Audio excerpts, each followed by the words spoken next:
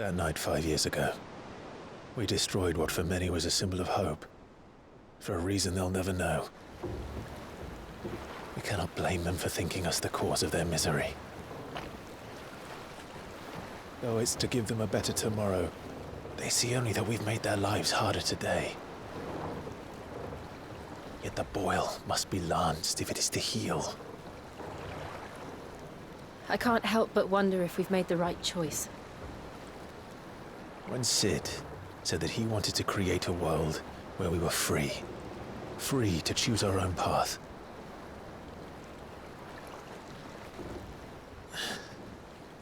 I honestly don't think it mattered to him if that choice was right or wrong. Only that it was our own.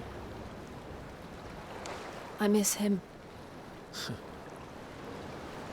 A world where we can live and die as equals. That's what he wanted. What we want. And that's why I bear his name.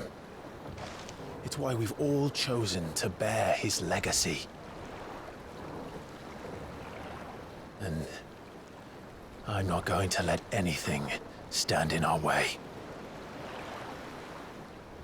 Rides over, lovebirds, home sweet home.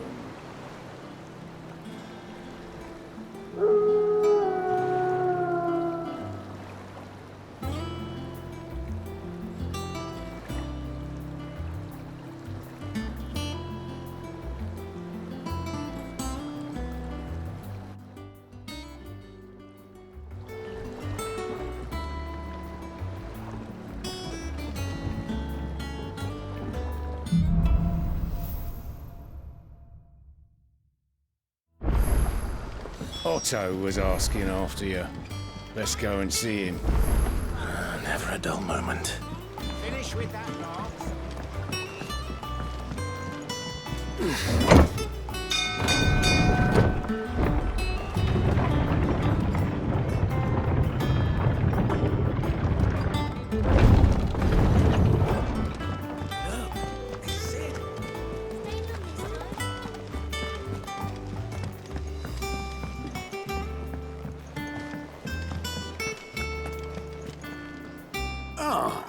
There you are, Clive.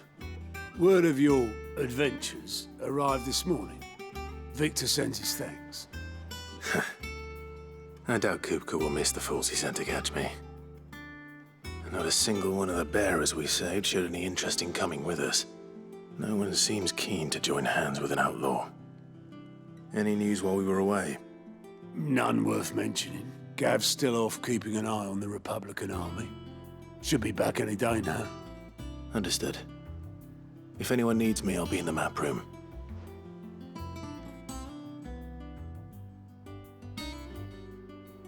Still can't work that one out. There must be better places than the hull of a gutted airship to bury your nose in a book. Yet this is where she's chosen to be. And I'm sure she has her reasons.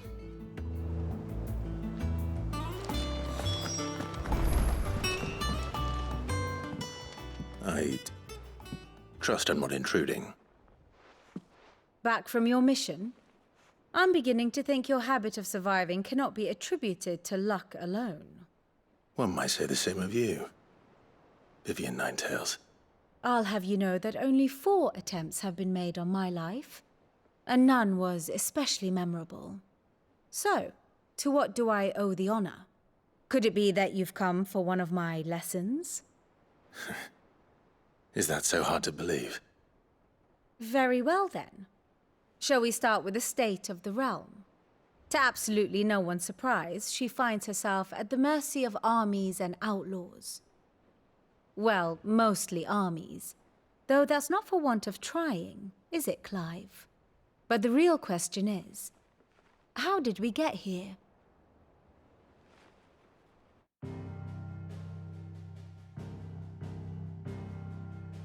Long though Sambrek's dominion over northeastern Storm has endured, recent days have seen the Blight wrest ever more land from her grasp. For which reason she has continued to wage war on her rival across the strait, hoping to claim less blackened pastures. But Odin would sooner pawn his sword than Waloed relinquish Ash. And the Empire pays dearly for every blade of grass bent beneath Sambraquois boots. Little wonder then that Sylvester set his sights on the Crystalline Dominion, an altogether easier target, possessed of no less ether. It was 5 years ago, while you were busying yourself with the destruction of Drake's head, that the Empire made its move, subjugating its theretofore neutral neighbor. A nation which could legitimately claim to be the center of the world. Certainly, there is no better place to stage an army. From there, the Holy Empire's reach spans the Twins. The non-aggression treaty was the only thing keeping them in check. But if they truly broke the pact without provocation, it is only a matter of time before others reply in kind. The Holy Empire, the Dhalmekian Republic, the Kingdom of Waloed, and of course, our friends in Yaran. Who will be left standing, I wonder, when the last drop of blood is spilled?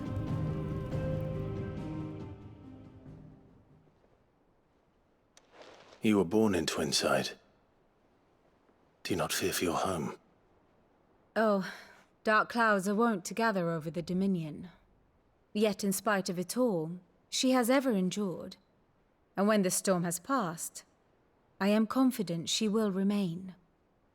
Now, as to the matter of payment for today's lesson, complete a simple errand for me and we shall consider ourselves even. Even? Right.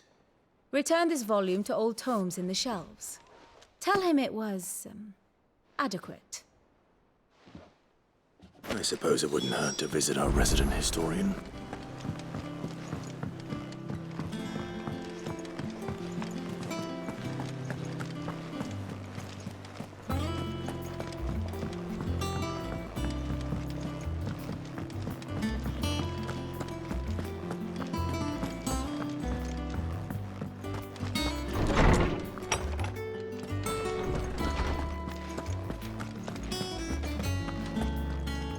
Lawsman Harpocrates.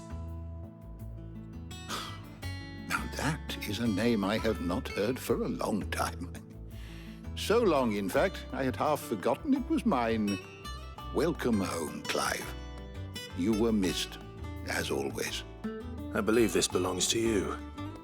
Vivian asked me to return it.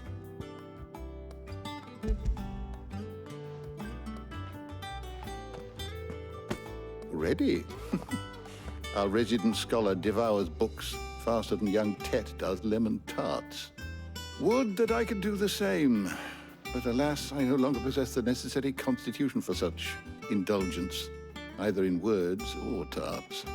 That said, I have continued my search for mention of the creature you encountered at Drake's Head. But without access to the great libraries of Oriflamme or the Dominion, I regret that I have been able to find little and less. I am sorry. Please, don't apologize.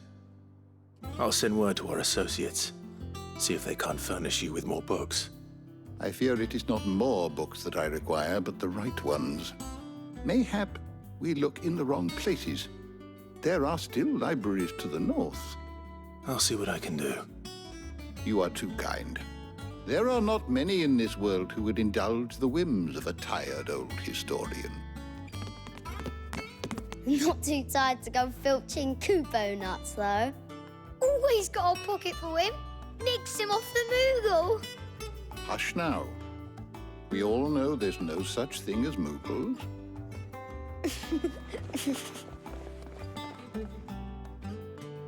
The twins seem well.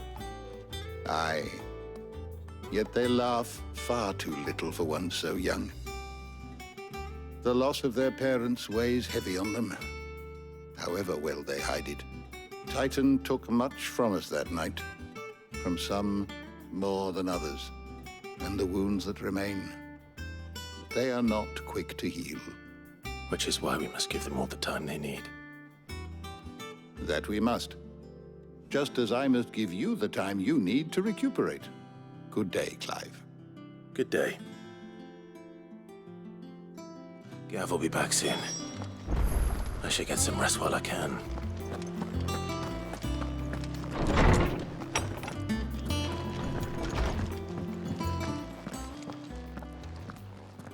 Not back a blink, and you're already off solving everyone's problems.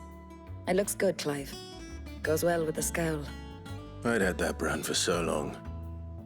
I'd forgotten what life was like without it. What it was like to be myself.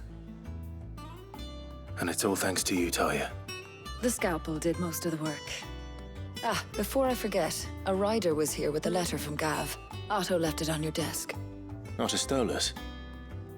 All right, I'll have a look. And then you get some rest.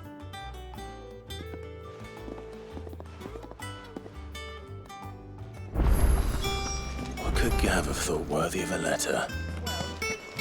Have you been to the toll? I hear a new shipment.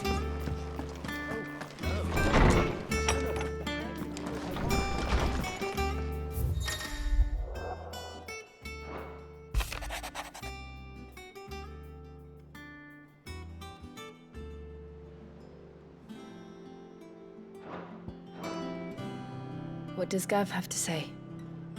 The Republican army is on the march, leaving Randalar in Hugo Kuka's charge. With him and his men occupied with the defense of the capital, they're less likely to trouble us. Good news, then. It's more than that. This is our chance, the one we've been waiting for.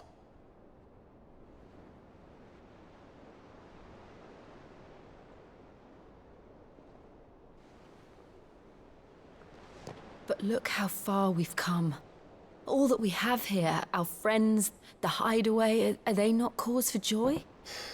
5 years. 5 long years. If I could only command this power I've been granted, we might have achieved so much more. But each time I reach for it, it's like something is holding me back. Summoning an icon exacts a price not easily paid. Your body knows this only too well. It's merely trying to save you from yourself. And every burden I cannot bear falls to you. This mission of ours has made me question everything I thought I knew. But one thing has become abundantly clear. The crystals take more than they give. In exchange for momentary comfort, we must endure a lifetime of pain, war after war, loss upon loss. And now they rob us of our very homes, leaving naught but dust and ash. But you're trying to change that. We're trying to change that. And to me, that's no burden. I know, but... Try not to forget. We're only here because Joshua gave us a second chance. It would be a pity to waste such a precious gift.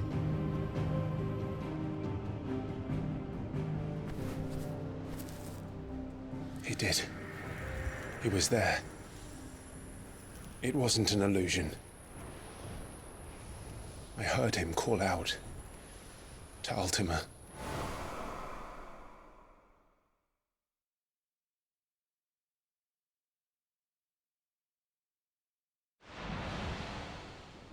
If Joshua is still alive, he'll be looking for that thing. Do you think he will ever come back? I know he will. And we must be ready when he does.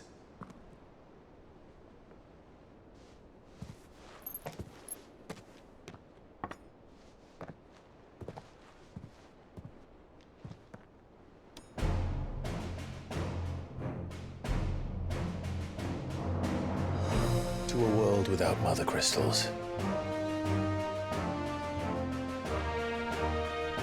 To Sid.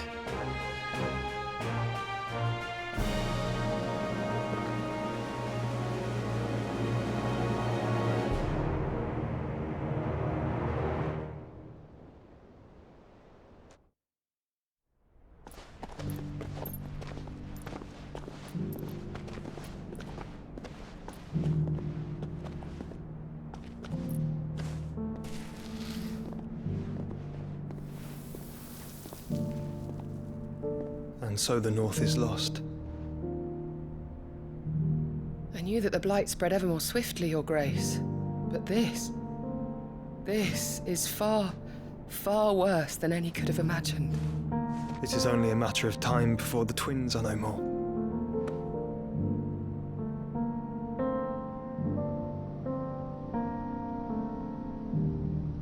The world marches ever closer to its end, and here we chase shadows.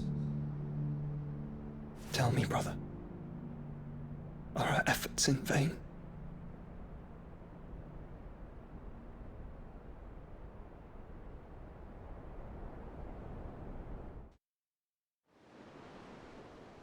Master Clive, a moment, if you...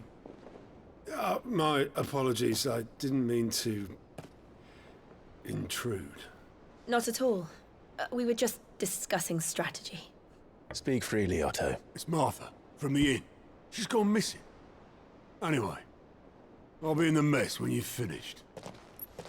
Very well.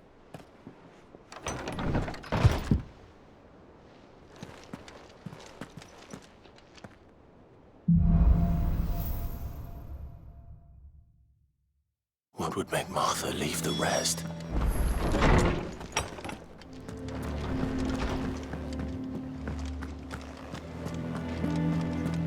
Does that one have blood on it? And what can I do for you?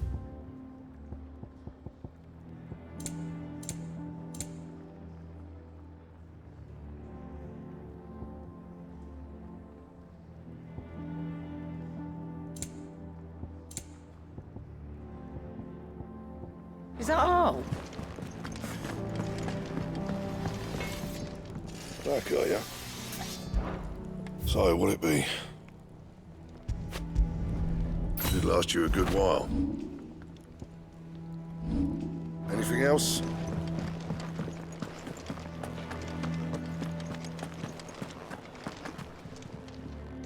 Is it business or pleasure? I reckon I can find a buyer.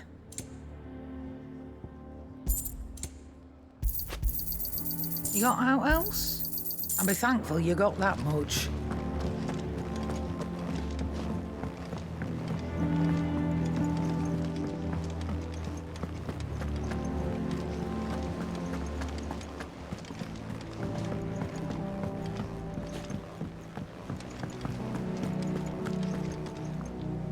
What do we know, Otto? Some lads from the Imperial garrison in Rosaria started a fight over at Martha's Rest. Blood was spilled, bones were broken. The usual. But somewhere in the middle of it all, Martha vanished without a word to anyone. And that ain't like her, Clive. Something's not right. You think this was planned? Of course it bloody was. Ever since Eastpool, the Empire's been tightening its grip round the Duchy's balls. They've strung up everyone who's ever set eyes on a runaway, claiming they're traitors to the Holy Throne, conspiring to restore the House of Rosfield to power. And now it sounds like the bastards have turned their attentions to the pallbearers meek enough to stay put. Naturally, old Martha could see the way the wind was blowing, complained that it was getting harder and harder to take bearers in. And now she's missing. If she's fallen into the hands of the Empire, we could be next. Couple of curse breakers are already on their way to the inn. They should help speed up the search. But if this is as bad as I think it is, you might end up having to save their asses and all. Don't worry, Otto. I'll make sure everyone gets home safe.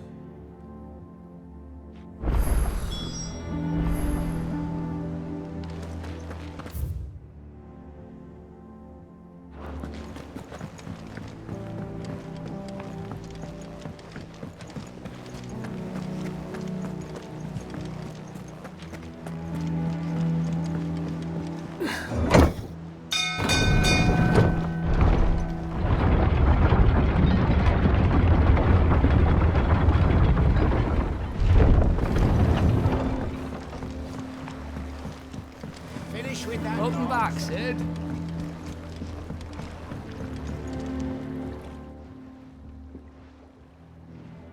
Damn blighted bilge. Is everything all right? Aside from the holes in my hull, everything's roses. The lake water doesn't agree with it, then? That's one way of putting it. And unless you got some grand scheme to suck the black from the lake like we do in the atrium, that slurry will keep eating away at the timber like young Tech does our lemon tarts. Suppose a coat of pitch might stave off the rock for a moon or so. Assuming we had any pitch, which we don't. Not any bloody more. Doubt the old tub's got more than a dozen runs left in him. Of course, Obolus. Your skiff is our only means of reaching the mainland. Without it, we'd be lost. Well, I'm glad someone round here sees it that way. To make pitch, you need pitch trees. But in case you haven't noticed, live trees are one of the 1,000 things sorely lacking in the Deadlands. Now, I'm not so unkind as to ask you to fell a faraway forest and lug the logs back here to the mere, which is why we'll be needing a suitable alternative. And it just so happens I once heard the thorny pitchers of Curltail Falls cover themselves in a sticky wax to trap birds and beetles and whatnot. Might be enough to tide me over. Sounds easier than felling a faraway forest. That's for certain.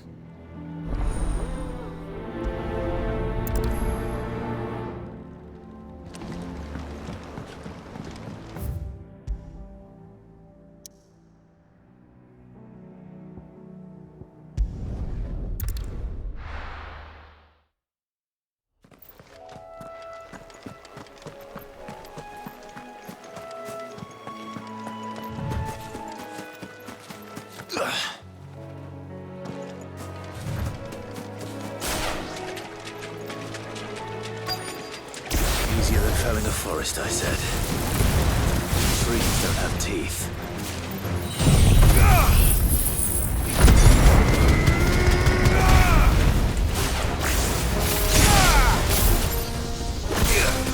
To me, Flames!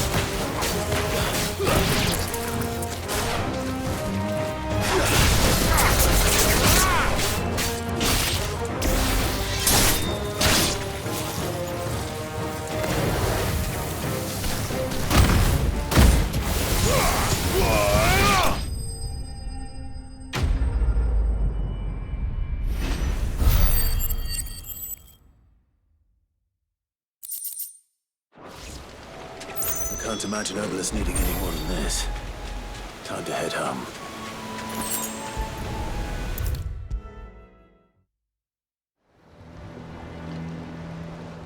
Well, did you find me some wax?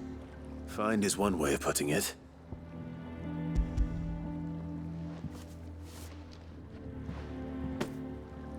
Ugh!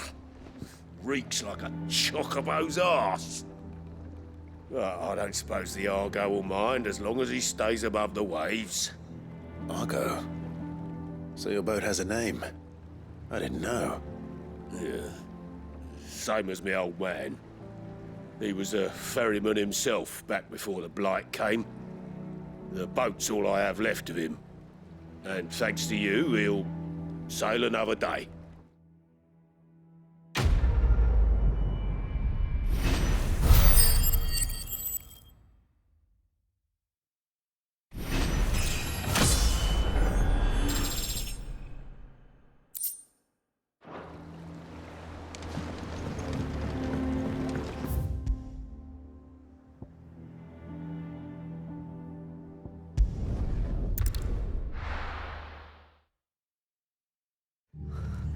What happened here?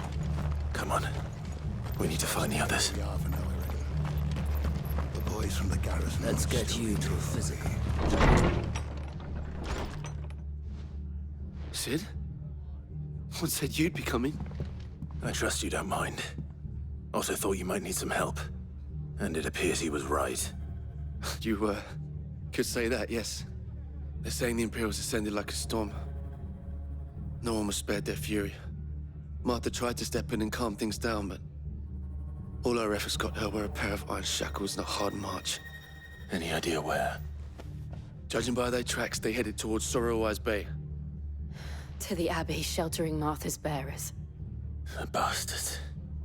Jill and I will go after them. You take care of the people here. We will. But, before you go, one of the locals heard something. He said the soldiers were talking about a culling. I don't know how big this is, but it doesn't sound good. Be careful out there, Sid. You do the same.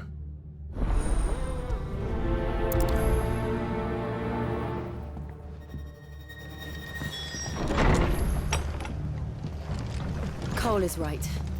That was no tavern brawl. It was a message. But a culling. Bearers are the property of the Empire. The garrison wouldn't have the authority to act alone. The orders would have had to have come from higher up.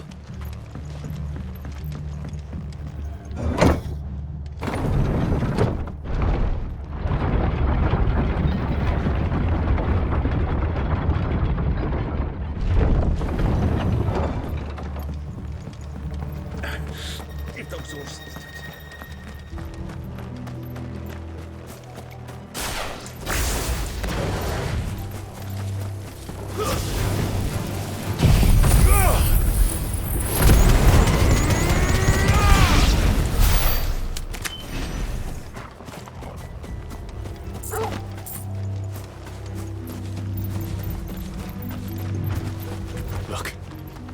Up ahead. Martha, are you hurt? Don't worry about me. It's them at the Abbey who need you. You have to do something. Tell us what happened. What happened? The damn Black Shields, that's what happened. The Black Shields? The bastards caught wind. The abbot and I were helping bearers. They were gonna hang us both. When the sick rose from their beds, poor souls turned on the Imperials. Distracted them long enough for me to get away. Then they may still be alive. Martha, do you think you can make it back to the inn? Cole is there with the other curse breakers. I think so. Thank you, Clive.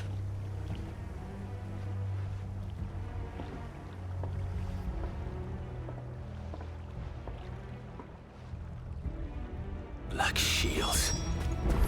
Is this some sort of twisted joke? There has only ever been one Order of Shields in Britannia, and they ought to defend all her citizens. Seems a step too far, even for the Empire.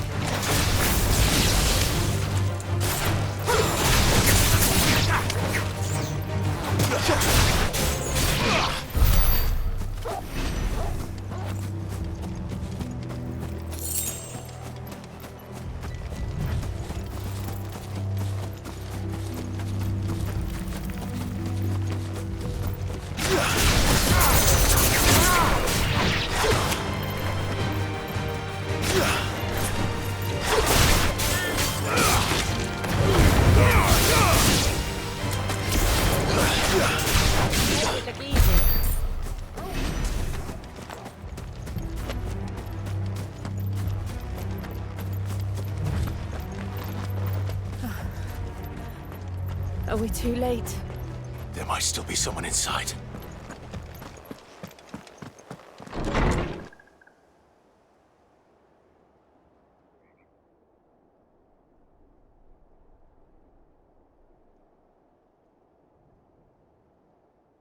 No. Damn it.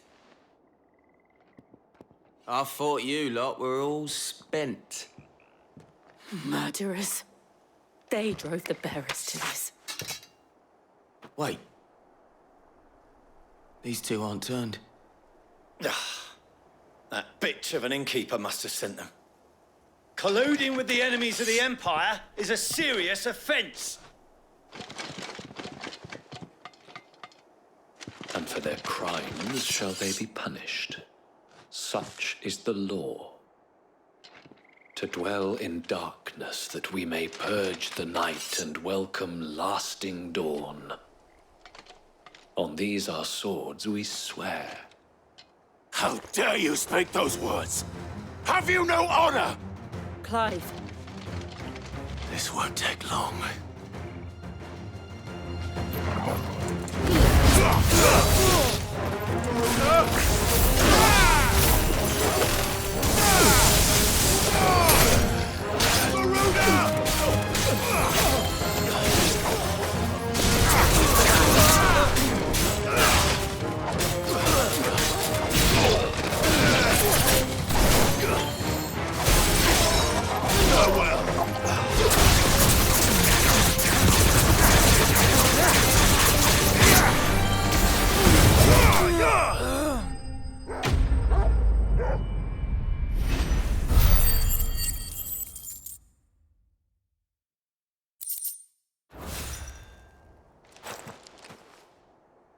Is that all of them? I think so.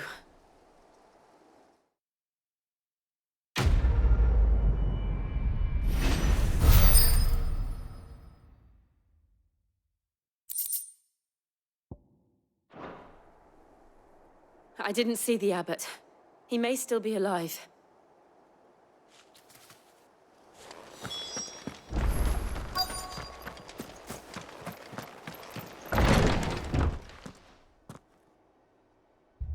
Found her.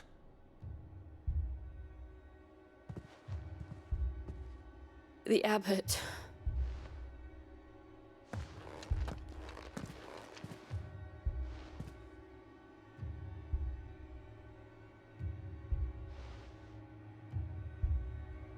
The bearers died protecting him. Calling upon what little magic they had left in their bodies. Clive. He's breathing.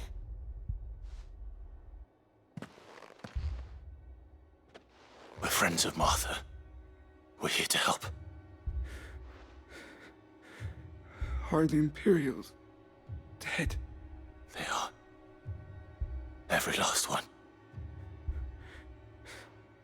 If only that were true.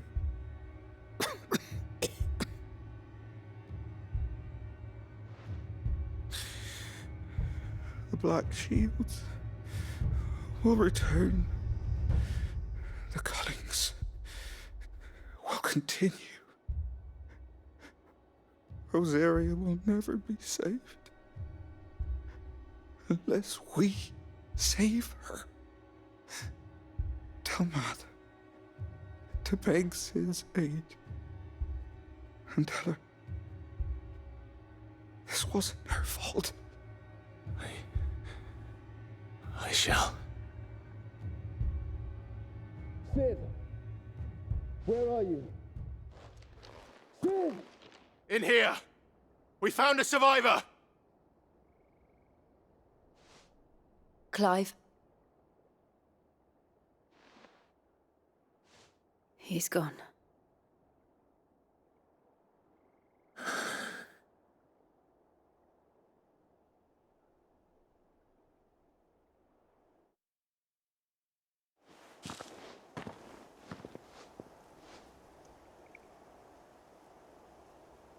We've laid the abbot to rest. But the bearers... they didn't need to die like this. No, they didn't. But it was their choice. They knew the fate that awaited them and chose to meet it on their terms, fighting for those who fought for them. Martha said they rose from their beds, threw themselves at the Imperials so she and the abbot could escape. I've gathered the bearers' remains. We should consign them to the tide. There's a drawbridge not far from here. Radix Jump. The currents there are swift. If the abbot was still with us, he'd have taken the dust there himself and performed the casting. I'll get someone to... I'll do it. Of course. Cole and I will remain here and see to the Imperials.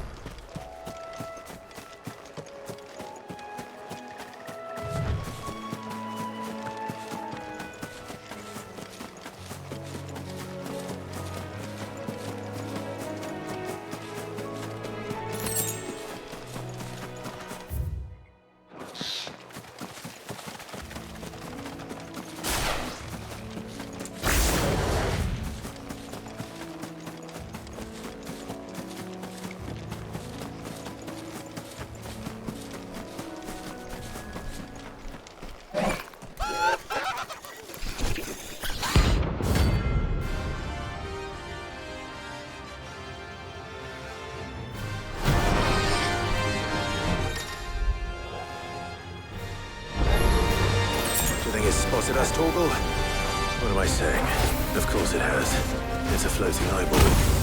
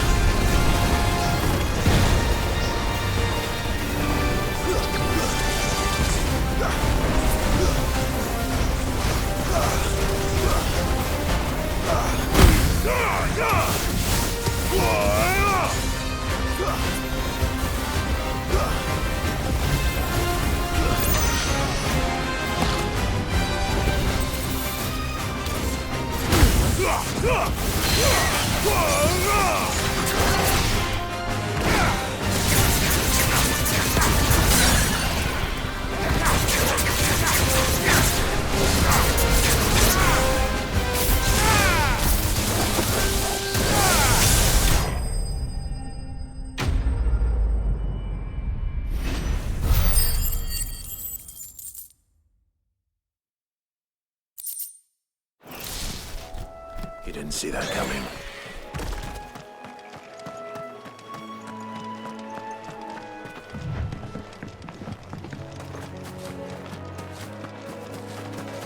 That must be the bridge.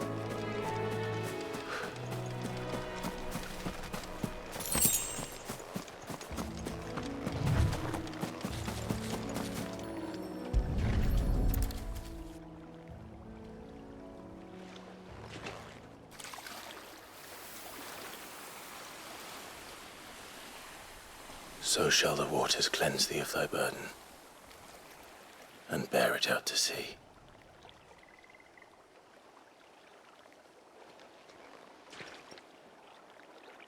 And now they are truly free. I hope so. What of the Imperials? A pyre was made. It's more than they deserve. We should go back. Cole is worried about Martha. All right.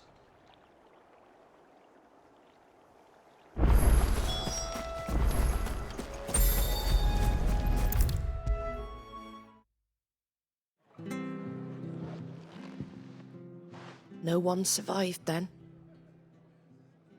I'm sorry. Before he passed, one of them bade me tell you not to blame yourself.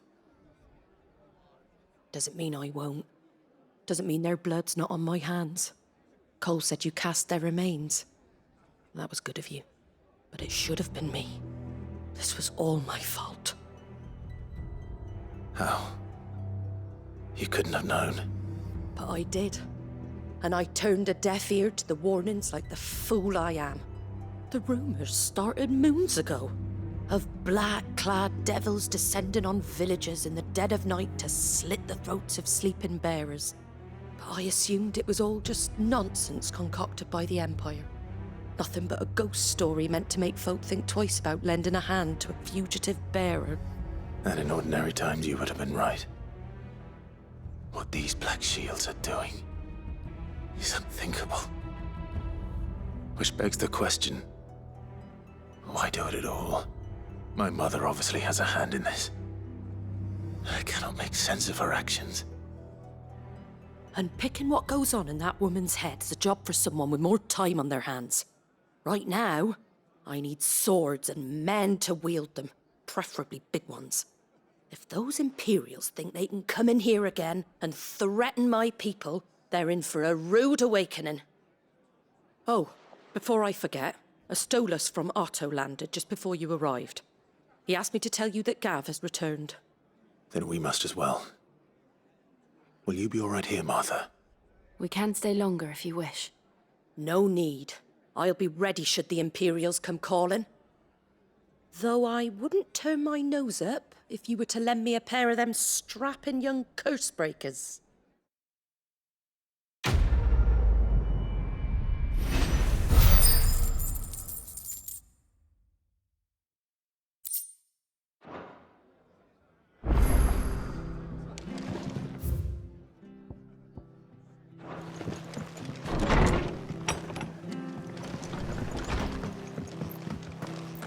Best off staying where we are for now, I reckon. We're not to move.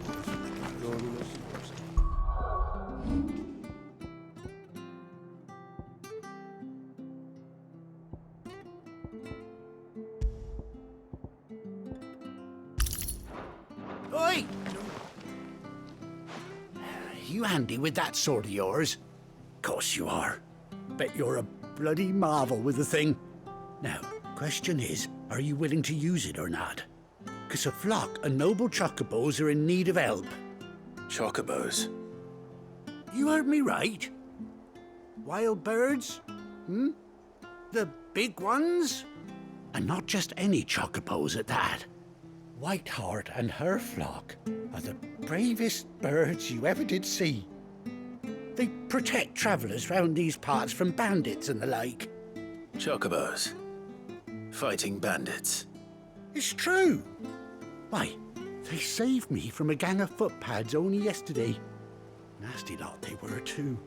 And now they're back, looking to settle the score. Oh, go on then. Don't just stand there. Go and help them. All right. There's a good lad. Where can I find these chocobos? I saw him cut across the way over yonder. The rotten scoundrels were driving the poor things towards the old dock. It's a dead end, that is. You save Whiteheart and her flock, you hear me? There ain't a pluckier bird in all the world. She's a hero to us locals. And don't worry, you'll know her when you see her right enough. I'm sure I will. And good luck to you. And give those no-good bastards a hiding from me.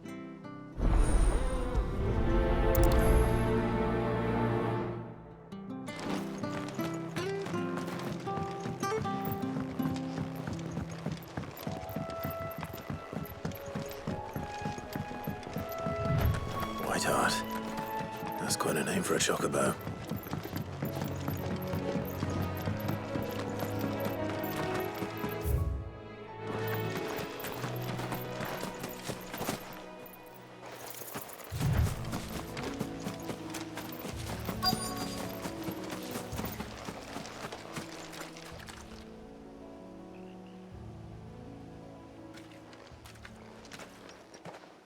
A white feather.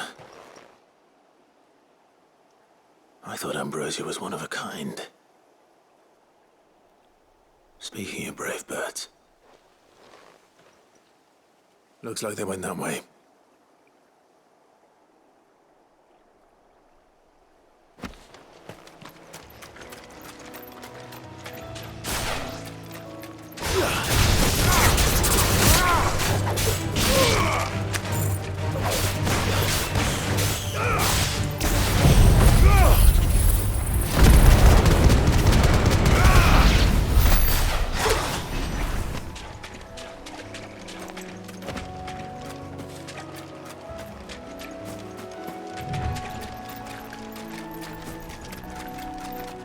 These chocobos aren't going down without a fight.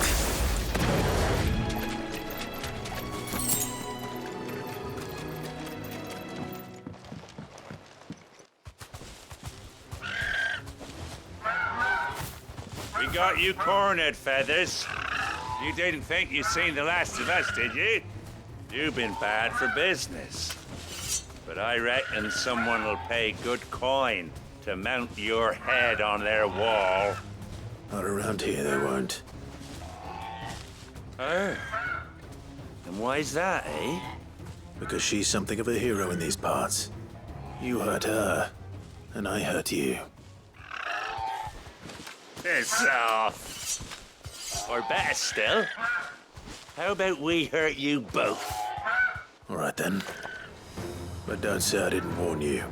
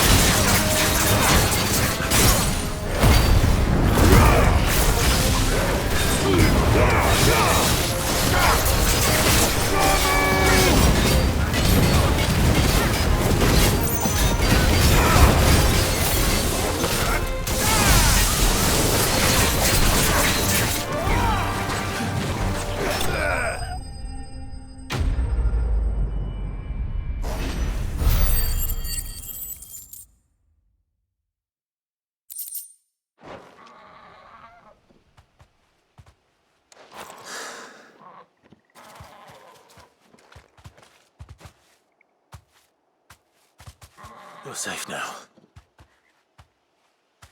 White Heart, I presume. Do you know her, boy?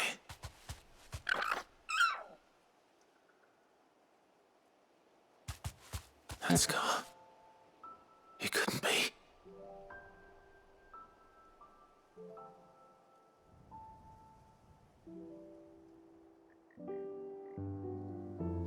Ambrosia.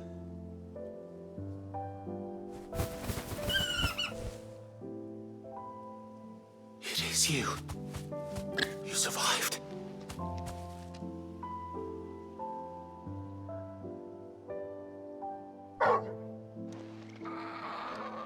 And you found yourself a flock. Oi! Is it over? I thought I'd come and see how you were getting on. Oh, Oh, you sorted the bastards then. I knew you would. And the whole flock made it through unscathed. Thankfully, they did. And not only that.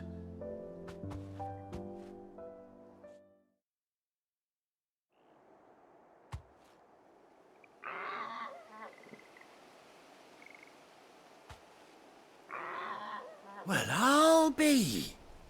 I never stopped to think our hero here might once have been someone's mount. Though I dare say she'd suit a fine fellow like yourself. Reckon our feathered friend must have learned a thing or two from her master. Kind-hearted warrior that you are. Bird like her would have cost a princely sum. You born a lord or something? Well,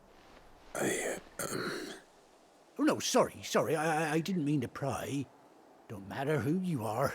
You done right by me. What is it, girl? She wants her master back, I reckon.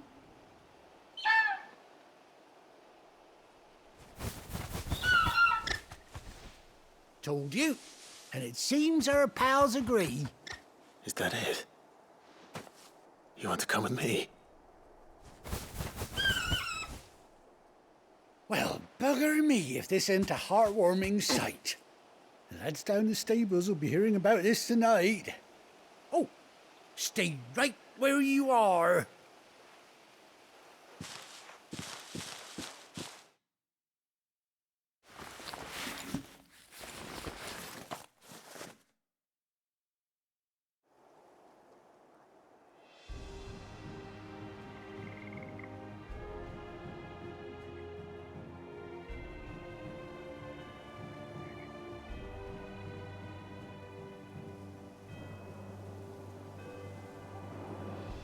Doesn't she cut an handsome figure, eh? She does indeed. How much do I owe you? A few scraps of leather's the very least I owe old Whiteheart. Oh, I'll be sad to see her go, of course. But she's earned her right to happiness and more besides. Don't you worry, we'll get along just fine without her. You hear that, Whiteheart? You've earned yourself some time off. You have fun traveling with your master now.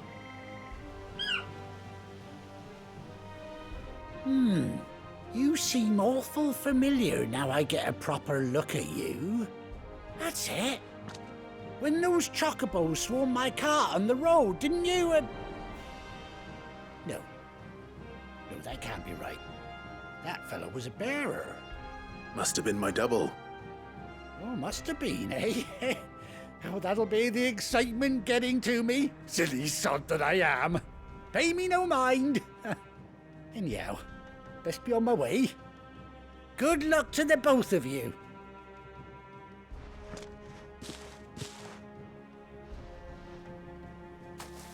You take care of your flock for now. I'll call you when I need you.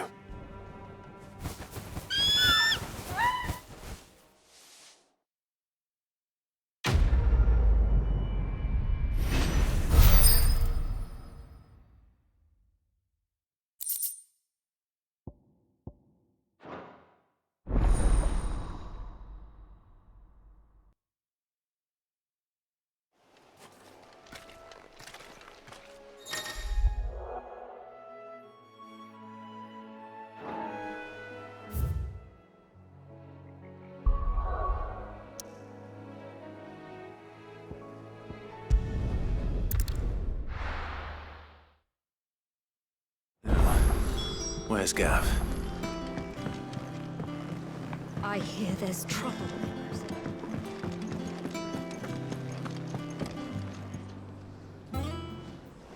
Ah, Clive! Oh, I've missed that scowl. Where's my report? What, no kind words for your old pal Gav? If it's kind words you're after, you're fishing in the wrong barrel. Now sit down, you fool.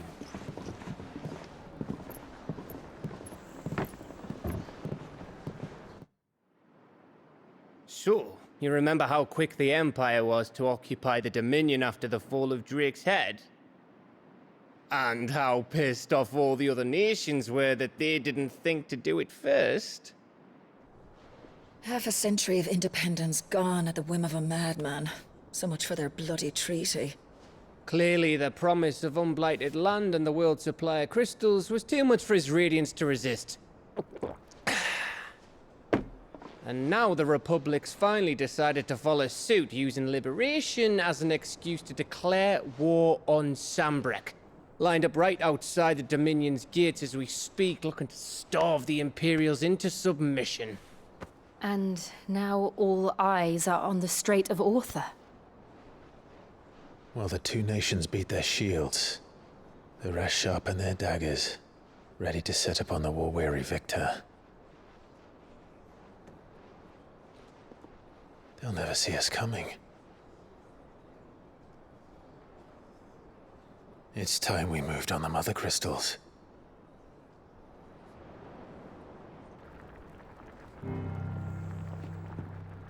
Four Mother Crystals remain in Storm and Ash.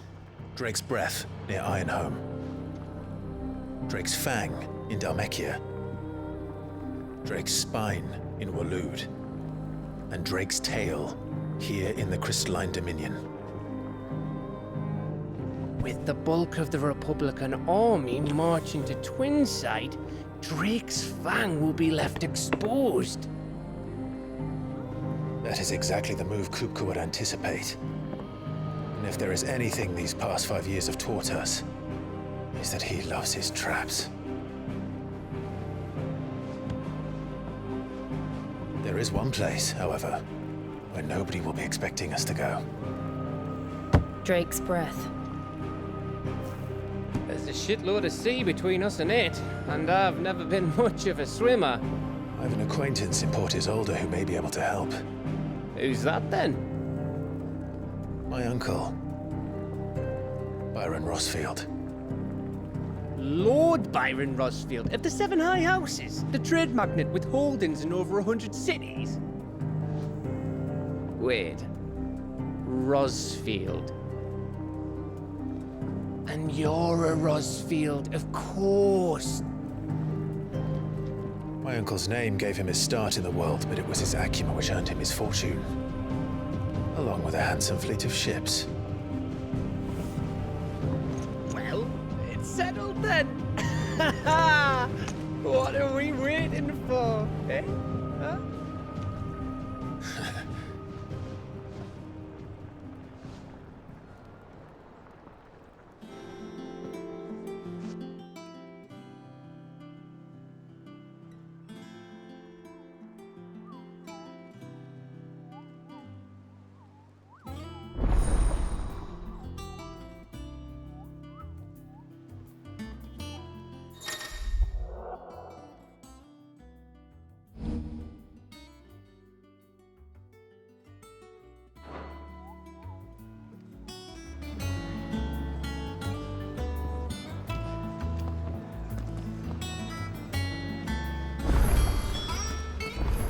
What are we waiting for, indeed? I think it's all right to touch him. What do you need? A Sancfordian, do you? That it? Fine.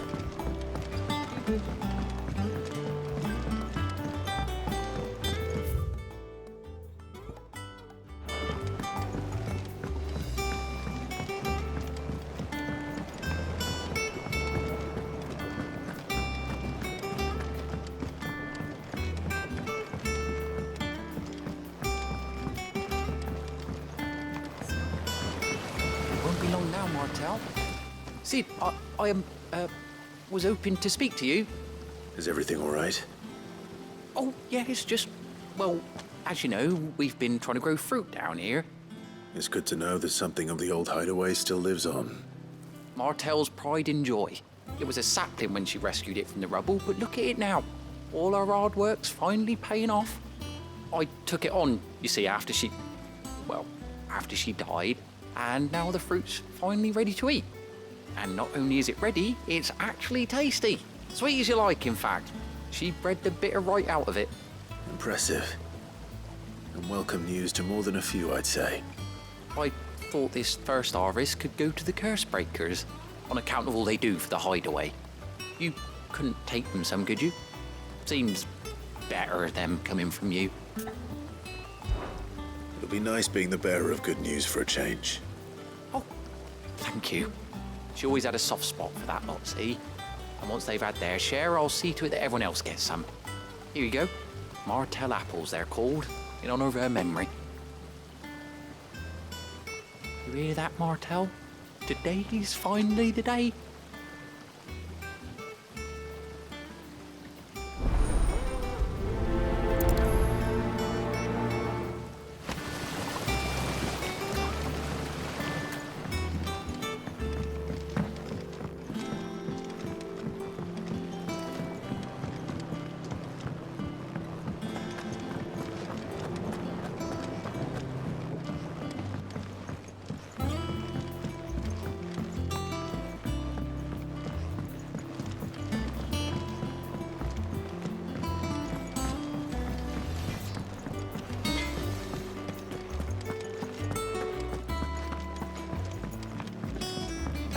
I hear there's trouble in Rosaria. That room's as ragged as...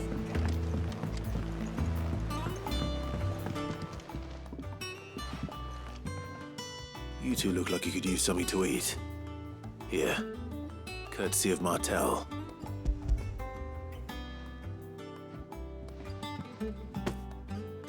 Martell. Now, where have I heard that name before? Weren't she the girl from the Furrows? Course she was. An odd sort, that one. Loved plants more than people. Aye, and brave as a bane might. Remember when she ran back into the hideaway to collect them trees when Titan attacked? Wait, These aren't those apples, are they? Well, I'll be. She'd have been proud, and rightly so. Thank you, Sid.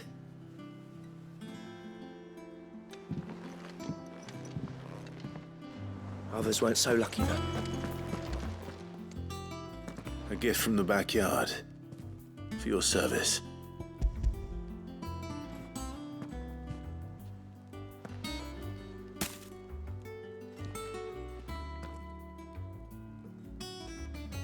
Blimey, these take me back. I haven't seen a hideaway apple since. Old Sid was the only one who could stomach the things. He'd nab 'em right from the branch, made Martell livid. Not that anyone could stay mad at the man for long. That sounds like the Sid I knew, all right. Planning on keeping that lot to yourselves, were you? Hang on. These aren't Martells, are they? I'm glad to see someone carried on what she started. Can't have been easy, not in the Deadlands. Reckon she'd be happy knowing all her hard work didn't go to waste. Clive, tell the lad down in the backyard to run some over for me, will you? Not so much as a thank you. Well, I've got some manners at least. Thanks, Sid. You can leave the basket with me. I'll see that the others get their share. Oh, and give our compliments to the gardener, won't you? That was the last of the apples. I should head to the backyard and pass along everyone.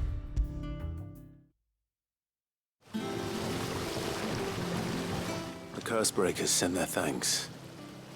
And their compliments. They were clearly very fond of Martell.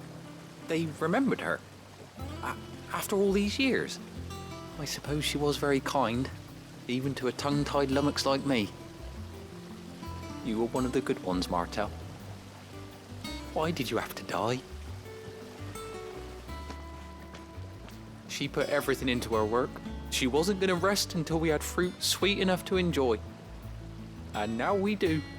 When she died, I named a sapling after her. And now it's a full-grown tree. Martell lives on through the fruit it bears. And through you. Her dream would have died with her, had you not kept it alive. That's something to be proud of. I didn't do anything really, but thank you. You're kinder to me than I deserve. By the way, Otto's expecting some of your crop. And I wouldn't mind some of it either, if that's not too much to ask. Of course not. I'll see that you're both well provided for. They like your fruit, Martel. Isn't that wonderful? I'd say it's about time we planted you some siblings, don't you think?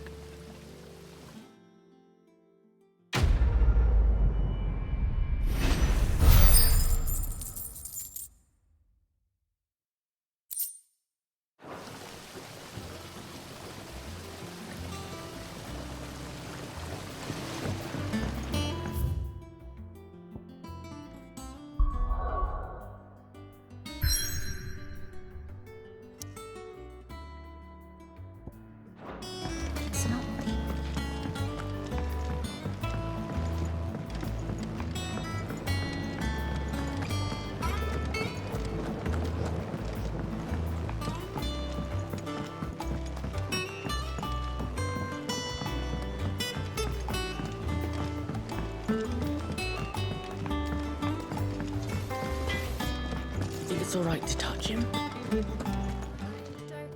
Well, don't just stand there, go.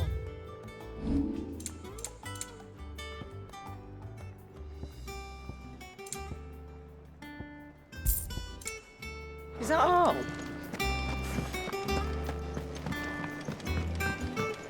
I hear there's trouble in Rosaria. That room's as ragged as... So Mather's all right. Ah, yes. Our mysterious Moogle friend. Nectar, was it?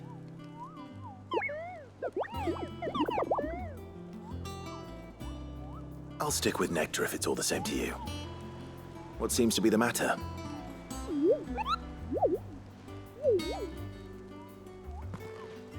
The Hunt Board? It's where the Cursebreakers post sightings of particularly fearsome beasts. Those that might pose a threat to our operations if they were left to roam free. Just because they can't be dealt with when they're spotted, doesn't mean they can't be dealt with later. Was that what you wanted to know?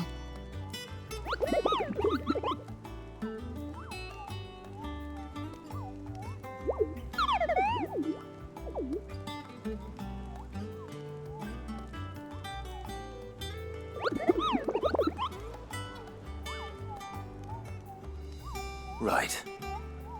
Well, leaving your mightiness aside for the moment, the people of Valisthea are going through a lot already. What with the Blight and the war. The last thing they need is ungodly fiends terrorizing them on top of everything else.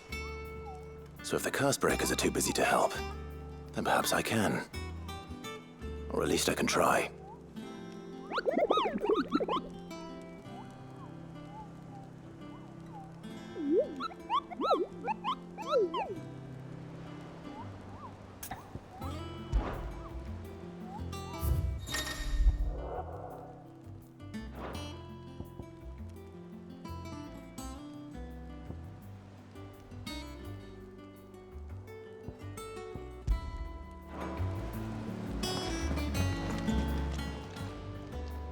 Oh, Clive!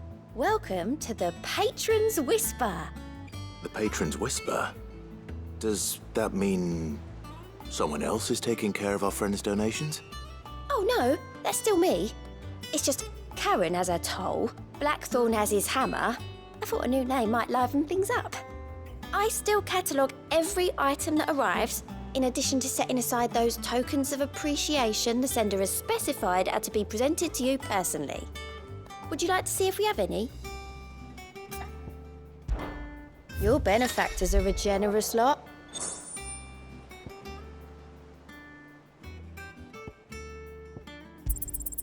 All yours. Here you are. Come again. I may have more for you.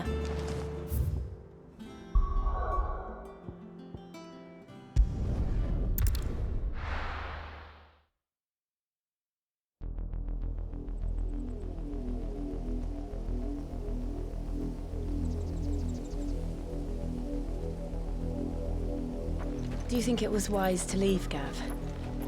He didn't seem pleased. I needed his eyes and nose in Dhalmekia.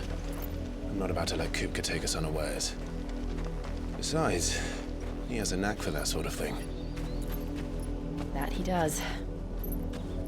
And wasn't it Cid who said that matters such as these are best left to dominance? Especially should one of his beloved opportunities to grow and change present itself.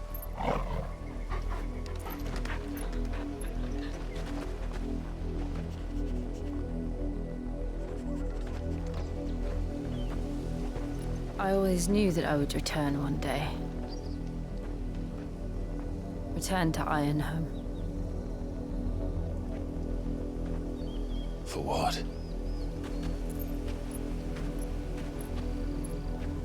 After learning the truth, you were given the chance to face your past. If I am to continue at your side, I must do the same.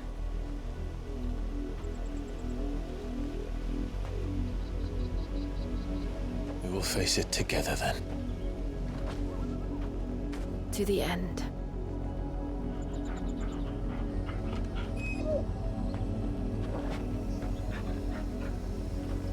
Come on.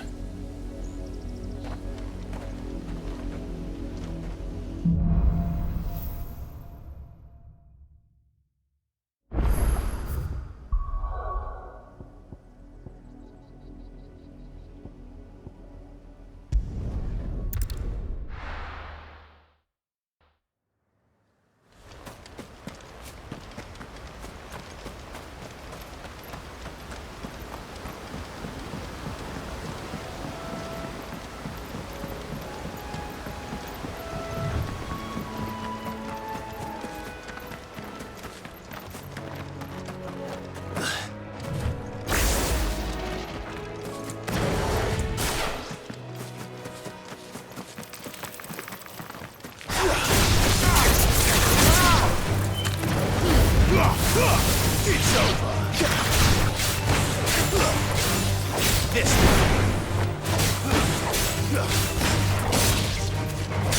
farewell.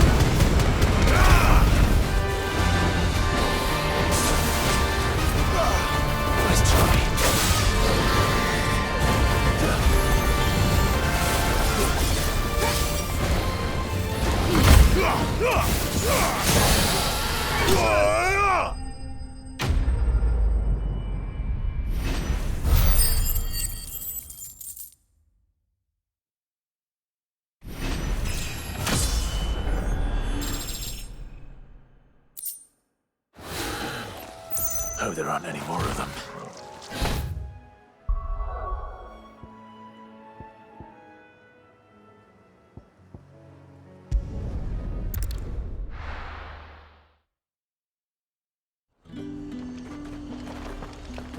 Keep them pilchards nice and chilled. Look at this place.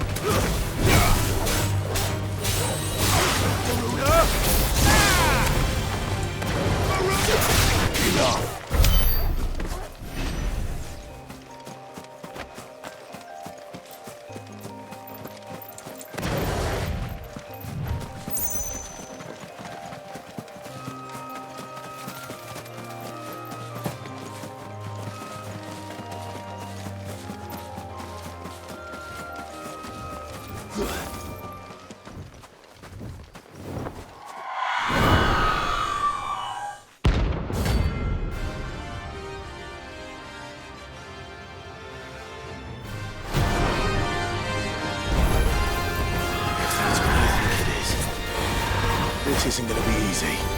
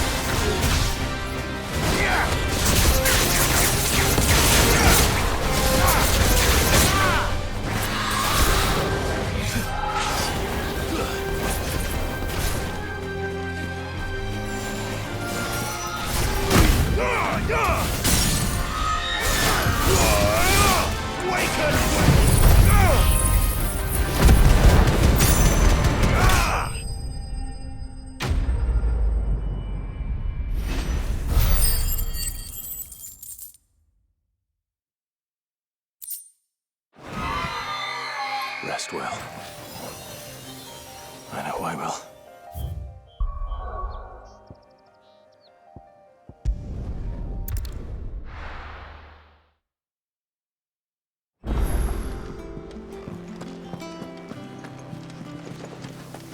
That room's as ragged as...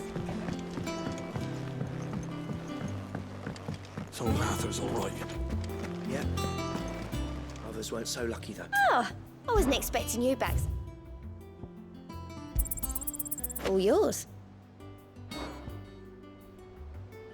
All done?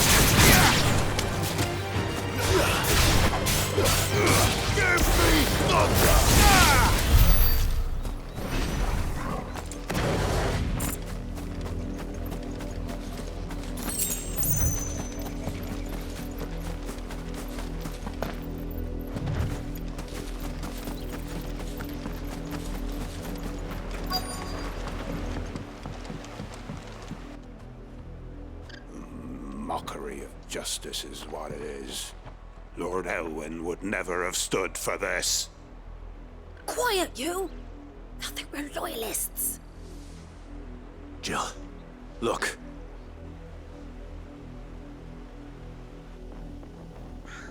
Rosaria must be cleansed of the stain which befouls her, that she might rise once again from the ashes to welcome a new dawn. 'Twould be a pity to make examples of you all for the transgressions of but a handful. Of course, your lordship. You shall have our full cooperation.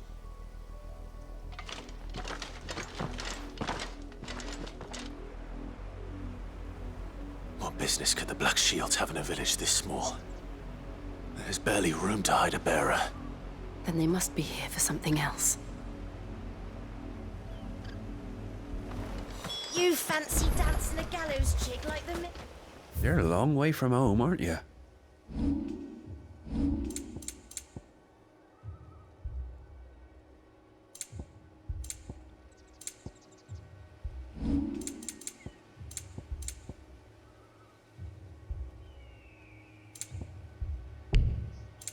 Fare ye well? Excuse me, but what was all that about earlier? You haven't heard? Someone's been stirring up trouble. There have been attacks on the garrison, supplies stolen. They even say a Black Shield was murdered. The Empire wants answers, and what the Empire wants, Empire gets. Don't they just? Keep your ears open, eh? The Black Shields will pay good coin for information on the culprits. You'd have to be dull as a sack of stones to think you could take on the Empire.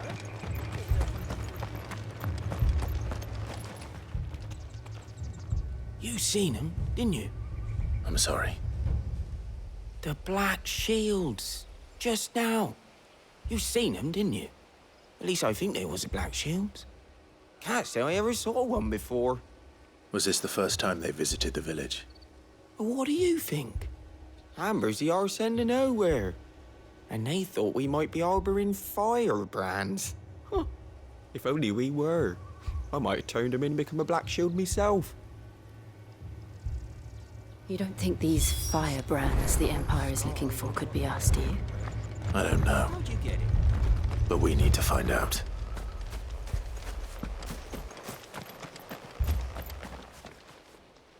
Greetings, friend. We are travelers. I know that. What do you want?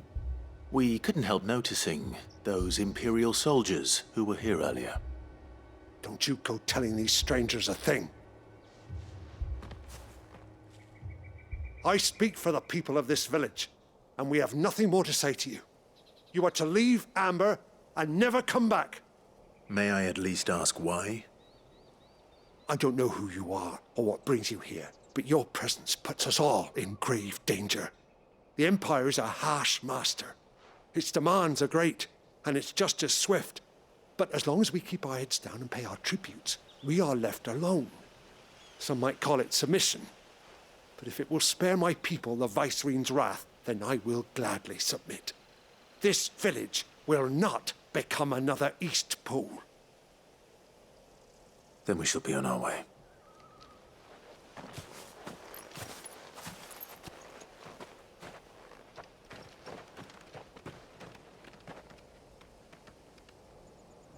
These people live with a knife to their throats. In the mistaken belief that if they cooperate, my mother will show them mercy. Obedience bought with fear. Are you all right? Sorry, It's nothing. We still don't know who the Black Shields are looking for. Well, whoever they are, the Imperials deem them worth pursuing to the back of beyond. But other than Martha, who else in Rosari would have the courage to stand against the Empire? A new ally would certainly be welcome. Can we find them before the Imperials do? Perhaps the next village will yield more answers. Perhaps.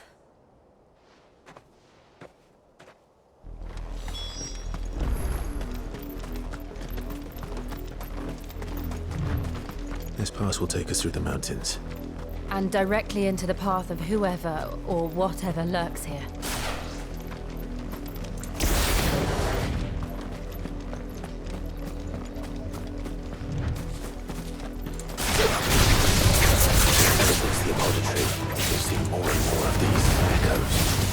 What do you think is waking them?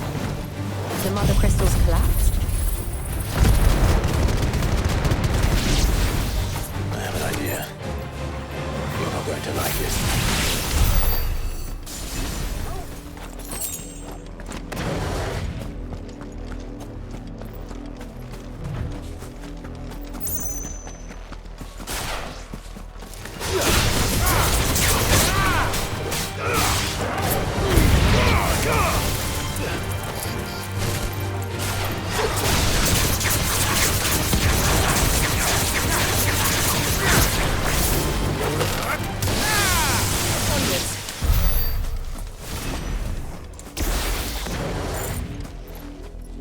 More of my mother's men.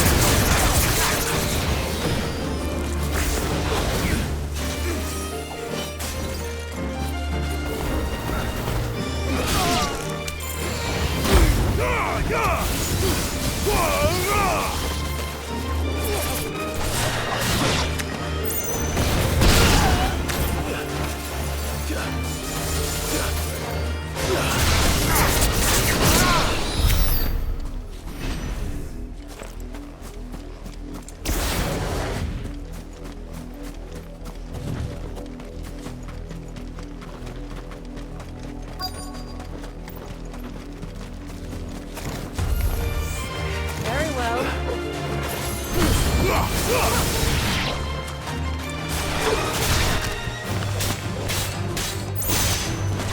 You're finished.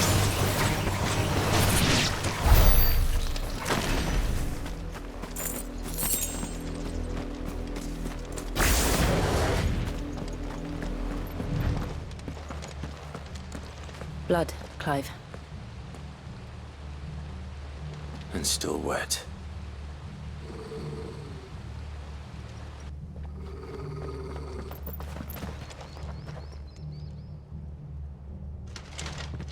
You were told to stay in your homes. The Black Shields. You know who we are. And still, you would bear your steel. Why then, we owe you our thanks. You have saved us the trouble of an interrogation. To dwell in darkness, that we may purge the night and welcome lasting dawn. On these, our swords we swear. Say that again. I'll show you a true shield of Rosaria.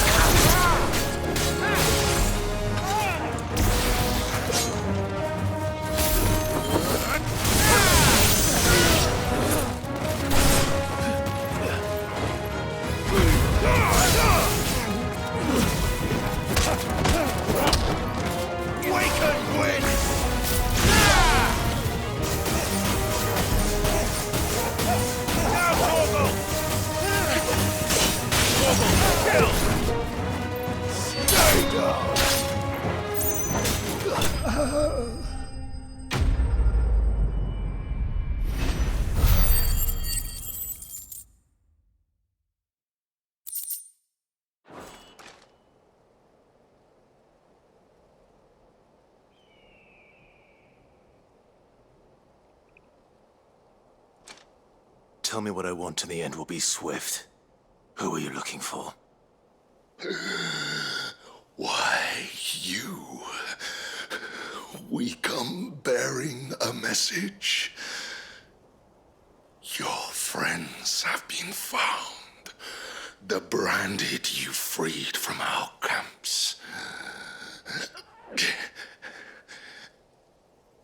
They await you in Ordeal. Guardians of the Flame.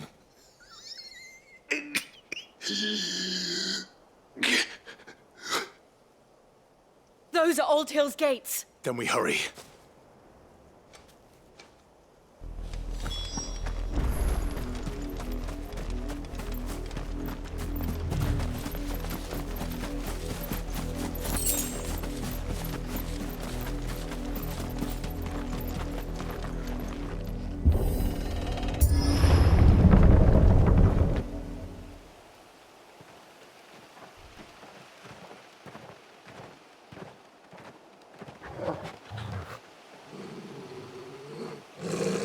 Find something, boy.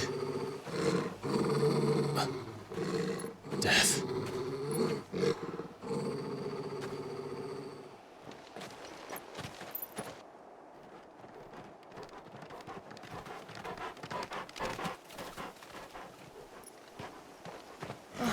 Found her.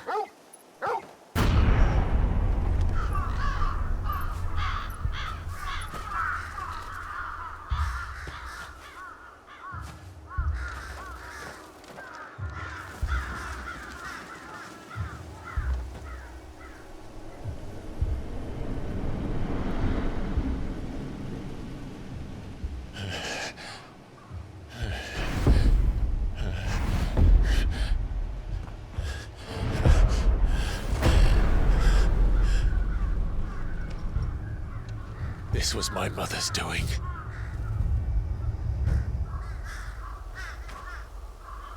But why? Why would anyone? I don't know. I never truly understood her. But this... Oh, Clive.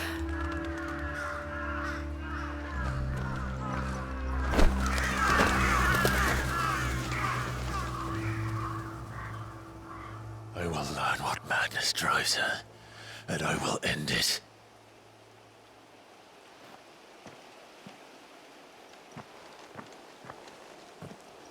We should go. Yes.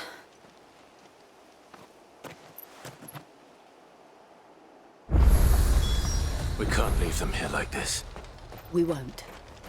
But if the Black Shields have made it this far south, they may already be in Port Isolde.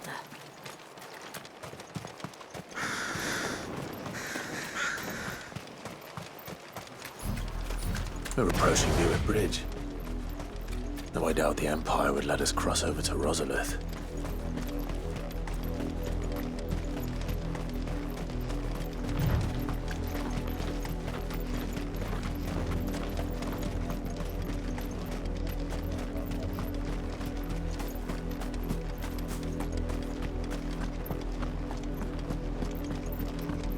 They're all Rosarian.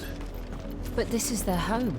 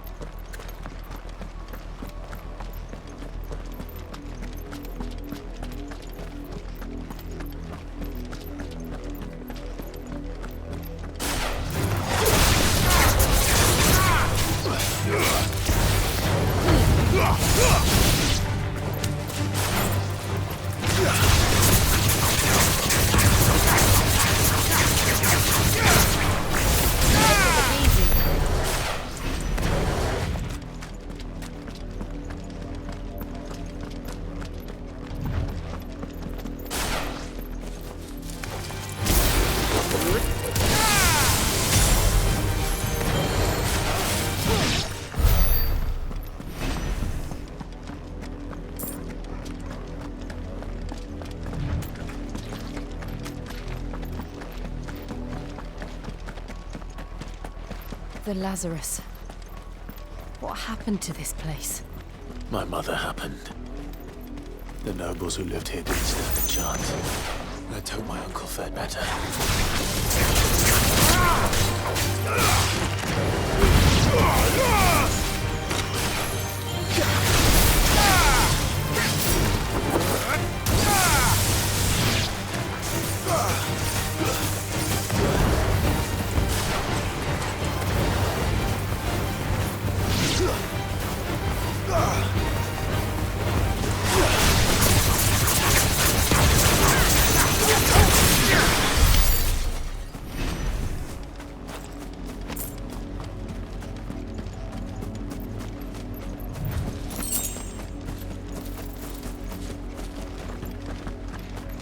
That's the main gate.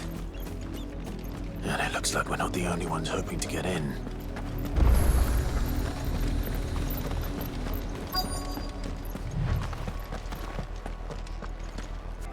Let us pass! My children are starving! Have mercy!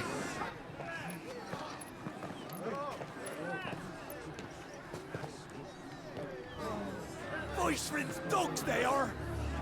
You can't ignore us forever! us in or we'll die on your doorstep! Better out there than in here! Oh, good enough for Fuck off! Hang you chinless bastards! Those crystals belong to us all! I said, where were you, filth? Back to your sties! Cut you down where you stand! Just try it! No chance of slipping through unnoticed.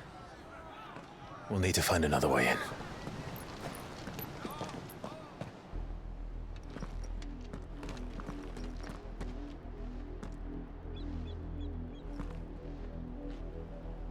I thought we might be able to reason with the guards. Or at least bribe them. I suspect everyone in that crowd thought the same. Was that the only way in? Officially, yes. Strictly speaking, no. My uncle once told me that the nobles had tunnels built, so that they could visit town without having to walk amongst the rabble. And Lazarus.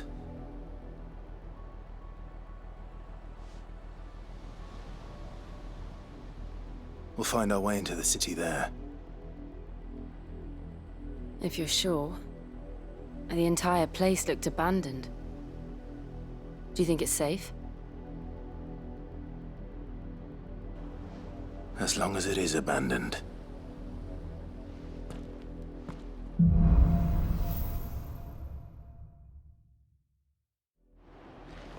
The good news is we haven't seen a single black shield since Old Hill. Maybe they found who they were looking for.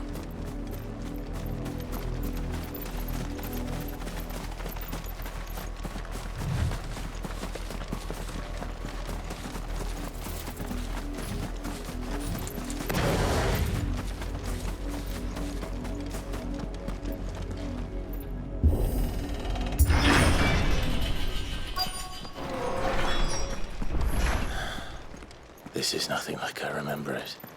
How quickly a crown can lose its luster.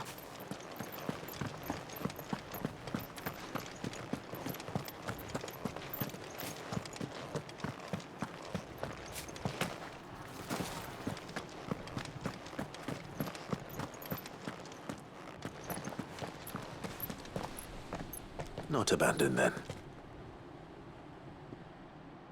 Oi! Visitors!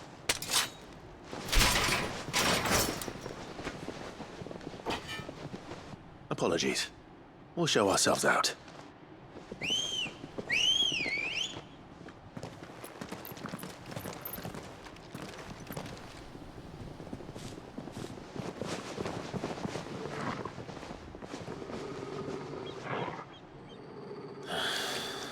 Or not.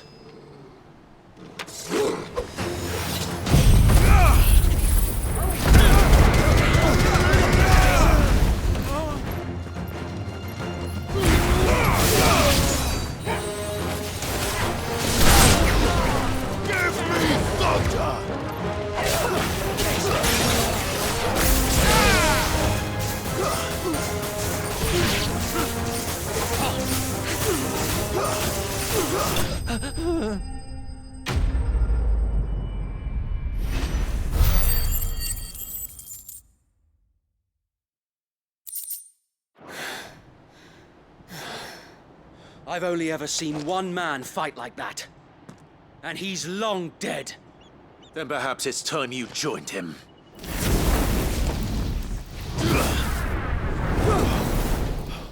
The blessing of the Phoenix. It can't be. I was there when you died. Huh?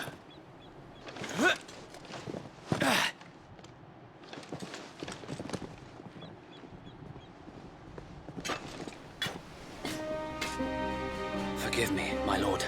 I knew not whom I addressed. You have naught to fear from us. Founder, it really is you. It is. So wait.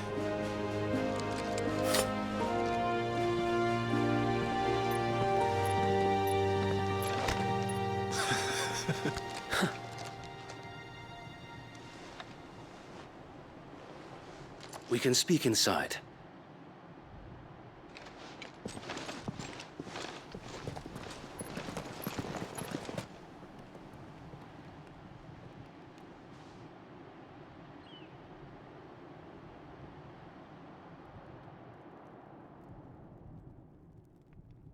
And those who wouldn't bend the knee?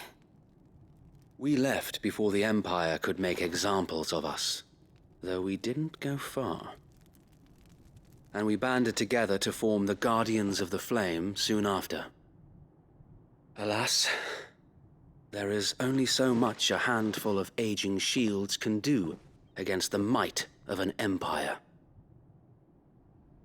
But we've seen to it that their stay has been anything but pleasant. Of late, though, we've had our hands full just trying to keep the Duchy's few remaining bearers out of the Imperial's clutches. The Cullings. We saw what happened in Old Hill. Aye, the foul work of the Black Shields and their mistress. You mean my mother? But it doesn't make sense. Even knowing what I know about her. Her hatred for bearers was no secret, but she wouldn't have been ignorant of their value to the realm. No offense, my lord, but in case you haven't noticed, the Lady Annabella couldn't care less about the realm. She barely even cares for her own home. That much has been plain since the slaughter at Eastpool. And, since granting the Holy Emperor a new heir, her obsession with bearers only seems to have grown. As to why, I don't know. Maybe she can't bear the thought of anyone having the power to challenge her beloved son. Her son? Sir Wade, the Black Shields have broken camp. They march in full force for Buick Bridge. Then so do we. Make ready.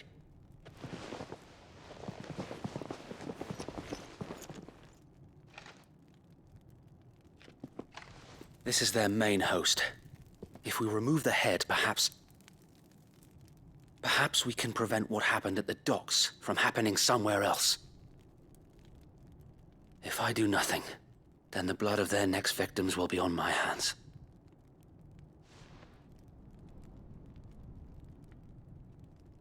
Yours and ours. We too have witnessed the crimes these men who dare call themselves shields have committed in my mother's name. It cannot be allowed to continue. We must put a stop to this madness. We must.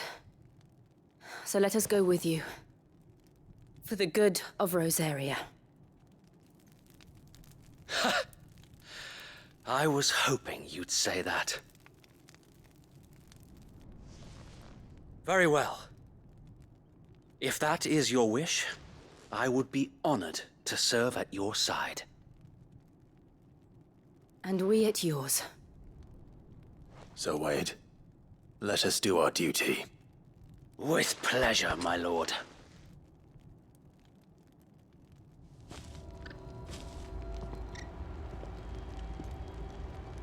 I imagine this endeavor will require more than just our wits. Then let's hope Sir Wade has a good quartermaster. Allow me to tend to your needs, my lord. May it serve the cause well.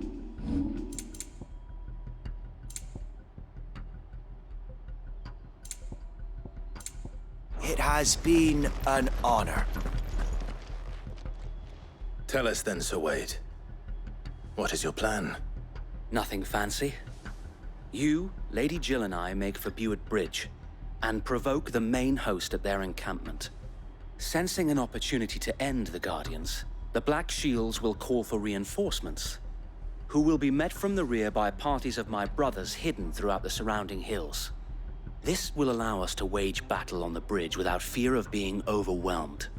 While the Black Shields have an advantage in numbers, you see, they prefer to fight in small units, which we can use to our advantage. How small exactly? Small enough, now that I have you and Lady Jill for company. I doubt I could have done this on my own. But until we arrived, that was your plan. You haven't changed a bit. So Wade, the bearers from Old Hill have been laid to rest. Very good. Now make ready for battle. As you command.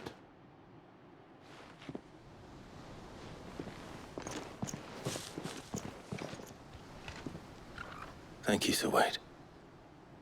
Perhaps now they will find peace. There is but one thing which will grant them peace.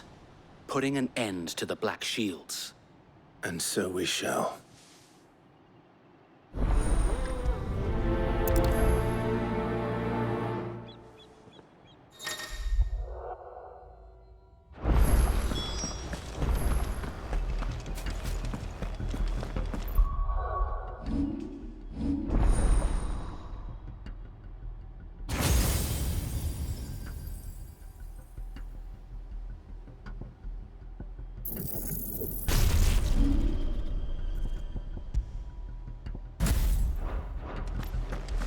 May the blessing of the Phoenix go with you.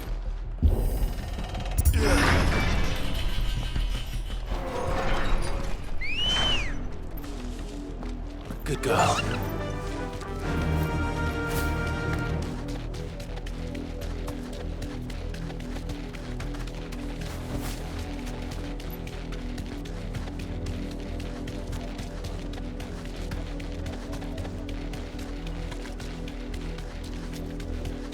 Look at me sideways. Come along now. The bastards are lucky.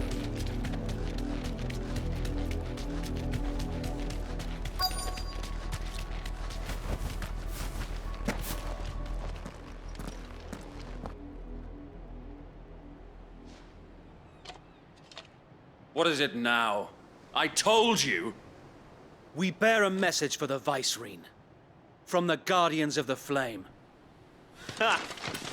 You presume to tell us that a pair of filthy vagabonds, a woman and a dog, could guard aught against the might of the Black Shields? Then come! Die along with your flame! For Azaria! For Azaria! Your petty revolution ends here. On these our swords we swear.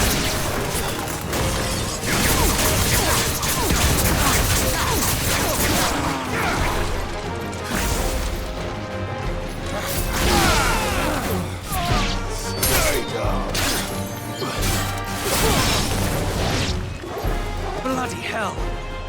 Reinforcements from the far bank! Another wyvern to fight their battles for them.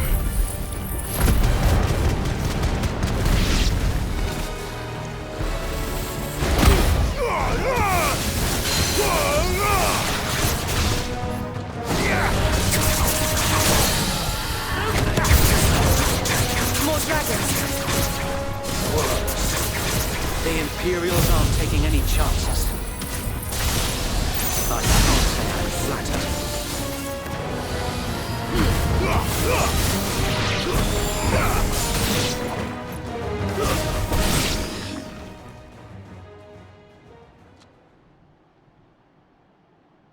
A noble stand, albeit a misguided one.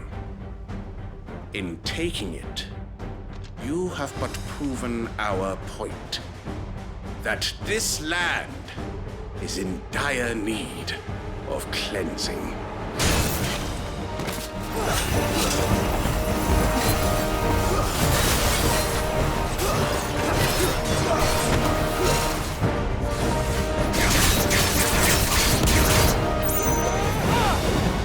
Nice try.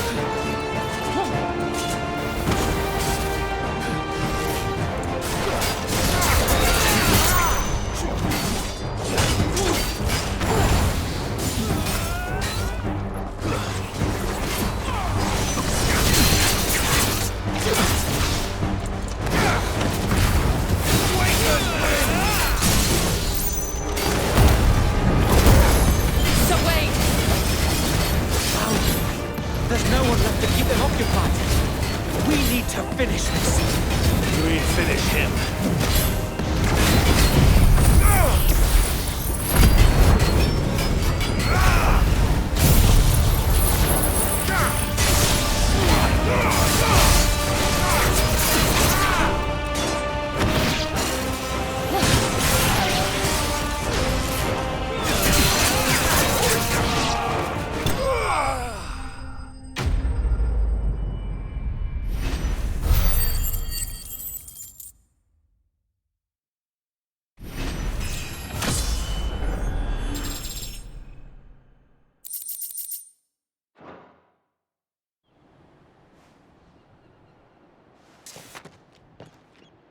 I don't see any more.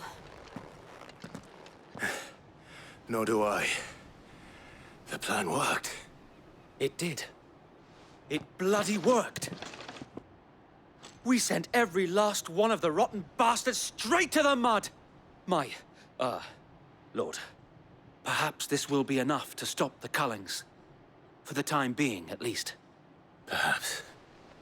Though I doubt my mother will take this loss well. She'll move swiftly to see her minions' ranks replenished. And then it will all begin again. I often wonder if the nation we once knew is gone for good. Her fields rot. Her people starve. We battled to preserve the flame that was, but for every foe we fell, another springs up in its place. Yet be that as it may, it is still our home, and we must fight for it. As we always have, and always will. For as long as the Firebird's flame burns in our hearts, the Duchy cannot die. And her loyal subjects may dream of a day when the Rosarian standard flies over Rosalith once more. So wait, Think we should fall back to Port Isolde before the garrison sends reinforcements? A sound strategy, my lord.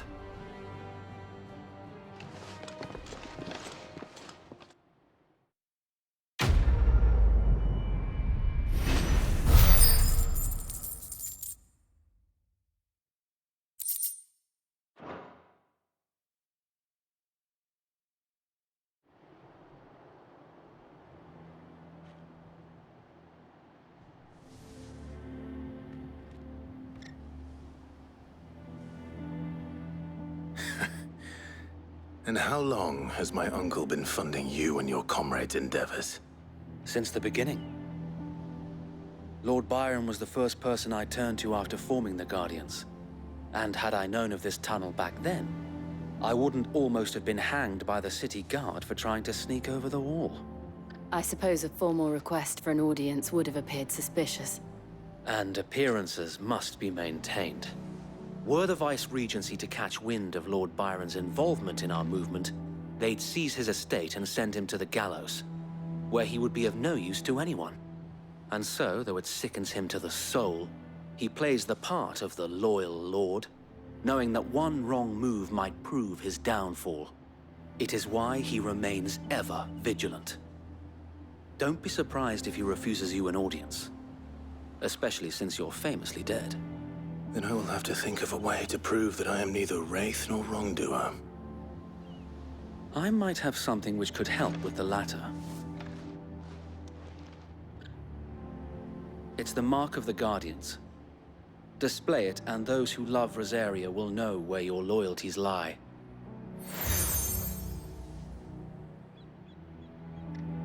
I shall wear it with pride. Be sure that you do. I don't want my men attacking you again. Unless you deserve it. If only Sir Tyler could have been here to see you. Or the Lord Commander. Thank you, Sir Wade. If there is ever anything you need. I know. Go on now, my lord.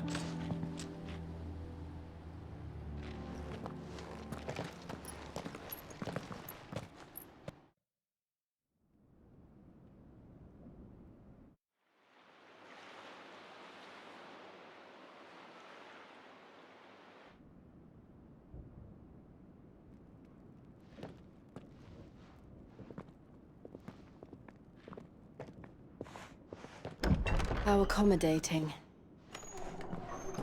Do you really think they believe we are who we say we are? Not a chance.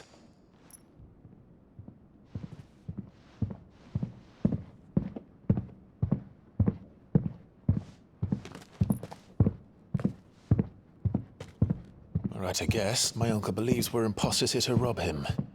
And means to string us up himself.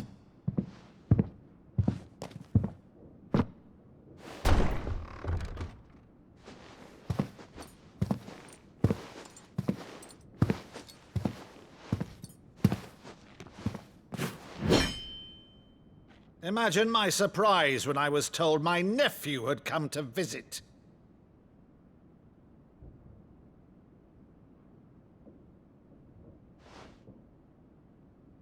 Clive Rosfield died long ago. And for uttering his name here, you shall pay with your tongue!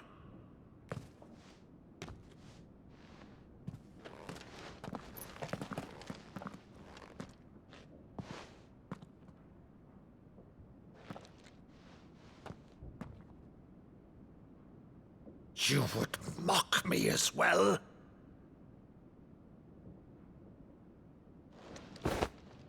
It is I, Sir Crandall of Camelot, loyal servant to Her Serene Holiness, Saint Sybil the Unshod. Meadow, thou vile sorcerer, for thy crimes against church and crown, I shall have thy head.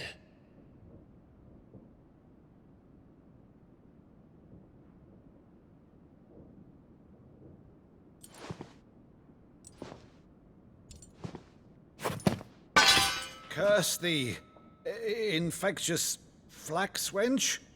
Even in death, must thou plague me still? Very well. I shall open the gates of hell, that thou might see thy charge once more.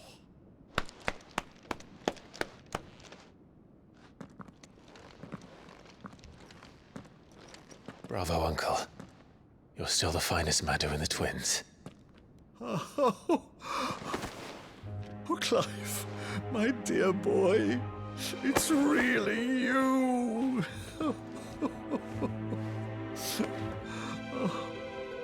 You always were fond of that scene from The Saint and the Sanctuary. Never did let me play Sir Crandall.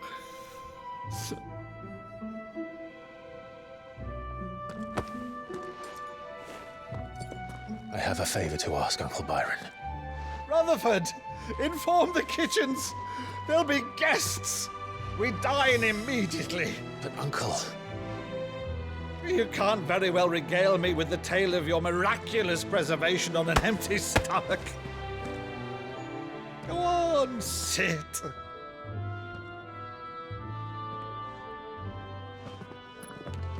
See that you use the good plates, Rutherford.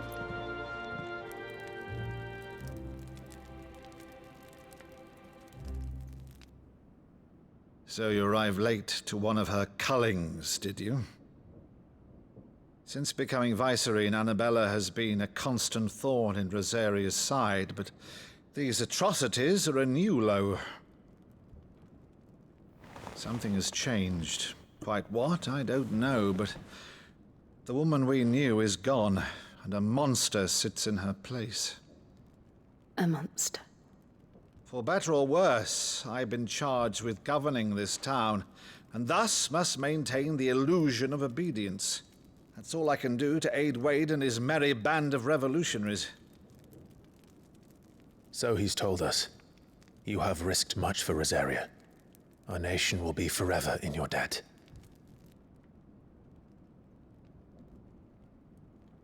It has been 20 years, Clive.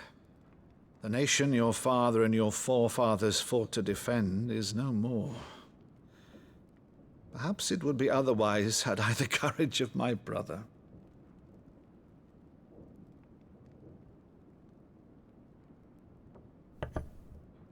All right, if it's a ship you require, a ship you shall have. I've a galley in port, but recently relieved of her cargo. She can be outfitted for the voyage in a matter of weeks. So you believe us then? About everything? Believe you? Ha!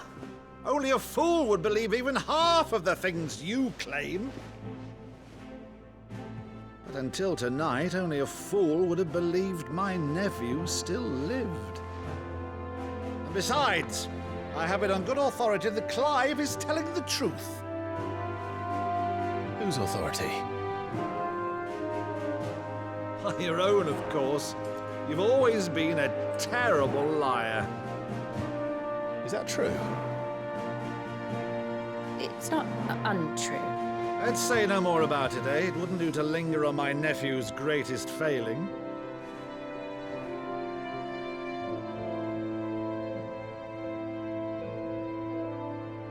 The one thing I cannot believe, though, is all this about you being Sid. You were always such a good boy, but now you're quite the outlaw. Which, if I'm not mistaken, would make me an outlaw's uncle. Right then, who shall we pillage first? Rutherford, fetch me my cutlass.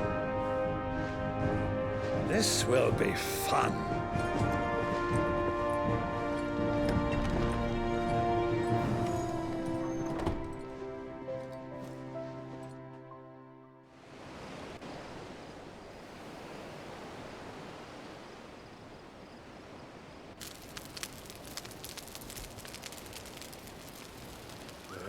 Over there.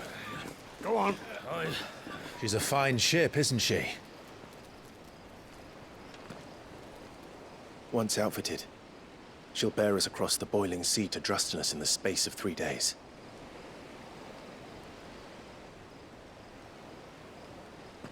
Something on your mind?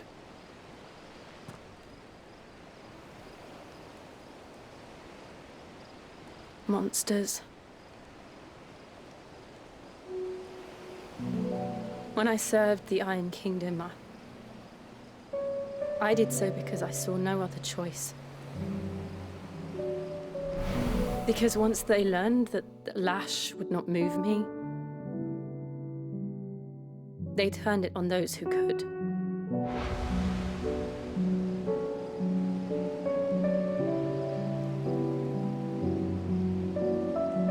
And so I became their puppet. I let them pull my strings, telling myself it was not my hand that swung the sword, but another's. I removed myself from the truth so I wouldn't feel the pain it caused.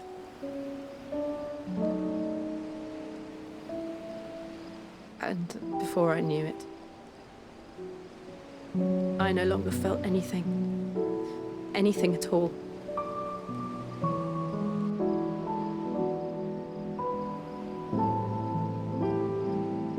I had become a monster. Jill.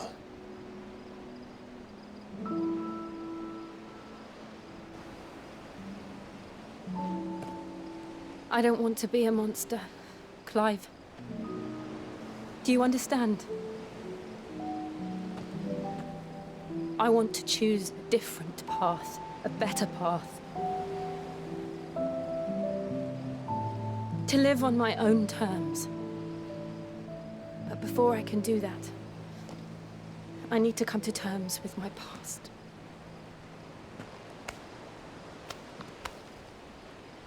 And when you do, I'll be standing there with you, just as you stood with me.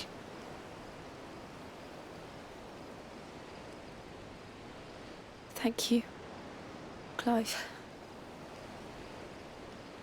I must atone for my sins. Only then, when it's done, will the monster cease to be. Just promise me that you won't die with it.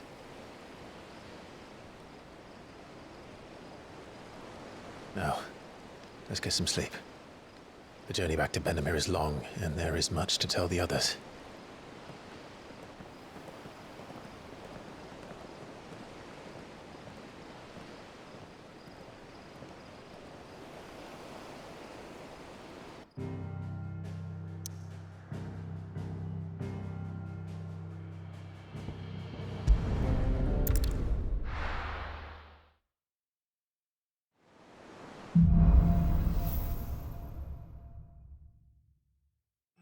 Founder knows what awaits us in the Iron Kingdom. But Vivian could probably make an educated guess.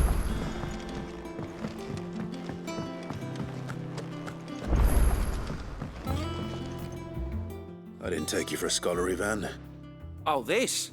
Well, it's Valisthea, a culinary pilgrimage. I borrowed it from old tomes. Seems there's no creature in the realm so foul it can't be cooked up into something delicious.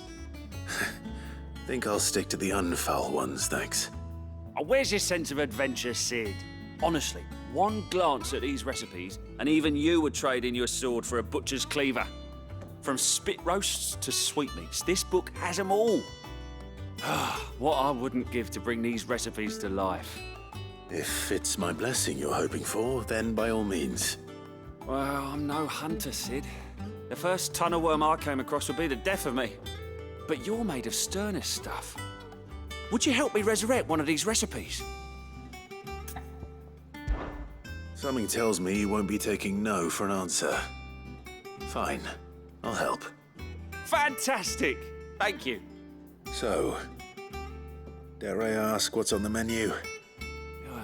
Chance's Stew. It was once a favourite among the Gormans of Oriflamme, if the author is to be believed. Though Molly's never heard of it. The only problem is that while the recipe is extremely detailed in most respects, it's infuriatingly cryptic as to the main ingredient. A beast, no doubt. Most likely something that would make easy work of a simple cook with more broth than brawn, but unwanted violets. I've no idea what they might be. Does the book say anything else? Well, only that the sweetest violets sprout atop the bed of roses. Roses? Rosaria, perhaps? One of the butchers in Martha's Rest might know something. I'll ask next time I'm there.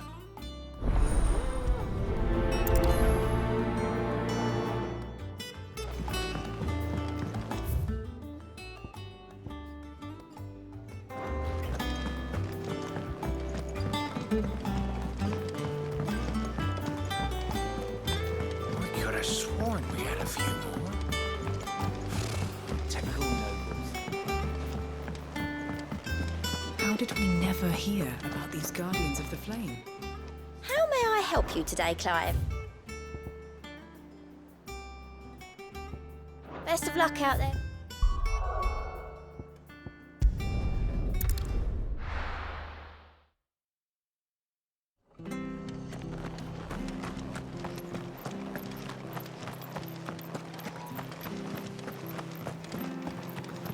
Thank you for sticking with us.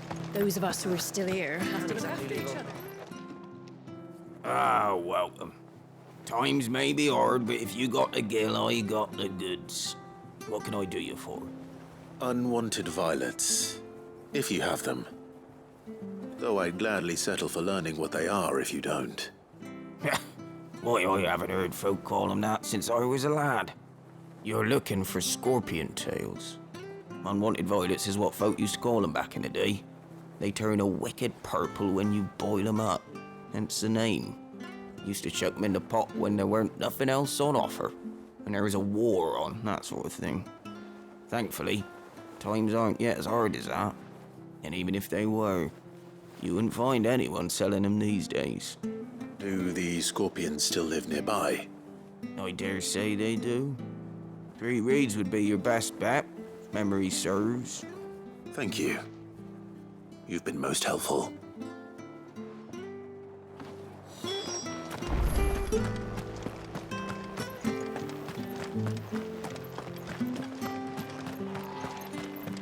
Stay sharp. After what the Empire did to Martha's Rock, I'd be daft to stay. Don't you go causing any trouble now.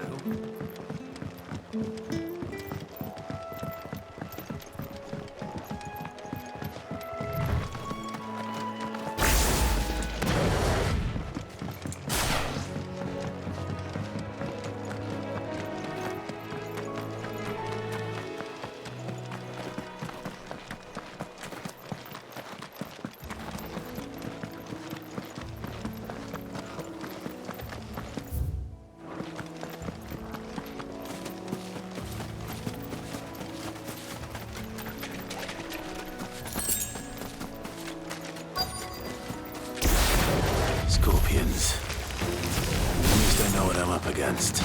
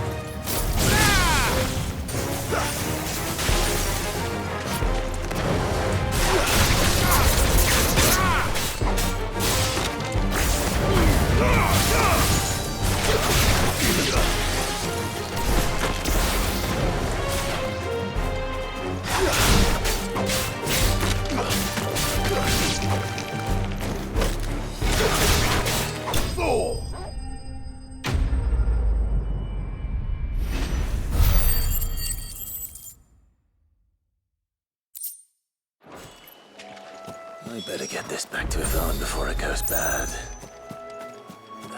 Or any worse, at least.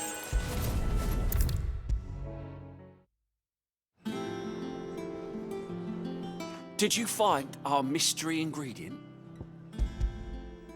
I did indeed. Marvelous! Let's see. What am I supposed to do with this? It's poisonous, surely. You wouldn't be wrong. But that's your unwanted violet. Into the pot it goes, I suppose. Wait here. I won't be long.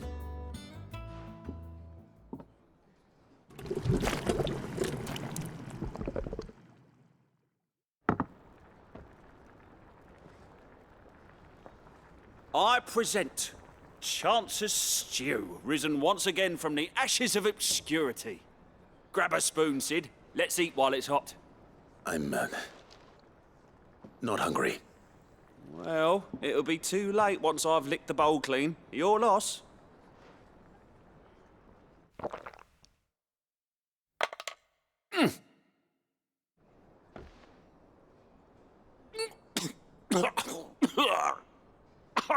Odin's teeth. What an assault on the senses. It's like choking on swamp water. And yet, up through the pungency, there rise complex, meaty notes.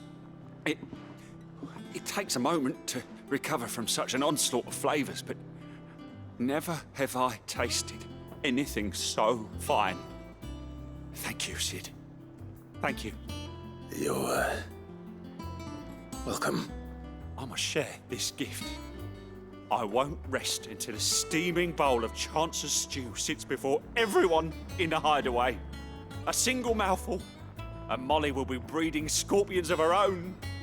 I'm sure she will.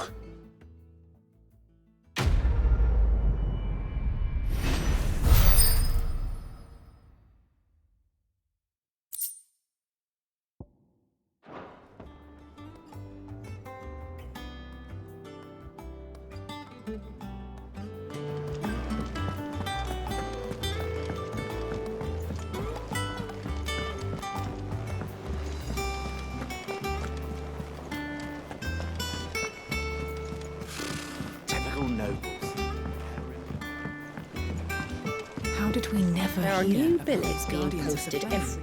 Clive! Oh, am I glad to see you? Is something wrong? It's Blackthorn. He ain't himself. And if I'm honest, he ain't been for a while.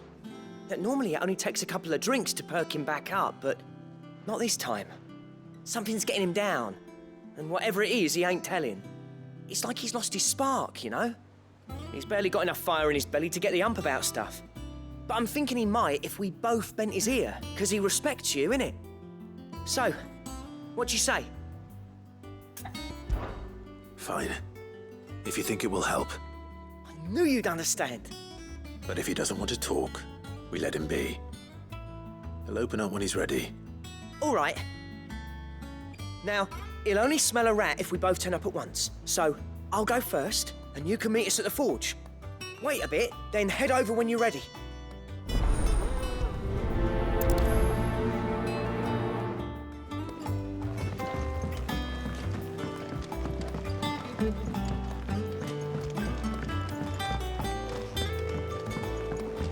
could have sworn we had a few.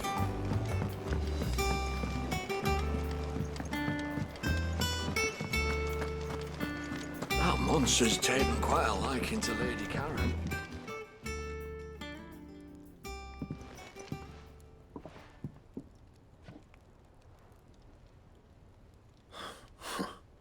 First August, and now you. What are you pair up to? What's it got to do with me? August was worried that something had been weighing on your mind. I thought you might want to talk about it. Did you now? I told you not to stick your nose in my business. What'd you go and do? Clive just wants to help, innit? What's so bad about that? Talk to him. You never know, you might feel better for getting it all out in the open. Please, mate. I'm worried about you. Phil shut you up. It's nothing really. Stupid. Not the sort of thing you bother people about. Why don't you tell us all the same?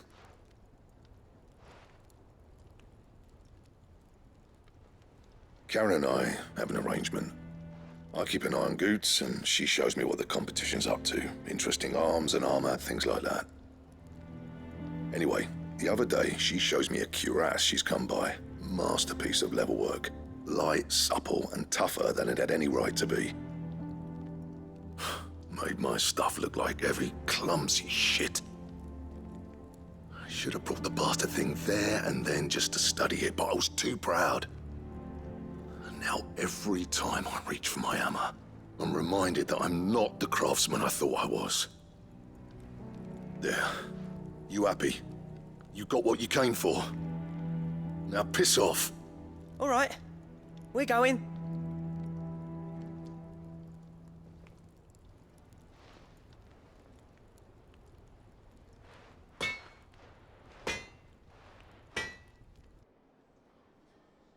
I always thought of old Blackthorn as a bit of a force of nature.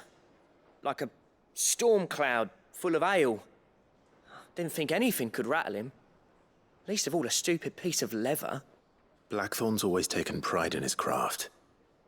Questioning it means questioning himself. Something tells me this is only going to get worse. If he has doubts, it will affect his work, which will only add to his problems. We need to nip this in the bud. I couldn't agree more. He said he should have bought that cuirass. Perhaps we should track it down for him. Assuming you're happy to help, that is. Too bloody right I am. Glad to hear it. First things first, then. We need to speak to Karen. That monster's taken quite a... Karen, do you have a moment? Blackthorn mentioned that you'd recently come by a leather cuirass. An exquisite example of the craft, from what he told us.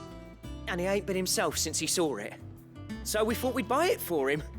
Sorry, sold it already. Didn't think Blackthorn cared for it the way he turned his nose up. But it was nicely put together, that's for certain. Even if the bloke who made it is a bit of an odd one.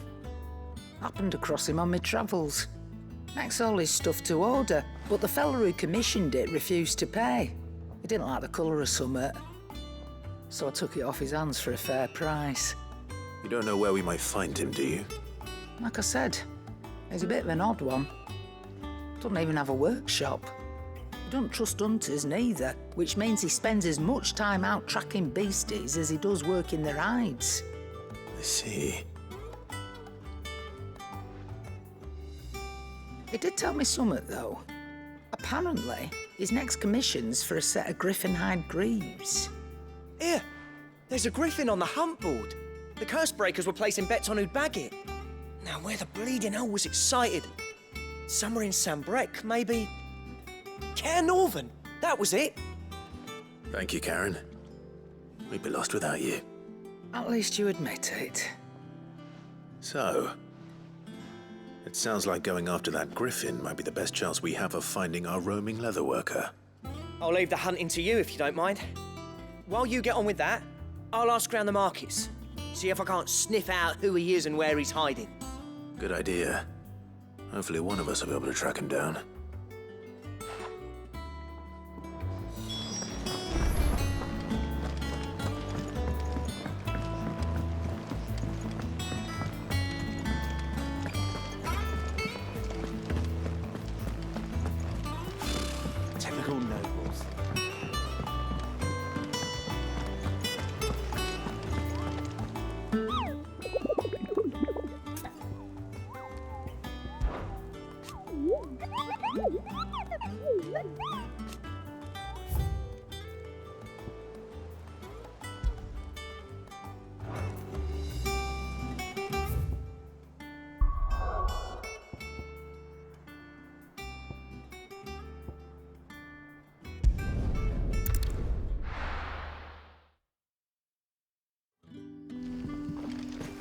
Good day to you.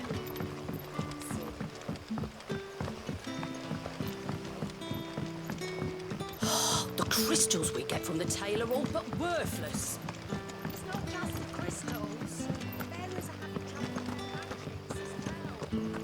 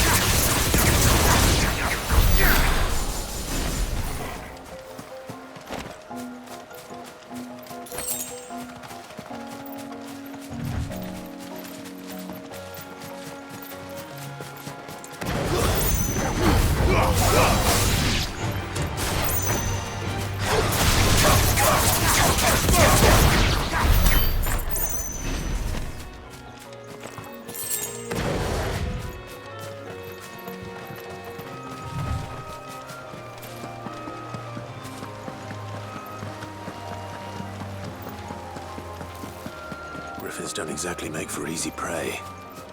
Let's hope our craftsman hasn't bitten off more than he can chew.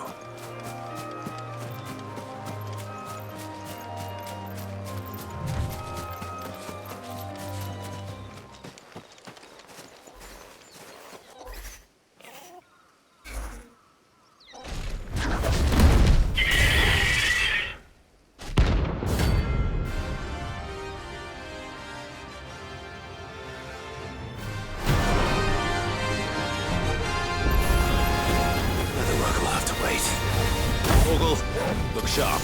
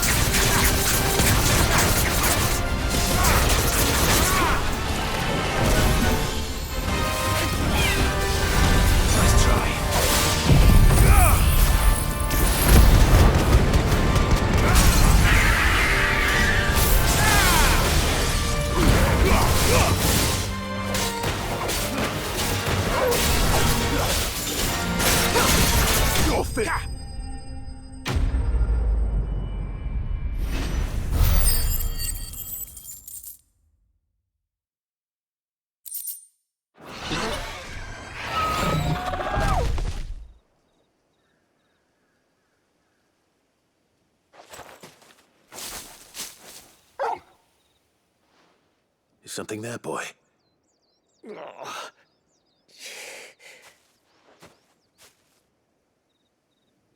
Could that be our man?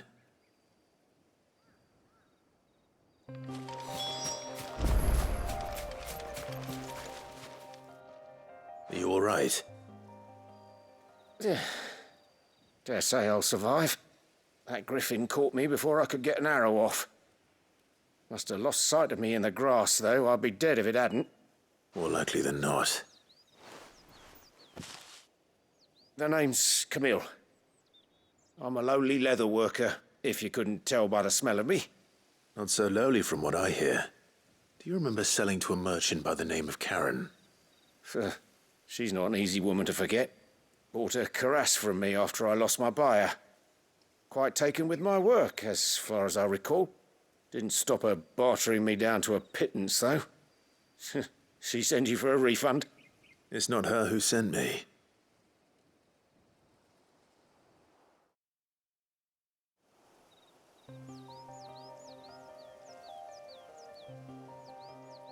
Well, consider me flattered. You should be. He's a master of his art, and not an easy man to impress. Blacksmiths are proud folk. It's a rare thing indeed for one to praise a glorified tanner. And I don't imagine an impressive swordsman like yourself would be getting your steel from any but the best. I'd dearly love to help a fellow craftsman, but... Well, actually, I suppose you could give him this. What is it? Treated leather. Same stuff I used to make that cuirass. If your man's as skilled as he sounds, he'll know what he's looking at. You sure? Well, you did save my life. And thanks to you, I'll be going home with all the griffin hide I can carry. I'd say it's the least I can do. Short of showing him how to make the thing myself, that is. But there are rules against it. Secrets of the trade and whatnot. In that case, I'll see that he gets it. I'd be much obliged if you would. Right. I've got some greaves to make. You send your blacksmith my regards. Will do. And thank you.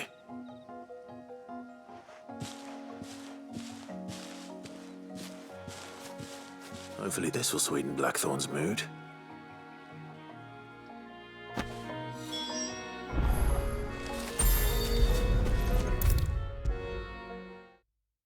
And with a bit of luck, Clive. How'd it go, Clive? Did you find him, or does the hunt continue? I found him. And he asked me to give you this, along with his regards.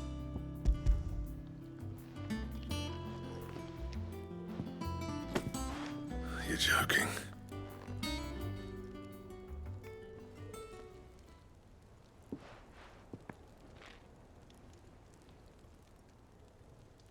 He said he wouldn't teach you how to work it, but that if you were as skilled as you sounded, you'd have no trouble understanding how it was done. So that's his secret. Crafty bastard. He's layered and cross-grained it. Good few times, too. No wonder it's tough. And that's no ordinary oil he's used to get that finish. Oh, this is fine work. Even finer than I thought. Yeah? I'll take your word for it. Just looks like leather to me. Still, I'm glad you're happy. Here, Clive. You didn't happen to catch the fella's name, did you? Camille, I believe. I thought as much. There ain't many leather workers in the realm daft enough to do their own hunting, see? And his name kept cropping up when I was asking around. Turns out he's from Tabor. And again, most leather workers are. But our friend Camille guards a long-held family secret, the details of which are the subject of some debate in the leather-working community. Then we better keep this close to our chests. Listen, sorry for putting the both of you to all that trouble. Should have kept my moaning to myself. Still, I'm glad you found him. This has cheered me right up. That was the idea. Clive's idea, anyway. He did most of the work. It's good to have you back, Blackthorn. Just don't expect me to go turning out work like this. There's a reason he does his own hunting. He knows exactly what hides to look for.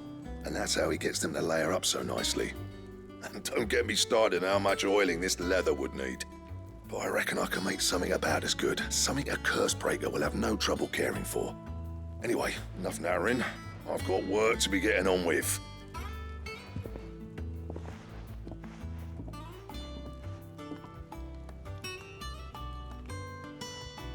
Looks like we won't be needing a new blacksmith. As if there was a better one out there. Nah, it wouldn't have been the same anyway. No one spins a yarn like old Blackthorn in his cups. Right, now that's sorted, I've got duties to attend to. Thanks, Clive. You've given me my mate back.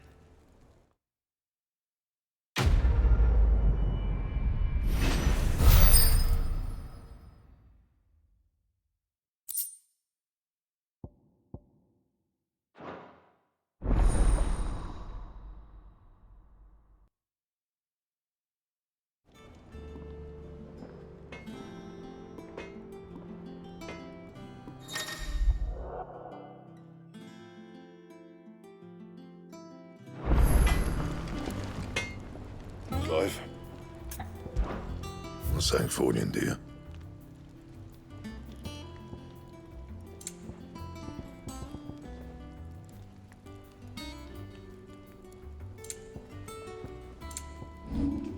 And?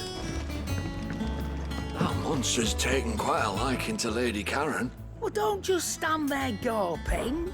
If you're gonna buy something, be quick about it. Is that all?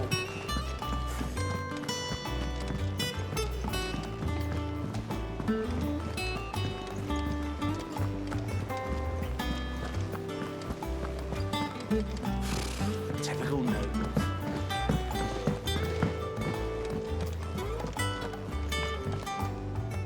Back again, Lord Rosfield. I'm touched that you should find me such good company. It is not your company, but your counsel that I seek on this occasion. Ever the charmer. What will it be today, then? The Iron Kingdom. I need to know what to expect. You'll soon be setting sail for Drake's Breath, then, I take it. The mother crystal that rises from the boiling sea. There was a time when a true-blooded Rosarian had only to brave the waves to visit it. But then the Ironblood made their move.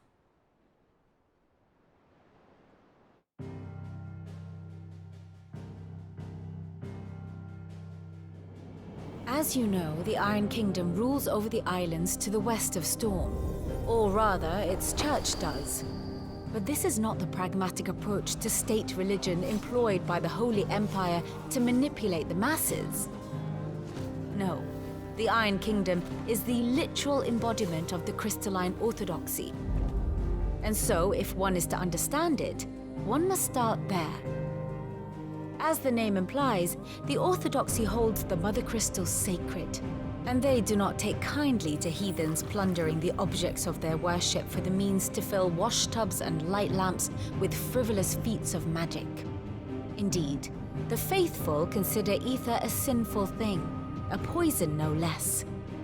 And to them, a dominant is an instrument of evil, albeit one they have proven only too happy to turn against their enemies.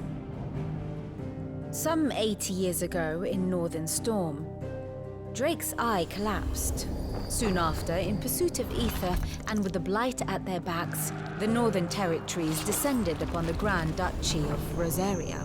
And when the Shields of the Flame marched north to meet them, the Iron Kingdom spied an opportunity.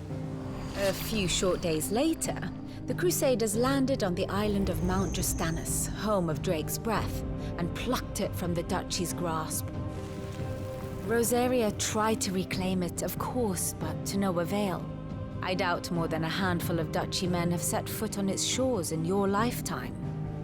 Nor are they like to again, under the Empire's stewardship, meaning the Iron Blood will keep their island. And with it, the foothold they need to march on mainland soil when next they spy an opportunity.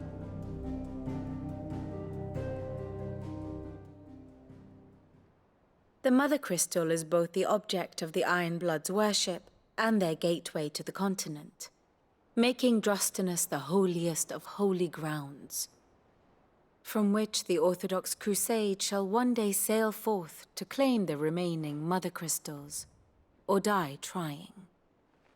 My father and my grandfather both traded blows with the Iron Blood for control of Drake's Breath. Had things unfolded differently at Phoenix Gate, we would have sent our entire fleet against them. But instead, they sent their fleet against Rosaria, sacked the capital, killed the men, and captured the women, including Jill. I'd say you'd be forgiven for wanting a little revenge, Clive. My only aim is to destroy the Mother Crystal. But thank you all the same. Not much else to do here. Let's see if Jill's ready. How did we never hear about these Guardians of the Flame? Welcome to the Patron's Whisper. Here you are. Come again. I may have more for you.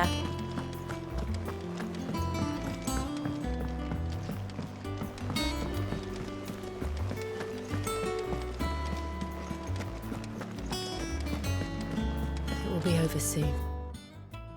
You ready? I think so. Jill. When you told me you had to come to terms with your past, you weren't talking about destroying Drake's Breath, were you? No. I spoke of Imran, the leader of the Crystalline Orthodox. The man who made me do all those unspeakable things. I'm going to kill him. It's what I need to do to put the past behind me. What I need to move forward. And I know that I can do it. If you're there beside me. Always. And I'll be beside you, too. We'll bring down the Mother Crystal together. All while Sid looks on. We'll make him proud.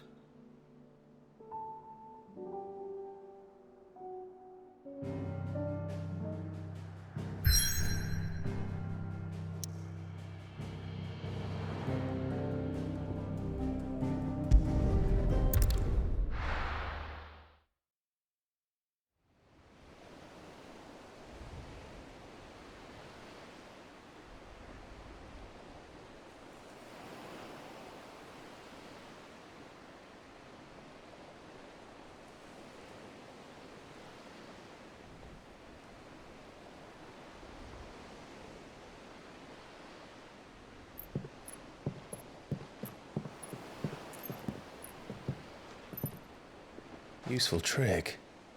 Freezing and thawing the spray to make mist. How did you learn to use your powers like this? The Masters made me do it. When the Crusaders took to the seas, to keep the fleet's movements from prying eyes. I'm fine. No, you're not.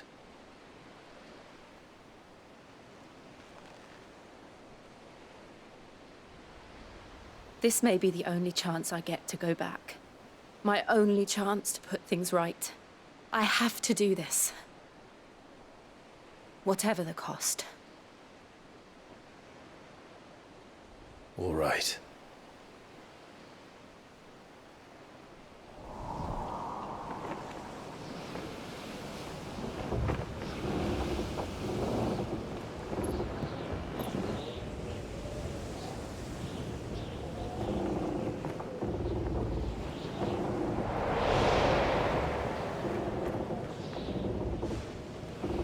There she is. The Iron Kingdom's Mother Crystal.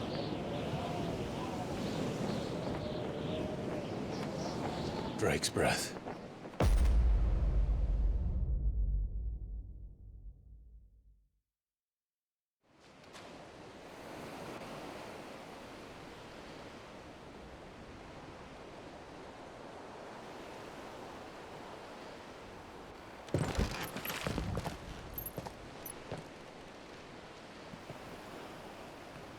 Strong currents, sharp rocks, and ether floods. Let's not forget them. This island is a natural fortress. But safety breeds complacency, allowing a single rowing boat to slip in unseen.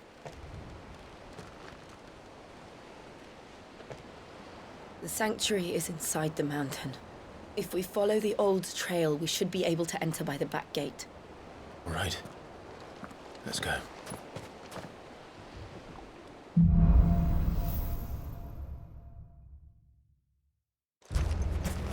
I always imagined when I came here it would be to reclaim it. It used to belong to Rosaria, didn't it? Once, though it's been in the Ironblood's clutches for far too long. As was I. For 13 years, this rock was my home. I know its secrets only too well. This path was abandoned after an ether flood. They don't guard it anymore. The perfect little shortcut. They're all Akashic.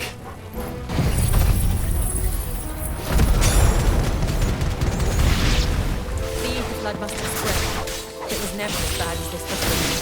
And the only way past them is through them.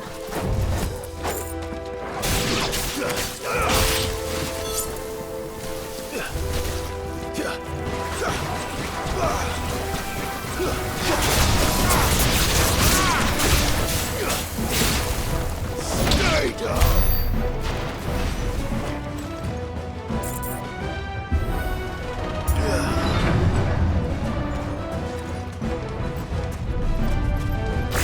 Was that an earthquake?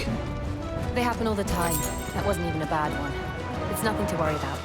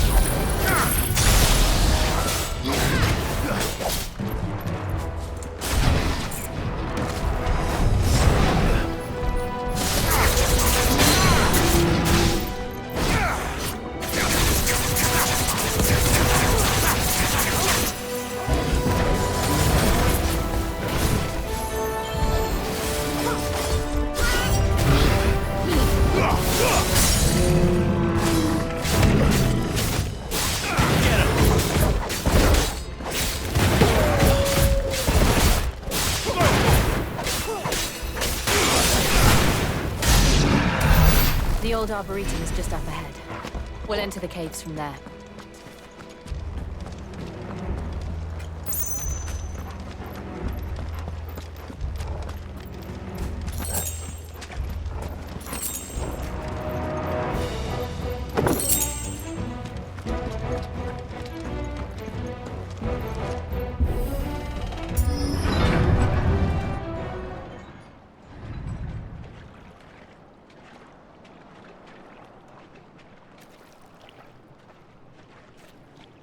Look at this place.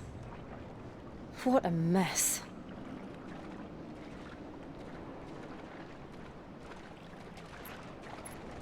Wait.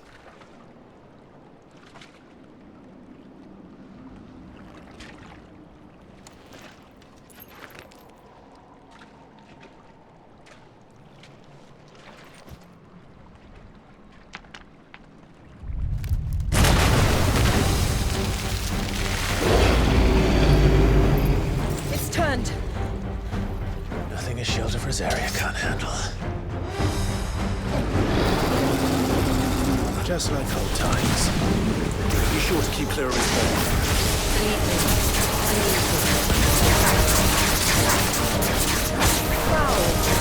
Don't breathe it in.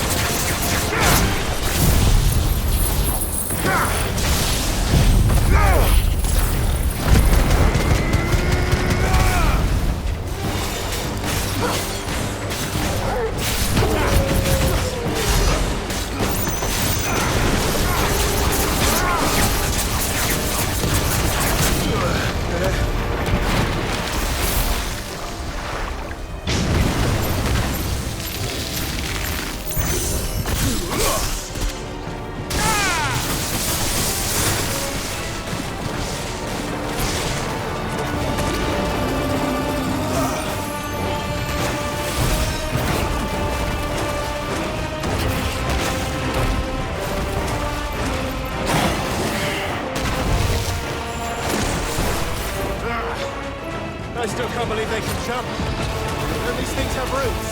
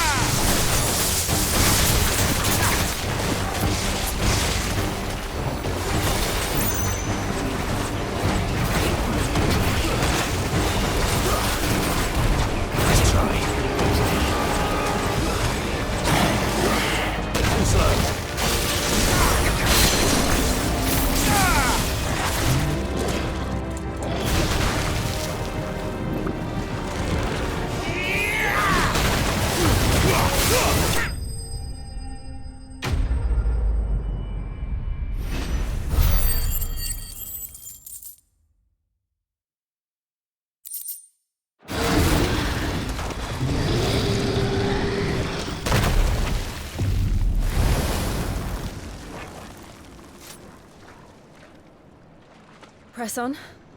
Yes.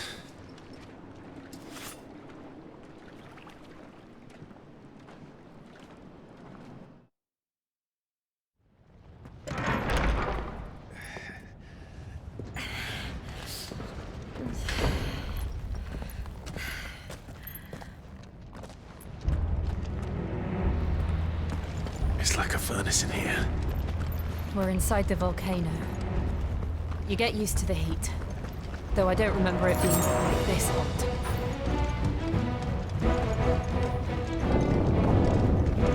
Was that one cause for concern?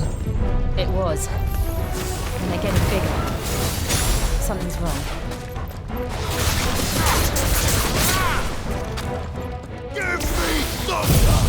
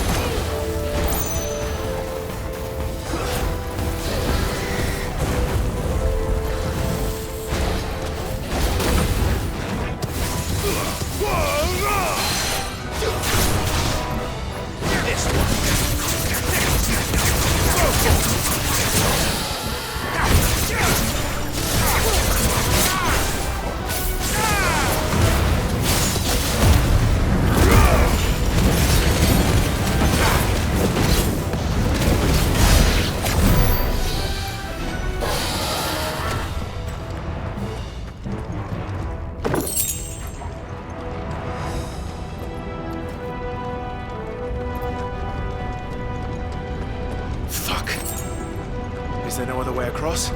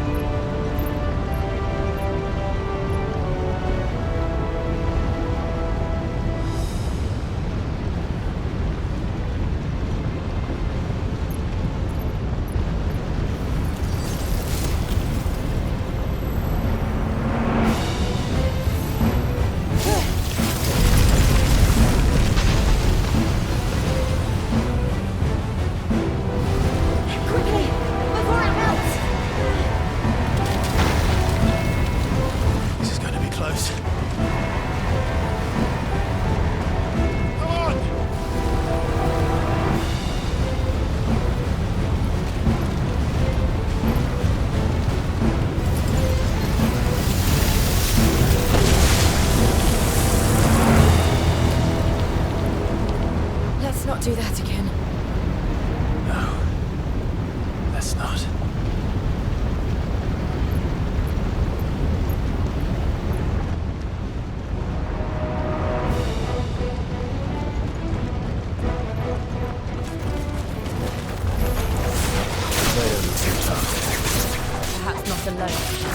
in numbers like these.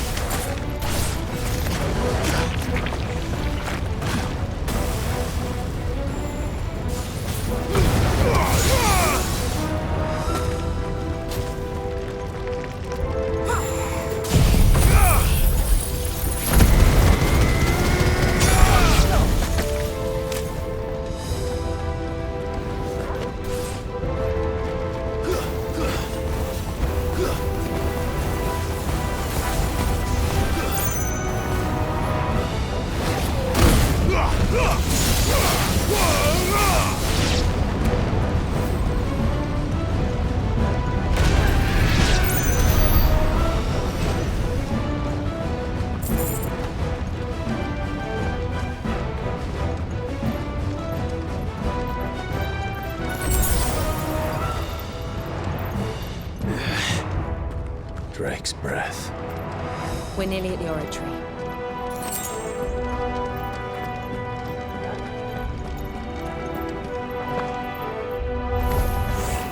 What the hell is that? I have absolutely no idea. Well, whatever it is, I don't think it's friendly. Slow.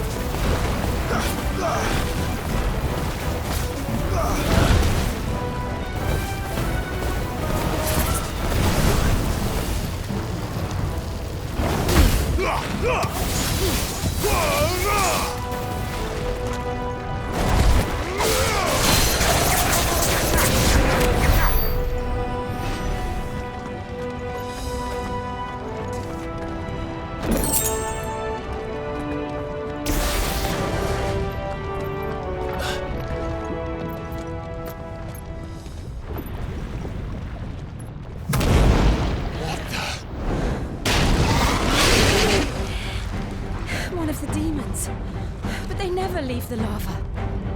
If I didn't know better, I think this volcano was about to erupt. Why attack us then? They're peaceful creatures. Then this one must be the exception. Slow.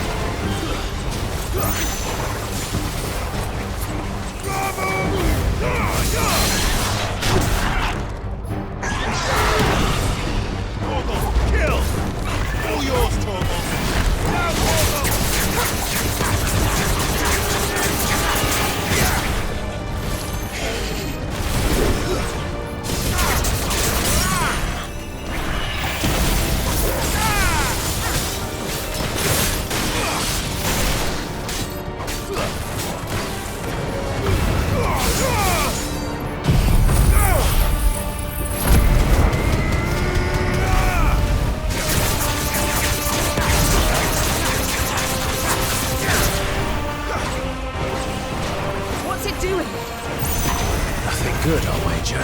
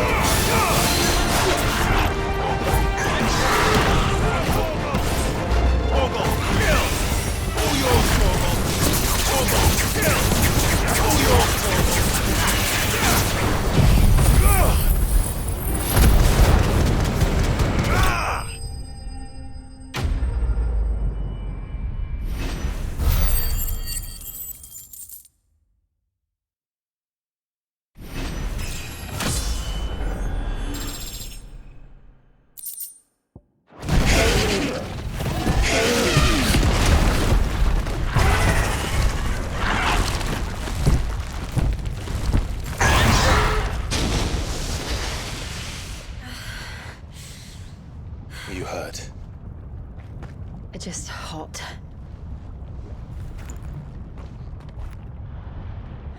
Thank you. Quite a commotion our friend made. Let's hope the guards didn't hear it. The gate to the inner chambers is just up there. Then we make for the sanctuary. I need to finish this. Before the heat finishes me. Hear, hear.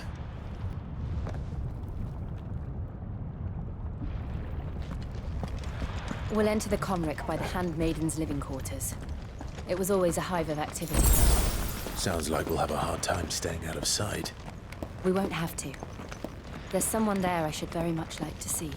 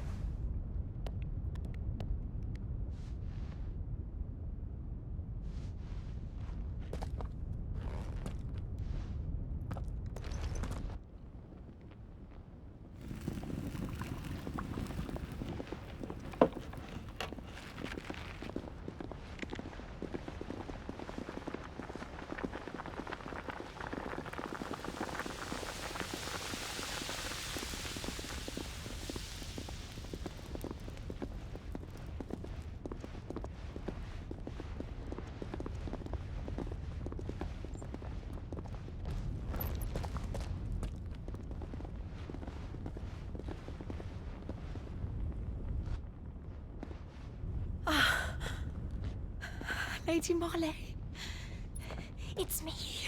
By the mother. Jill, it can't be. It is, my lady. We cannot talk here. Come with me.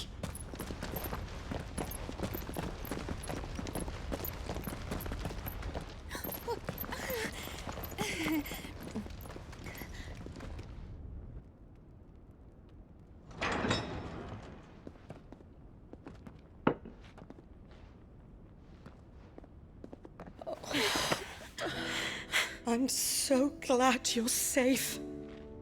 And I you.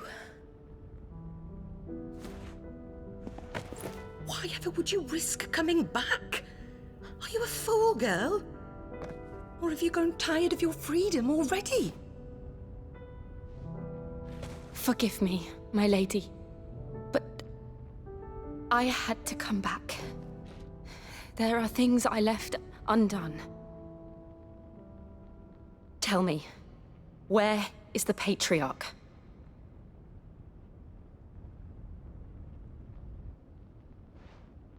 At this hour, he'll be in the Comric, giving thanks. You mean... Oh, fiend! Clive, we have to get to the Sanctuary. Now.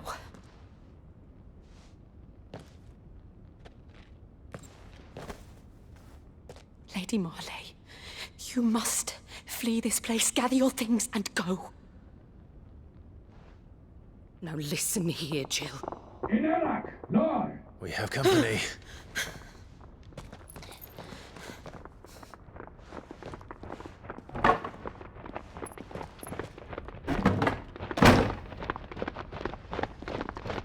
This way.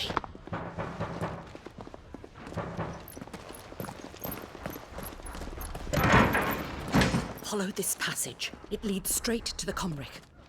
Go on, stop dawdling. Thank you. You were always so kind to me.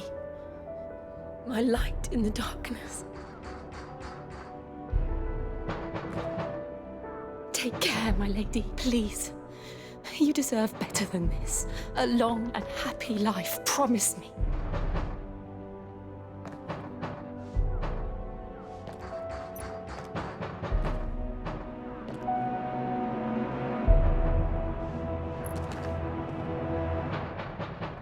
I'll live if you promise to do the same.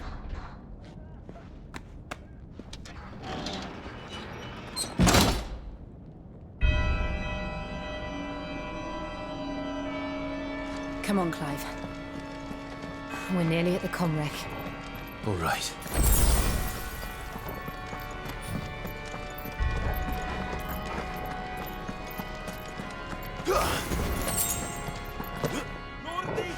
Here's our welcoming party. I've had enough of their hospitality.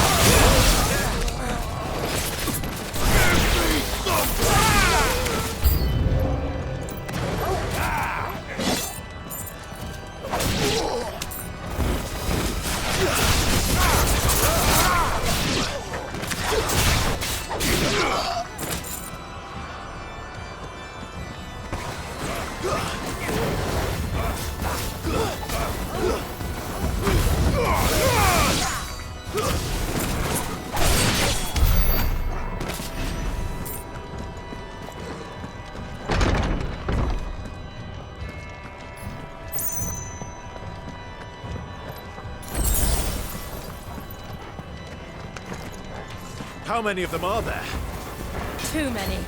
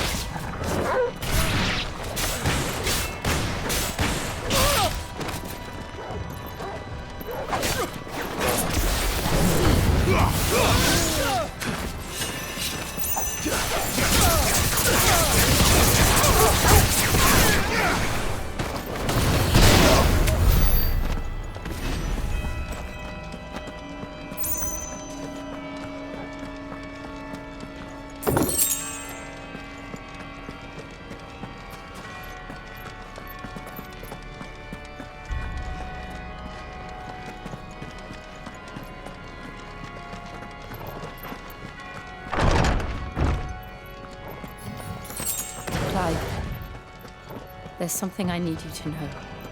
I saw the Patriarch do things no one should have to see. And so I swore that he would die by my hand. I understand. I faced my demons. Then you must face yours.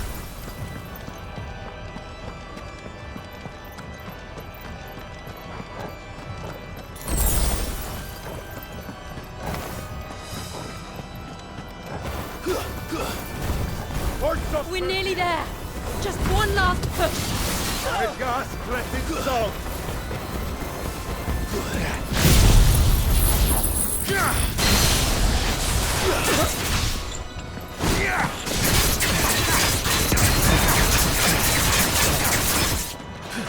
Fire and flame!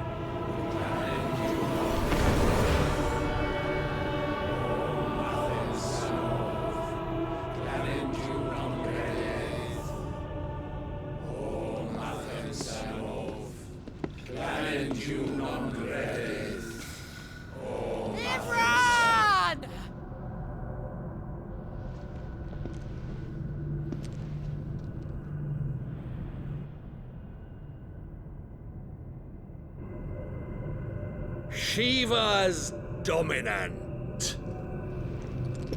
Come to beg forgiveness for your failure. For years, I followed your orders. fought your wars. All to protect the children you took. Just as you took me. And what did you do in return?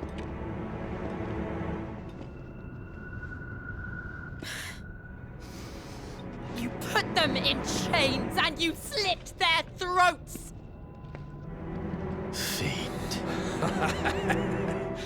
Their souls were sullied with the stain of ether. I merely cleansed them of their corruption. A penance paid, just as the Holy Mother wills it! Repent, abomination! For a monster like you to set foot in the Holy Cymric is in itself a crime deserving of death. You're right. I am a monster. And my soul is stained black. Though not by ether. But by the evil of men like you, who made me close my heart and drown in darkness when I should have raged against it. This is my penance.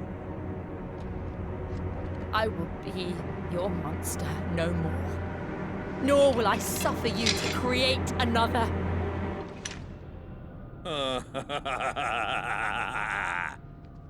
Does the beast bare its teeth at its master? Come then, Dominant. Rage, be as you have ever been.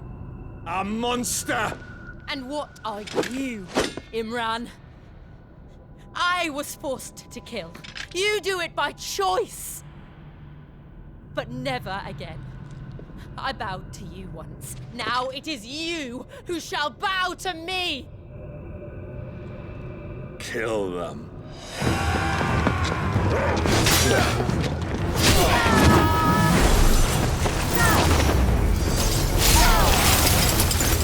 Now! Right!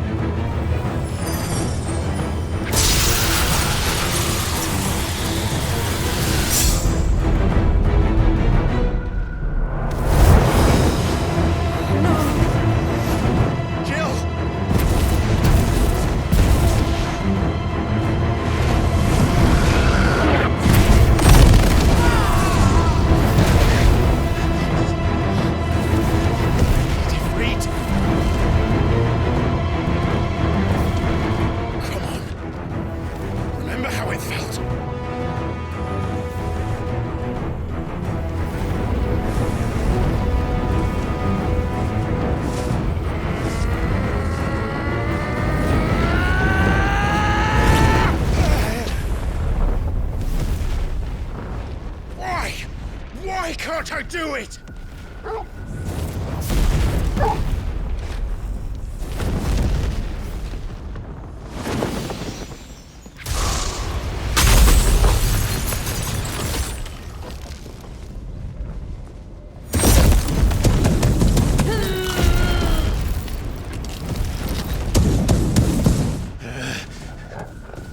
Please, just once.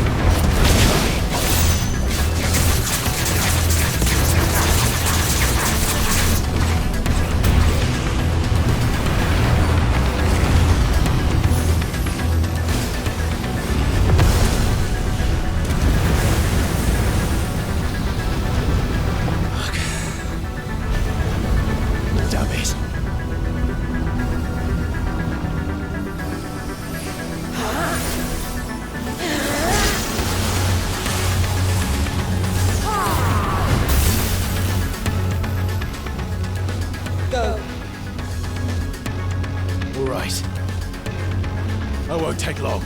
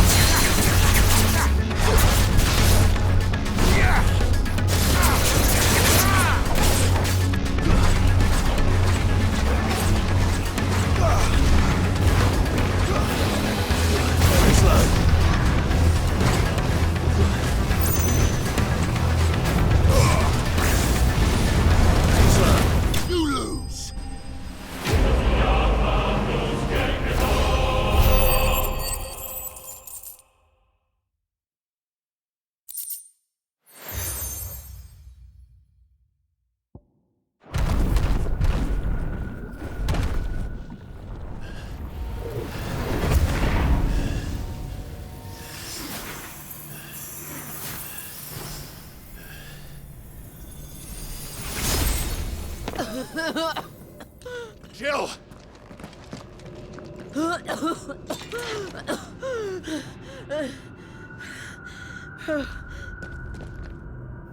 I'm going to finish this, Clive.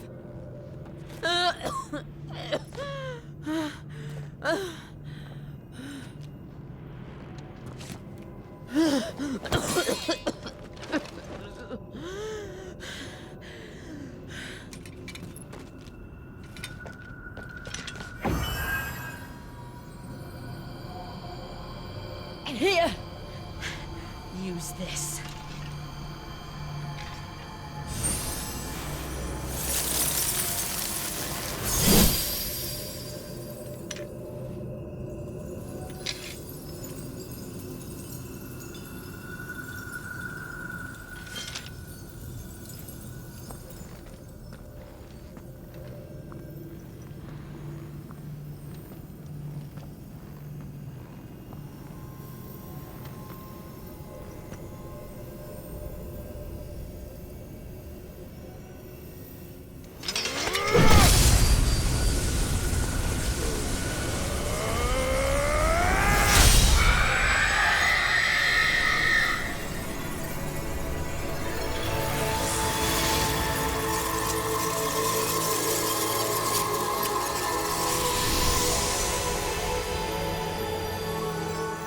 watching, Sid.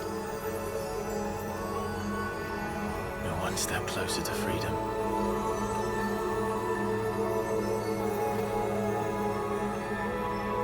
The crystal. What did you do to it?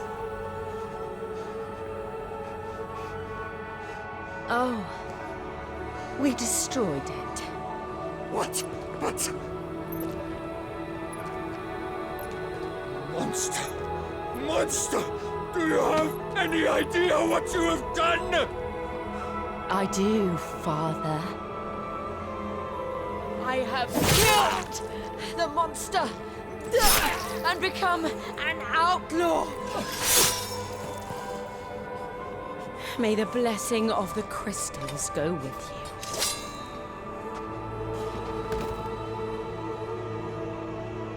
you. It's over. It is. And Shiva exacted her price. She did. Again, the burden fell to you. And I bore it willingly. This was a sin for which I had to atone. Now I can continue at your side with my head held high.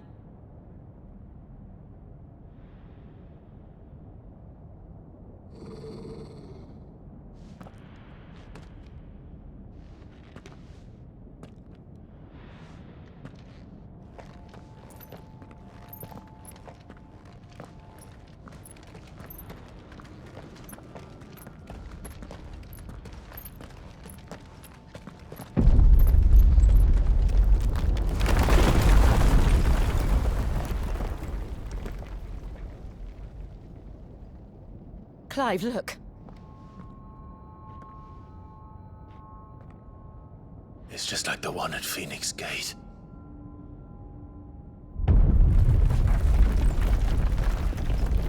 Damn it. We need to leave. Agreed.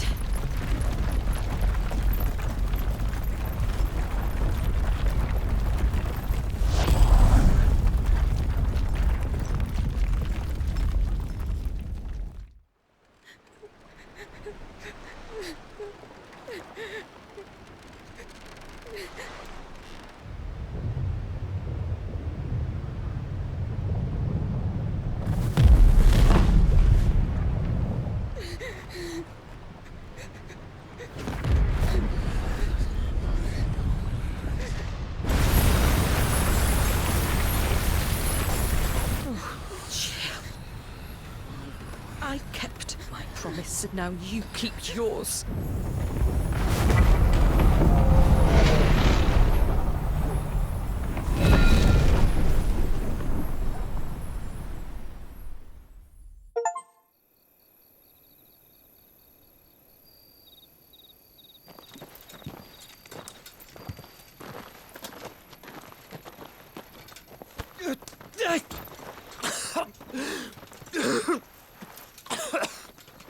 This way, Your Grace.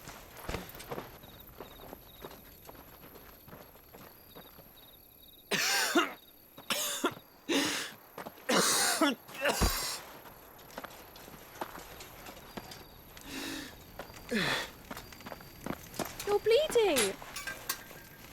I have a tonic which will... I thank you for your kindness, truly. But I assure you, I will survive. Please, save your medicines for those who need them most. Oh, well, if you're sure.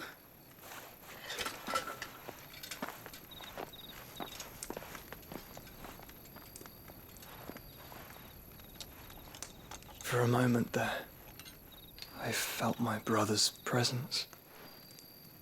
You did? I fear he is in Ultima's thoughts again. But why now, after 5 years of silence? I cannot keep him sealed away much longer. Your Grace.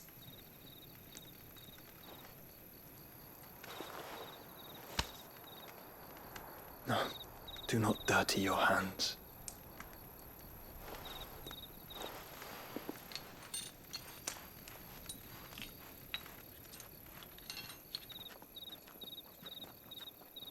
Look at them all. Like a river flowing to the sea. Or moths to a flame, perhaps. The crystalline dominion their light in the darkness. More and more lose their homes to the blight and set out in search of sanctuary, while others lose their fortunes to the Dhalmekian levies and leave to find new livelihoods. What is it that you seek in the Dominion, Your Grace? Oh, Dion Lesage. You mean the Crown Prince of Sanbreque? He has many titles.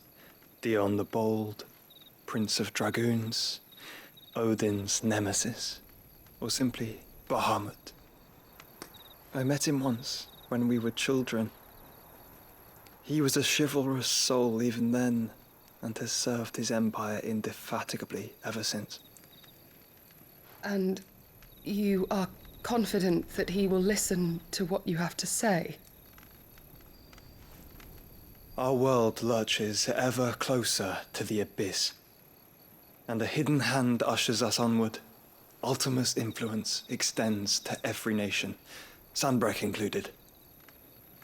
If His Highness is the man I believe him to be, and I pray that he is, this truth will not have escaped his notice.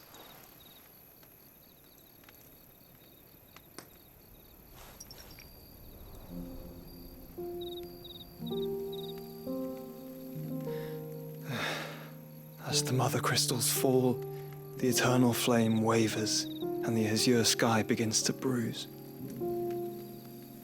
How lucky we were to be blessed by the crystals, and yet how spoiled.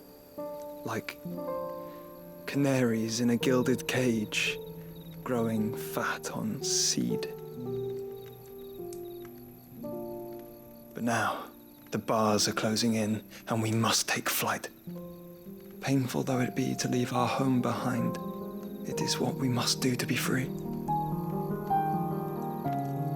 Which is it that men cannot live without? A blessing that leads to damnation, or a freedom that leads to deprivation? I do not yet know the answer to that question. Do you, Clive? Your Grace, let us find a place to rest a while. We can return by the Dhalmekian trail once you have recovered your strength.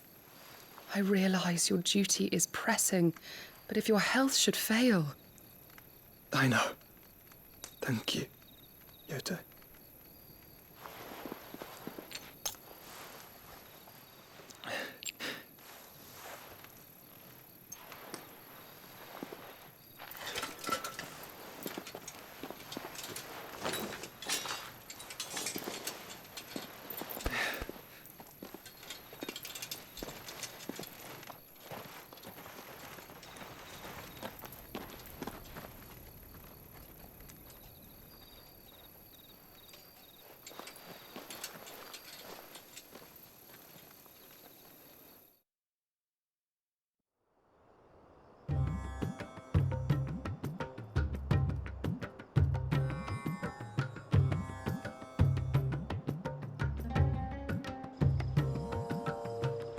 Army's attempt to breach the Empire's defenses and gain the Isles of Ark has failed yet again. Only because your fleet has proved as impotent as a eunuch on Lane Night. Would you rather we simply fell back to the capital? Enough, both of you. All here agree that the Empire cannot be allowed to maintain its illegitimate claim on the Dominion. However, our casualties mount with each passing day.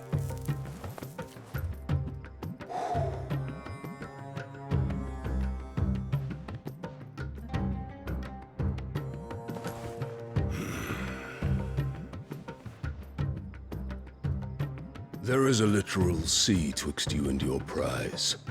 The armies of Sanbreque need but sit back and watch as you harmlessly lap against their walls. They are dug in like ticks and seek to draw out this siege, knowing the capital's stores are nigh bottomless. And what of our wise rulers? Goaded into war without any thought as to what chaos it might reap.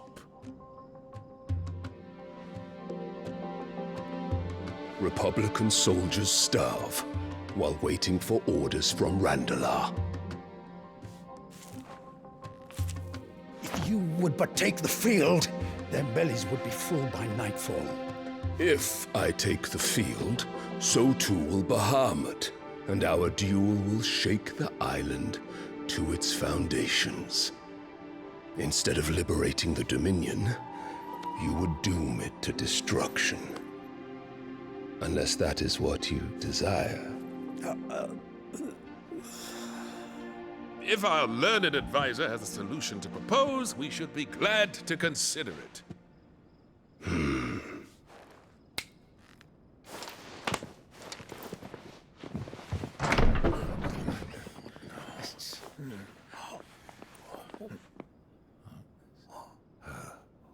Is that the Emperor's?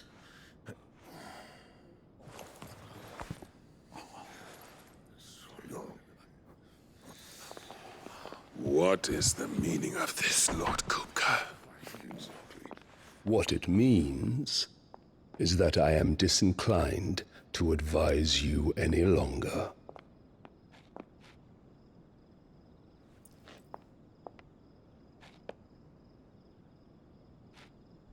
Ah, the looks on their faces when you walked through those doors. A perfect picture of stupefaction. They could not believe their eyes. Though I confess, I had my own doubts whether or not you would accept my invitation.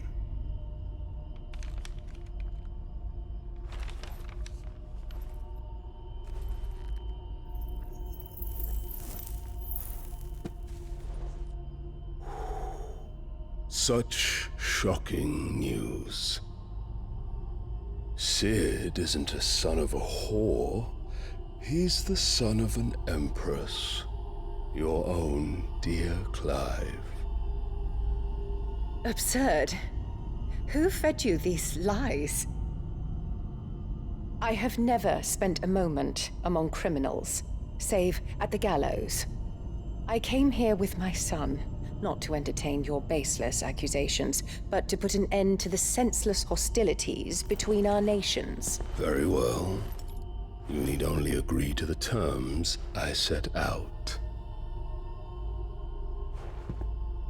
Cid took the life of someone dear to me, a woman by the name of Benedicta. I swore to take his in turn. This would not be disagreeable to you, I take it. You would finally be rid of the stain on your noble name. In return, I will leave Sanbreque in your capable hands. Your Imperial Majesty.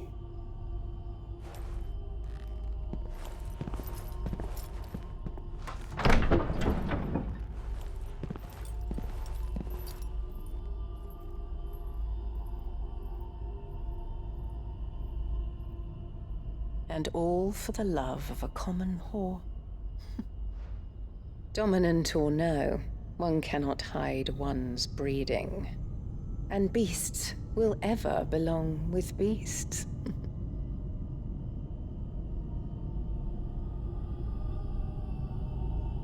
There are greater things in store for you, my darling Olivier. Soon enough, you shall be the crown prince of Sanbreque. And when your father goes to meet Great Griga, you shall be emperor of all you survey.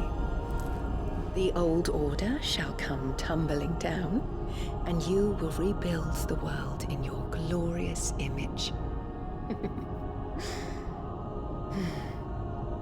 Soon.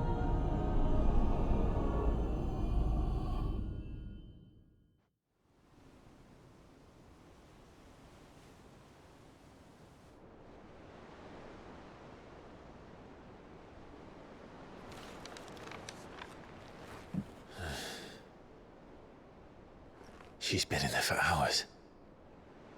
Something must be wrong.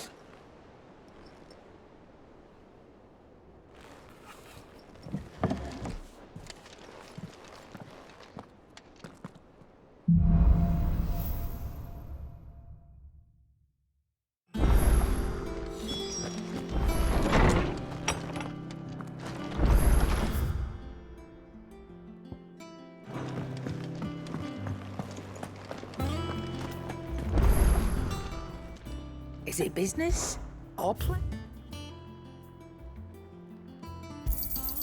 You'll not find a better price than that.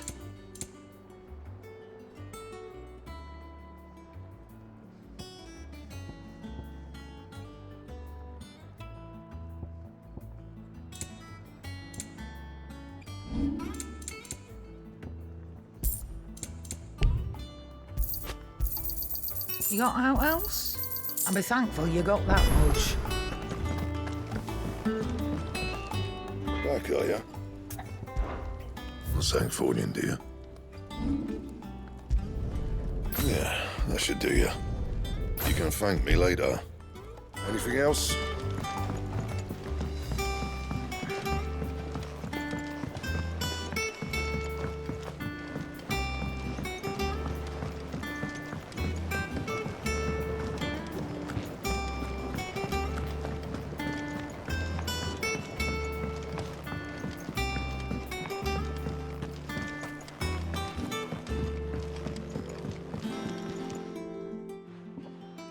Sid, I know that when we came to the hideaway, we chose to let go of our past in order that we might focus on our future.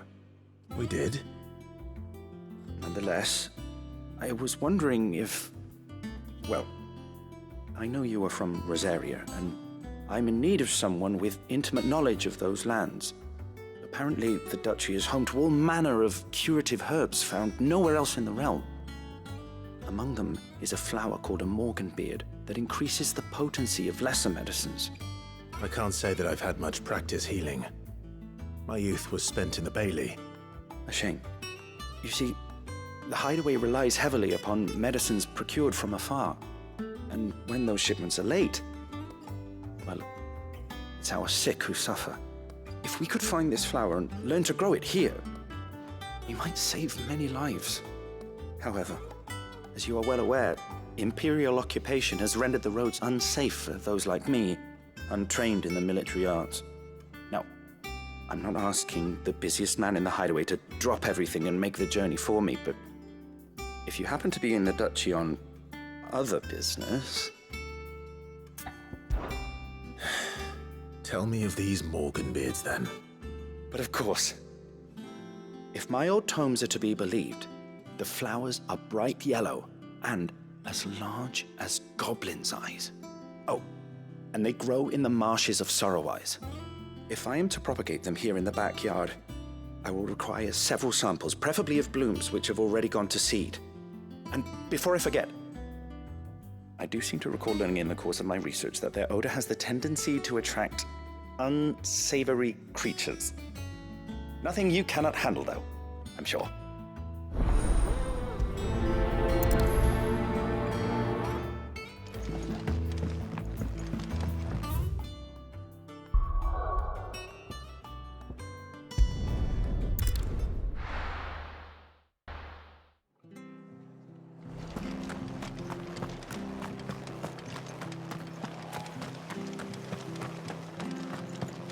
Thank you for sticking with us. Those of us who are still here. Exactly, leave old Martin. It'll take ages to tidy all this.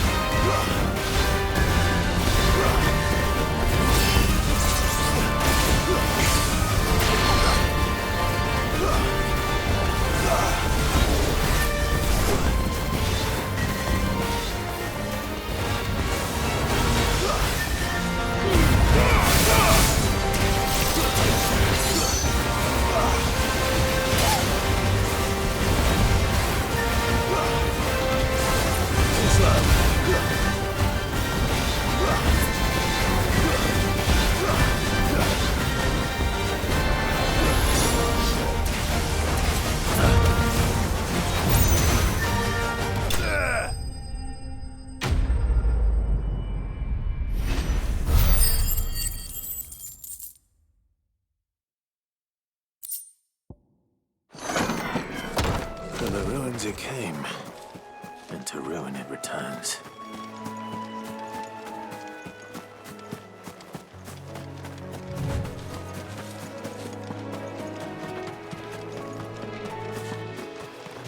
The marshes near the Abbey are certainly damp.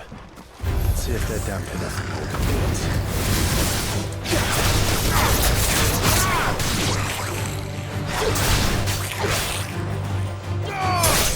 Fire and flame!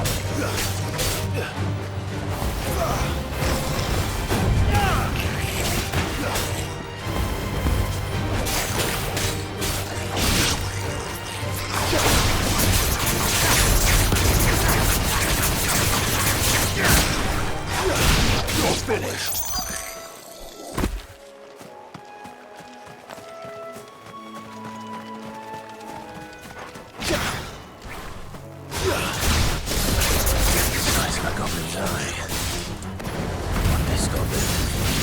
Certainly wasn't wrong about them being attracted to the flowers, though.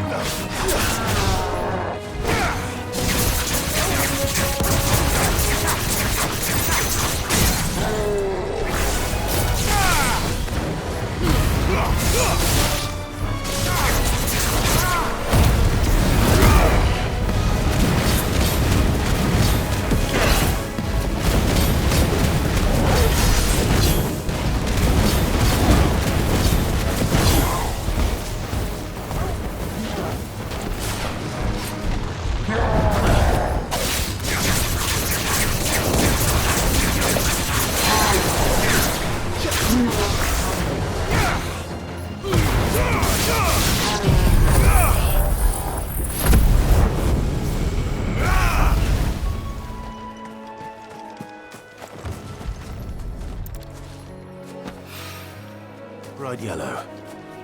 These are our Morgan beards, all right. Well, I've gone to this much trouble. There's something familiar about this scent. It reminds me of home.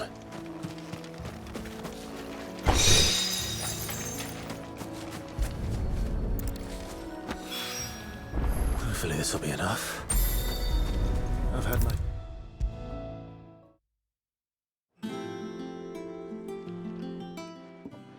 It is rare that we see you so often in the backyard, Cid. What brings you to the gardens? I found your flowers. Yes, wonderful. These are almost identical to the plates in my tome. Did you have any trouble locating them? Finding them was the easy part, but it's odd. They remind me of my childhood somehow. I don't remember these flowers specifically, but we must have grown them in the castle garden. If the petals are meant to improve the effectiveness of medicines, it's possible that the court physicers grew them for the tinctures and treatments they made my brother. If the ducal healers were convinced of their properties, that is all the more reason to begin growing our own supply here. Oh, allow me to use some of the flowers you brought me to make something that might aid you on your travels. I need only a moment to extract the essence from the petals.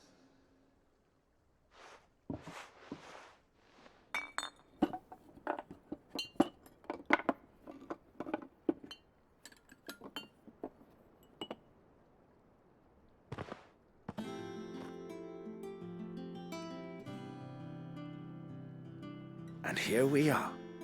A phial of pure Morganbeard extract. A single drop added to any one of your restoratives will increase its potency. At least I hope it will.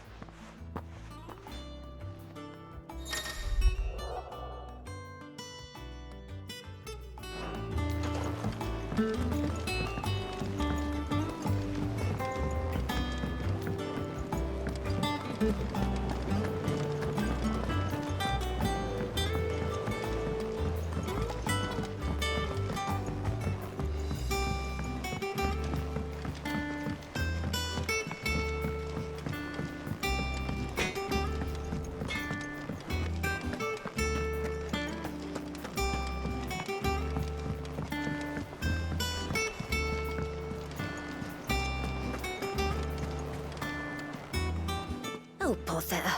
Whatever am I to do now, Clive? About what? I've 2 dresses that need stitching, but I haven't got a scrap of linen. Those girls' rags are so threadbare. It's a wonder they don't fall to pieces. And we most certainly cannot have that. A certain amount of decorum must be maintained, even here at the Hideaway. You wouldn't want the poor things going without decent clothes now, would you? Of course not. What can I do to help? Oh, aren't you a dear? You see, I've paid for 2 bolts of cloth from the drapers in Northreach, blue and red. But they don't deliver, not to places that aren't on the map anyway, so I'll need someone to take this receipt and collect them. And you'd have this someone be me? I would. And don't let them fob you off with anything less than what I paid for. 1 bolt of blue and 1 of red. I expect them both.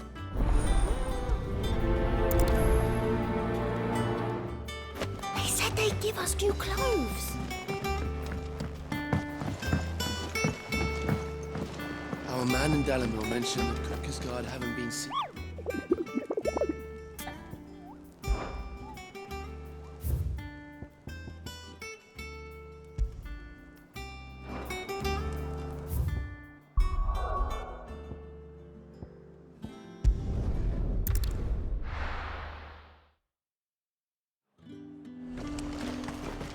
Keep them pilchers nice and chilled. Look at this place. Let's hope the draper has Hortense's cloth.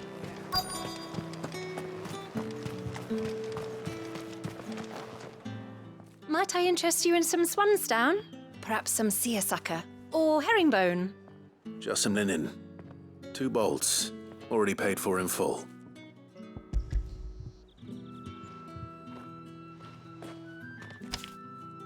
Apologies, my lord, but your items aren't here. They were due to arrive on a caravan from Boklad, but there's been little traffic on the road these past few days. My mother thinks it might be bandits, but she always thinks it's bandits. It usually is. So I assume the caravan will be coming from the south. Yes, hopefully carrying all manner of spice and sundries. Wait, you aren't thinking of... Going to find it. That's exactly what I'm thinking. Oh, well then, be safe.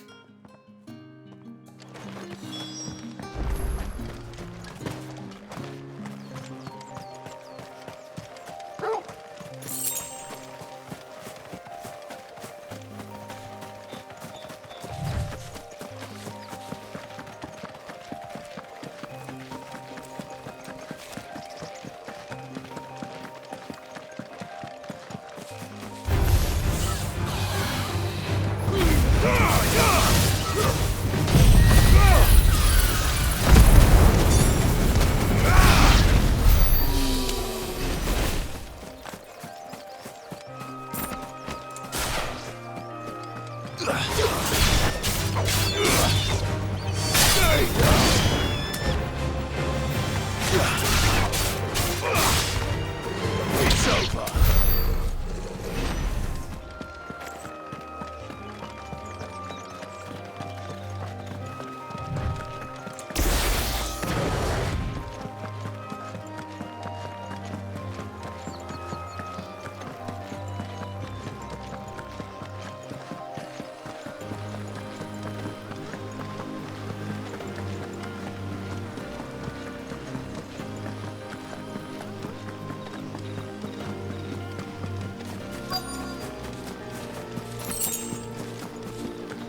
That damn bird's a menace. Who's gonna buy my wares now? State your animals left them in. But they hardly damage us all. Is there something wrong?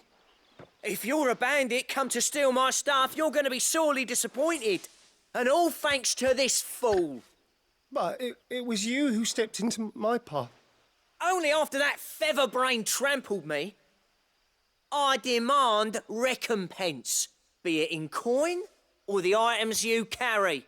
Refuse, and I shall report you to the garrison and see you hanged. These goods are expected in Northreach. I mean, they're not mine to give away. You wouldn't happen to be on your way from Boklad, would you? I am, but did someone from the market send you? Please, you have to help me. I can pay whatever you ask. So the fool has protection. And coin, too. Sorry, friend, but we'll be the ones taking it. Oi! Killer! It's time to collect! I told you not to call me that. And we'd have already collected if you hadn't insisted we'd put on this little act. Bandits! As I told one of your customers, it usually is. Let's get this over with. I'll deal with the bird lover. You take the handsome one, killer. Stop calling me that!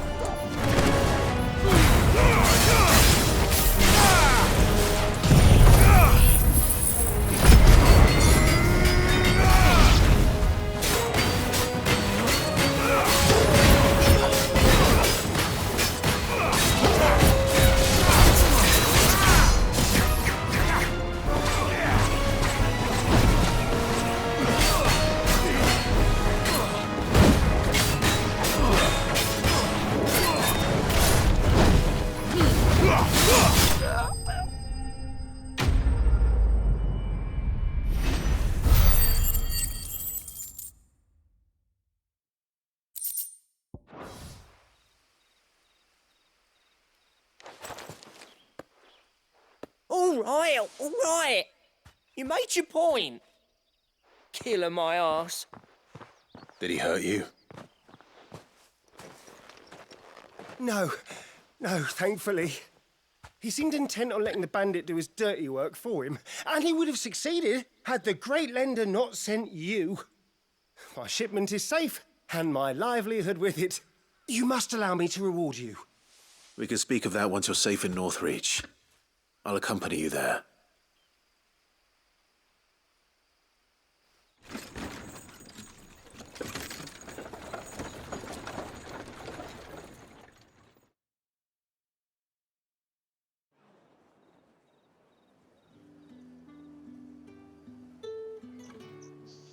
So you and my mother were right. It is always bandits. And were it not for the kindness of our free sword here, you'd be buying your order back from them at twice the price. Now, if you don't mind, I have a pressing appointment at the Vale before my return to Boklad. Farewell. Oh, I almost forgot. I suppose you'll be wanting your linen.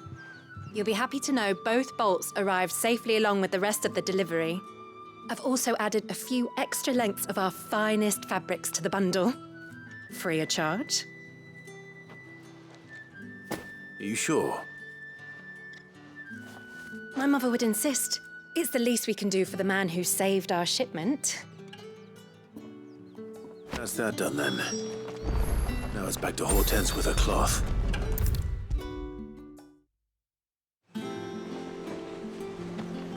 Clive, sorry again for sending you all that way. But you did get my order, didn't you? Don't worry. I have it. I believe this will more than satisfy your needs.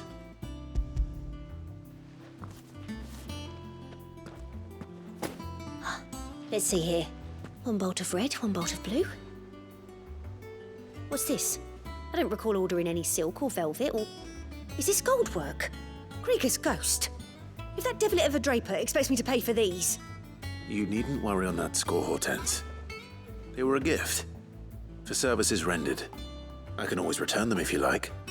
Oh, no. Oh, there's no need to be hasty now, Clive. I'm sure I can put all three to good use.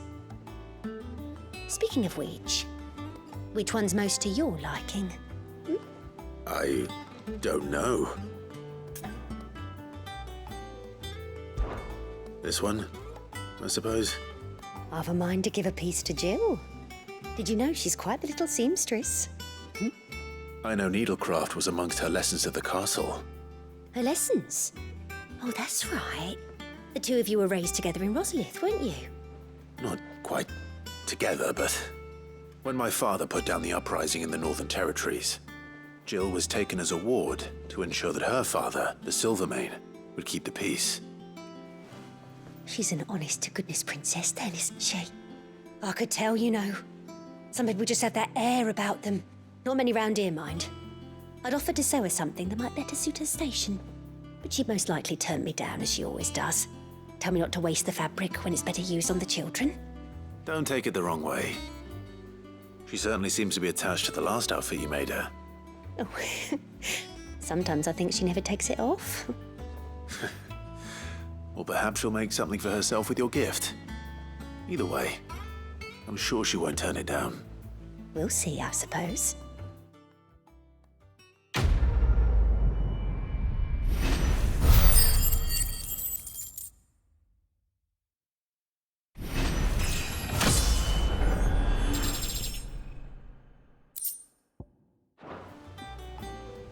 Lady Hawk.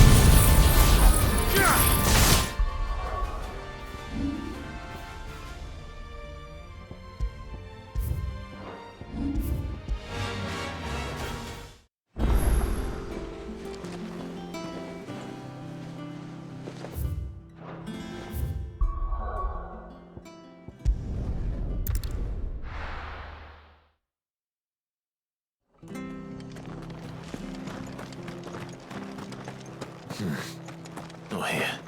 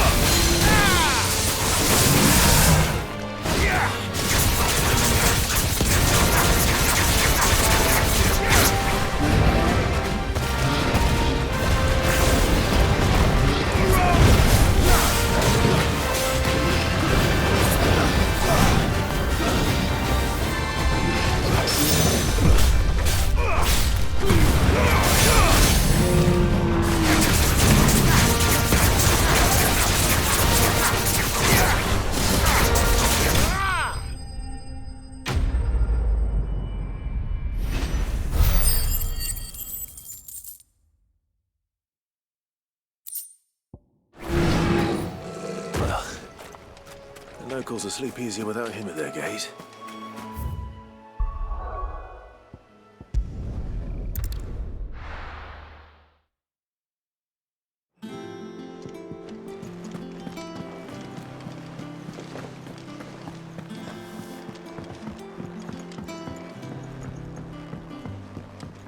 Our man in Dalamore mentioned that Kupka's light hadn't been seen there of late. Oh, I wasn't expecting you back. You earned this. All done?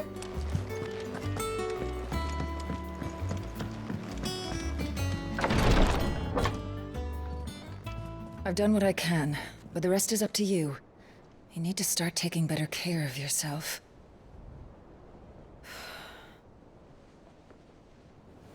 Understood. And thank you.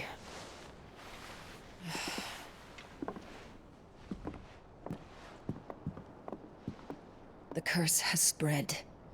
Make sure she rests.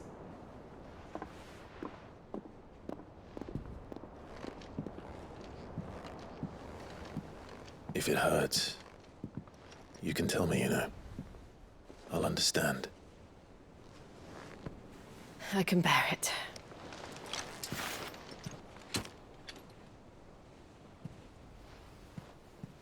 But you shouldn't have to. Not anymore. This isn't just your struggle, Clive. It's ours. And when we see how hard you fight, it inspires us to do the same. Or would you rather we left you to save the world all on your own? No. That's not... Ignore me.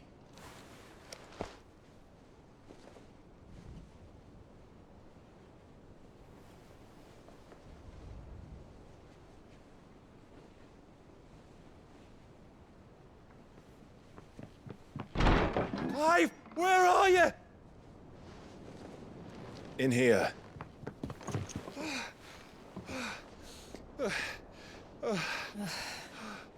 What's wrong? Rosaria's under attack. What?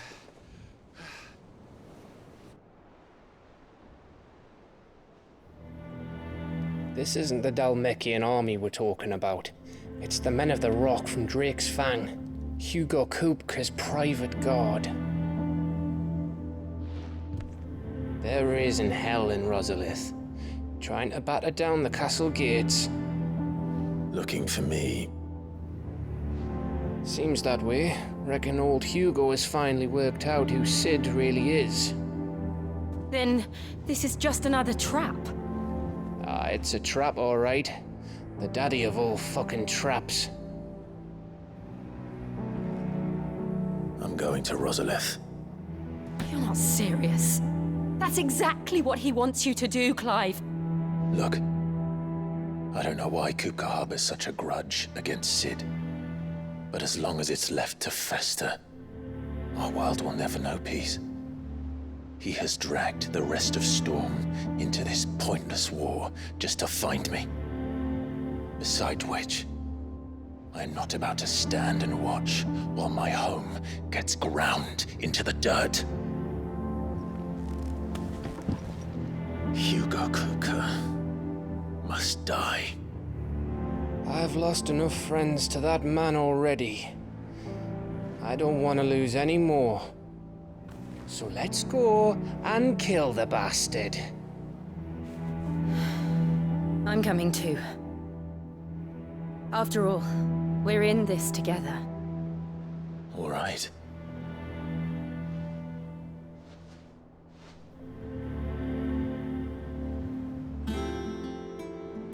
I should probably speak to Otto before leaving. We need to know what we're getting ourselves into.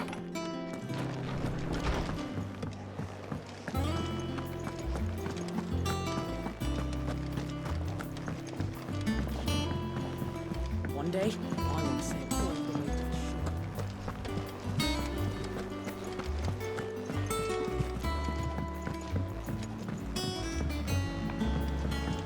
We must be ready to leave for Rosalith at a moment's notice.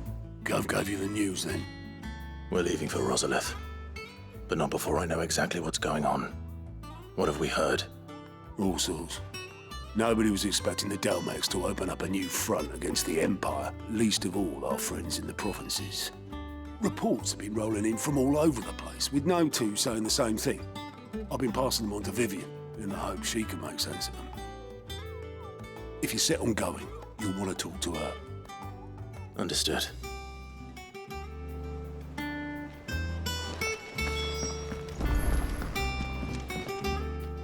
Ah, if it isn't my favorite pupil. Let's see now, where did we leave? Well, this is a surprise. My lectures are rarely so well attended. You know what they say? A little knowledge, can't hurt? We're going to Rosalith to deal with Kupka. What's the situation there? Whoa there, Lord Rossfield. I'm sure you're champing at the bit to return to your roost. But to fully understand the present situation, one must first understand how it came to be.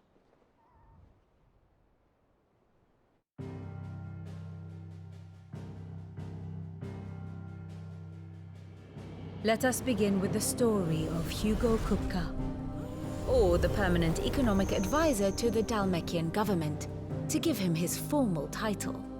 In a republic founded on commerce, there could hardly be a more influential position. It has granted him both extraordinary wealth and extraordinary power. Not that he ever wanted for the latter. Being Titan's dominant, he is also Dhalmekia's last line of defense, a fact he has used to his considerable advantage. Why, he was even able to pry Drake's Fang, one of the pillars of the Republic, from Parliament's grip. And he was quick to buy the loyalty of the Fang's protectors.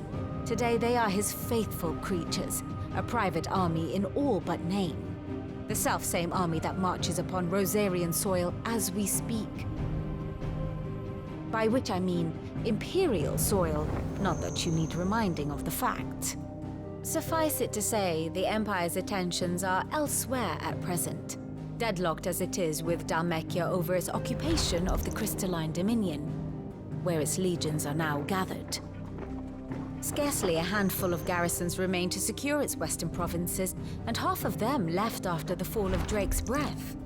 With the threat of the Ironblood thus diminished, they had little cause to fear a maritime invasion. And so today, only a token force guards the former duchy's shores, as Kupka was quick to descry. He landed his troops on the Rosarian coast without encountering so much as a single ship. All for you, Clive.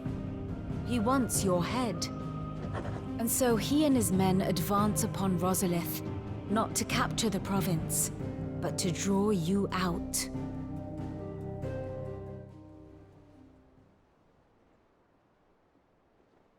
You said Kupka's forces sailed up the coast. What of Port Isolde, then? Is the city safe? Quite, according to the Guardians of the Flame. The Dhalmekian fleet floated by without incident. But not without remark. When they learned Kupka's forces were making for Rosalith, our friends were quick to begin arranging the exodus of her citizens. And so the stage will soon be set for your heroic homecoming. Alas, it will be a more trying task to enter the capital than it was to leave it.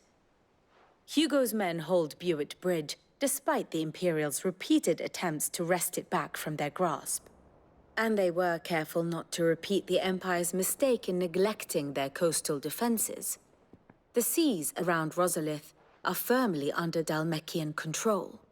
So tell me, pupil mine, what do you believe to be the best route to Rosalith? The north. We cross the northern border near Phoenix Gate, then take the road through Stillwind down to the capital. Hardly the quickest route, but at least we won't be spotted. A little local knowledge goes a long way, and so must you. We'd best get a move on then. Oh, will you be going too? Aye. I've been waiting a long time to give that fucker a taste of his own medicine. I would have missed this for the world. All right. We should be on our way. Lead on.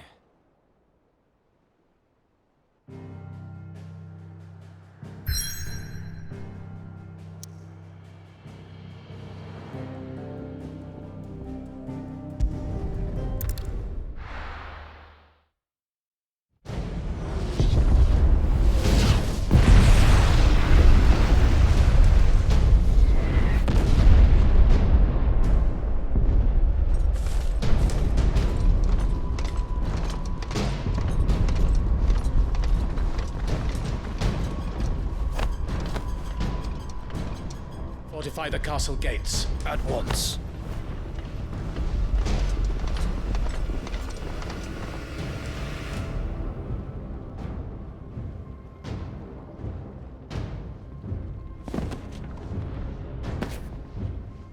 Hugo and his men have been busy. They've already breached the castle's outer wall. The Imperials are holding the ground for now, but it's only a matter of time before the keep falls. Those fuckers really went to town on this place. Almost like they want to wipe it off the map. Just a means to an end.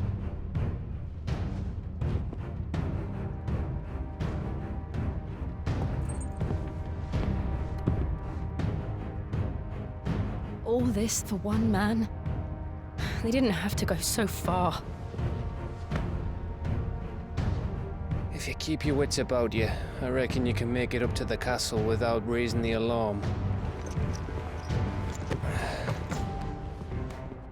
I'll sniff out any townsfolk who haven't escaped yet and send them on their way.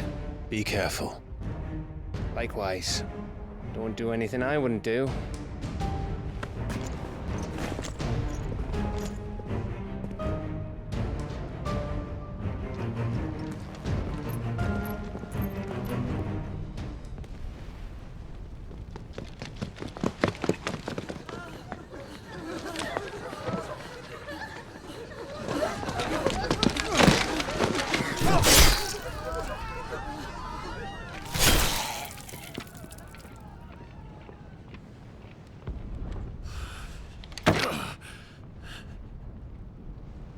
I thought I was ready for this, but... I know. It's like a nightmare. This was our home. Come on, Clive. We have to keep going.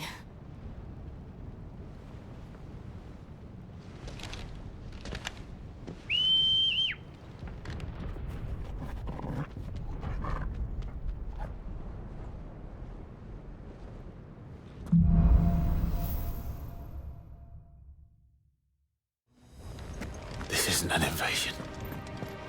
It's a massacre. He'll stop at nothing, Clive. Nothing.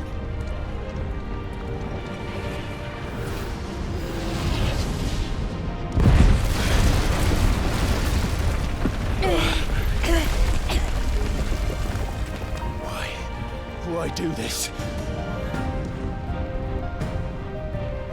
Clive, we can get through here.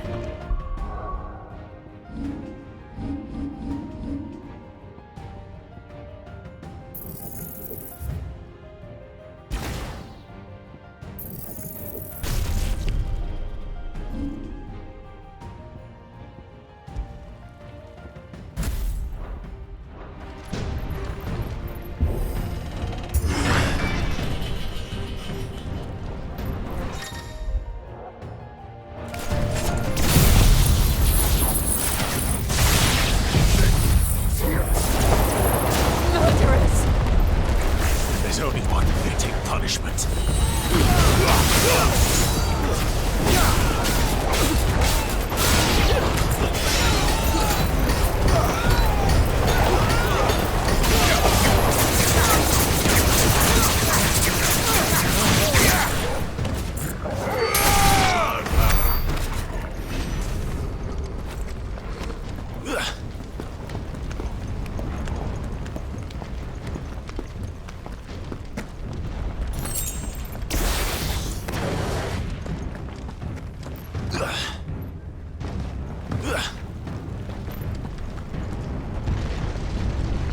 I yield! I yield!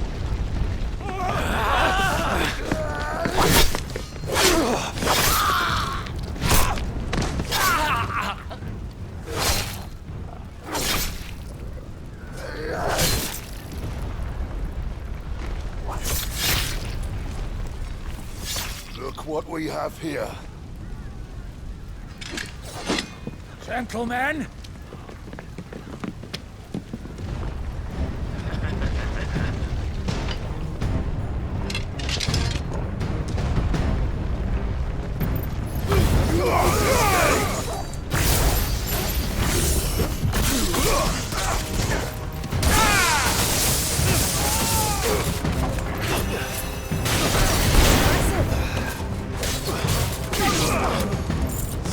Stay down!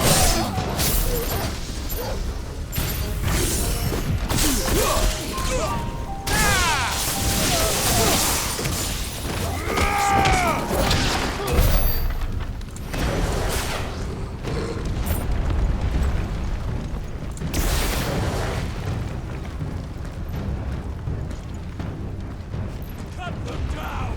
With me, then! For the Emperor! Out of our way!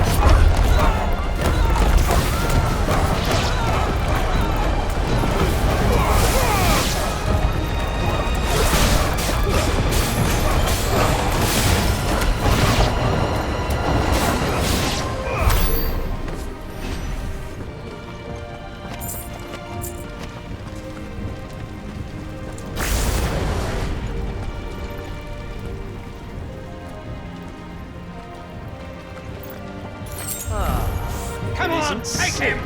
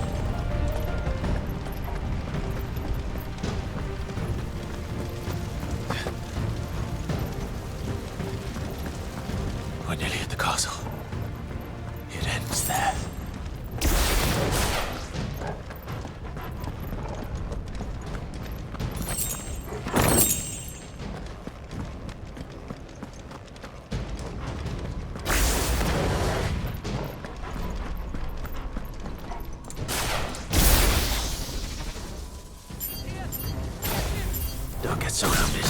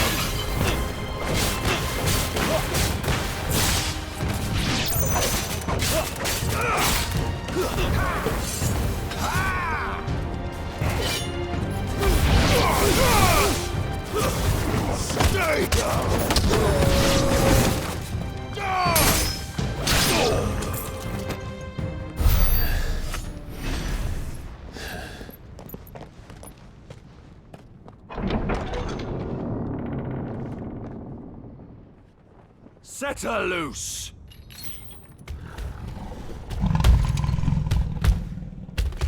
They have a curl.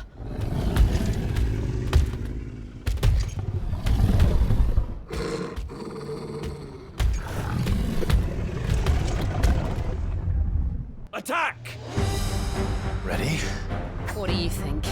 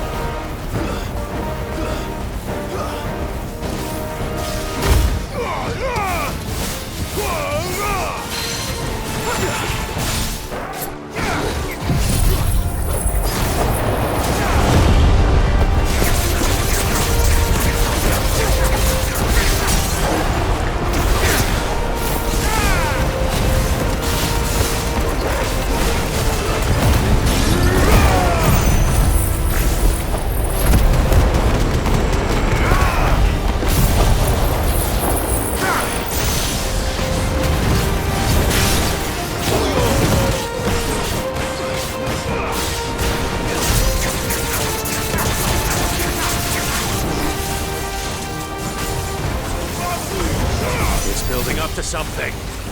We need to stop it. Whatever it takes.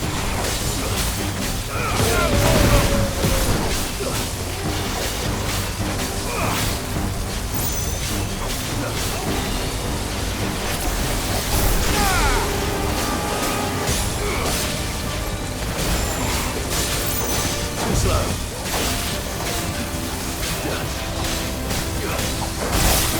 It's down! Then let's make this count.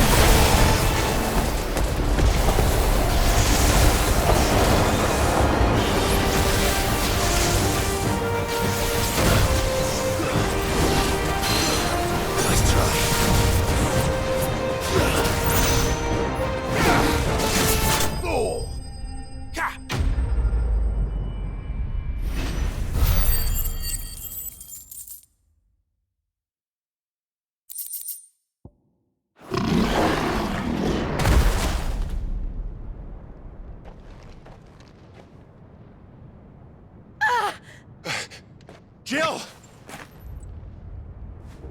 We meet at last, Cid. Or should I say, Lord Rosfield? I've been looking for you for a very long time. Let her go, Kupka. I'm so glad you accepted my invitation. I went to some trouble with the decorations.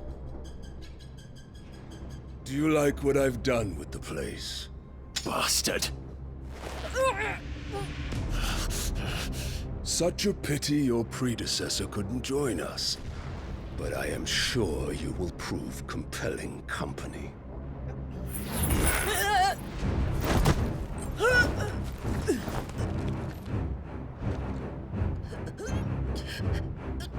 Be still, little snowflake. I would not have you melt before your starring moment.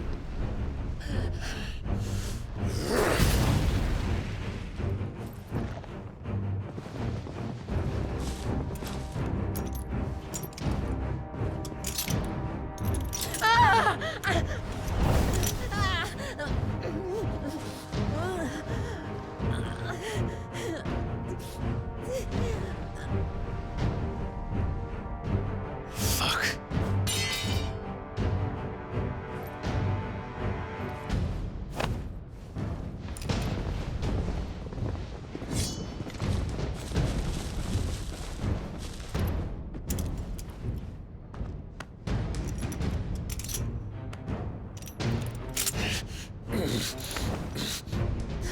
Now, on to the festivities.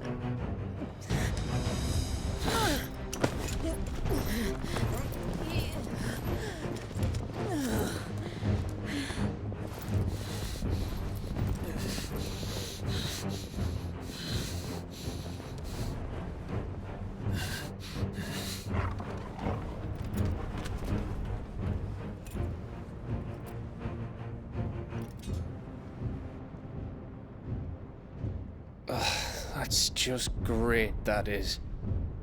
I suppose it's up to me then.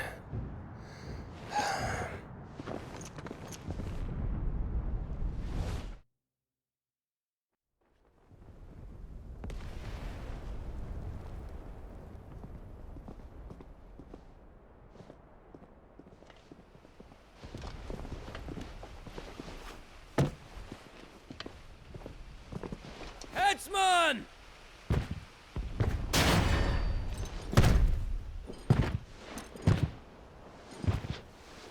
Where do you want me? You! Bring the prisoner!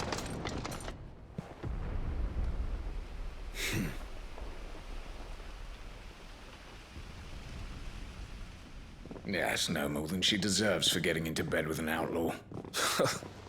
We should get into mine. Lord Kupka commands your presence. You're to bear witness to the girl's execution. Such a waste.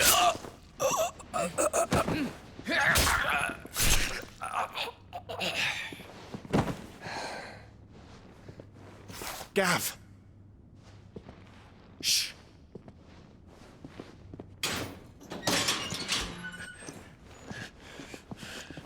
Crystal fetters are a bastard to open, just so you know. Don't worry, I'll have them off before you can blink. Where's Jill? In the courtyard. Shit.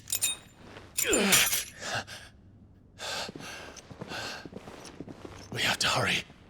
The Imperials have sounded the retreat and cleared out of the castle. But the place is still swarming with Kupka's men. Leave them to me. I'll make my way up top and circle round the back. Quick as you like, eh?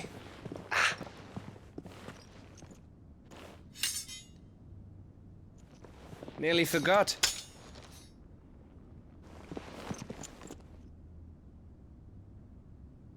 Hold on, Jill. I'm coming.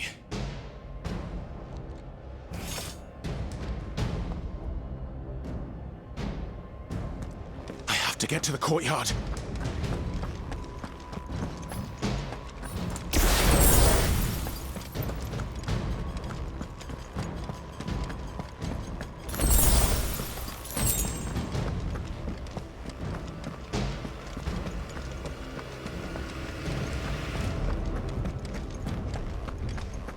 Don't you let her die.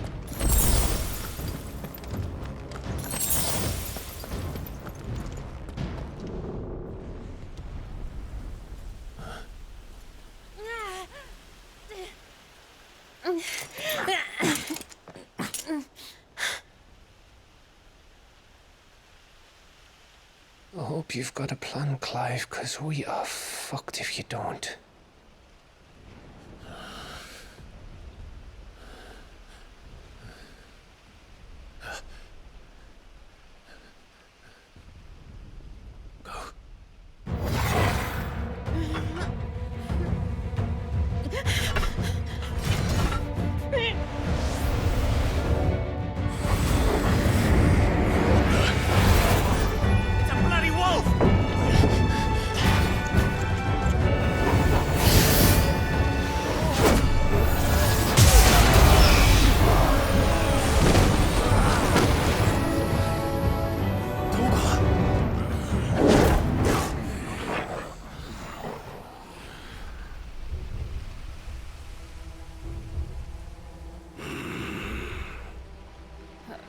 Jill, can you stand?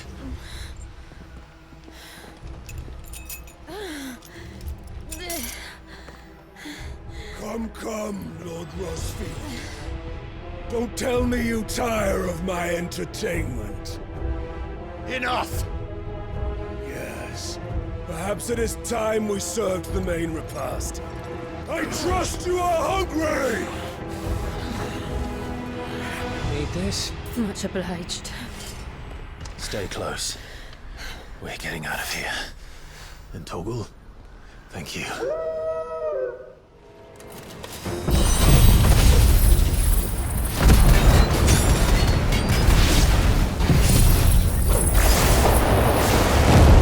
Care to explain what the fuck your dog just did? Later. With me. That includes you, Torgal.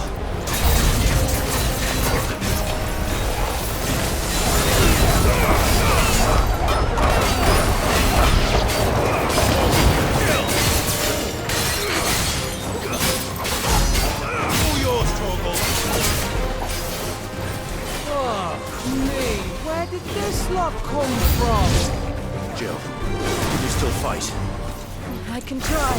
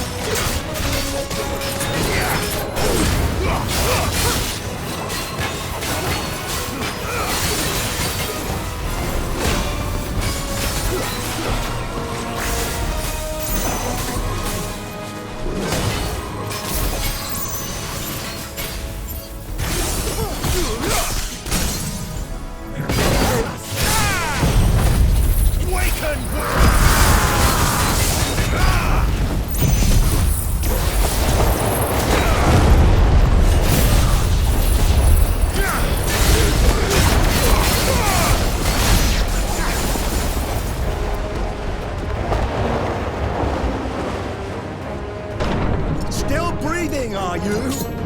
Excellent. Then Lord Kupka's reward shall be ours. I thought bad news always came in threes. Let them come.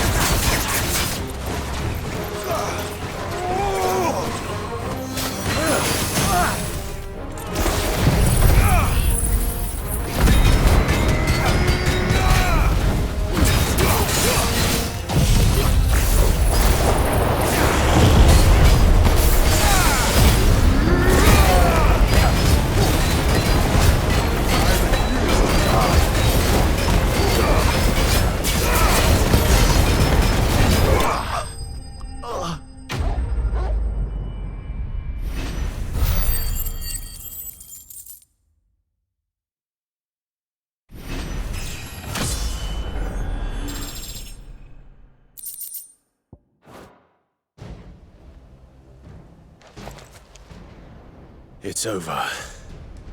For now. But I bet that wasn't the last of them. And they won't stop hunting us until Kupka's dead. So you get in there and finish the job, eh? Go on. If they come again, we'll hold them back. All right. But be careful.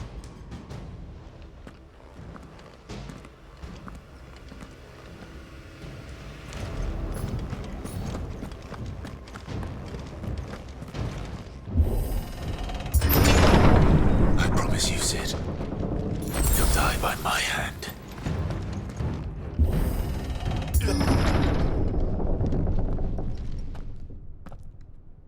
Kupka. You're late. Trouble on the way. Just enjoying your entertainment. How gratifying.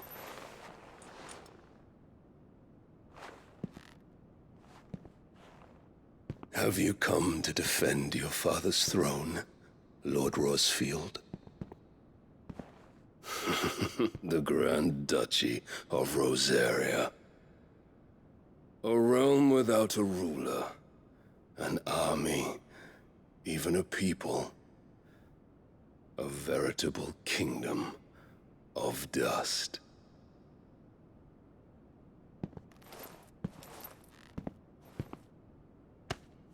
Truly, I see no throne to defend.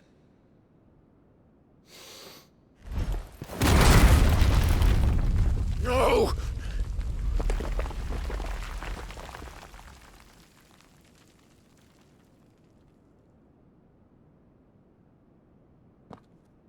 Enough of your games, Kupka. Just tell me what you want. Sid's head in a box. Imagine my disappointment when I learned that he met his end at the hand of another. And my relief to learn that you had taken up his thrice-damned name.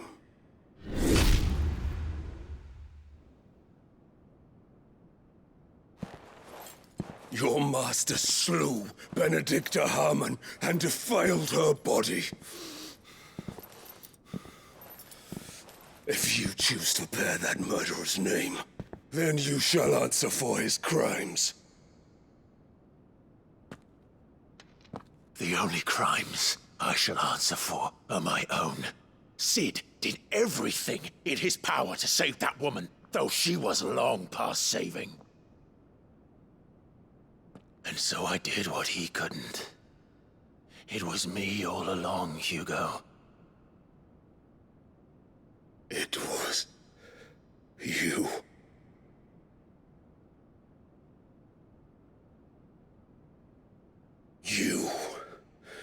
You killed her. I did.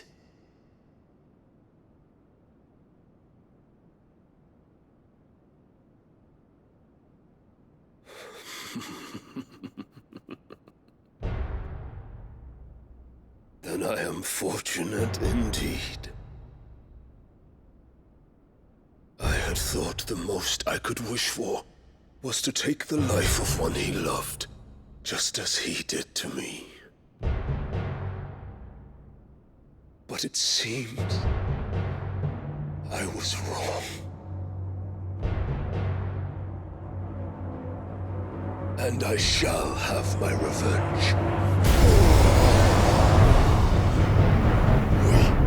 We shared a dream! I would be the king of the world!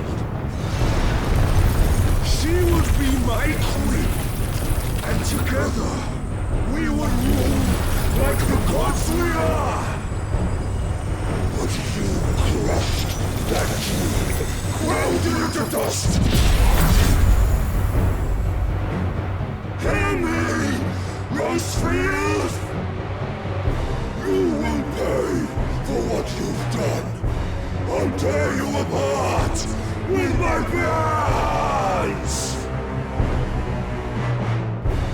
And what of you? How many people have you killed? How many dreams have you crushed? You're not the only one who's seen their world fall apart around them.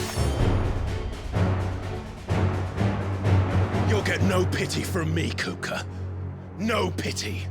And no mercy. Now die!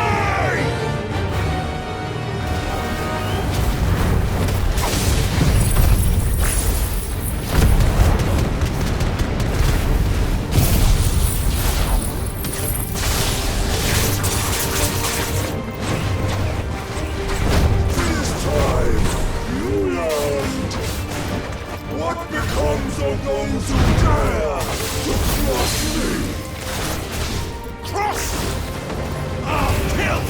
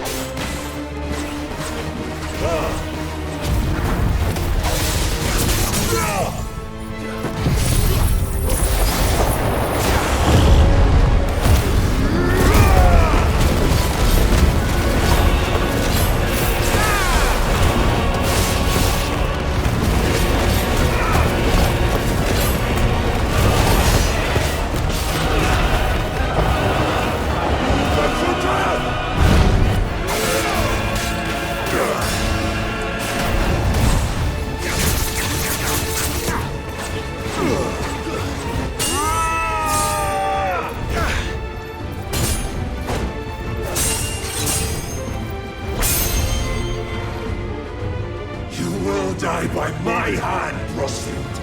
My hatred for you is unending. Unreal thing. Let this palace be your grave. What? Oh, shit.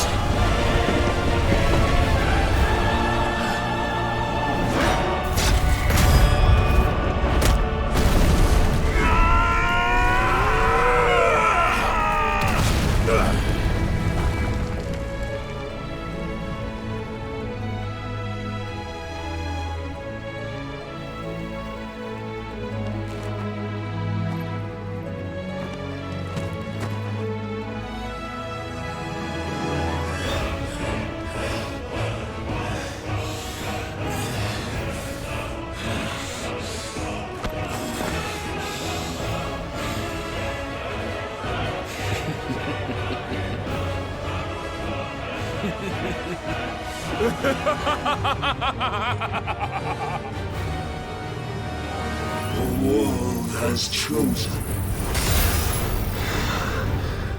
I am in my element. That's my strength. The earth will always be my domain.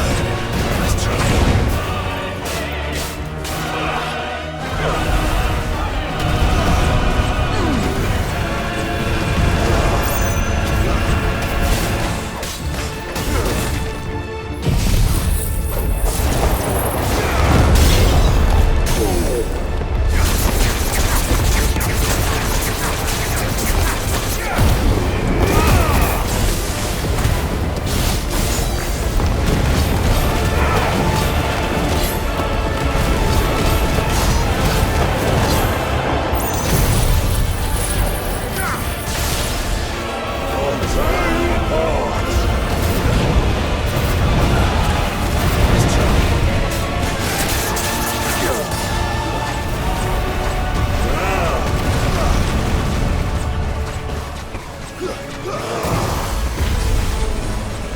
rip out your heart!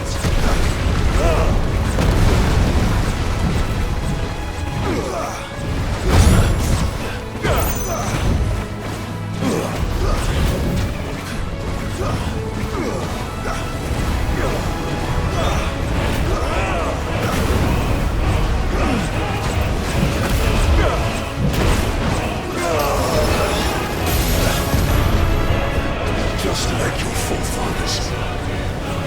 Watch all the answer!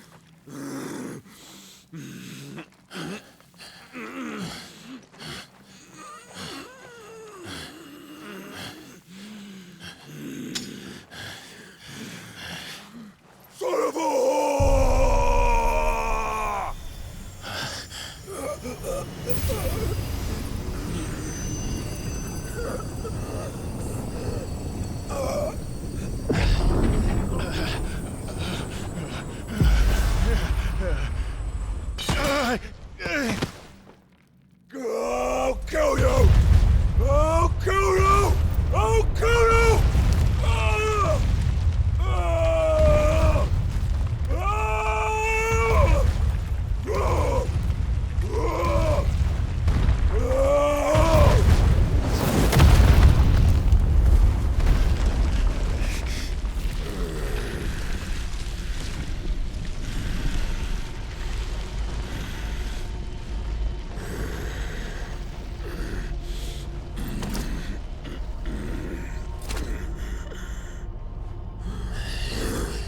I'll fucking kill you.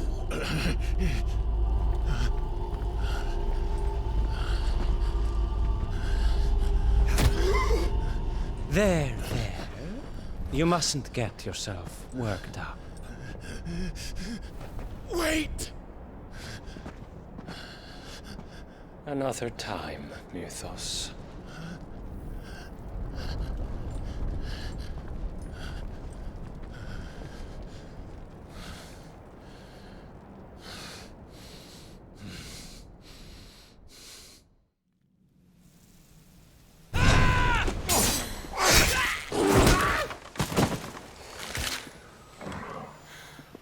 Is that all of them?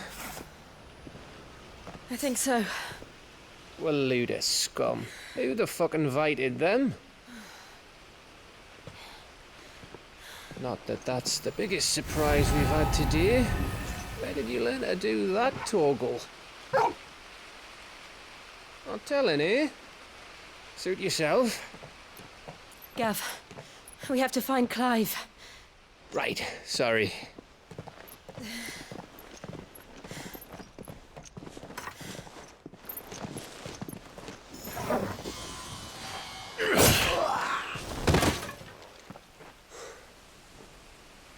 You missed one.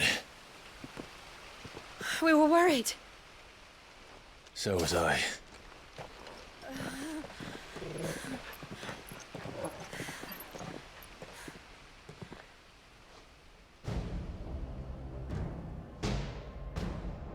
I was so close. If it hadn't been for my gift, I would have finished him. I'm just glad you got out of there alive. When did the Royalists arrive? Right after you went inside. Just when we thought we were shot of Titans lot. In pile Odins. Not enough of them to worry us, though. No. You didn't see the one who took Kupka away. So, what? You think they came here to save him? Well, I'll be fucked if I know what's going on, but every minute we spend racking our brains, that bastard's getting further away.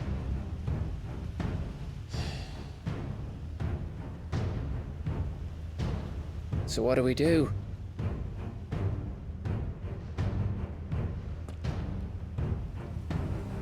We go back to the hideaway. I'm too tired to think. As are you, by the looks of it. And after what Jill's been through. Let's worry about Kupka later, shall we? Aye. All right. It'll give us a chance to solve the riddle of your magic mud, too.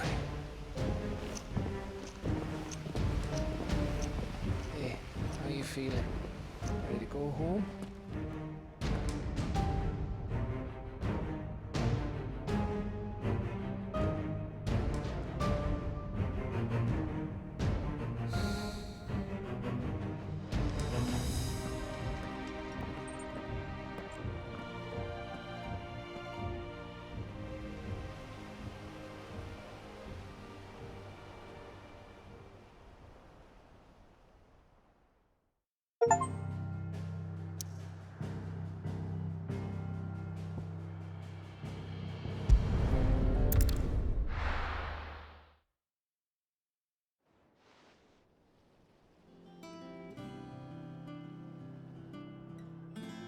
Just look at the state of you.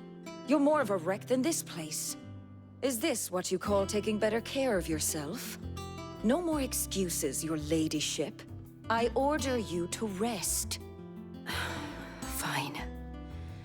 I'll rest.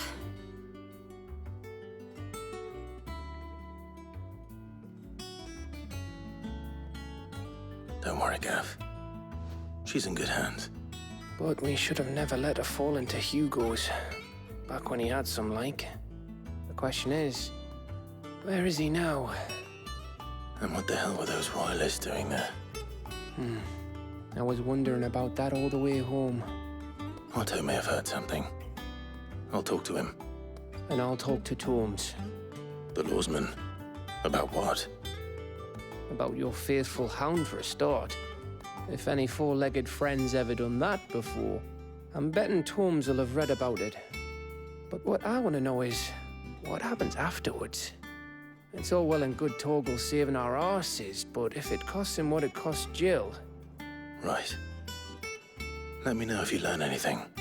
Will do. And you do the same, eh?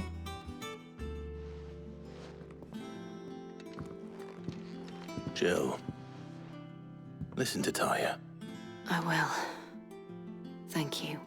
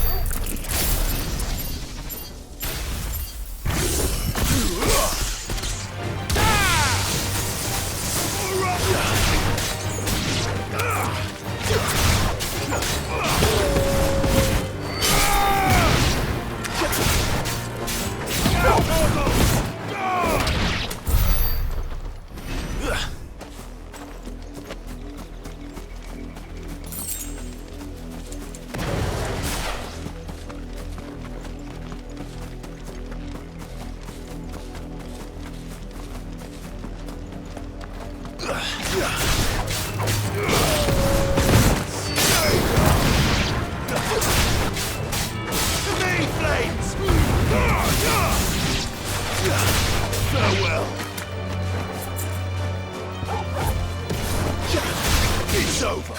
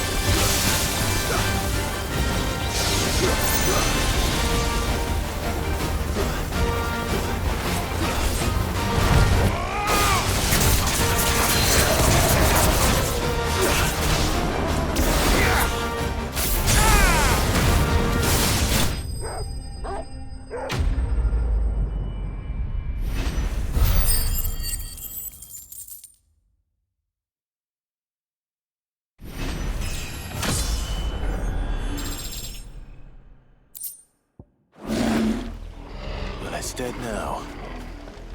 Whatever it was.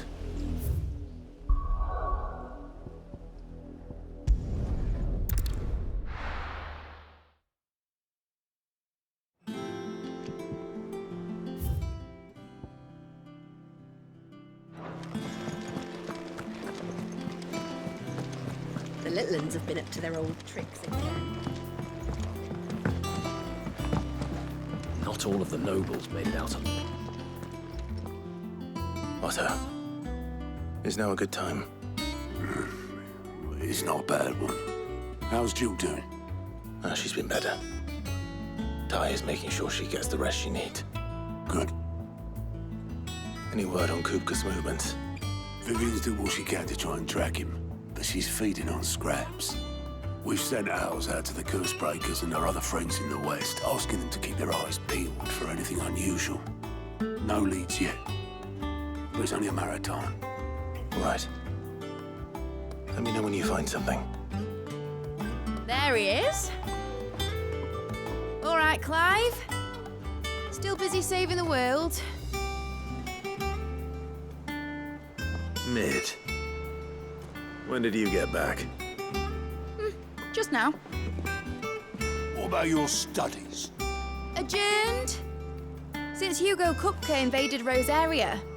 All the canvas in uproar about it. He's gone mad. He's turned rogue. It'll be us next. You try concentrating with all of that. All right. You win. How long will you be staying this time?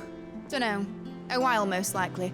Any road, while I'm here, I was hoping you could do us a favour. Mid. You can't just expect me to... Please, oblige her.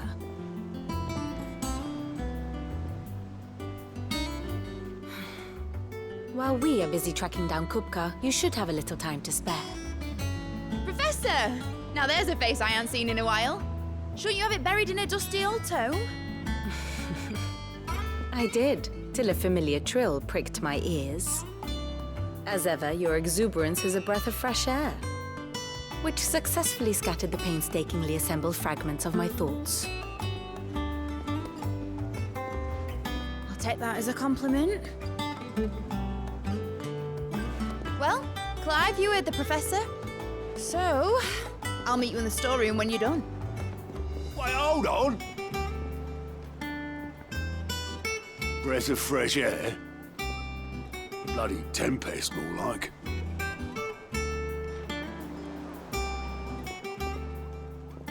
Oi, Otto, you got my gill? Huh? What are you on about? My fee for bringing Mid across. She said you were paying. That little... The storeroom, was it?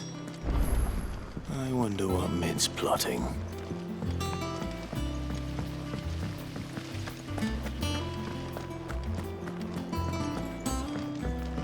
Shouldn't you be getting some rest?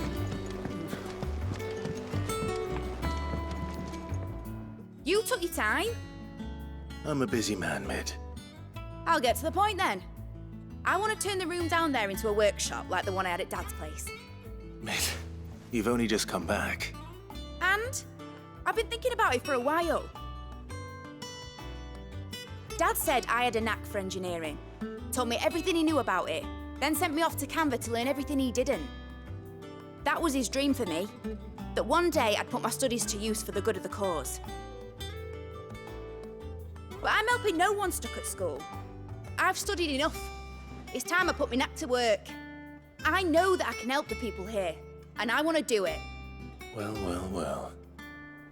If Sid could see you now. All right. I'll tell Otto you'll be staying. I knew you'd say yes. Which is why I wrote up a list of jobs for you. For me? Who else? What do you want me to do? First things first, I need equipment and materials to start making my own. There's the designs for the stuff I need and the stuff it needs smithing from. The other materials I can work myself. Just need a generous benefactor to lay them on for me. Apart from the wood, I'll need a carpenter for that, but I can just borrow yours. Is that everything? For now. I'll let you know if I need out else.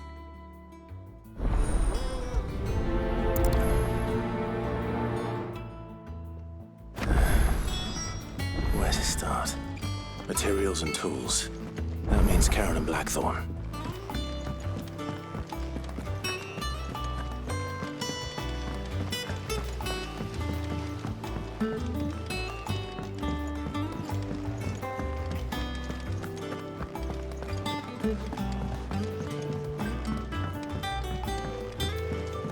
The little uns have been up to their old tricks again. Jill looked white as a sheet when they brought her.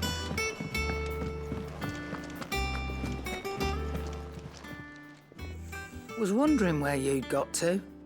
Mid's back from Canva. Have you seen her? Just now. She's planning to set up a workshop in the stores, and asked me to buy her some materials. Here's the list.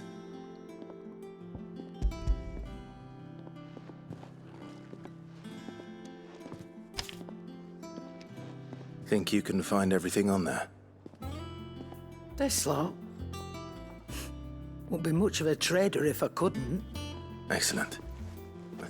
As for payment, It's paid 100 times over by what that girl's done for us.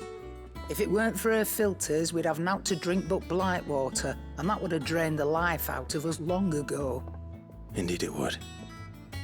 I'll send the stuff on to Mid when it comes in. Thank you, Karen. Well, don't just stand there, go.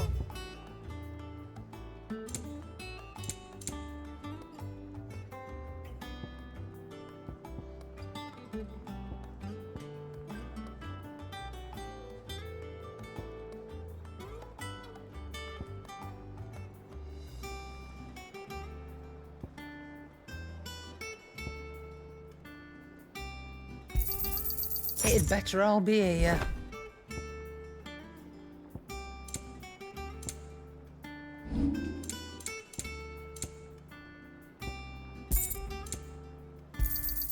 And be thankful you got that much.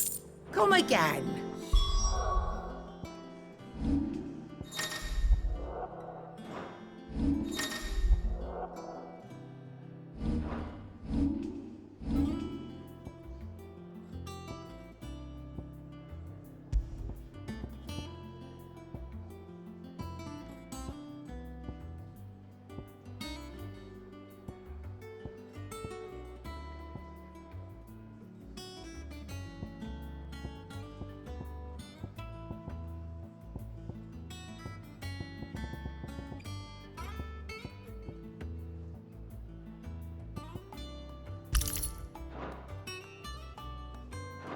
Or don't.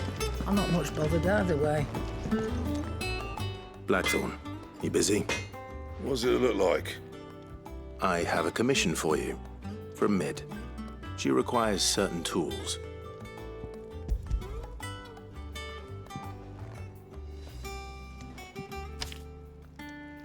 Do you think you can make them? Bloody hell. What's she planning to build with this stuff? An airship? I'll see what I can do. Tell her I'll bring them over when I'm done. My thanks. And Mid's, no doubt. That just leaves the carpenter.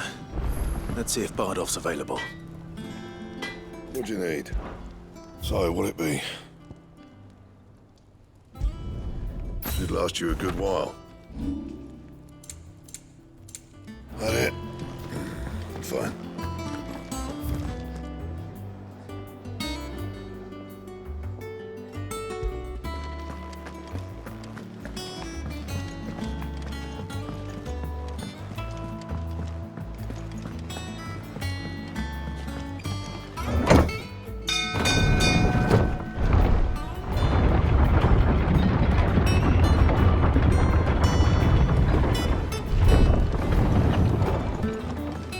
Good oil in this.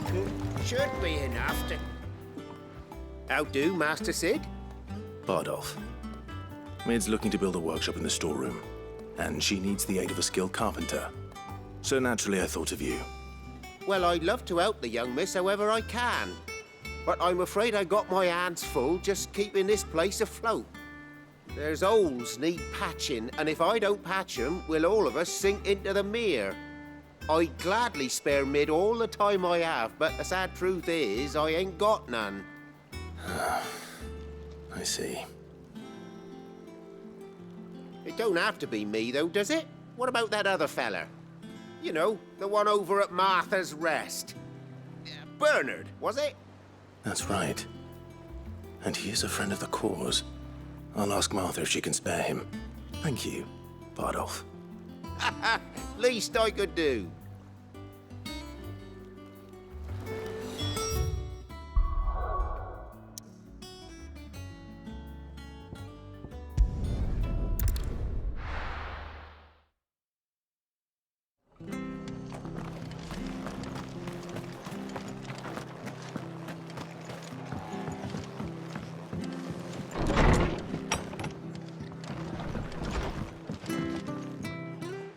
Clive, what brings you to the rest?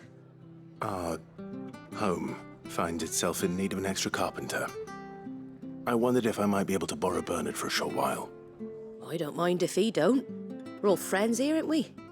Thank you, Martha. Do you know where I might find him? He went up to Cressida on business. No idea what, mind. Place is a ruin. Far as I know, he's still there. I'll look for him there then.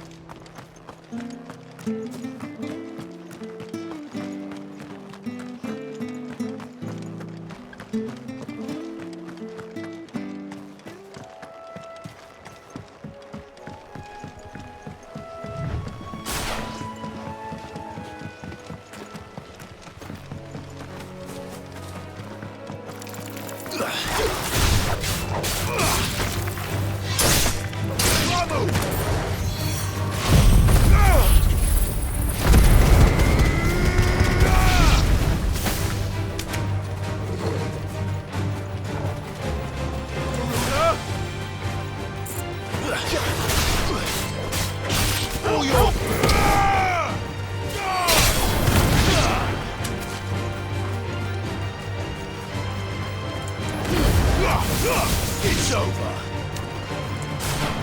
Give me thunder!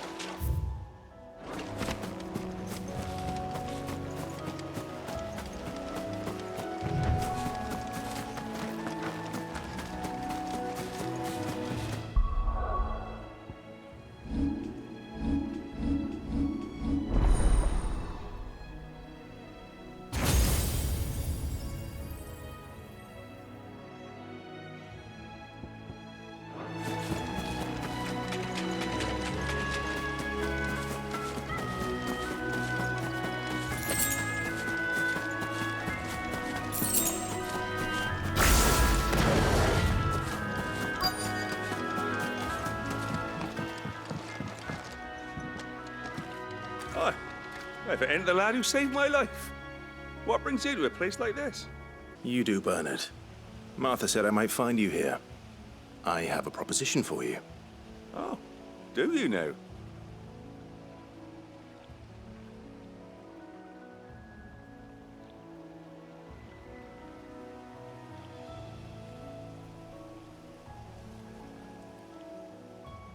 Building a workshop, you say? Well, that beats tacking boards to bridges, sure enough. And, if Martha didn't mind me being gone a while, Then neither do I. You just tell me where you want me. That's the spirit. I couldn't ask a favor, though, could I? Before we go? Of course.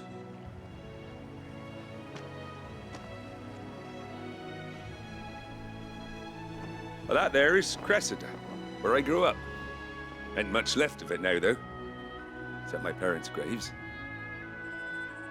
But I came up here hoping to visit. I even patched up the bridge to get across. Only to find the place crawling with fiends. But you're a dab hand when it comes to dealing with beasts and bogles, ain't you? Any chance you could, It's the least I can do. Well, thank you kindly. And take care.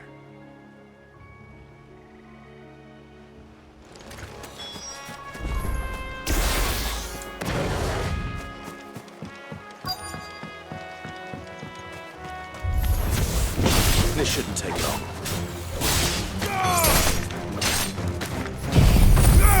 Now, Torgal!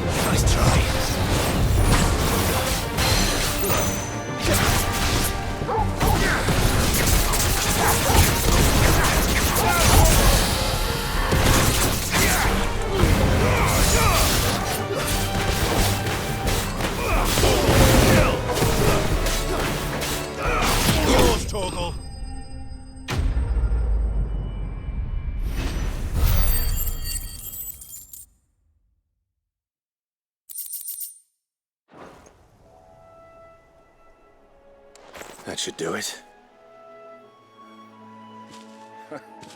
You made short work of that lot. Thank you, son. Now my folks can rest in peace once more. How long is it since the village was abandoned? Oh, people started packing their things after the duchy fell. Between the Blight and the Imperials, you just couldn't make ends meet. Must be nigh on a decade since the last wagon left. Though it may as well have been a century, looking at the place. This isn't the Cressida I remember. I'm sorry.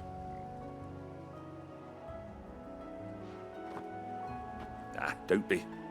Can't live in the past, no matter how nice it might have been. Soon as I'm done saying a prayer for those that raised me, it's on to your hideaway. I'll meet you there.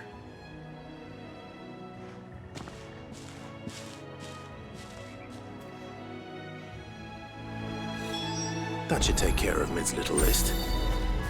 Better head back before she thinks of anything else. Ugh.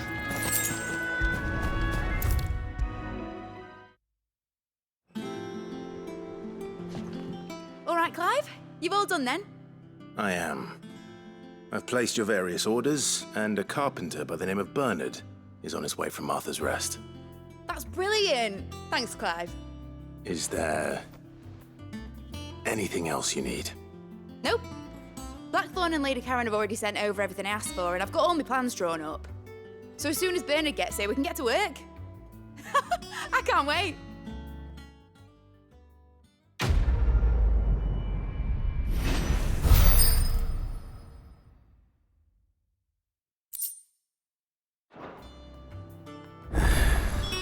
That's my good deed for the day done. Let's see how Jill's faring. Be getting some rest.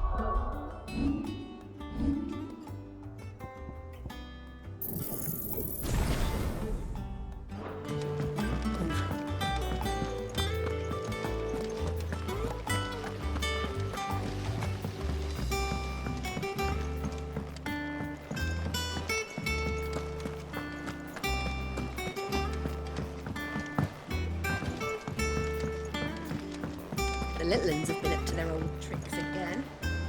Do you have a moment, Sid? A team of curse breakers has gone missing near Northreach. Which team? Coles. They were sent to liberate a carriage of bearers before they could be smuggled to market.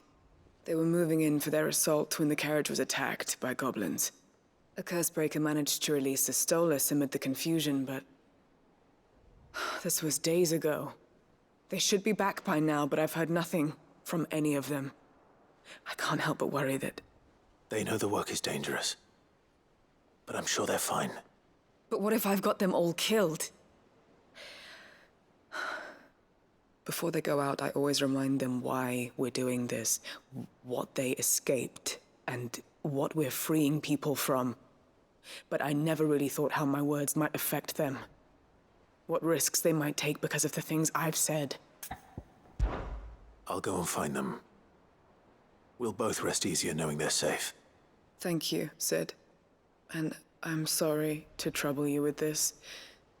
The plan was to intercept the slaver somewhere in the Dragon's Eyrie. I can't tell you much more than that, I'm afraid. That should be enough to go on. If they were there, Torgal will track them down.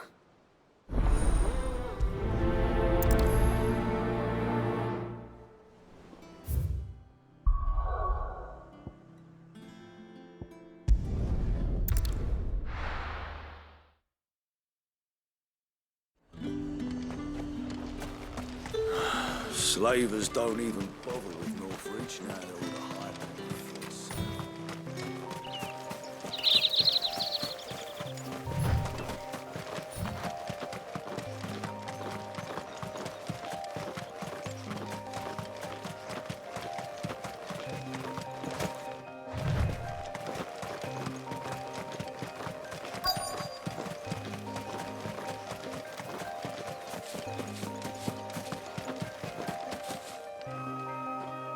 Cole, I'm glad you're in one piece. Just about. Sid, if you don't mind me asking, what are you doing here? Doris sent me to find you. She hasn't heard anything since the attack. She's been worried about you. I sent a runner to the Dame in Northreach. The hideaway should have learned of our survival yesterday. Well, I'm here now. And it looks like you freed the bearers. Only some. The rest locked themselves in the slaver's carriage rather than fleeing when they had the chance. I want to help them, Sid. But we're barely in any state to protect those few we did save. You made the right decision. Now where's the carriage? The goblins may still be out there. You have duties to attend to here. See to the injured. I'll handle the rest. All right. Just follow the path to the south.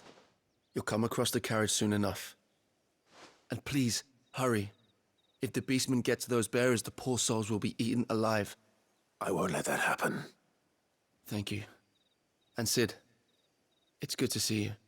Don't thank me just yet.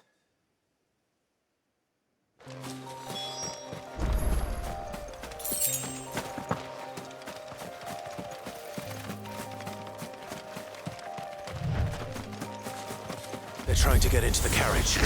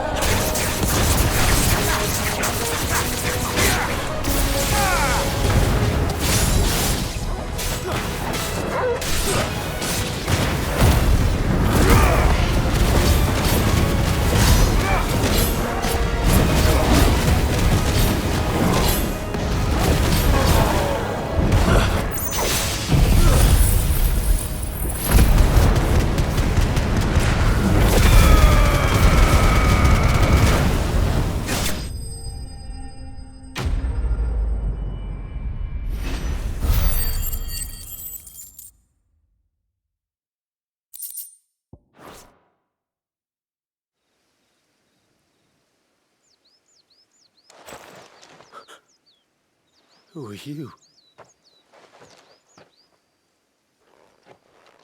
A friend. Are there any more survivors? Why didn't you flee with the others?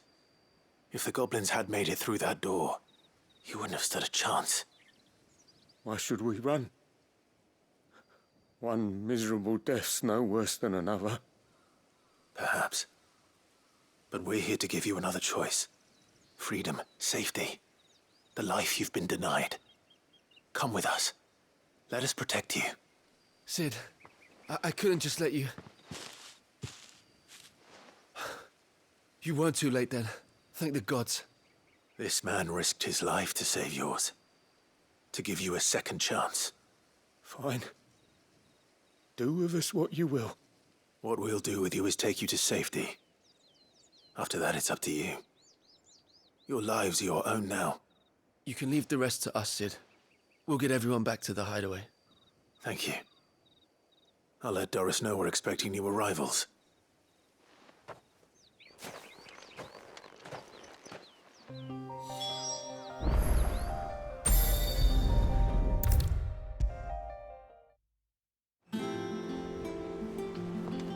Sid, welcome back. A Stolas from the Dame arrived not long after you left. If I'd just waited a little longer, I might have been able to deal with things myself. Or maybe I wouldn't. I keep making the wrong decisions.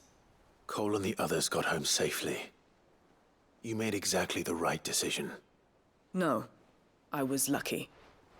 I've been tracking that slaver for months, and then I sent Cole and you after them woefully unprepared. What kind of leader sends people into danger without considering all the risks? I should have urged greater caution, told Cole to be wary, to pull back at the first sign of trouble. We swore the same oath as you, Doris. It's good to see you safe and well, Cole. I'm sorry. With all due respect, We Cursebreakers don't risk our lives because you commanded of us. We risk them because we believe in our cause. No one with doubts ever joins our ranks. The agony of removing the brand more than sees to that. We all know how much bravery that takes. Cole, I never doubted your courage. Only my ability to see it put to good use. Thank you for your faith in me. I'm not sure I deserve it. I sometimes wonder if I might prefer to risk death alongside the others than ask it of them. But I'm a Cursebreaker. I swore an oath too. I have a role to play, and I must trust that I'm the right one to play it. You will. In time.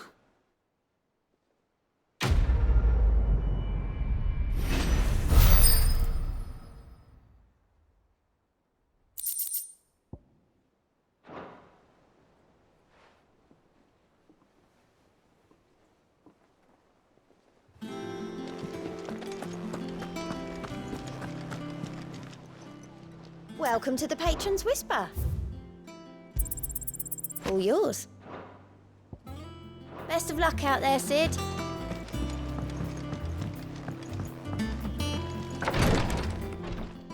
Ah, Clive. Talia. How's Jill? Recovering, but she still needs her rest. Of course. Take good care of her, won't you? I'll do my best. Oh, Gav was looking for you. He said he had something to show you in the shelves. The shelves? Oh, that's right. He went to ask Harpocrates about Torgor. He must have found something.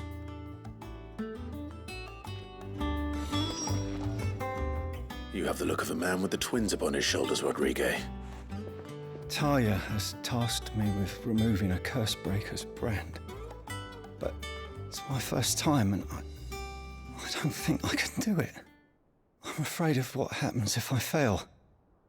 You survived, I know, but there as many die as recover. Is it really worth the risk? You don't need me to answer that. You know full well what we're fighting for. I hope as much as you that one day bearers can walk among others as equals. But until that day, a brand is a burden, and we must lift that burden in order to go undetected. The operation may be dangerous, but it's also essential, and we undergo it willingly. I know. I still wish there was some other way. But griping about my lot helps no one, I suppose. Don't worry. I'll do what must be done.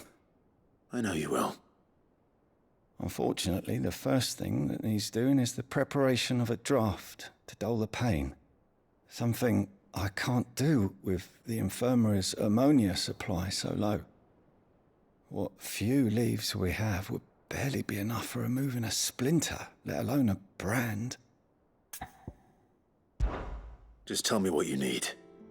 You'll go? Oh, thank you. No one knows Herblore like Talia, and she swears by ammonia for easing pain. It's simple enough to find, if you know where to look. And fortunately for you, I do. Along the river near the village of Amber over in Rosaria. Just search for the bright blue blossoms.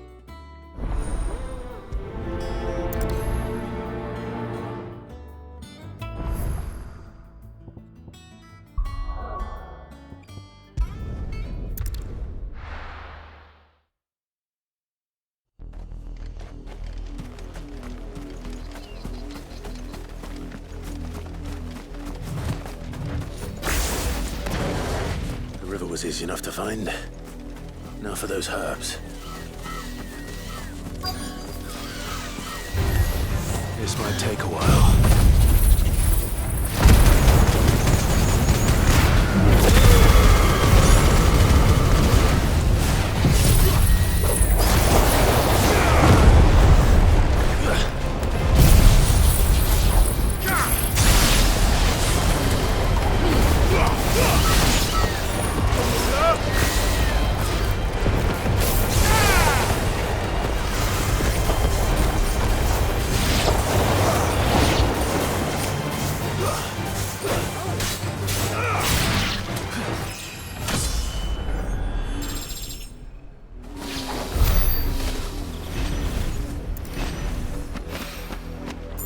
only plant around here with blue flowers. I hope it's the right one.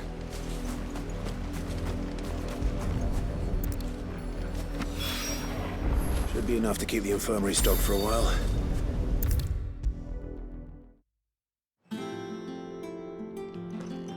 I hope you didn't have too much trouble finding the ammonia. Only the usual. Oh, yes. This is it. And more than I was expecting. I dare say the patient won't feel a thing. That is, unless I... You'll do fine. Tyr trusts you, which means I trust you. The hideaway would be lost without skilled physicers like yourself. Thank you for the kind words. Truly. But I'm sorry. I'm still terrified. The brand is more than just ink on flesh. It's a death sentence. Milk of the wyvern tail lurking just below the surface of the skin. One ill-conceived incision, a single slip, and the poison fouls the patient's blood. Failure means death, and even success means tremendous pain.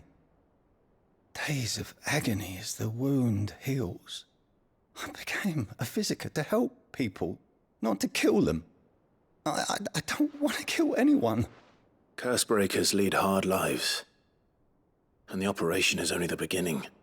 They toil in the shadows, risking life and limb, knowing their efforts will win them neither glory nor acclaim. And yet we have no shortage of volunteers. The day I decided that I would take Sid's name was the same day Tyr took my brand. I remember. It wasn't long after we came here. What little medicine Tyr managed to salvage from the wreckage of the old place had been used up treating the wounded. She begged that your operation be delayed until a new supply of antalgics was found. Procedure was even more dangerous back then. Only a few souls had undertaken it. Doris, Cole, a handful of other Cursebreakers, and those who are no longer with us. Those who lost their lives in the process. It wasn't something to be done lightly. No. But it was something I had to do, if I was to take Sid's name. He always led from the front, and never asked anyone to take a risk for his cause that he was unwilling to take himself, even if he knew that it might cost him his life.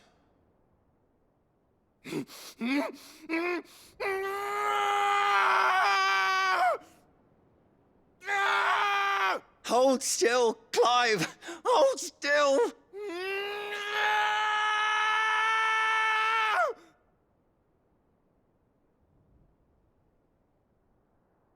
I knew there'd be pain. That I might not survive. And I was afraid. But I also knew that if I didn't overcome that fear, that pain, then I would never be able to call myself Sid. I didn't know. We all want our brands removed. But it's a decision each of us must make for ourselves, on our own terms. Rodrigue, I know your work isn't easy, but neither is going under the knife. Be a shoulder for your patients to lean on. Stay strong for them. You sound like Tyr. Do you know what she once told me? It's natural for a patient to feel like they're suffering in solitude. And it's a physiker's duty to see that they don't. Thank you for helping me remember that. I won't falter. Not again.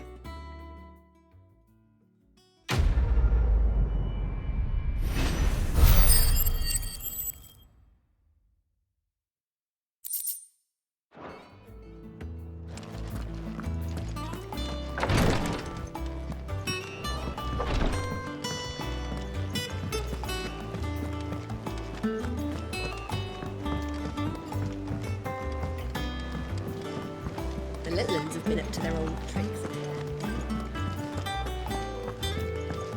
Jill looked white as a sheet when they...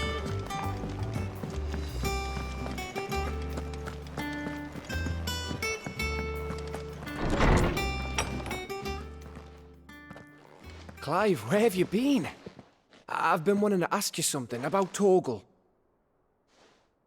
Where did you get him, like, in the first place? My father brought him back from one of his expeditions into the Northern Territories. They were crossing a snowfield when they heard his cries, and seeing no sign of his pack, they took him in. What do you reckon, Torms? It certainly adds weight to the theory. Clive, I believe that Torgal may be no mere hound, but a rare frostwolf, an animal native to the far northern reaches of Valisthea. In one of our oldest bestiaries, I found reference to a frostwolf who served as guardian to an ancient queen of the north. Such was his mastery over ether, he could cast magics on command. His name was Fenrir. Fenrir the Frostwolf. Now, the annals do not state it explicitly, but I have reason to believe this queen was a dominant of Shiva, a girl from the Northern Territories and her faithful hound. One awakens as the dominant of Shiva, and the other... You're saying that Jill granted Torgal his powers? What? Just like Fenrir. People called him my hound, but Torgal and Jill were inseparable. He grew up as a faithful companion to the dominant of Shiva, and years later, his powers awakened, just when his master needed him the most. You're right. If it weren't for Torgal blasting those bastards to Kingdom Come, Jill would have been for it. Quite. Though Torgal's power is his own, his latent birthright as a Frostwolf. It had only to be unlocked. Oh, get you, Torgal! You're an even finer hound than we thought. And regarding your original concern, you need not fear for Torgal's health. Why, the beast has the appetite of a behemoth. Just this very morn, I found him with his nose buried in my nuts. There you are! I've been looking everywhere for you. Bernard's here. I need you to introduce us so we can get to work. I shall be a moment.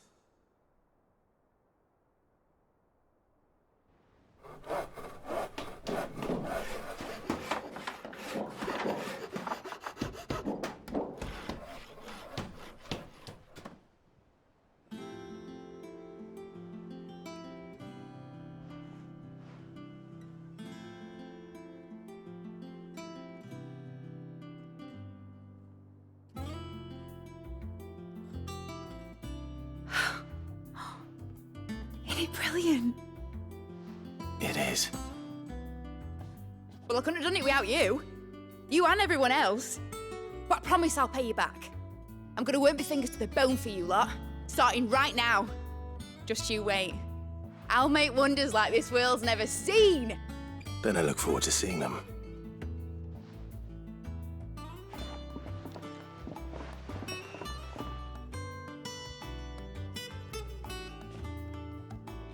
Now that that's settled, I wonder if Vivian's made any progress tracking down Kupka. I wish.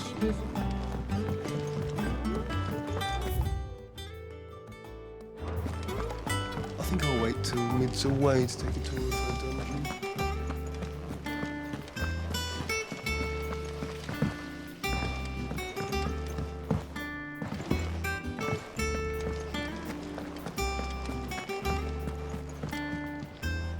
How goes the hunt for Kupka? Largely in circles.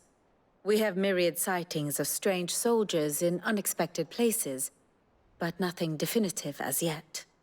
If only we knew for certain by what route he left Rosalith. Well, keep at it. If anyone can piece this puzzle together, it's you. And I'm willing to wait as long as it takes.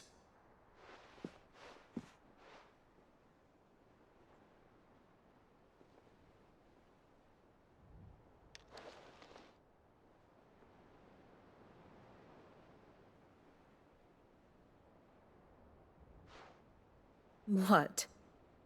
Here? Would that be a problem? Do you know, Clive? I believe it a mercy that you didn't inherit your father's throne. Your poor people would surely live in fear of you. You have nothing to worry about on that front. I won't be claiming his crown. That is a relief. Clive, have you got a minute? We, have a guest. A guest?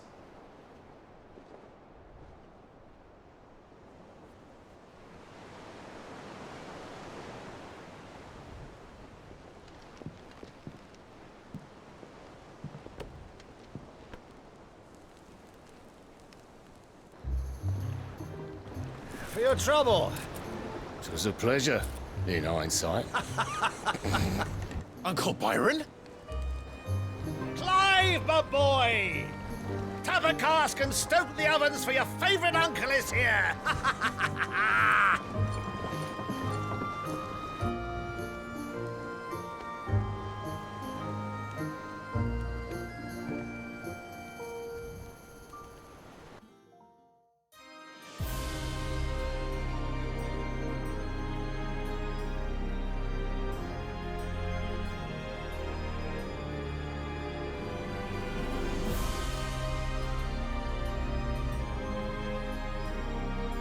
The Dhalmekian government sues for peace. How shall we respond? If they're willing to accept their fault in the matter, I see no reason to refuse them. Still, we must insist on substantial reparations. The Twinside stores are not as bottomless as reported. Aye, and we have many more mouths to feed. We shall just have to have the Dhalmeks empty their treasuries for us.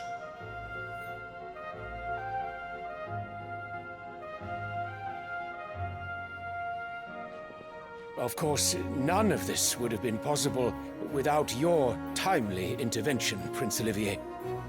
Indeed, I doubt any of us would have had the courage to trade words with the mighty Titan, nor less the wit to win him over.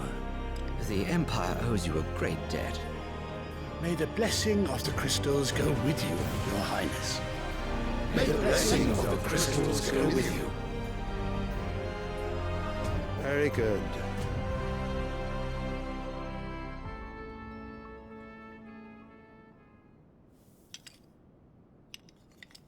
Now, let us come to the question of precisely when the Dhalmeks will withdraw their troops. Dion's fire could rid us of them in mere moments. The men of the Fist will not withdraw until a peace treaty is concluded. So let us keep the negotiations open, give them time to gather what gold and trinkets they can, and once they deliver that which we demand, what worth is a piece of parchment? Your Radiance, were Prince Dion to take the field, the enemy would surely send their own dominant to meet him. And while His Highness would of course prevail, there would be heavy losses on both. You need not fear Hugo Kupka. He is engaged on the Western Front. Even were the Dhalmeks to send for him, he would not arrive in time. As much as I would enjoy witnessing a clash between Bahamut and Titan, it is not to be. And what of your subjects, Your Radiance? If the fighting spread to the city proper, the people would bear the brunt of it. There will be losses, it is true. Yet for every citizen who falls, another can be bred. For every home that burns, another can be built. The Empire will live on.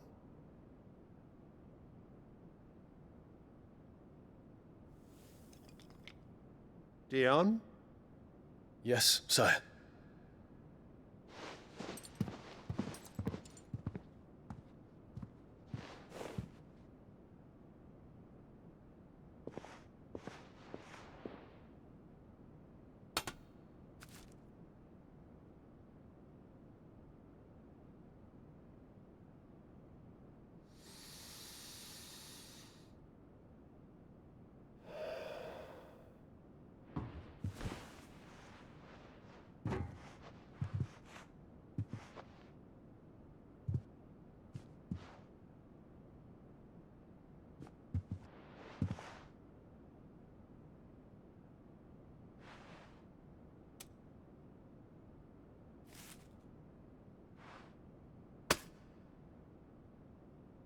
Prepare for battle. But sire... Do not make me repeat myself. Return to your camp and await my orders.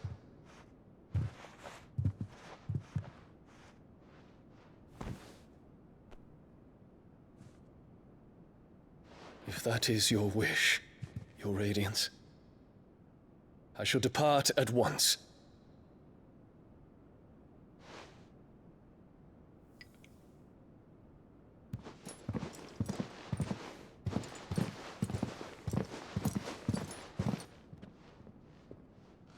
MacGregor forgive you.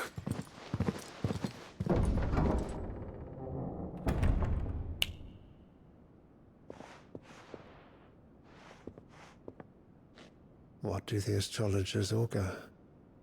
The stars are in agreement, Your Radiance. The shadow of treachery hangs over Prince Dion.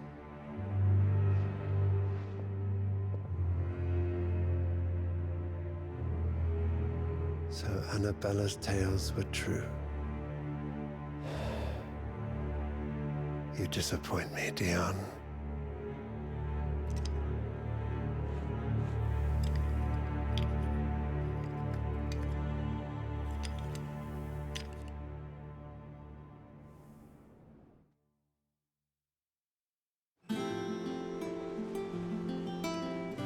What on earth is Uncle Byron doing here? Only one way to find out. The little uns have been up. It's just one thing after another around here.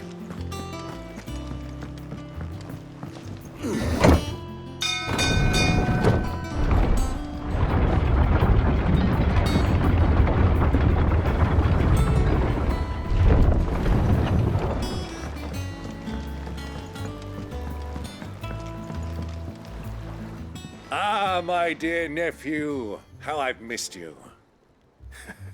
How did you find this place, Uncle?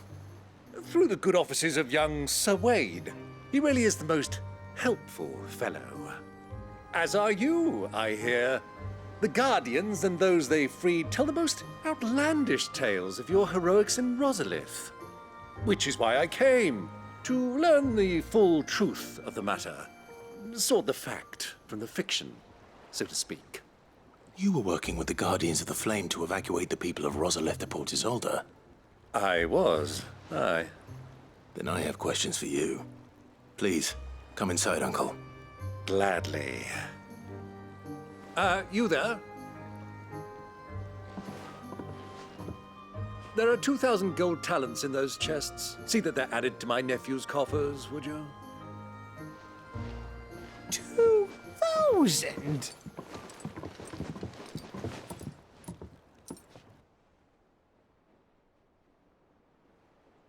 And I'm afraid that is all I know. A fleet sailing south past Port Isolde. Most intriguing. Forgive me for not being able to tell you more. I hadn't the faintest idea Kupka withdrew wounded from Rosalith. Still less that my own nephew dealt the decisive blow. What do you think, Vivian?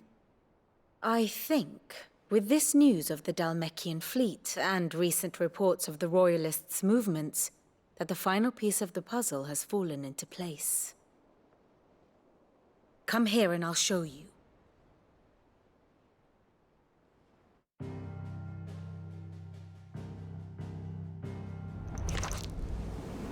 It is known that Kupka's forces entered Rosaria via its unguarded coast. So can the same be said of your visitors from Waloed? Certainly, her Royal Navy is famed for the efficiency with which it bears her knights from one battlefield to the next. And in the Einherjar, or Black Galleon, she boasts a vessel nigh as swift and every bit as feared as the kingdom's legendary cavalry. A fitting flagship for a land apart, her naval presence being crucial to her ambitions beyond Ash. Yes, it seems safe to assume that the Royalists did indeed enter Rosaria from the sea. So then, had you a vested interest in Titan's survival, whither would you take him? Why home to Drake's Fang? A place rich enough in ether to conjure the magics needed to mend his hurts. But would that not entail an arduous voyage around the southern cape? Let us say that the Royalists did put ashore with a mind to spirit Kupka away from under your very nose. Could that truly have been their plan for him? To load him aboard one of the ships flying Republican colors sighted off the coast near Port Isolde? To spend weeks at sea, being tossed hither and yon by unforgiving waves, his life hanging in the balance? No. The journey would mean Titan's death, and Kupka's faithful creatures would not allow it. So what then was the plan of our Waluda friends? Reports suggest they made not for the coast, but for the desert. And by cutting through the Velcroy, a party traveling light would have Titan back in his bed days before a galley could lurch into port. To wit, it was the Royalists, not the Republicans, who effected Hugo Kupka's safe retreat. I would stake your life on it.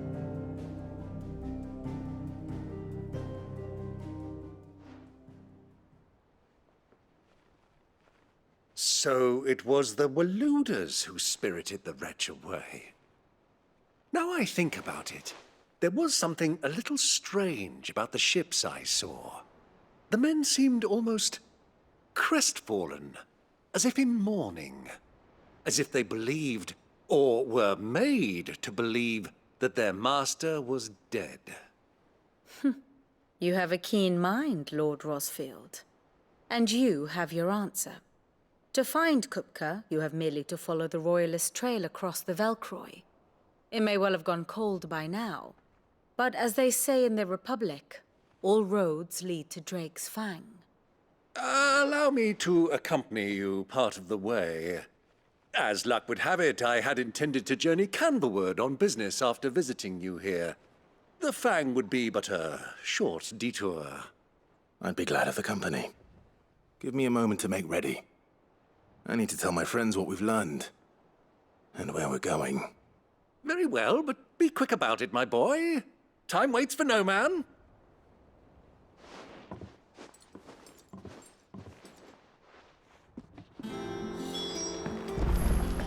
Lid's finished outfitting her little work. Otto, Kupka's at Drake's Fang. I'll be leaving before sunset. You're not going in there alone, are you? Don't worry. I'm not going there to destroy the Mother Crystal. All I'm after is Kupka's head. I won't risk any more than I have to. I promise. The Lanza and the Fang are all Kupka's personal fiefdom. You have any trouble on the way, you ask for Rosina Dalimil. Some call her the Desert Hare. Who is she? An old associate of Sid's, and only Sid's. All I know is the name, and that they used to meet at the Dalimil Inn. We've heard nothing from her since he died. But I'm thinking maybe the new Sid might be able to bring her back into the fold. Thanks. I'll keep that in mind. So, what about your uncle? I mean, he's welcome to stay, but... Don't look so worried. He'll be coming with me. Thank fuck for that. Gav, Otto, I'm leaving you two in charge. You can count on us.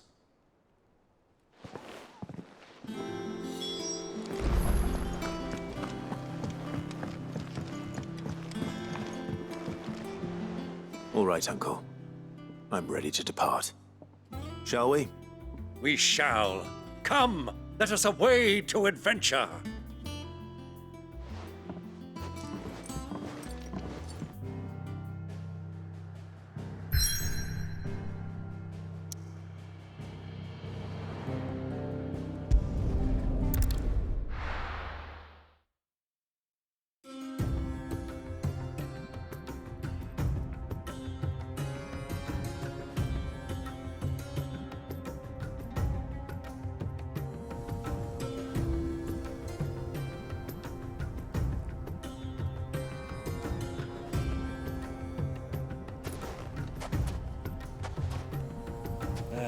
I was a young man when last I walked this path.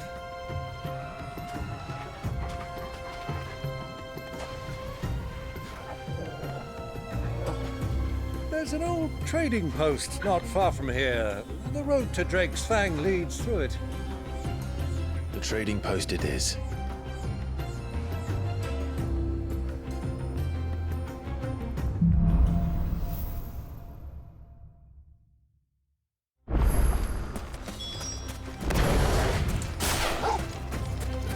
Our destination lies over that dune, beyond the ruins. Mark 'em well, Clive. It's all too easy to lose one's bearings in the sands.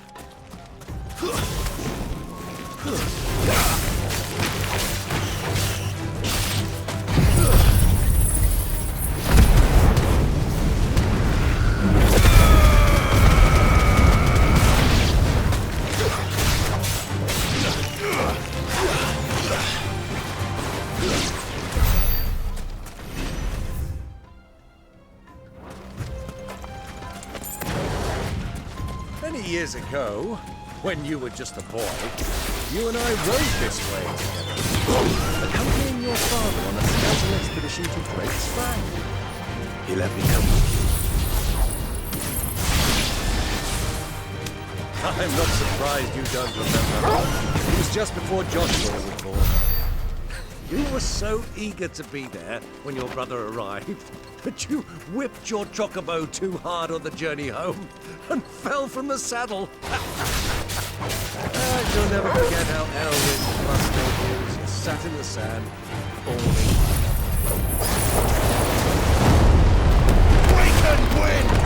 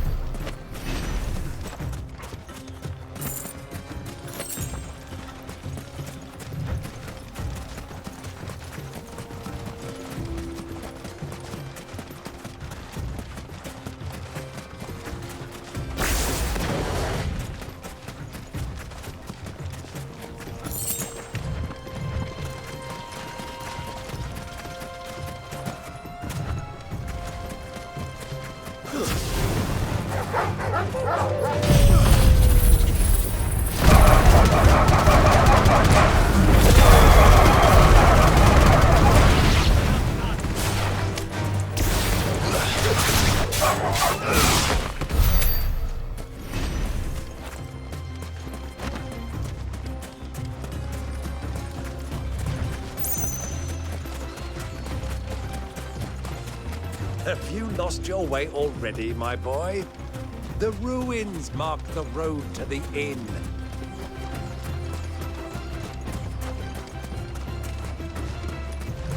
Easy does it.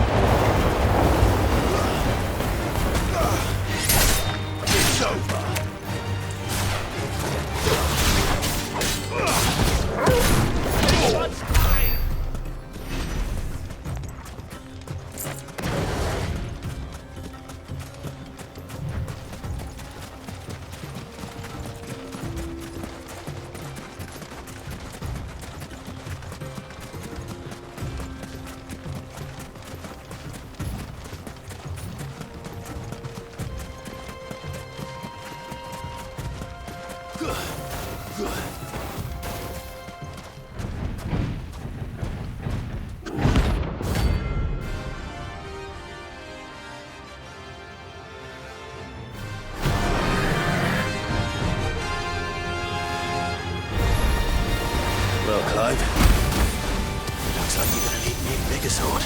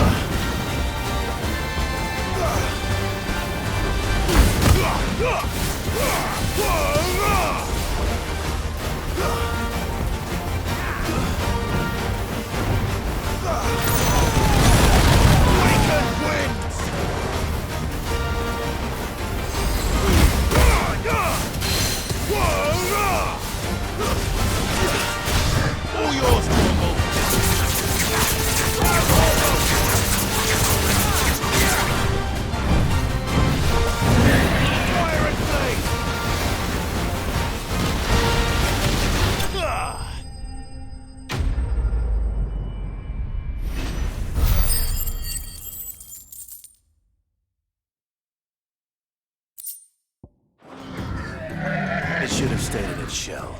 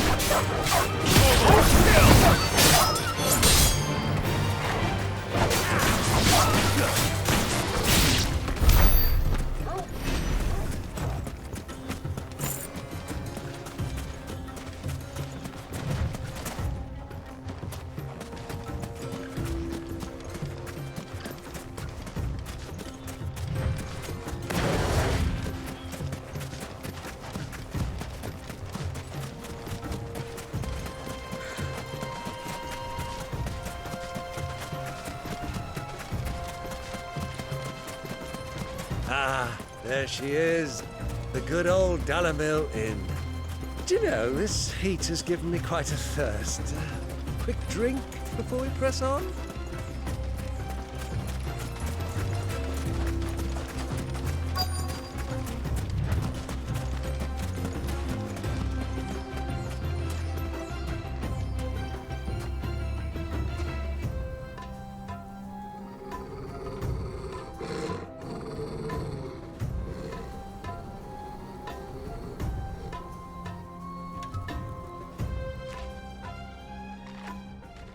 Look, there.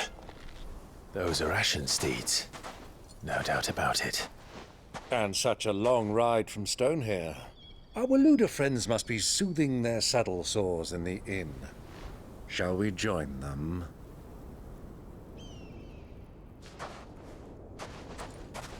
Run along and play now, Torgal. Dogs aren't allowed inside.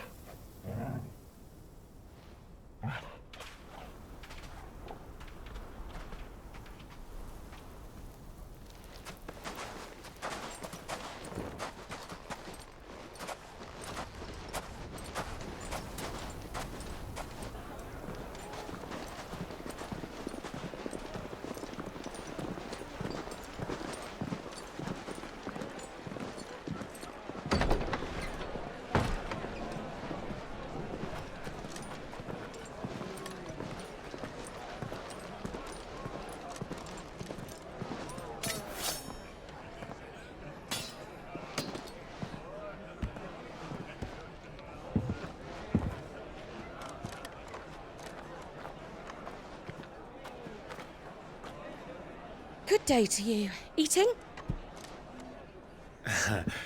Sorry about my pal. He only talks when his mouth's full. What do you recommend?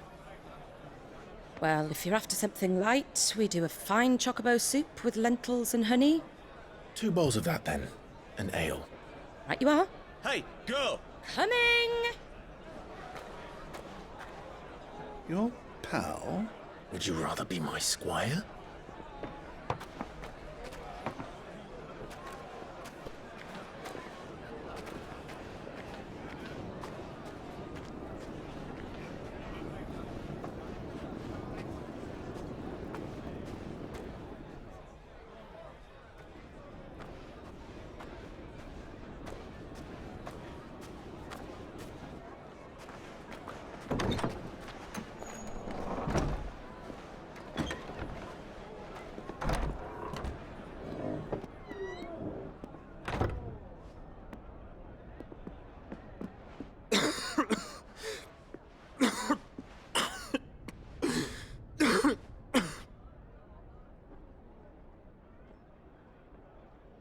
Your Grace, it is plain you are not yet well enough to travel.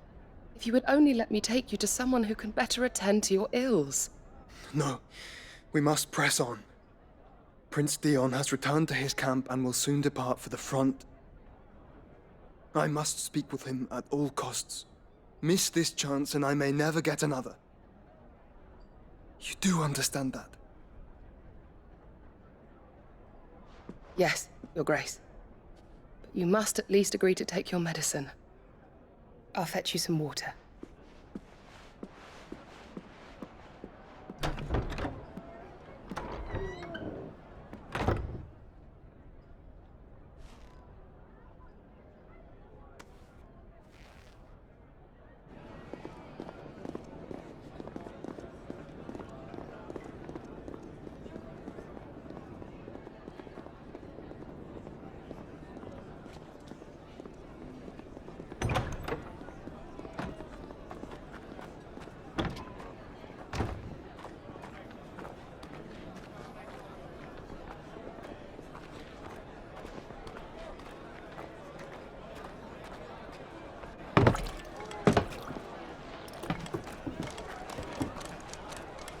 Keep watch, they tell us. But all I see is sand. I hear they got our guest back to the Fang without any trouble. We'll be leaving soon enough. Why the Lord Commander dragged us all this way just to save that blockhead Skim, we'll never know. Dominant or not, he's a bloody idiot. That'll be Cooker, then. Well, let's get this down us. We've a long way to go. Hey, you!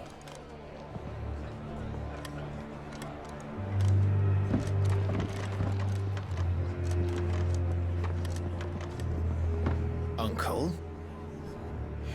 Sorry.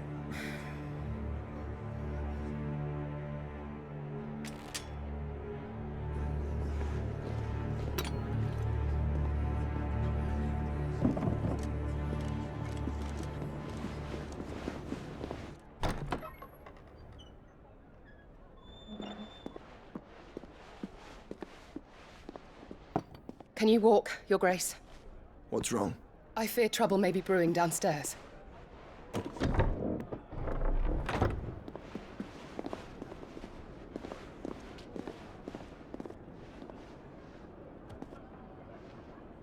You two are travelers, are you not? Me and my companions are strangers here. Perhaps you'd be good enough to accompany us a while. Help us find our way. Sorry, lads, but we've got business in Camber that can't wait. Ah, I'm sure you could spare us an hour or two. Come on. Friend.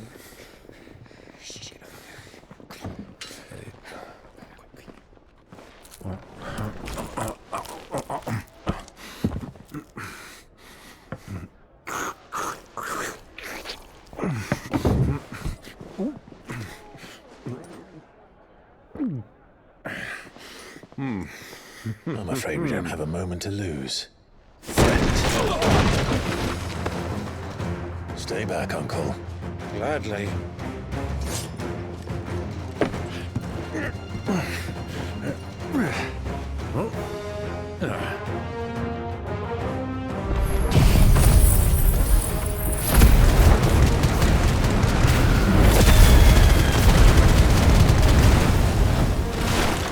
The outlaw! Take him! Try it. Bravo, my boy! Just like that!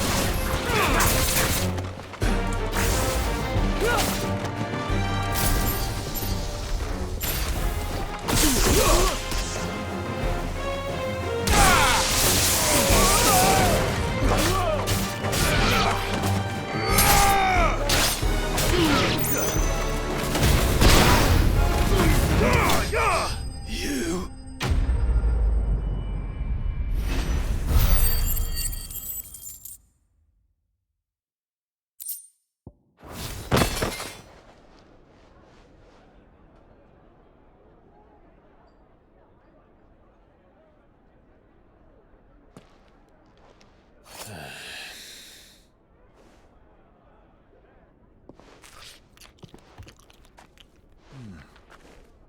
For your trouble. Word of advice, miss. That soup could do with a touch more salt.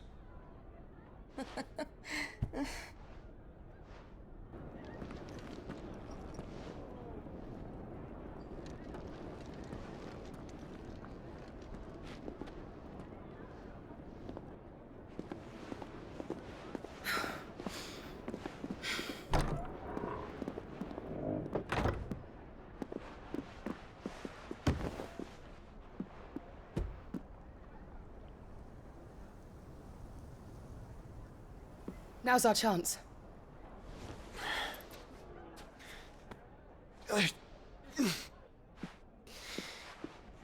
Your Grace? I'm fine.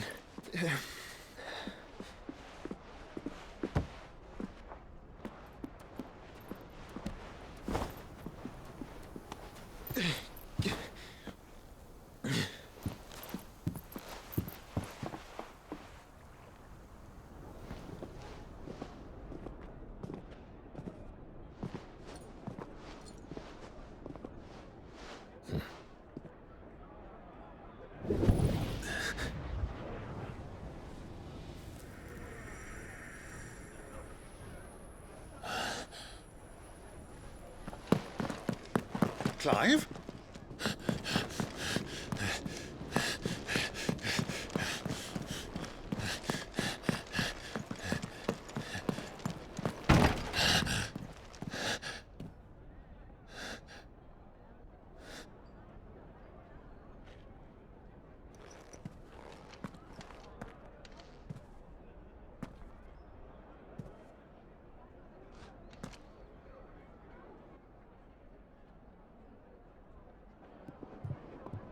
What is it now?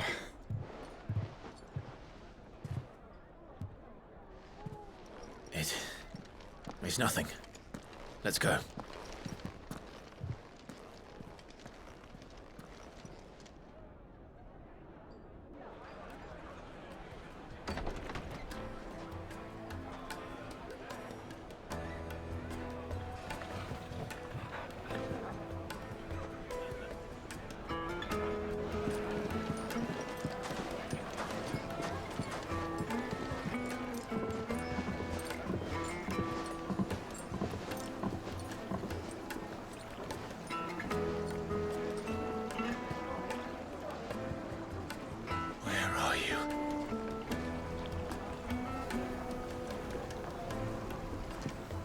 Well, we didn't know where to find Kupka before. We do now. The Rawless said it themselves. Their guest is in the Fang. We should press on before...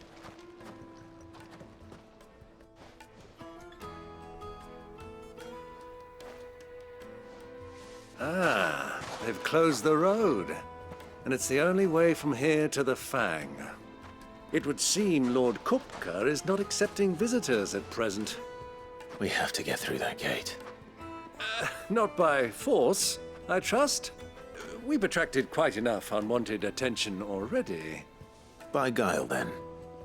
Perhaps the Desert Hare can offer us her aid. Rosina Dalamil, woman of mystery. But how will we find her? We know naught of her but her name. And that she was working with Cid. Cid's other collaborators have all been people of means. The wealthiest and most successful members of their communities. I'll wager this Rosina Dalamil is the same. That would certainly help to narrow the search. We need only inquire as to who is in charge of the town. And that's exactly what I mean to do. Looks like we won't be getting back to Drake's Fang in time. Are you looking for something in particular?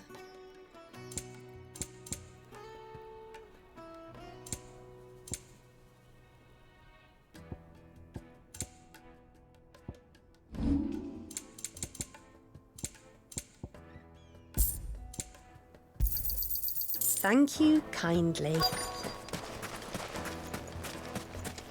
Light it, for Gilbert's sake!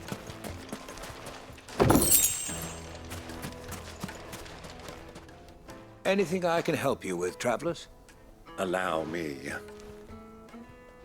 My good man, we represent one of the oldest and greatest trading houses of Port Isolde. We're seeking to expand our business in the region and would very much like to make the acquaintance of Dalamil's leading entrepreneurs. If only we knew where to find them. Well, we're best known for our baths, our markets, and our smithies. I suppose you could do worse than start your search at one of those. Thank you. You've been most helpful. Oh, you wouldn't happen to know a lady by the name of Rosina Dalamil, would you? No. I can't say I do. Well, thank you all the same.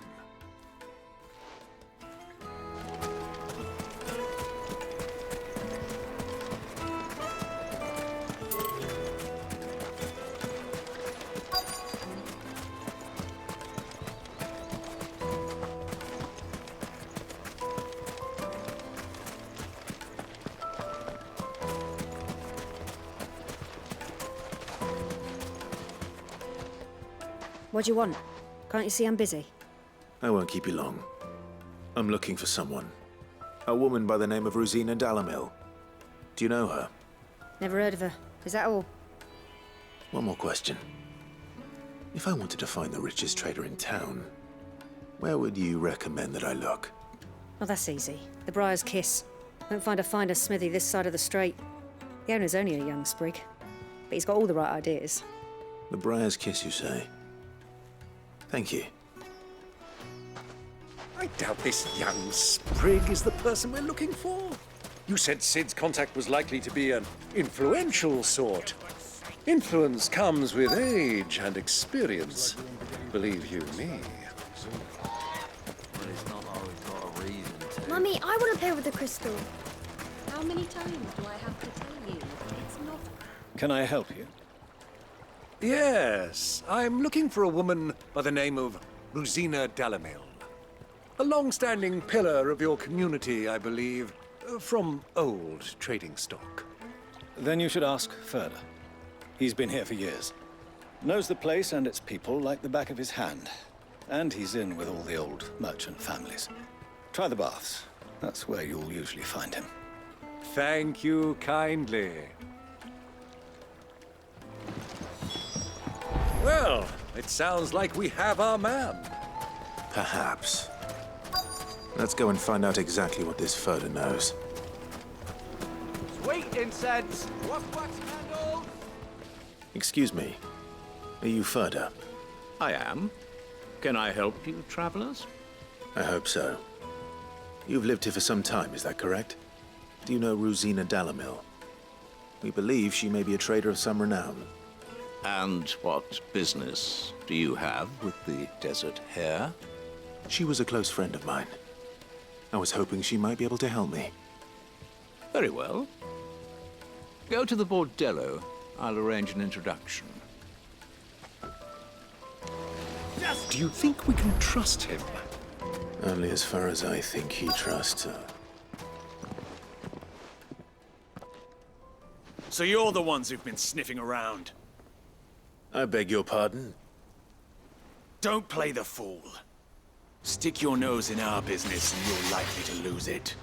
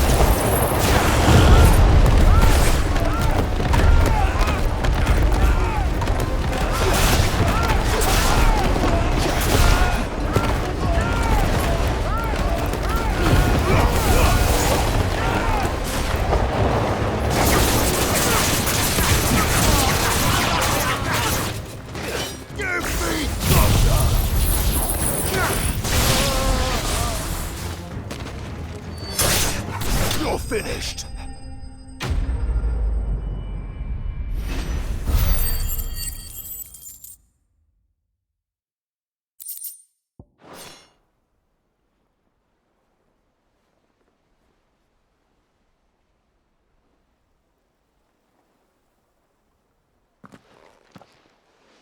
Who are you working for?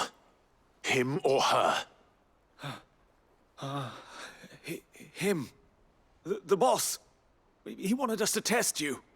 Though one could hardly call that a test. Lord Ferda? Look what the cat dragged in. Your skill with the blade is rare indeed, my lord.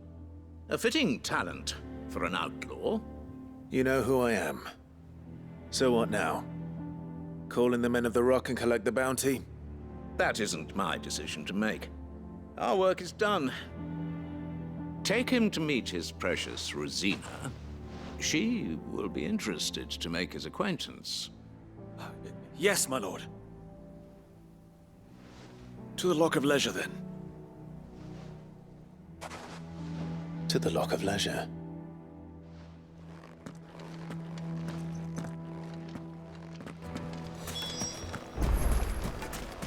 Plates and pots! Fresh bread, warm from the oven. The most fragrant herbs and The finest fabric!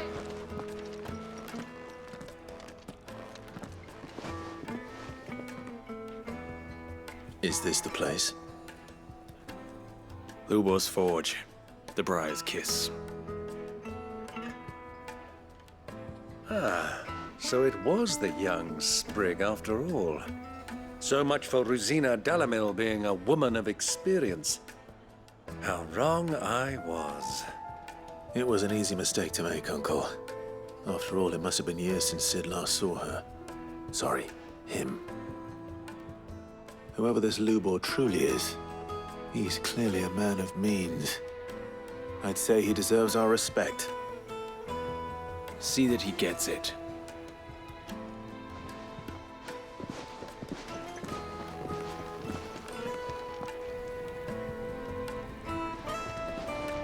Lubor, Lord Furda told me to bring them to you.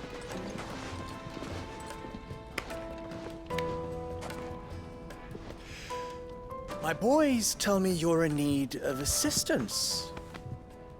Sid the Second? I won't waste your time. I need passage through the south gate.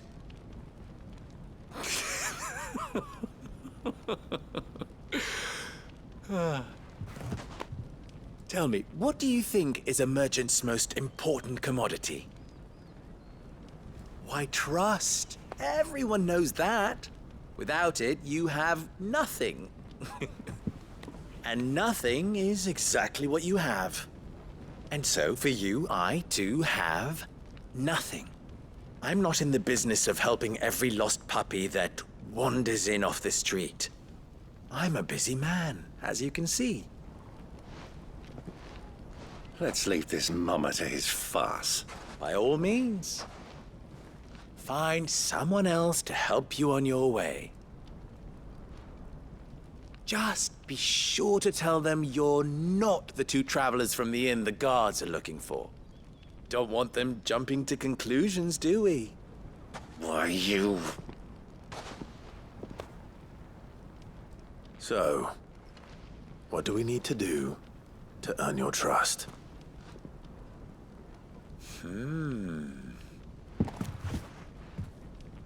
I like this one. Willing to do whatever it takes to get what he wants. Ha! Men like you have a special place in my heart. Why, you ask? Because they get me what I want. Always. Fine. So what do you want? Don't tell me you're going to listen to this swaggering scruff! We might as well hear him out. It's only natural that an ally of Sid's would seek assurances of strangers. Assuming he is an ally, of course. 5 years ago, he would have still been a boy. And yet even then I had more good sense than a man, 5 times my age?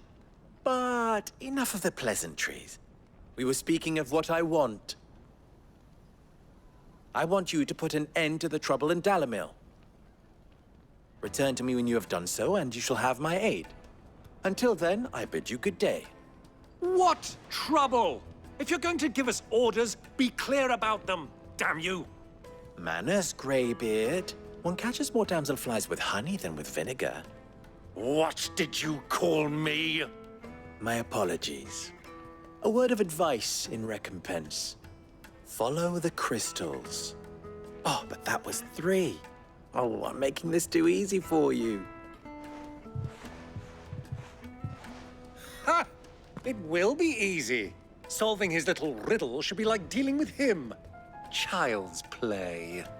Let us divide our forces, Clive. I'd rather not drag this parlor game on any longer than we need to. All right. Good luck, Uncle.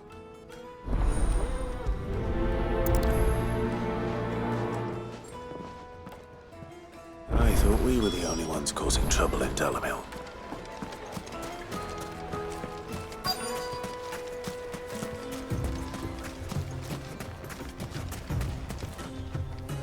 Excuse me. Is it true there's been trouble with crystals of late? You've heard, then? I've heard rumors. Damn thieves. Pilfering the crystals that were meant to fill our cups and light our stoves. Us common folk have hardly had a shard to share between us these last few moons. And it isn't as if we can buy them on the black market either. Whoever's taking them, they aren't sharing.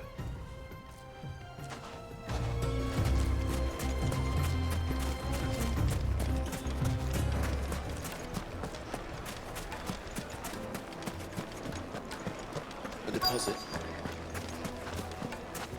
juiciest meat from Greens. You wouldn't believe how much he gave me. What can I do for you, soldier? Need that sword polishing? I'm not a soldier. Ugh, then be off with you. I serve the men of the Rock and the men of the Rock only. You have an agreement with them? Don't be stupid. I just know which side my bread is buttered. Don't want to be stuck under some pauper when they come knocking. With pockets deeper than Zemeckis and an urge to empty them. Look, just leave, will you? Before you scare them off. Kneaded to a silken softness, like eating a cloud with a crust.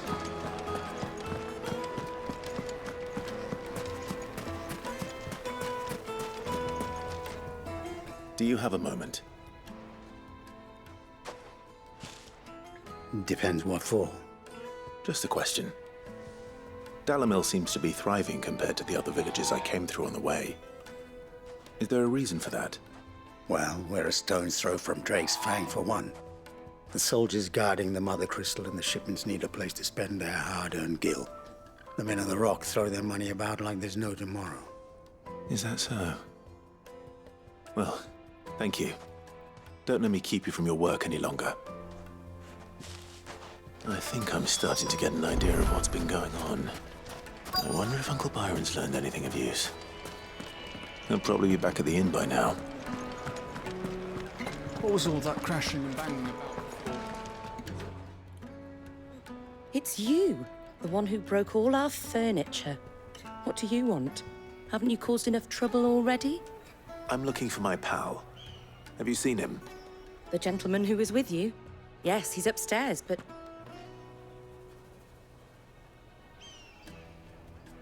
Thank you. I'll go and fetch him.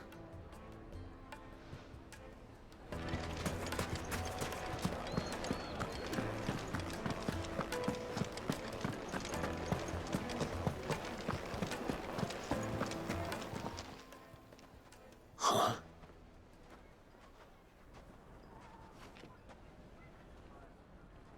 Will this suffice as a deposit?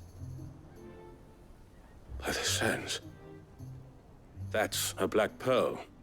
One of the many treasures in my collection that I would be only too happy to part with, should you give me reason to do so. All right. I'm sure that we can come to an agreement, but not here. What are you doing, Uncle?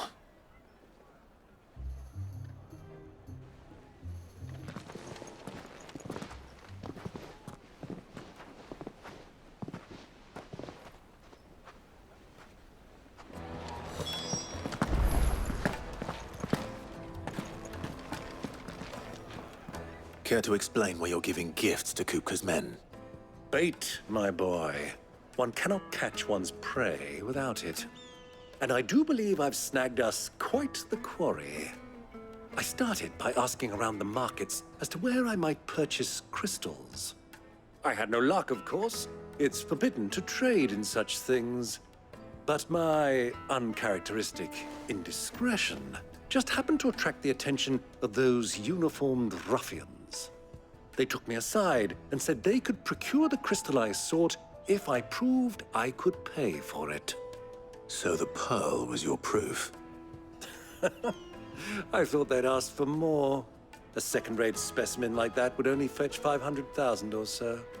A small price to pay for admittance to the underworld. But enough about my little act of subterfuge. What did you discover? That the supply of crystals has dried up of late. And some people seem to think they're being stolen. Meanwhile, members of Kupka's private guard have been spending money all over town. I'll wager those soldiers you've been talking to have been siphoning off crystals meant for elsewhere, and pocketing the profits. I'll wager you're right. We'll meet with them then, just as you arranged, and put an end to the trouble Lubor spoke of. Ha! That preening popinjay thought this would be difficult. It just goes to show, one should never underestimate a Rosfield. We'll soon wipe that smirk off his face. I arranged to meet with the soldiers in a secluded corner of the Velcroy, far from prying eyes. The perfect place for a spot of double dealing. I trust I can count on your support if things turn sour. Of course.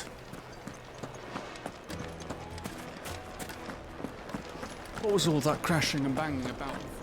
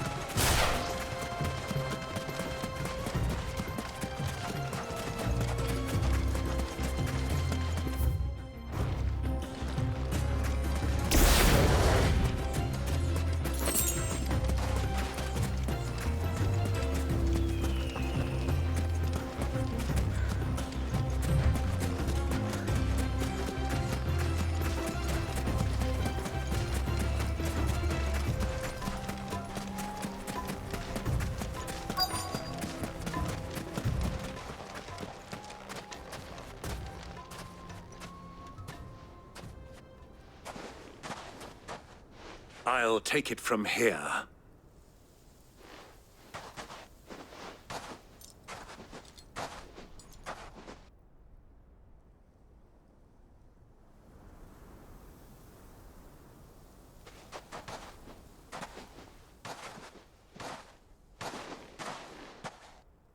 I was beginning to think you weren't coming, my lord. You've brought your contribution? All the silver and stones I could scrape together at such short notice? You brought the whole 500 talents. That was the price we agreed upon, yes? If you've no objections, I'd like to see the crystal. Of course. Right this way, my lord.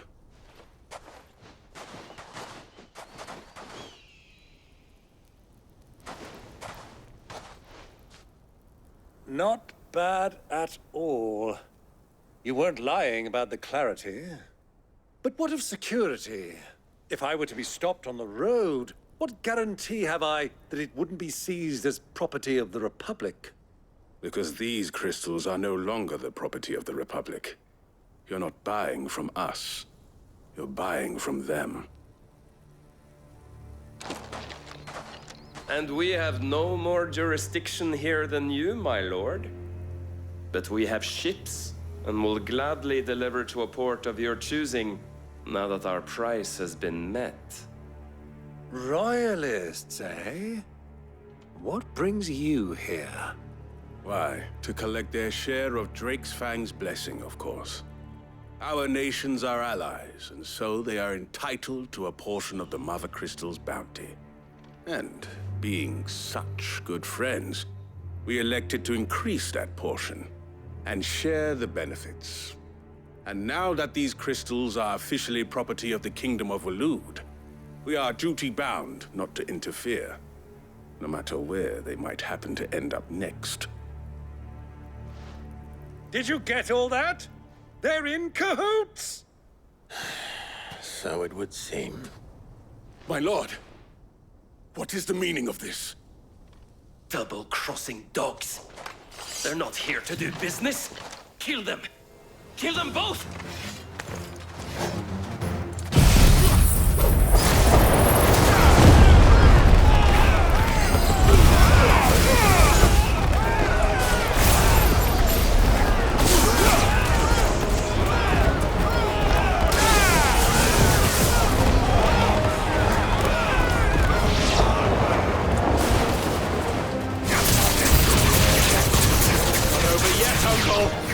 Good! I'm just getting warmed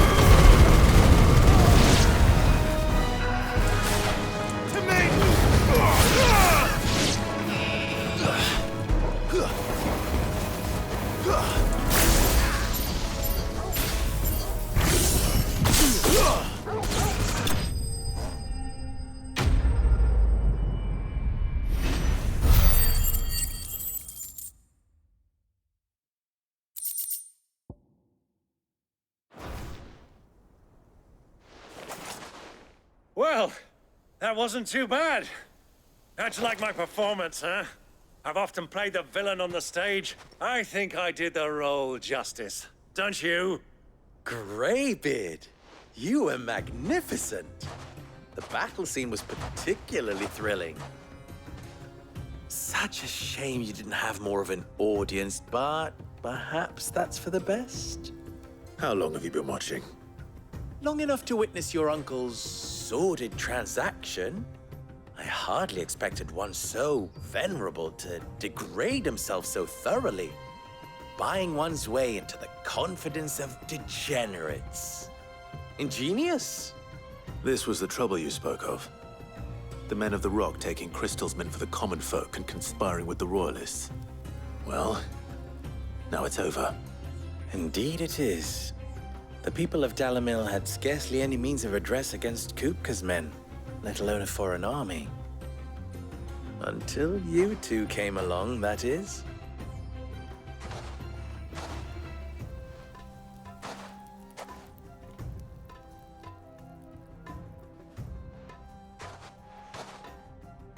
Well, we'd better get these crystals back to town. You won't mind waiting with them while I fetch a wagon.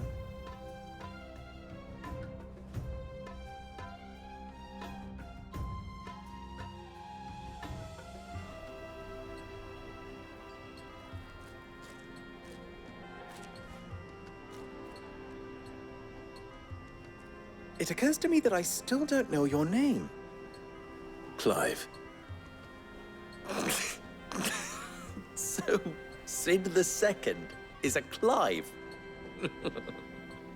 I suppose it could have been worse. Well, Clive, you held up your end of the bargain, so I must do the same. Passage through the South Gate, was it not? To tell the truth, you've helped a little there too. Many of the guards have already been redeployed to deal with the issue of their missing comrades.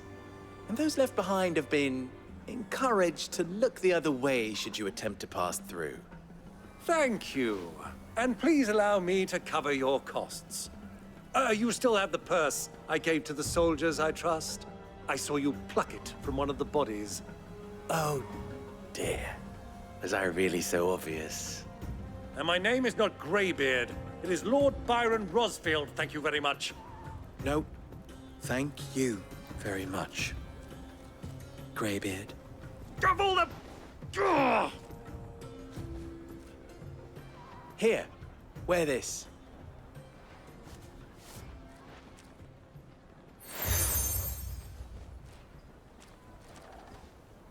Any friend of mine who sees you with it shall be a friend of yours. Thank you, Lubor.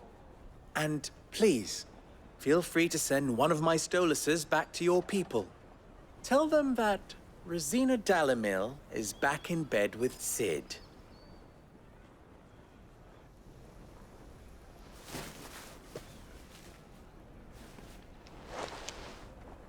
Omia Lostelan.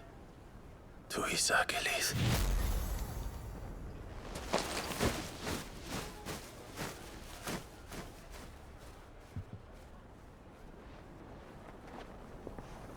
I'm trusting you, Sid. Or should I say, Clive.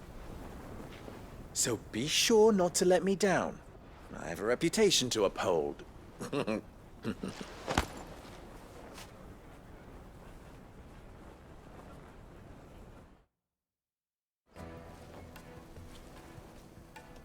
Well then, I wish you a safe journey south. Thank you. Not at all. It was my pleasure. Come on, Uncle. Let's go.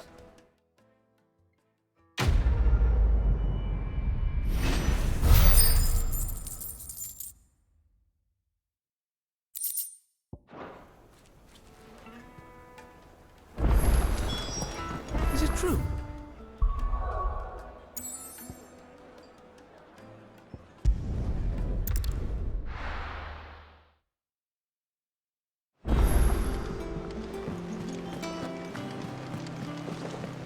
The Litlans have been up to their old tricks again.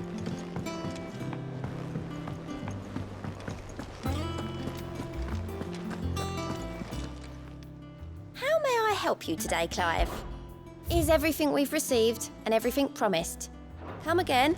I may have more for you.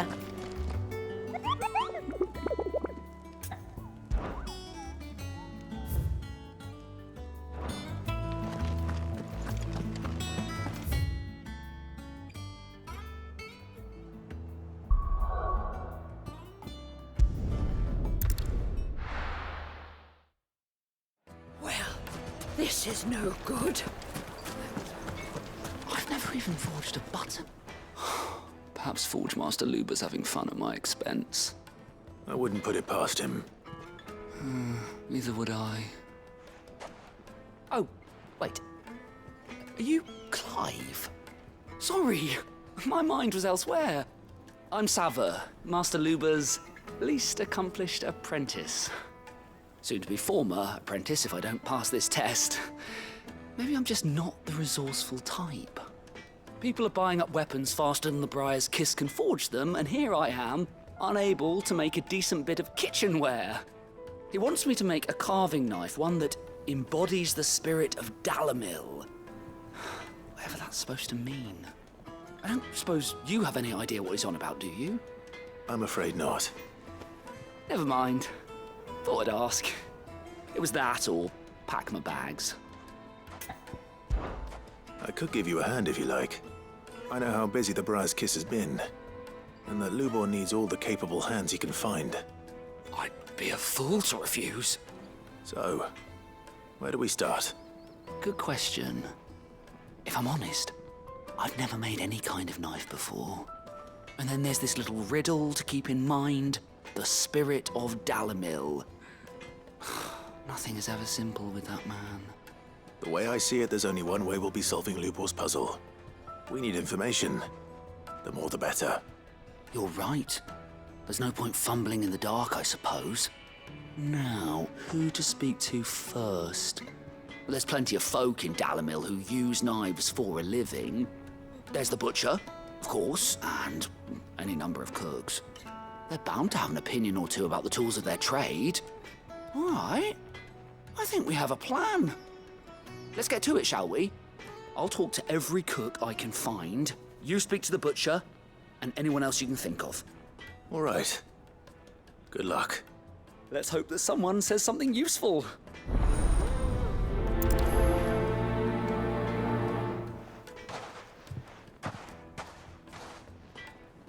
Trust Lubor to take a simple test and turn it into a riddle. I'd better get to it. My carpets have Take a sniff, good sir. Fresh bread, warm from the oven. Have a taste. Made from the stoutest stoneware. Won't ship. I'll be asking for you again, my sweet. Whence won't you come and play, handsome? 1,000 gil for a measly bunch of Gazal free. Ha! They've opened the gate! Lubor was true to his word. What is it? I'm in no mood for chatter. Sorry. Do you mind if I ask your trade? Hunter, why? I have a question. Can you tell me what makes a good carving knife? I assume you use one out in the field. Has to be able to put up with some punishment. Can't be dealing with a brittle blade, not while I'm on the hunt. If your knife snaps every time you use it, you'll be spending coin as fast as you make it. Times are hard enough as it is. Thank you. I won't keep you any longer. All business, eh? Man after my own heart. Well, we can make our way back to the Fang. Hanging lanterns, keep it up.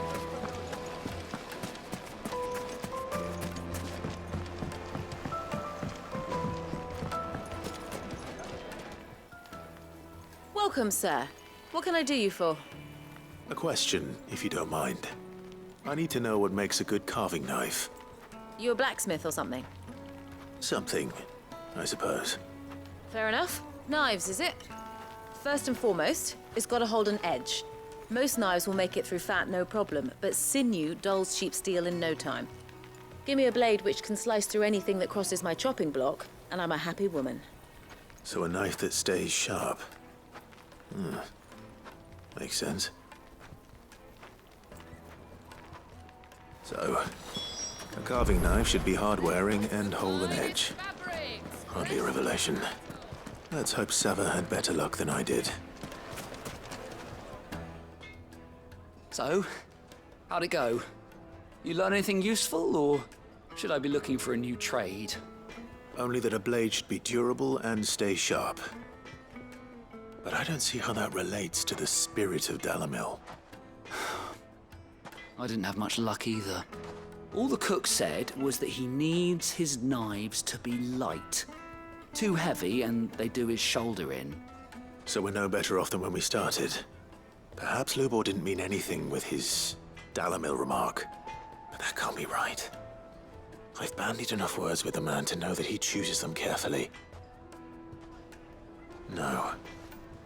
We must be missing something. Something right in front of our noses, most likely. No doubt you're right, but I have to make a start soon. I can't put off making this knife forever. Agreed. Lubor wouldn't like that much. Right. I've been trained to work iron. The cheap stuff, mind. But it's hardy enough if you don't hammer it too thin, and it sharpens up nicely with a bit of effort.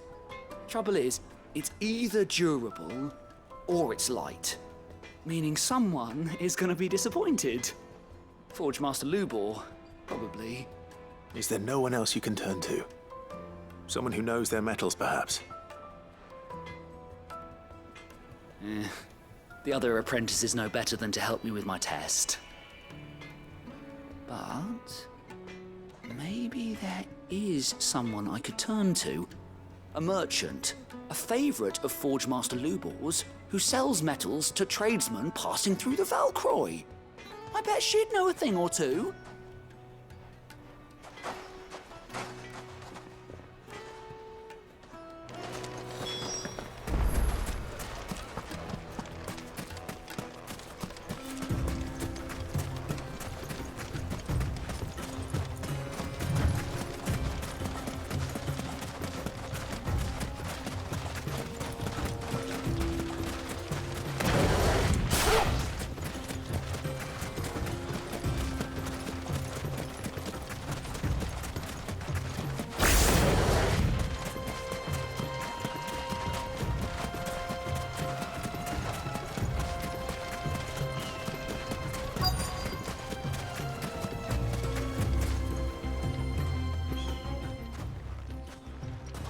Any luck?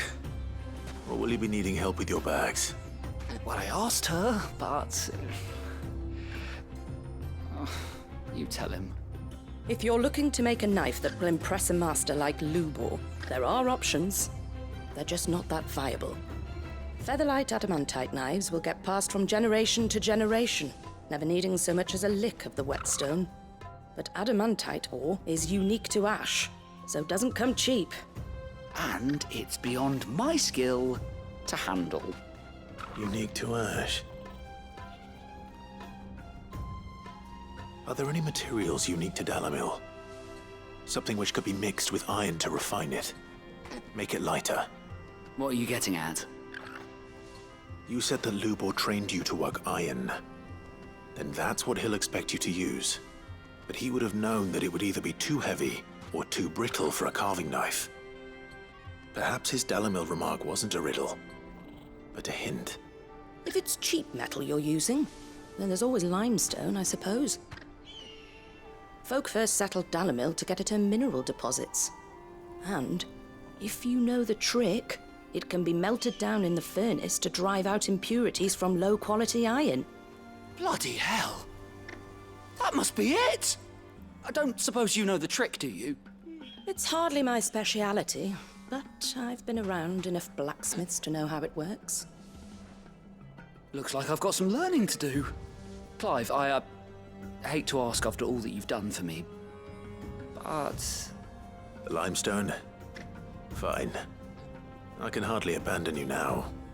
Besides, I want to know if this is the answer to Lubor's little riddle. I can't thank you enough, Clive. You'll have no trouble finding limestone over in the terraces. The place is bloody made of it. Then I suppose I'll meet you back at the forge. Right you are. I'll see you shortly. So, do you crush it up? Or just...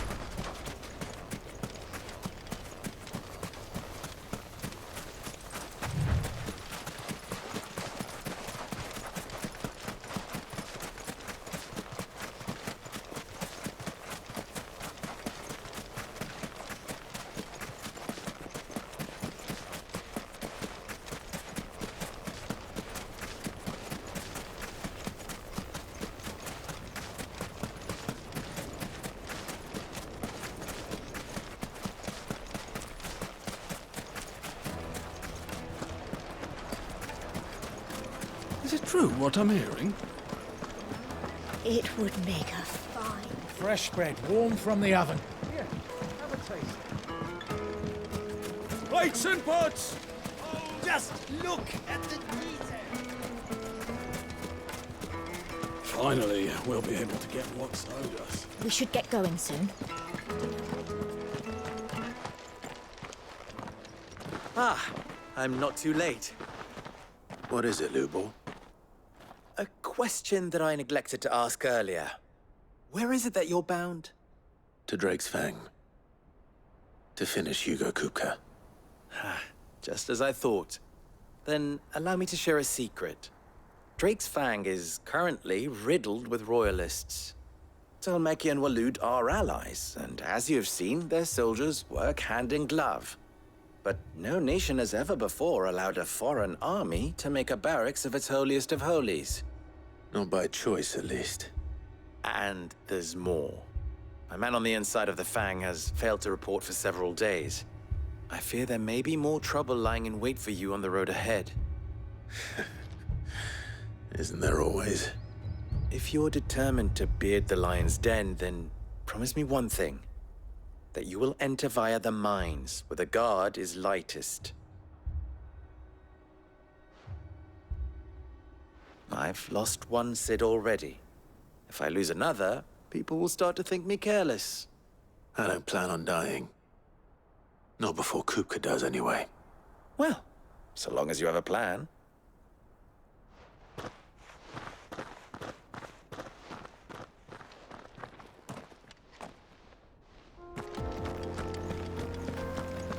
Drake's Fang should be just beyond these springs. Shall we press on?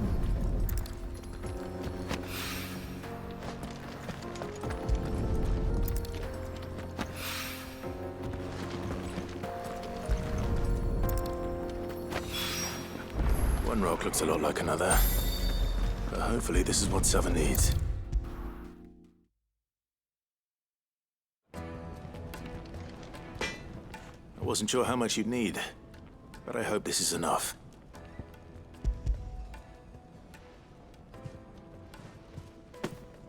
You are one of the good ones, you know that? You and that merchant both, she's got quite a gift for teaching that one. Now, time to see if limestone is the secret weapon we were hoping for.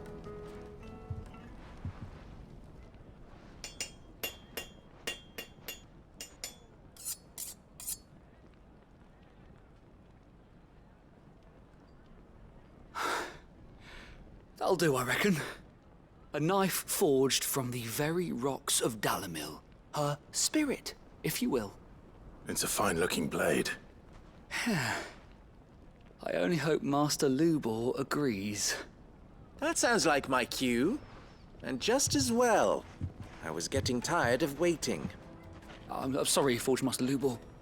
Let's take a look then, shall we?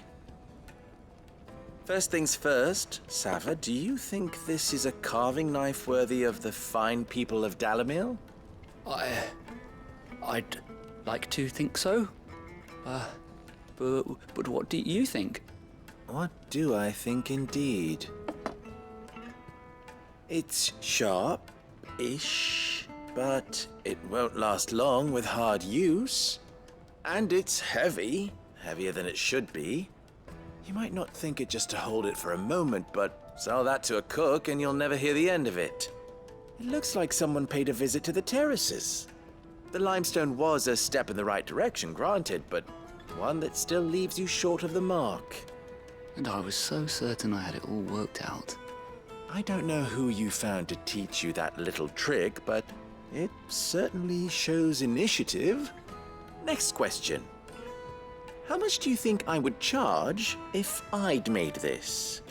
Well, if it took you even a fraction of the time it took me, I would say you could demand a heavy purse.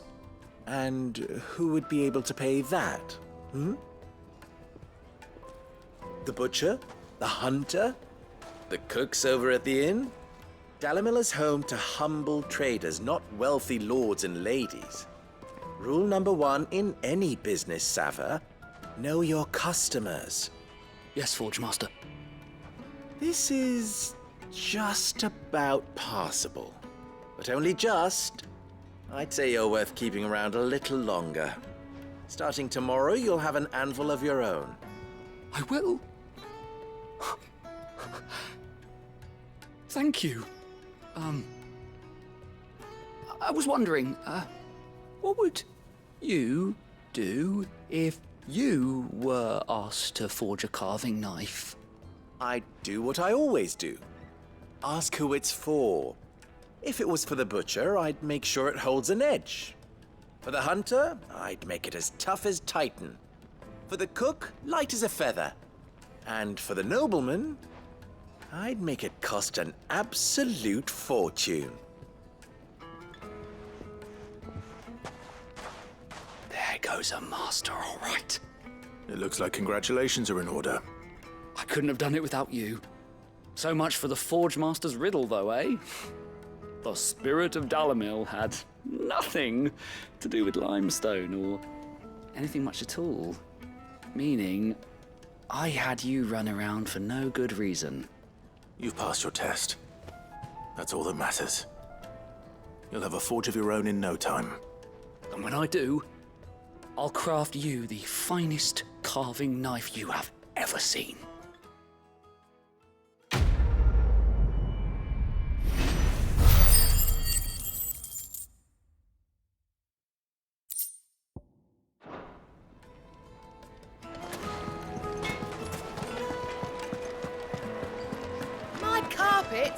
Take a sniff, good sir. Kneaded to a silken softness. Like in a cloud with a crust. Made from the stoutest stoneware. Everything I've worked for. All those years of toil. Every coin I've ever earned is tied up in this place. Are you all right? The baths are closed. Leave me be. On second thought, perhaps you are just what I need. Might your services be for hire? That depends on the job. I'd have you save my business, the baths. The water's turned scalding hot and all the crystals in Dalimil wouldn't be enough to cool it. I've no doubt that my woes stem from the water's source. But I can't go and investigate for fear of my customers thinking I've abandoned the place. I'm bound to these baths in more ways than one. I beg of you. Go to Dusnoff Terraces. Tell me what you find there. All right. I'll go and take a look. Wonderful. It's not far. Leave the market by the south gate. The smell of sulfur will guide you the rest of the way. These baths are all that keep me from an ignoble end in a debtor's prison. My livelihood, my very life, is at stake.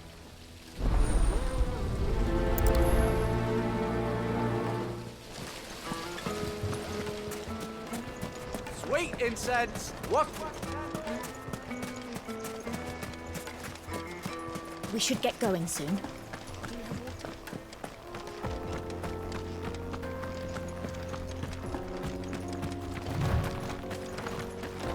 Come on, girl, the gate's open now, we can press on.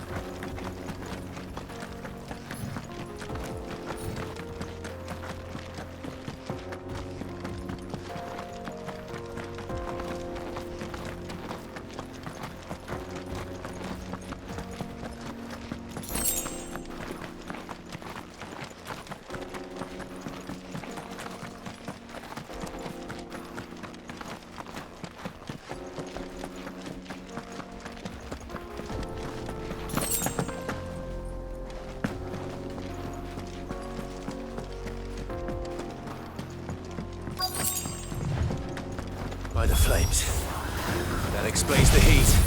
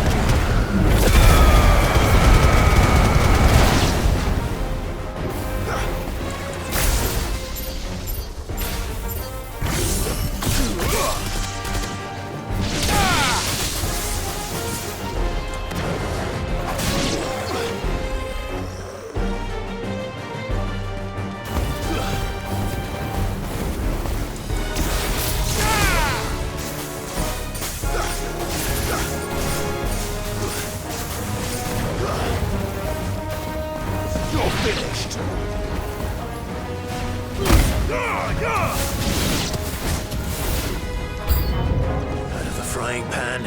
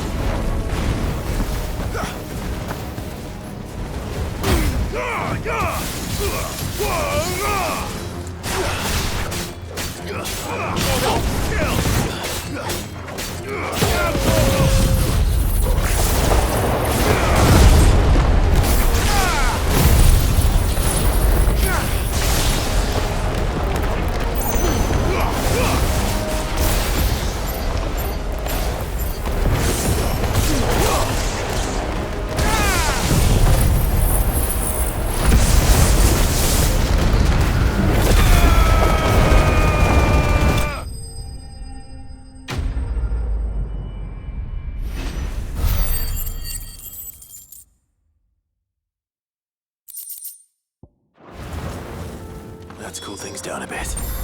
Let's hope it's enough to keep the bath. There he is. The man who's... I was hoping we'd be seeing you again. The baths grow more bearable by the moment. It won't be long now before we are back to business as usual. I'm glad to hear it. Now, tell me this. What did you find at the terraces? What threatened to make me a pauper? Not what I expected, that's for certain.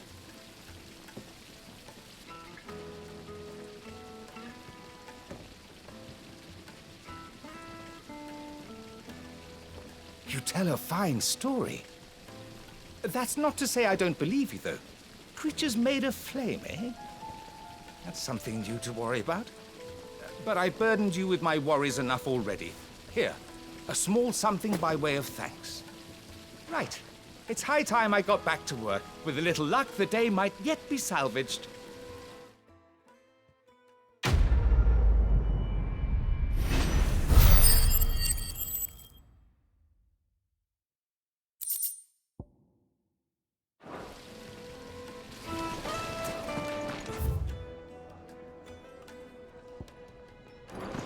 Hanging lanterns, keep it up.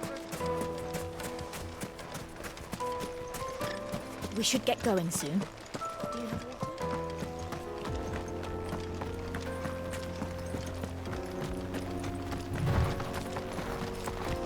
Come on, girl, the gate's open now. We can press on.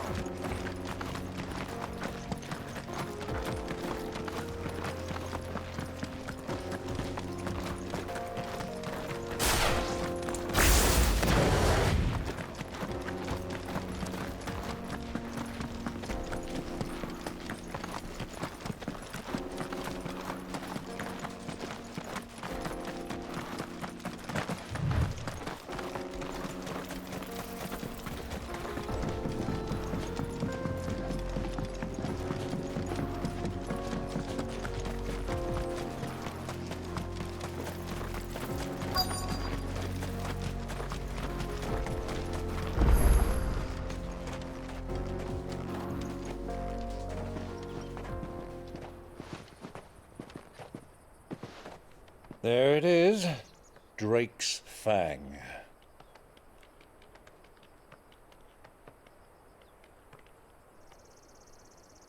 Kupka will be hiding inside. Along with goodness knows how many guards, all on highest alert. You'll need to keep your wits about you if you're to reach him. So be careful. I will, Uncle.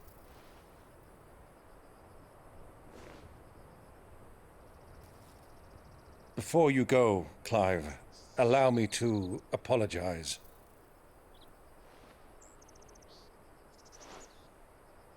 After what befell at Phoenix Gate and the crisis that followed in its wake, I fled. I retreated to my counting house and danced attendance upon the vicereine in the hope it would bring me favor. I betrayed my nation to save my skin, like the coward I am. And I'm sorry. Uncle, please. It's not too late, Clive. Rosaria is yours by right, and there are those that would help you to take it back. Had I the courage of my brother, I might already have done so. But that ship has sailed. You, however... No. Forgive me, but I cannot. I fight to build a new world now. A better world. Where men can live and die on their own terms. I was raised in a nation that strove to improve the plight of bearers.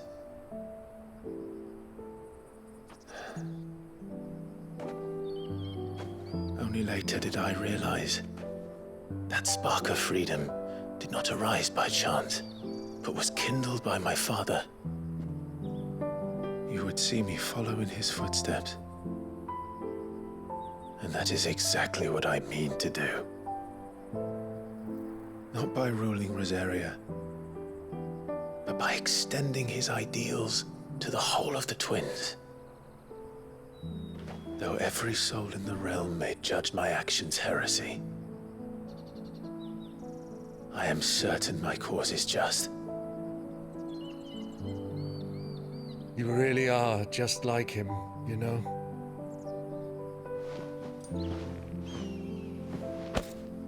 Thank you, Clive, for coming back to me. I am proud to call you nephew.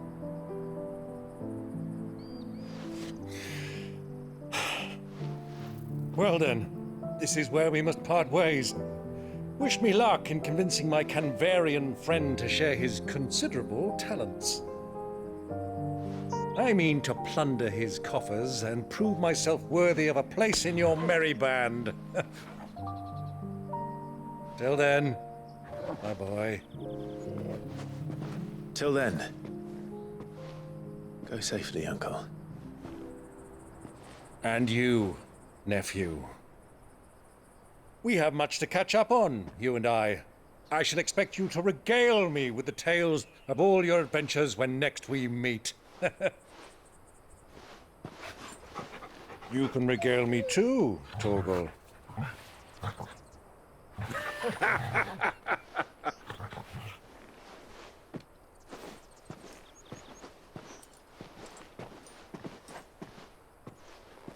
I'm coming for you, Kupka.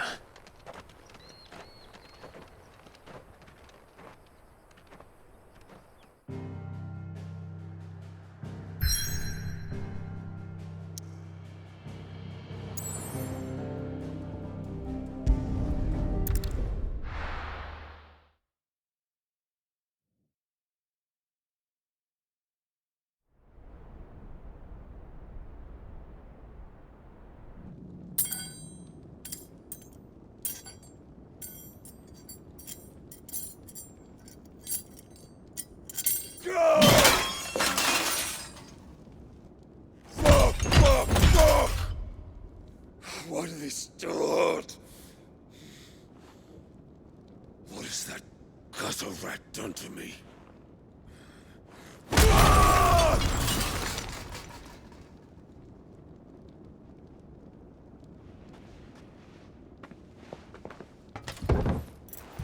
Out of my sight, witch!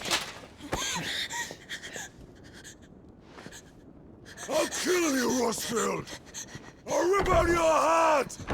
I'll tear you limb from limb! Peace, Hugo. The table shan't hurt you any longer. He sought to humiliate me. Me! If you hadn't interfered, he would be dead! You truly believe you would have triumphed had the battle continued?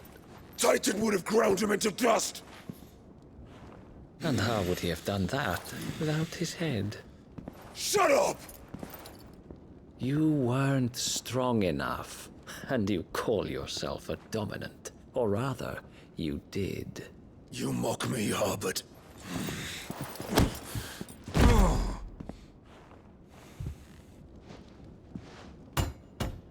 Do you see, Hugo? You are weak. Fuck! But so long as that fire burns within you, there is still hope. There may yet be a way for you to take your revenge. Tell me, what must I do? Please, I'll do anything. Just tell me.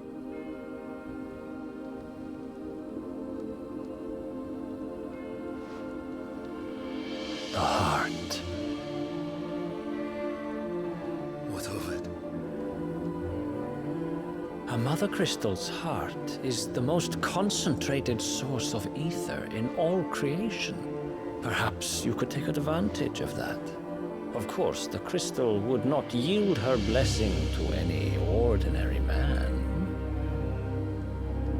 But then, you are no ordinary man, are you, Hugo? Clive Rosfield stole your power, but others have suffered a similar fate, and still managed to find the strength to conjure their icon. Like Benedicta Harmon. She too drank of the ether and gained a power beyond human understanding. She did.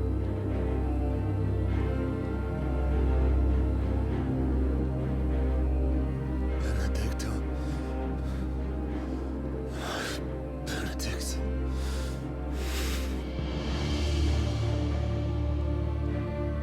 I'll do it. My love. I'll avenge you.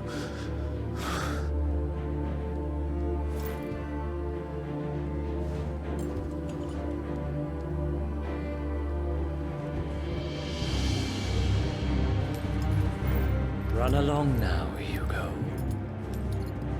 You need only follow the light.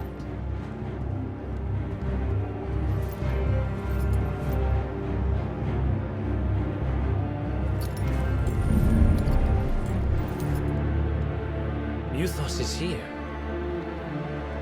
Very well, it shall be so. You may leave everything to me, Your Majesty.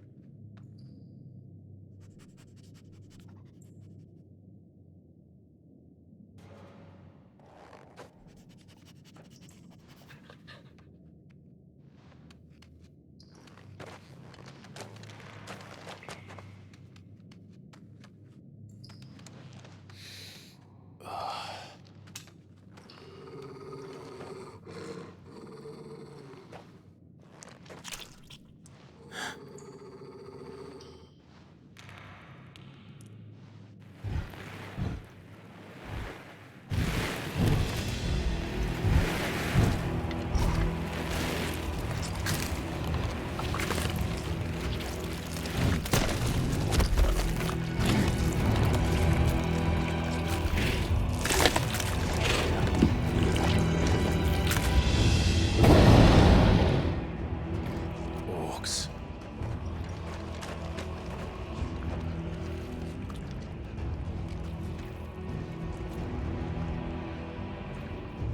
Did the Royalists bring them from Ash?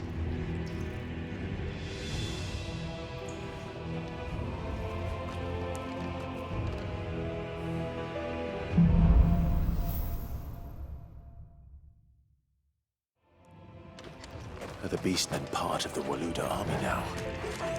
How the hell did that happen?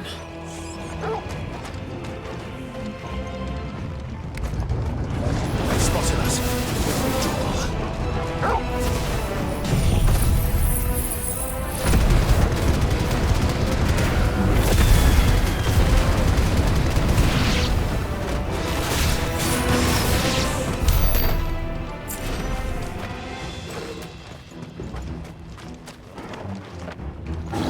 Taken over the entire mine.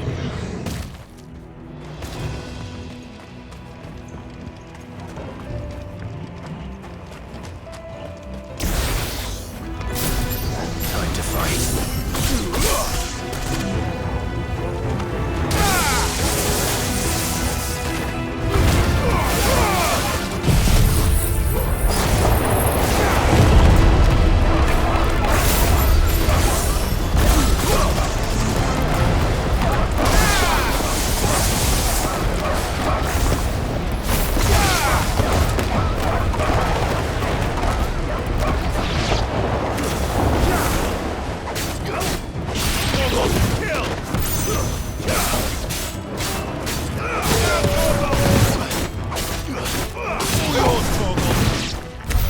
So much for the men of the Rock. Dhalmekia's finest.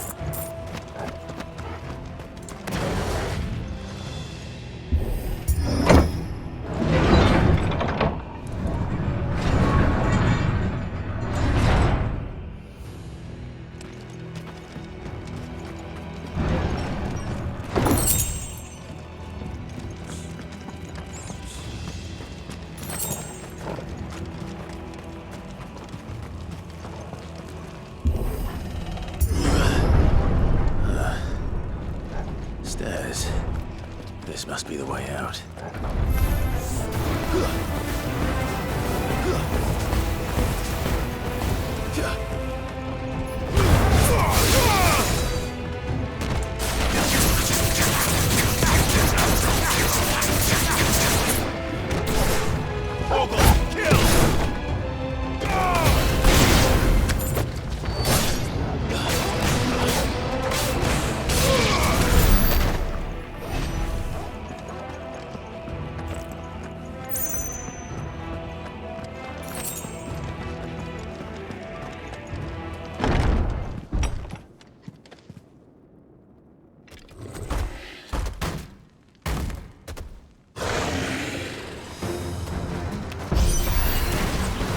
Sneaking past this one.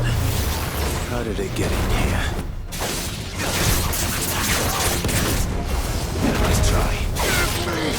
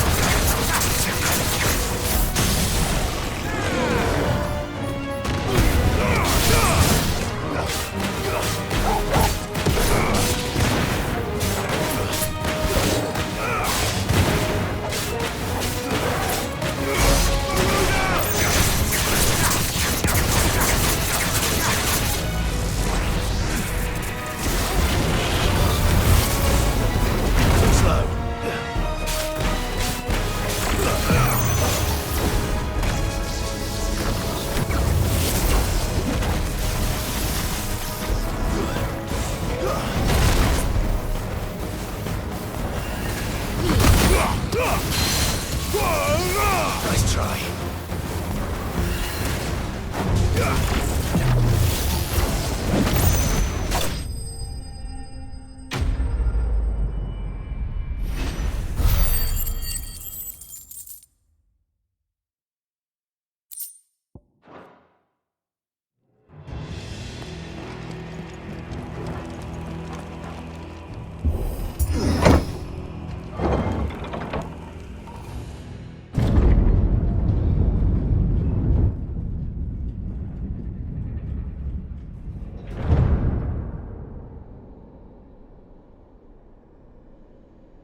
By the flames.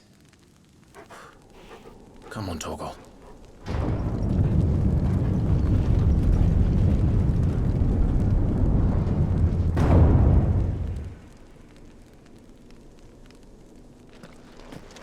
Kupka never did do things by halves. As if taking the Mother Crystal for his own wasn't enough. He had to build his castle in it.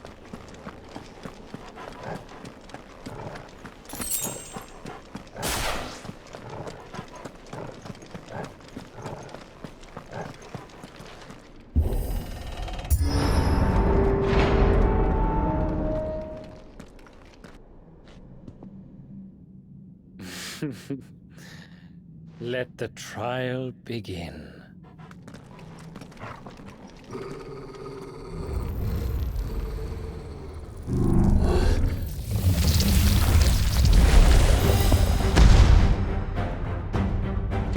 What the hell? With me, Torgal.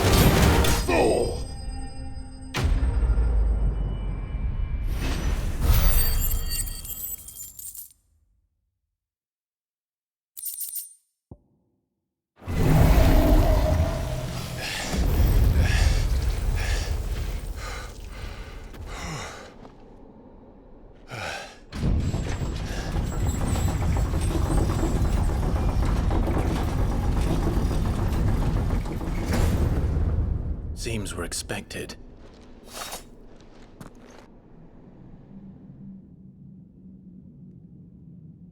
So this is the power of Muthos.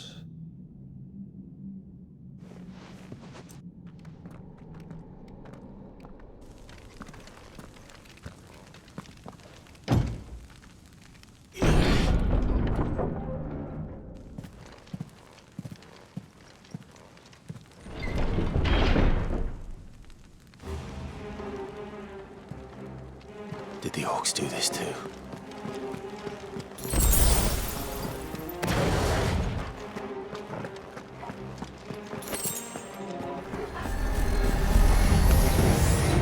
More of them.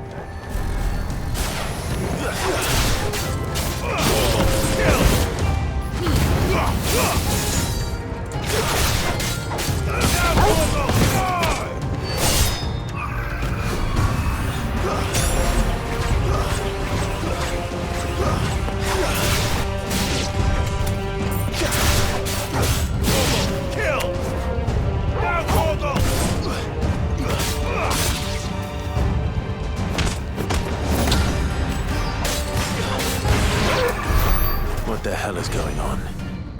Are these things here for me? Or for him?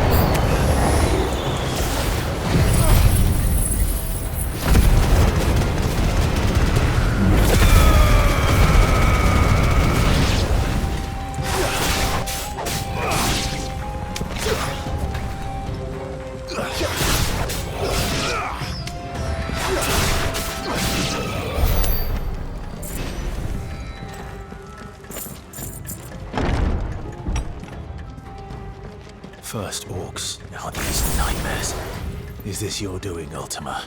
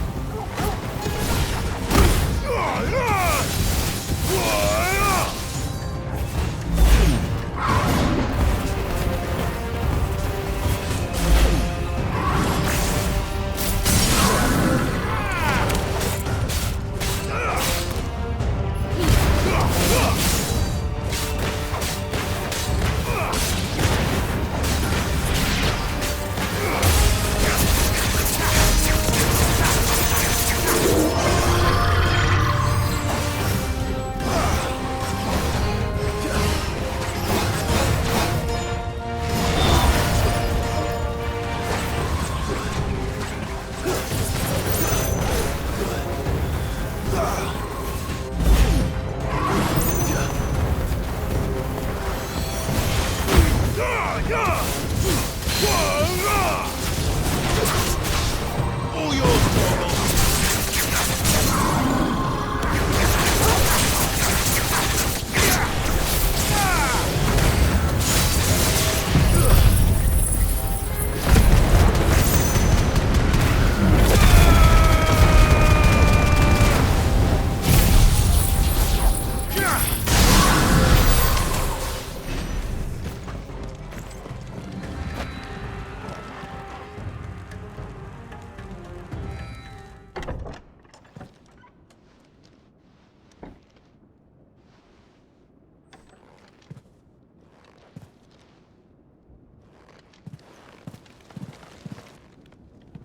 You've been busy, Kupka.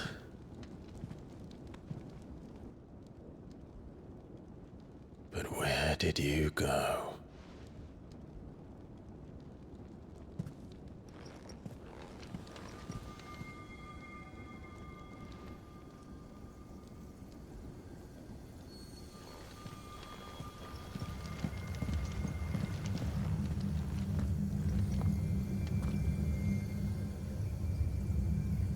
The heart.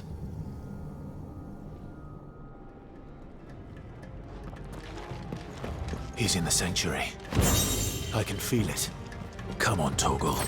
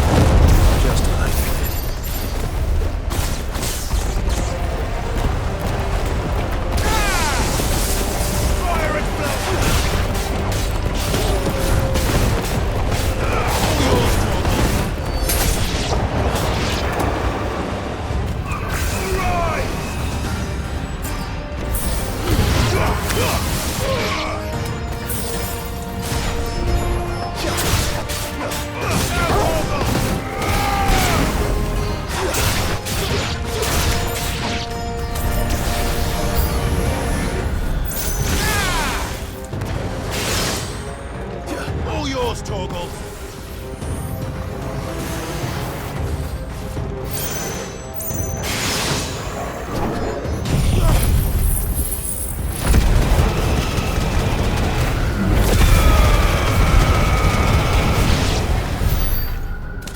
That had better be the last of them.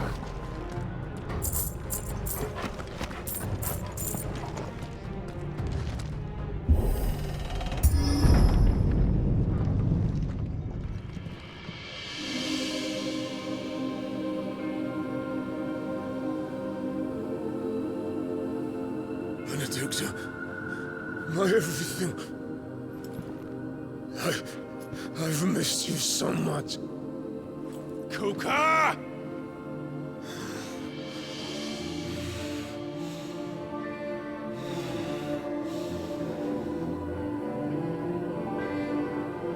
I swear to you, my love, we will never be parted again. What's wrong with him?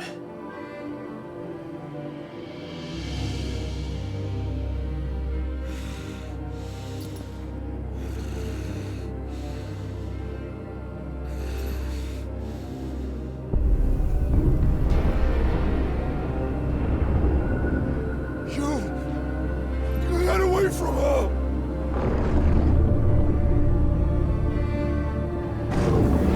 Benedicta!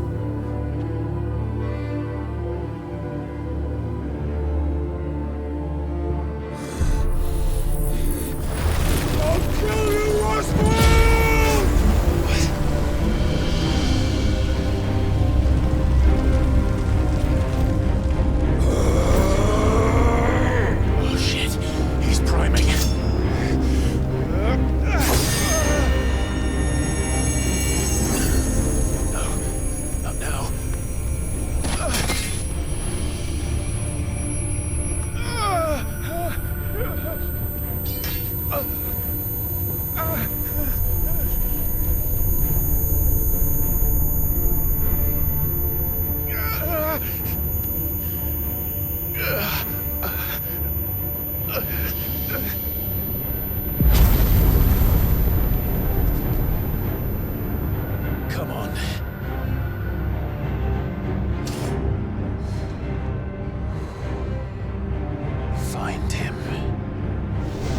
this before. You can do it again. Let the flames burn within you. No. Let them burn without. Come to me, Ifrit!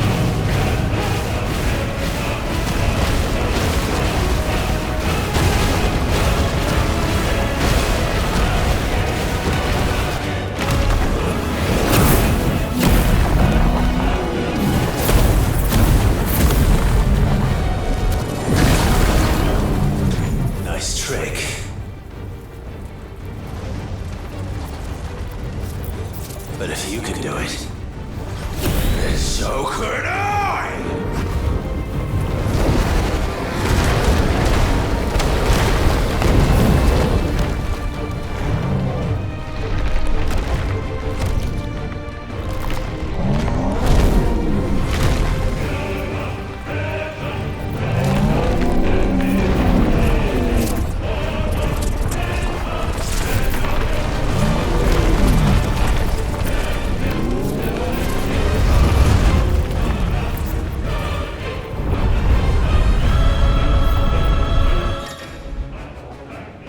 Let's give this a try. Not bad.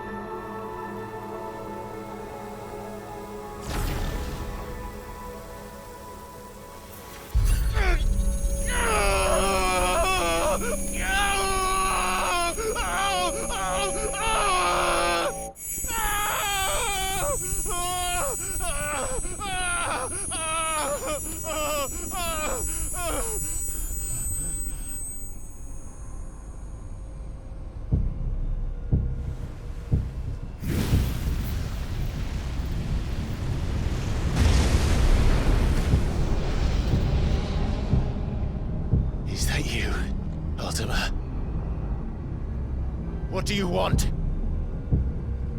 Your soul is tainted with worthless human will, yet your thirst for power remains undiminished. With every sip you take, you grow in strength, and soon you shall achieve perfection. I don't know what you're talking about.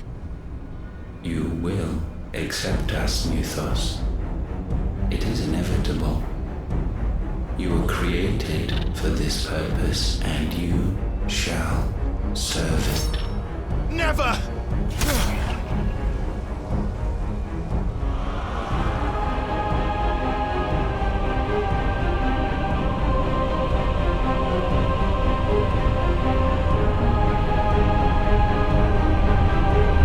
Fight it, Clive!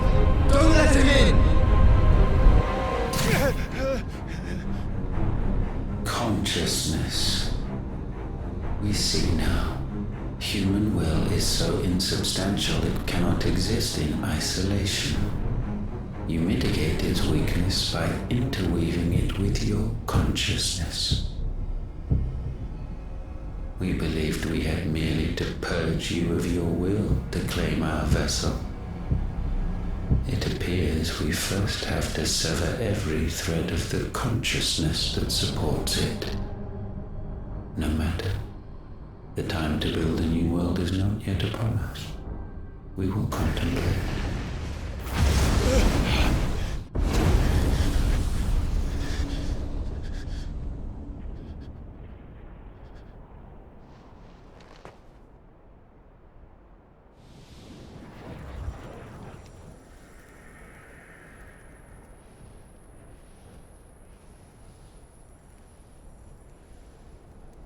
Thank you, Joshua.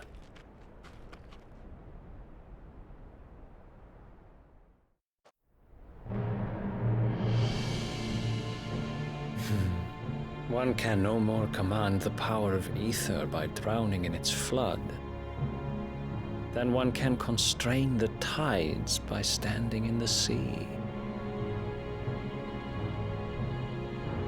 I had thought Hugo wiser than this, but it seems his head was full of rocks after all. Titan was strong. Your Majesty. But Mythos is stronger. For 5 years, that man lived only for revenge. Clinging fast to a fiction, even as it swept him into the abyss.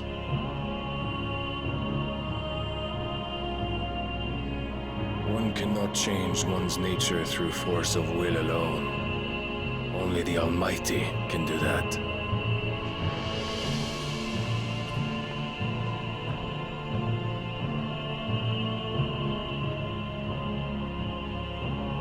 Hugo Kupka, the man who gave his life for a woman's head. A fool like all the rest.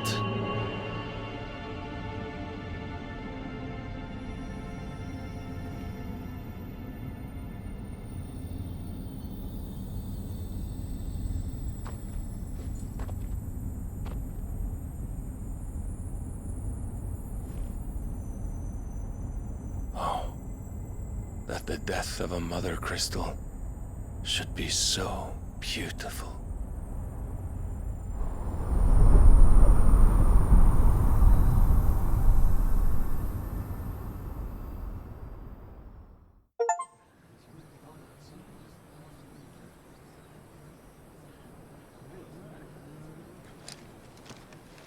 Some medicine, my lord?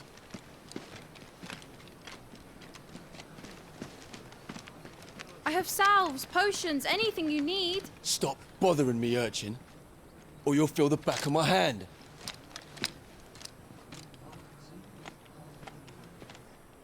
You must consider your health, my prince. If a show of force is needed to keep the Dalmex at bay, you may trust in your dragoons. I beg you to call on Bahamut only as a last resort. His strength comes at too great a cost.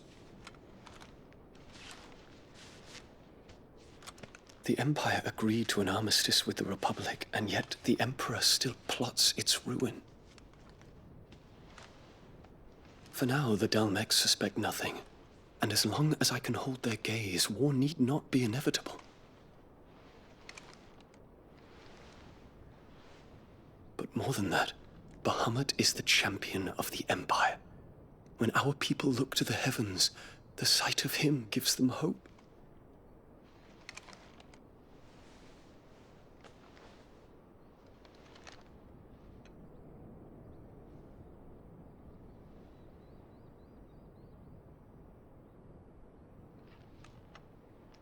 Forgive me, Terence.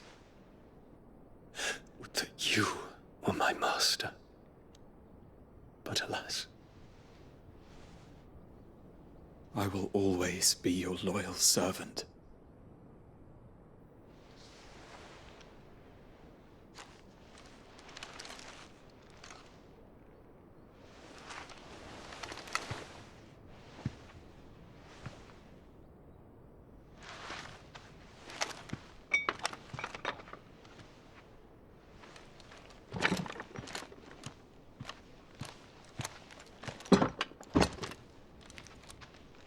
Should the Council's brazen maneuvering prompt the Republic to tear up their own treaty and launch a new assault, our soldiers would advance to meet them, cutting across the Central Isles, but not in time to prevent their forces from breaching the southern defenses and storming Twinside.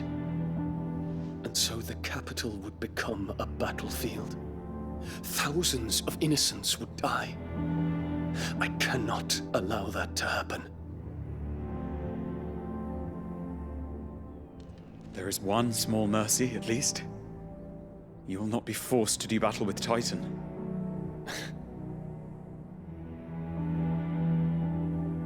Would that I could avoid doing battle at all. 1,000 pardons, Your Highness. What is it?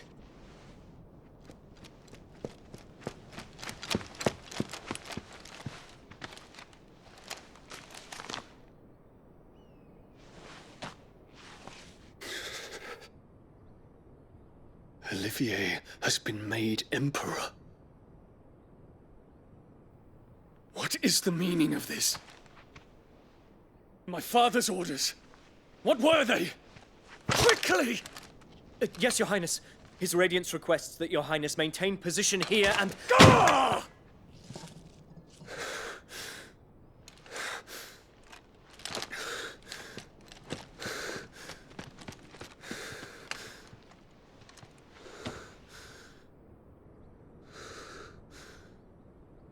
Terence. Yes, my prince. I must go to the palace. I'll ready your steed.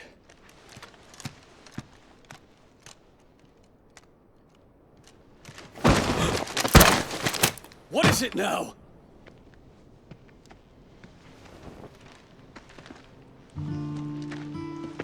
Forgive the intrusion, Your Highness. I know you. At ease. We stand in the presence of the Phoenix. You wouldn't want to get your fingers burned. I hope I'm not interrupting. Not at all. Though I admit, I did not expect such a distinguished guest. How many years has it been since the Remembrance ceremony? 20? I thought you long dead. Do I address a ghost? Many have told me that I look like one. But no. I'm alive. Just. Prince Dion of the House Lesage, I have a tale to tell you.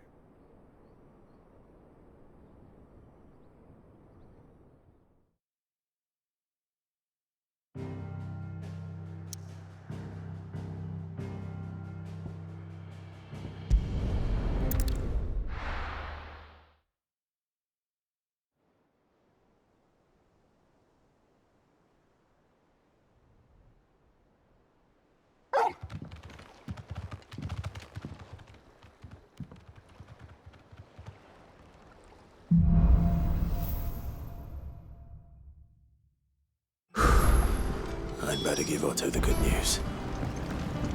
Walkways need patching up.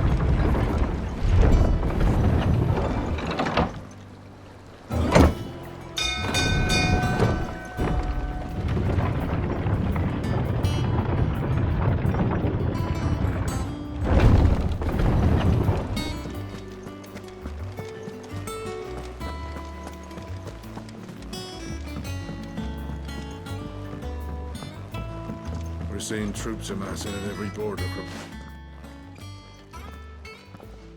Clive, you're back. I am. And with glad tidings for once. Hugo Kupka is no more. Well, I'll be.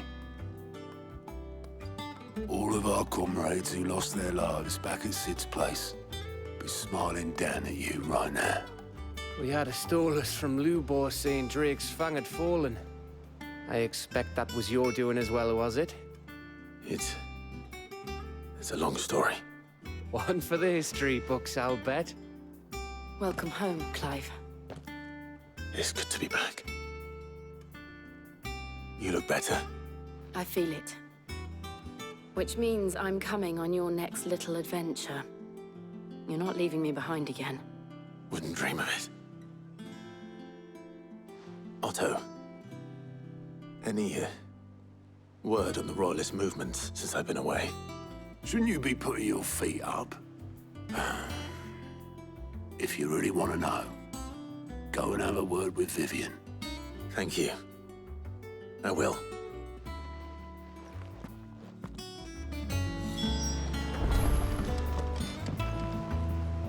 Ah, the conquering hero returns. And with hardly a scratch on him. I may have picked up one or two.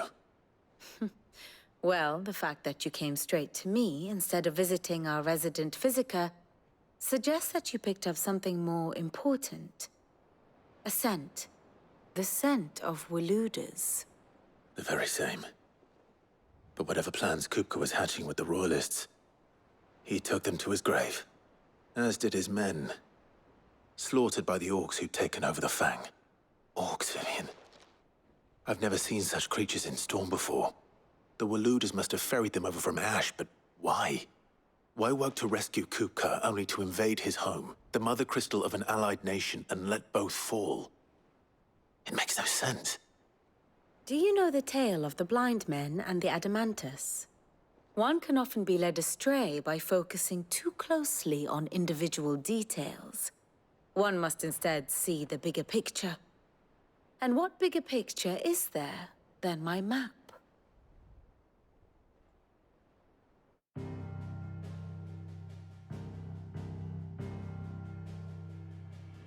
The Kingdom of Waloed claims dominion over all of Ash. It is a nation forged by the bloody conquest of Barnabas Tharm, the dominant of Odin. The Canvarian War of Independence in 849. The Battle of the Twin Realms in 865. The Battle of Belinus Tor in 873. Wheresoever his armies fought, Odin was found where the fighting was fiercest. But of late, the warrior king appears to have laid his sword to rest. Battle rages for control of the crystalline dominion. Yet Tharm sends not a single ship in support of his Dhalmekian allies. Meanwhile, the Blight ravages great swathes of Ash. Yet warlike Waloed shows not the faintest interest in laying claim to untouched lands. So why go to the trouble of sending an army of orcs into the heart of Drake's Fang, only to make no attempt to claim the Mother Crystal for Waloed? It can hardly be for lack of men. Tharm's armies rival any in the Twins. No. We have not seen the last of the Waluda standard. Odin will ride again. It is but a question of when. And on that day, who will be trampled underfoot?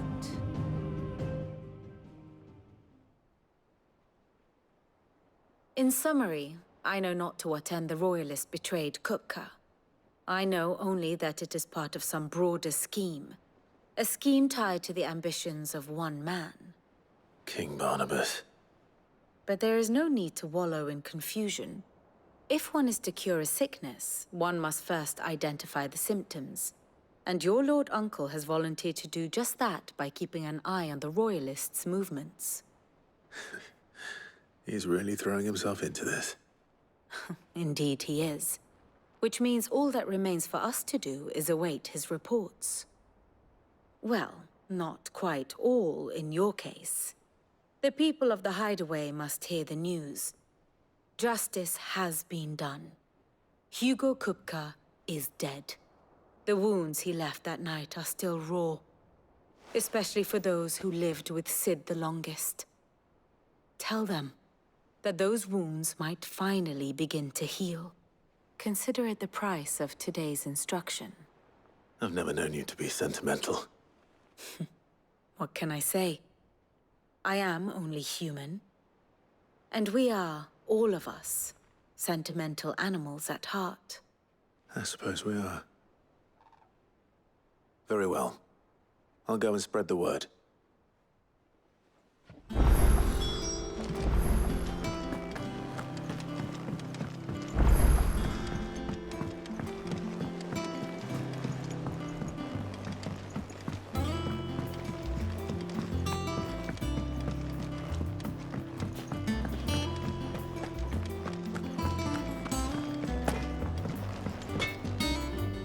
Blackthorn, do you have a moment? What is it? I'm busy. I wanted to tell you that Hugo Kupka is dead.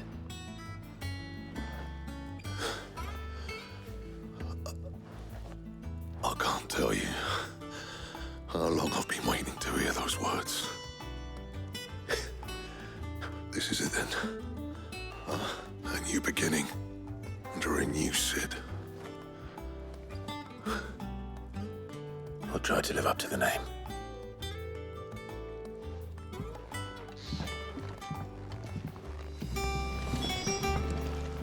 Clive, so will it be?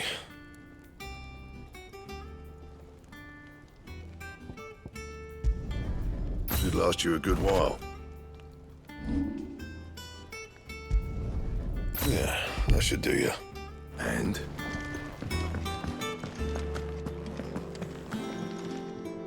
Well, someone looks pleased with himself. It's true what I'm hearing, then. Nothing escapes you, Lady Karen. It's true. Kupka is dead.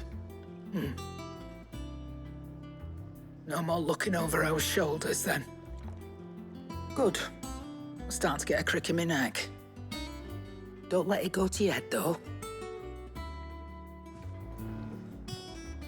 Well, don't just stand there, go. I'll be thankful you got that much.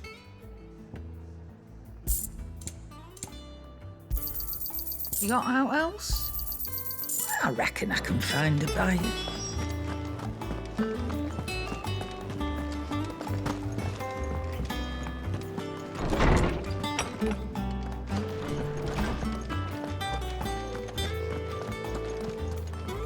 Ah, Clive.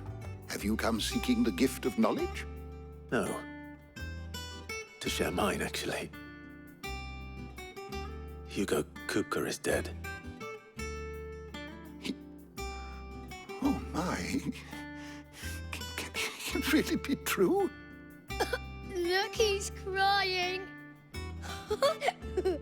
He is. The big baby. And with good reason, children. These are tears of joy. We must offer up a prayer to your parents that the heavens might weep with us. There shall be no lessons today, only thanksgiving and merrymaking. Go, put away your things. All right.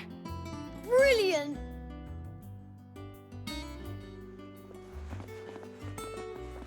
Finally, a new dawn has broken. It has. Thank you, Clive. I cannot wait to share the good news. Hippocrates.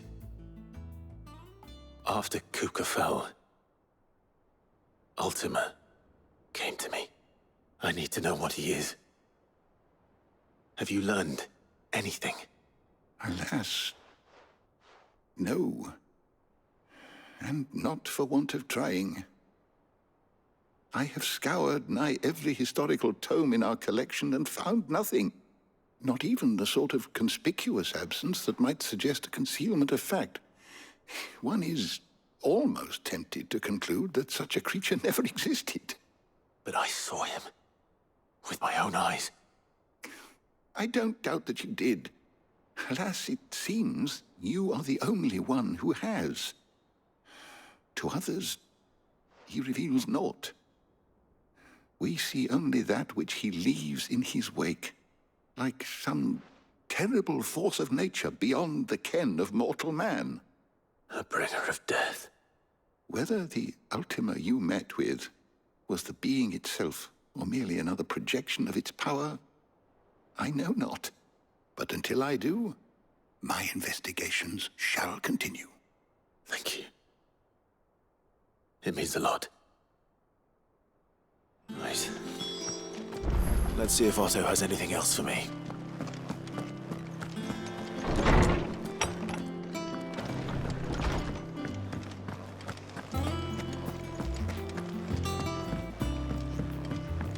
I'm telling you, it's true.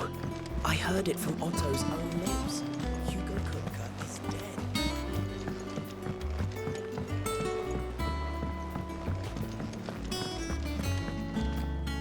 You barely sat down since you came home. Vivian got you running errands or something? Just spreading the word.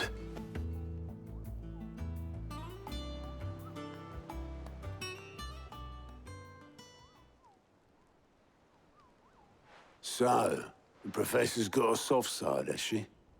I'd never have guessed. No. She was right, though. Everyone was glad to hear the news. Ah, but you ain't told everyone. I can think of plenty of friends back at the old hideaway who'd sleep more peacefully for knowing. Not least of all Sid. You should tell him. You're right. I should. And I will. Well, when you do, be sure to take Mid with you. She's been going at it hammer and tong down in that workshop of hers, trying to do her father proud.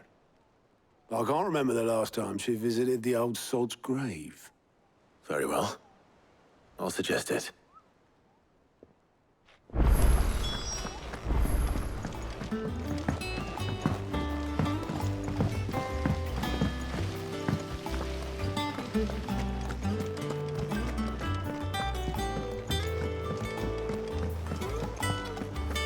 I think Mid might need some help. If I don't come up with something soon. All right, Clive? What do you want? I'm going to visit Sid, and I thought you might like to come with me. Sorry, I'm too busy for all that right now. I've got to get this thermal displacement stack sorted. Thermal... Displacement stack. Here. And this is for... Only the fastest, finest ship the world has ever seen. The Enterprise. Me and my dad designed it together. Where other vessels rely on the fickle winds to drive them through the water, ours is fitted with mithril engines. And those things have got more push than a behemoth in a bad mood, and more heat than all the hells put together. Which is where the stack comes in. I may have already talked some tight-lipped shipwrights into putting the hull together for me in a little dockyard in Canva. But the stack's a bit more involved, so I'm building it here. Thing is, it's so involved that I'm running behind and it's starting to hold things up over at the shipyard. I'll come and see my dad, though, when I'm done. Whenever that is. Is there anything I can do to help? Good old Clive. I were hoping you'd say that. First things first, I need some parts meching. The stack will be made up of 3 major components. There's the plating, here, that channels hot vapors away from the engine. The helm over the top, that disperses all that heat into the air. And the shielding around the sides. That stops the rest of the ship from going up in flames. A full suit of armor, then. Probably best to take it one piece at a time. Then you'll need to start with the plating. Everything else fits onto it. I've got the designs and the list of materials here. Show these to Blackthorn. He'll know what to do. I can't make head nor tail of them. Luckily, you don't need to.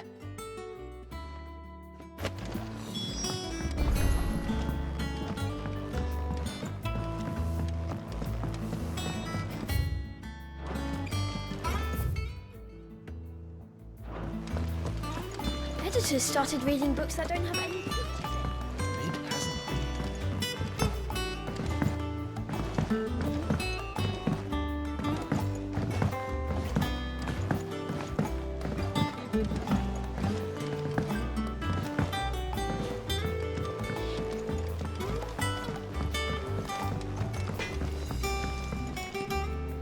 Blackthorn, can I ask a favor? Out with it. It's for Mid. This my last chance to say I'm otherwise engaged. Spare myself the arseache. Go on then. What is it this time? She said you would know. Here.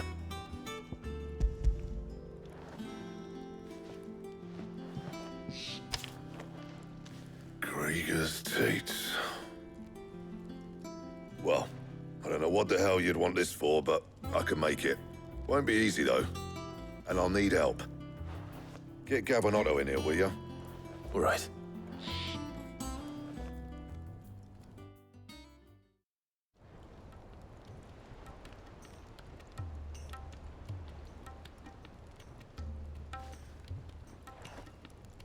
So Mid's roped us all in here again, has she? Typical.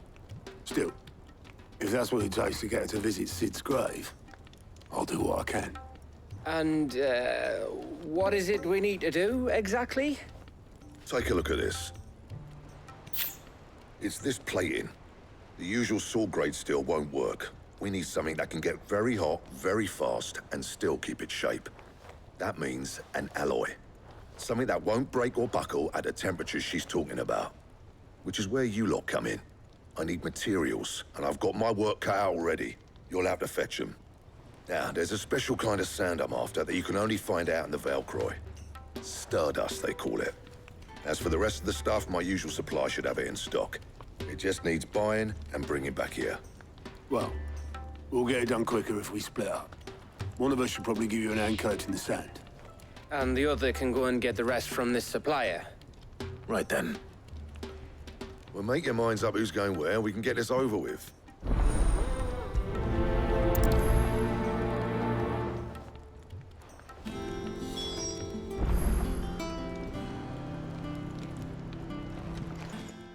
You going after the Stardust then, are you? Which one of these two lucky souls is going with you?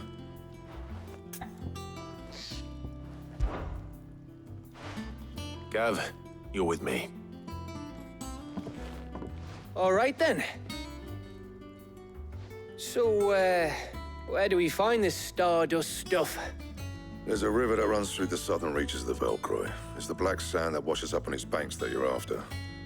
Southern reaches of the Velcroy, eh? That's down past Dalamil.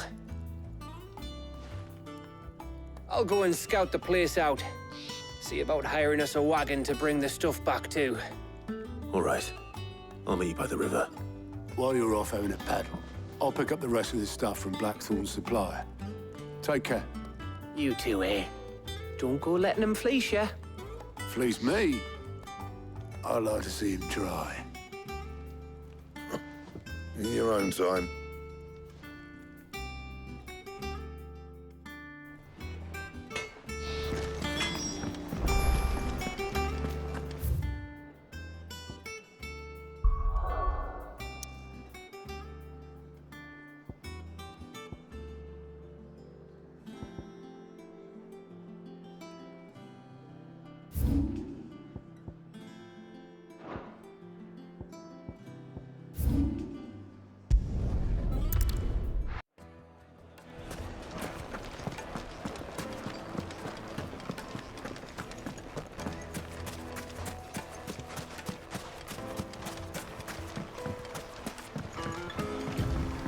Looks like I found the river. Where's Gav?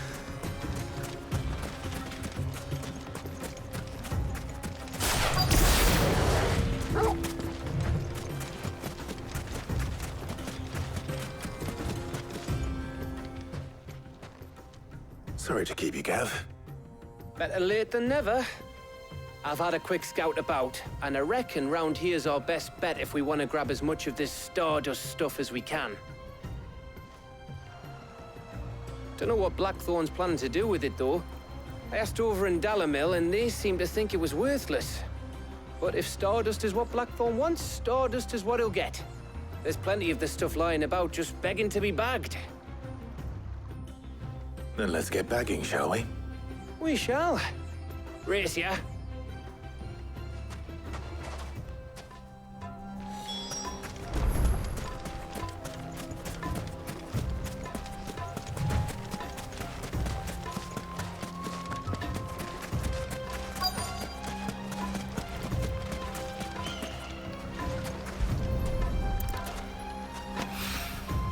So this is Stardust. It just looks like black sand to me.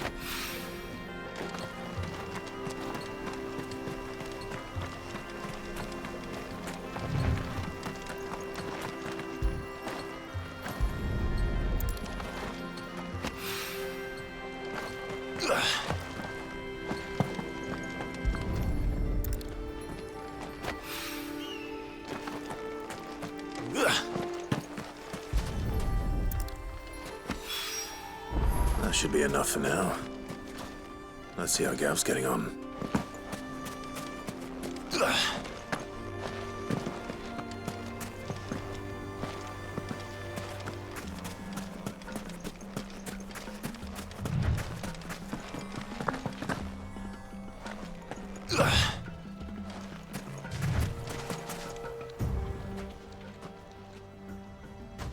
You finished? How much did you get? Enough. I hope.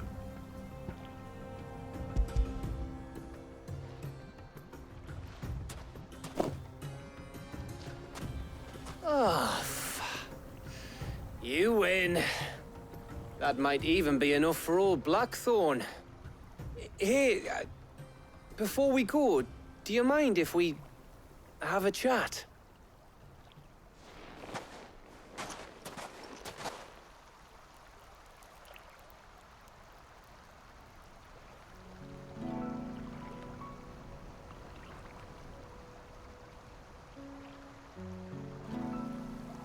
Feels like ages since we had the chance to talk.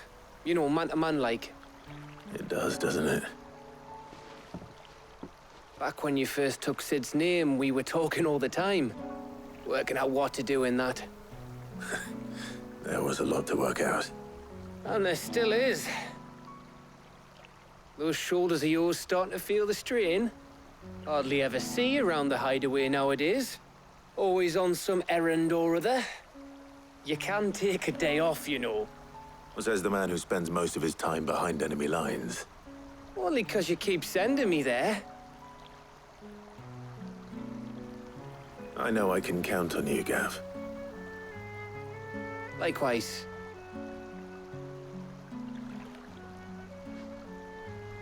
So you keep sending me wherever you need to, and I'll keep going. Safe in the knowledge that I have a home to come back to. Thanks to you.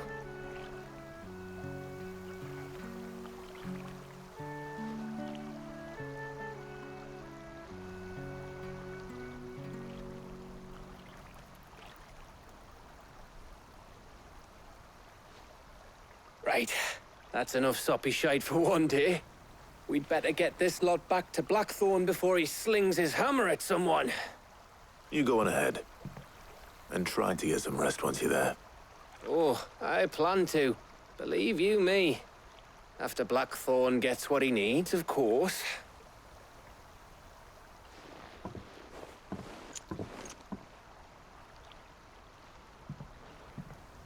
Right. Ready to go home, boy?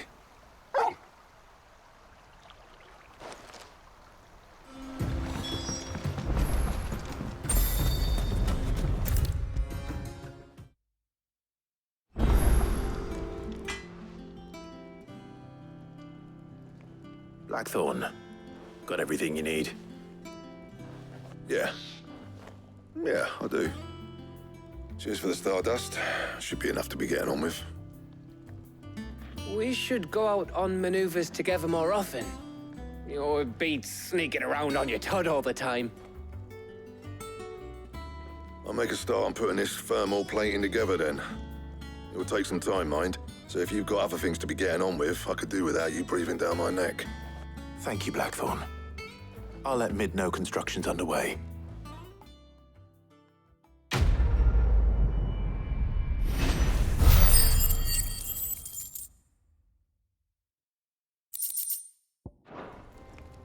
Suppose we'd better be getting back to work too. Give us a shout if you need anything.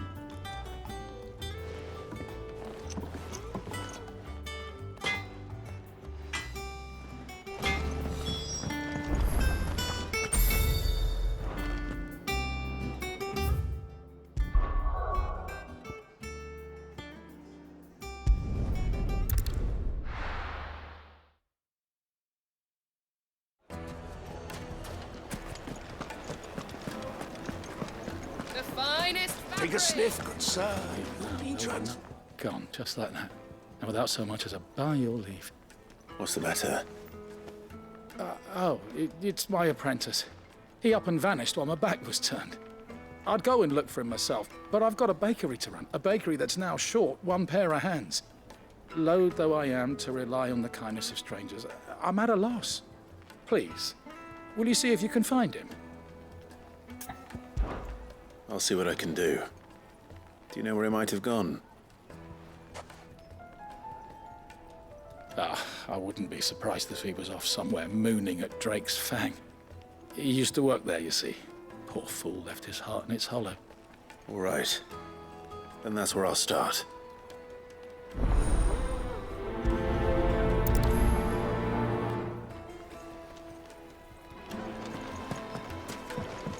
Oh, where did all the men of the rock go?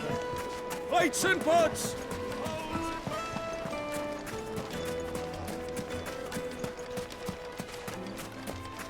No, I'm telling you, it's gone.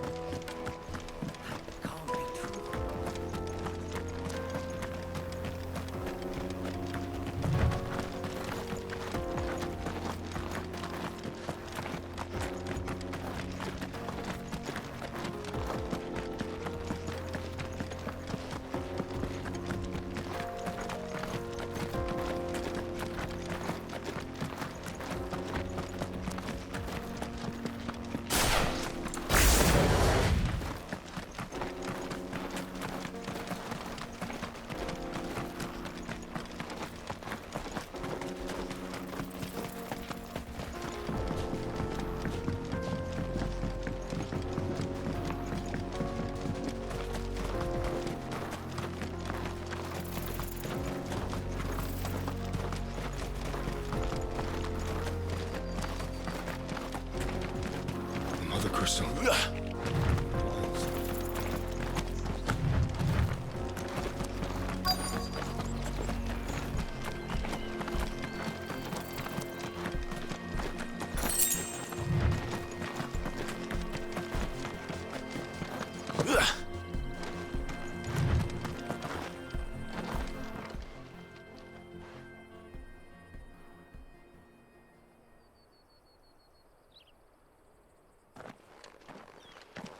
Excuse me.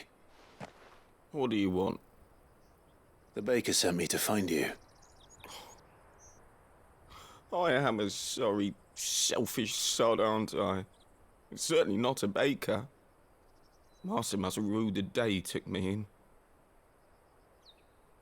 Time was the sight of the Fang used to calm my nerves. But now look at her.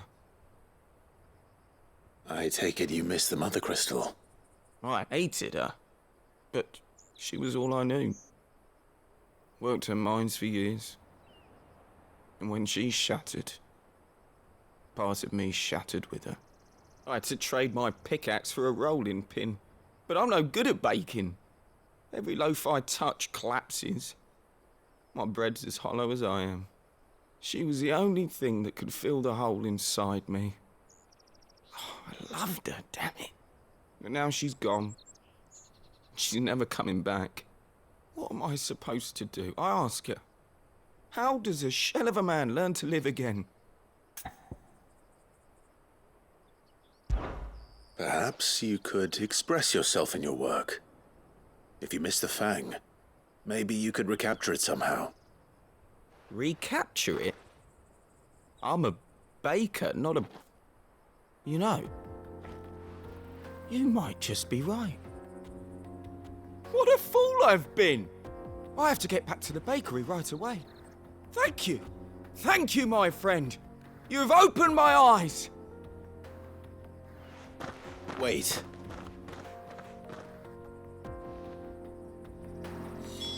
Suppose you won't be needing an escort then.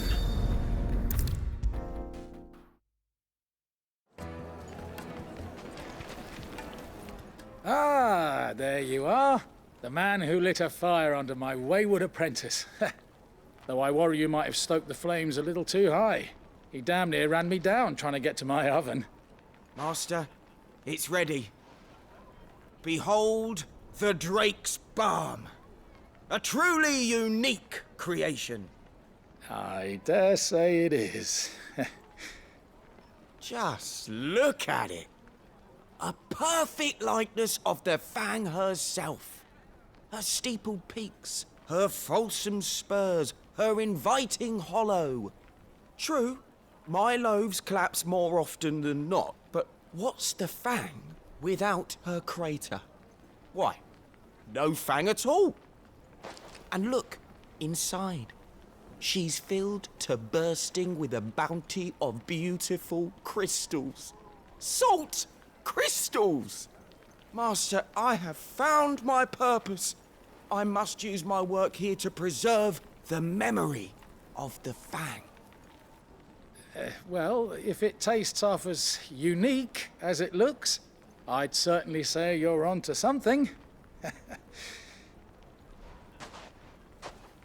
Not only is my apprentice back, but he's finally pulling his weight. With any luck, I might even have a new delicacy on my hands. I don't know how you did it, but you have my thanks.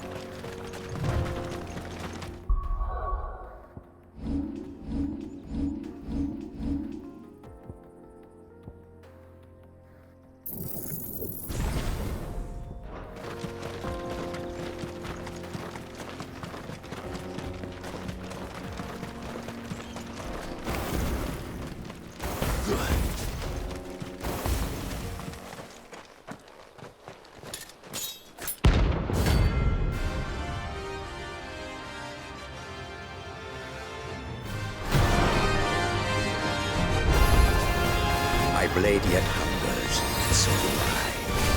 Come, let us feast on your flesh. Your feasting days are over.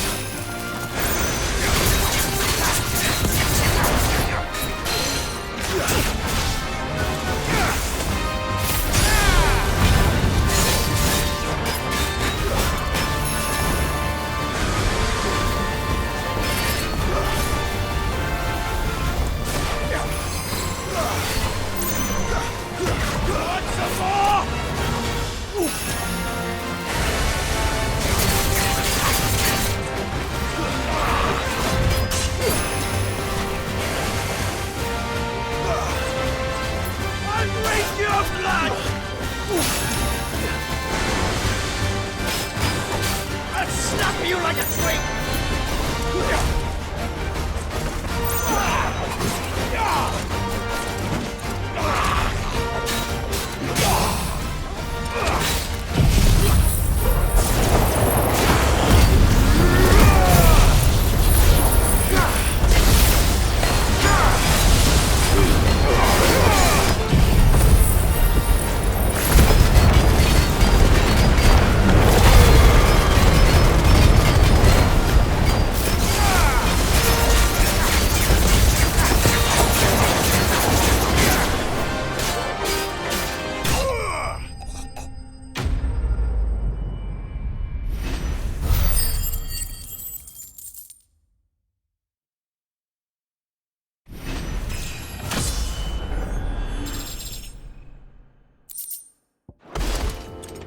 Those who kill for sport deserve no better.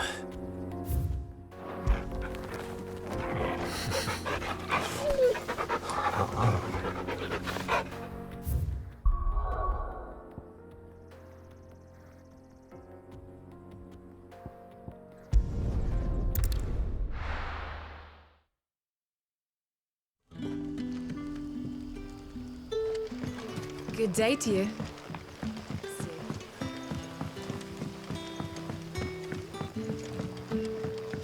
The crystals we get from the tail are all but worthless. What can I interest you in today? Keep fighting the good fight. Are we had to dig a new cellar? Ah, Clive. Your timing is exquisite, as always. I have a concern which you may be able to assist me with. Go on. There are whisperings afoot of shadowy figures having been sighted outside the village. Rustlings in the undergrowth, suspicious noises. My people fear that they are being watched. It may be no more than a surfeit of nerves, understandable in the current climate, or it may be the prelude to something altogether more dangerous. Given what I hope you'll forgive me calling your nose for trouble, I wondered if you might investigate. Of course. Excellent. You might begin by speaking with the good citizens of Lostwing. Listen to their tales, and make what you will of them. All right. I will.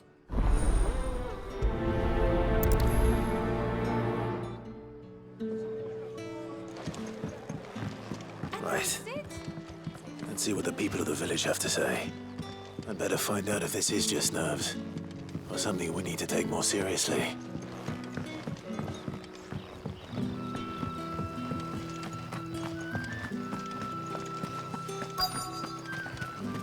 Where it is, the Black Shields took a hiding in the hands of some... Excuse me.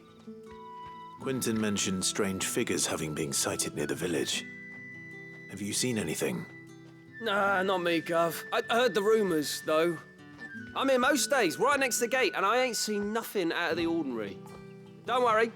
Any shady characters try and slip into town this way, and I'll soon come running. And shouting, most likely. All right. Thank you.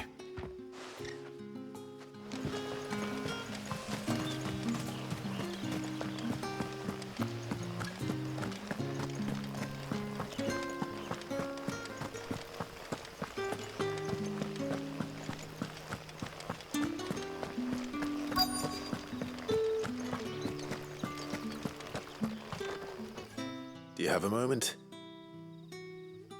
There's talk of suspicious figures in the woods. Have you seen anything out of the ordinary? No, but I've heard something. Sound of scraping metal, like someone sharpening a sword. Where was this? In Lorbert's Pass. Was out foraging for herbs when I heard it, screeching out from between the trees. Ran back here as quick as my legs would carry me, and I ain't been back since. I see. I'll look into it. Thank you. Seems Lorbert's Pass is our best bet, then. What do you say, Torgal? Shall we go and investigate?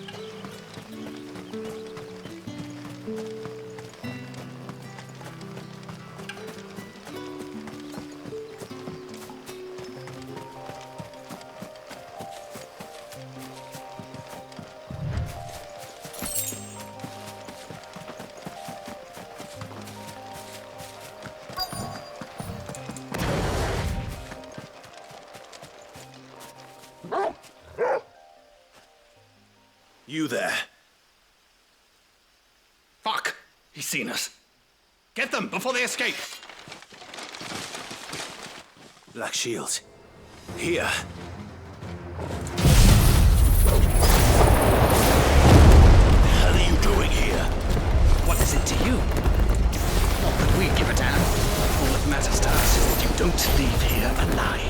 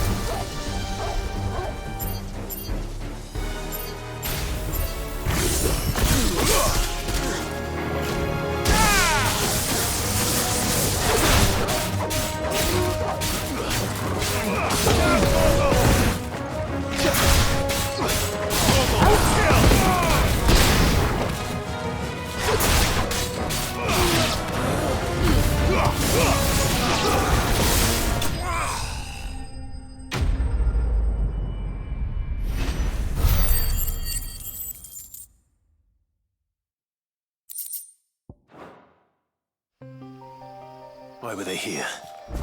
Were they planning an attack on Lostwing? I need to warn Quentin.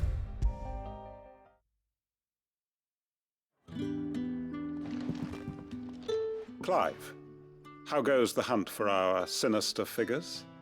I found some Black Shields hiding near Lorbert's Pass. They're gone now. Black Shields. The Empress's former bloodhounds. Though they serve another master now. One who means to root out and destroy both me and those I care for. And it would appear the pack has finally caught the scent of its prey. Damn it all. I had hoped I would have more time than this. More time to prepare. But if we are cornered, we have no choice but to bite back. And bite back we shall. I'm sorry. You're going to need to explain. Who did the Black Shield serve now? And why would that person want you dead? Because I want him dead. Who? The former Lord Chief Justice of Sanbreque. All that I have built here is for him. I don't understand. Why him? Why Lostwing? I suppose it is better that you know the truth. I was a member of the judiciary once. So sickened was I by the injustice of this world, I swore to fight it. And fight it I did in my own small way. I saw more than a few corrupt officials condemned to the very cells into which they had thrown blameless innocents. Men to whom the law was but a scourge to turn against the powerless. And throughout, it was the Lord Chief Justice who backed me, who was my one true ally in the quest to see justice done. So what changed? I discovered that he hunted bearers for sport. I was a fool to think he shared my hatred of venality and vice. His support for me was no more than a facade, a means of ridding himself of his rivals, a mask to hide the rot beneath. I filed suit against him immediately. His response, however, was rather more visceral. He had my entire family slaughtered, and he faced no punishment whatsoever. I lost everything. My loved ones, my livelihood, my position, the faith I had once held that any modicum of justice might be achieved through the courts. So I set about enacting my own. I tracked down every soul who served him, and slit their throats myself. But the man himself proved an altogether more difficult target. With money and power come protection, and so I saw that I would need an army of my own. I came here to Lostwing and began recruiting like-minded individuals. And everyone here knows this is why you do what you do. Of course. They too have lost loved ones to the bearer hunts. Seen faultless friends sent to the gallows to spare the guilty. All under the watchful eye of the Lord Chief Justice. Our wounds are the same. And our cause is the same. We are comrades. And our revenge is already in motion. We know where he hides, how numerous and well-trained his guard. What we did not know until now, however, was that his plans may already be in motion too. Quentin. Our time is short. He may move against us at any moment, unless we move against him first. My friends and comrades, it begins. Make ready for war.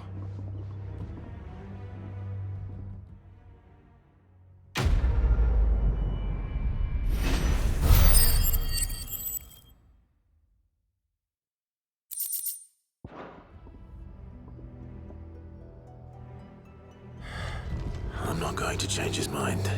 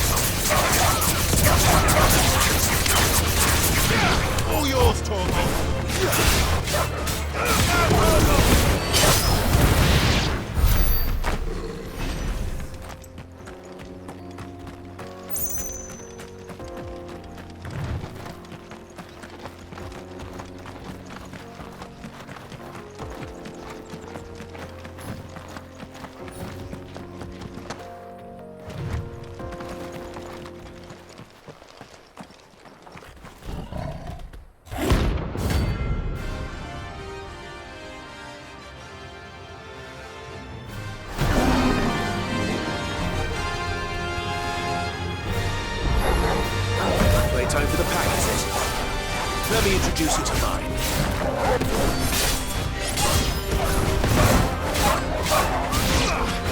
All yours, Torgal.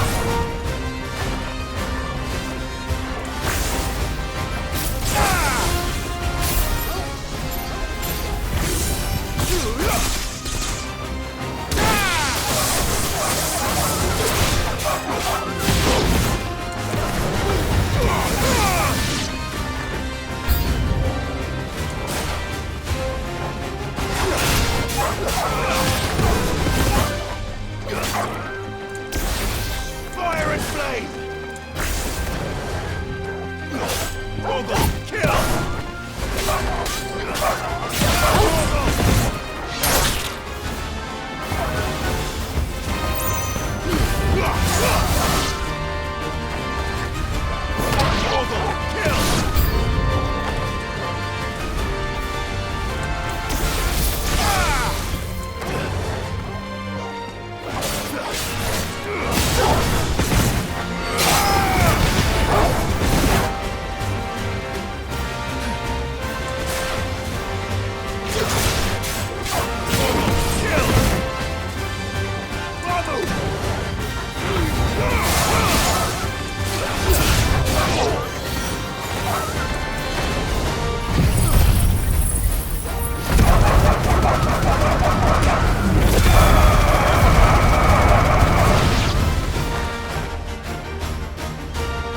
And then there was one.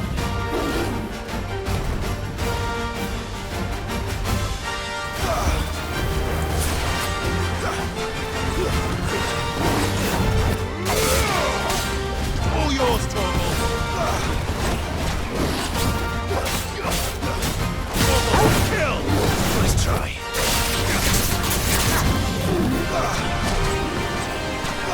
Now, Torgal!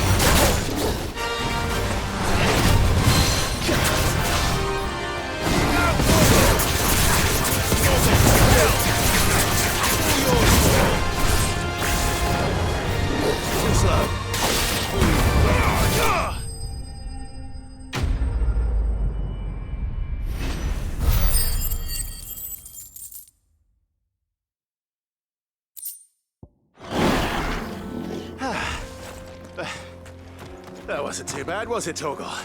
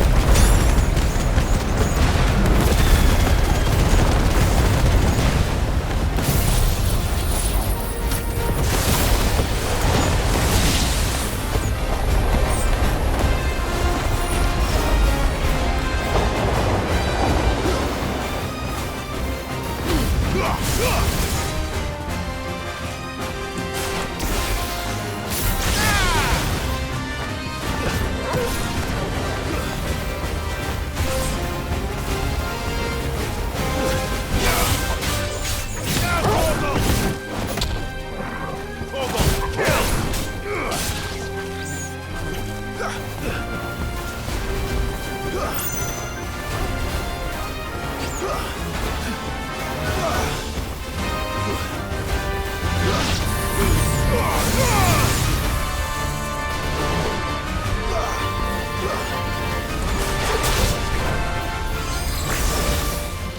and flame!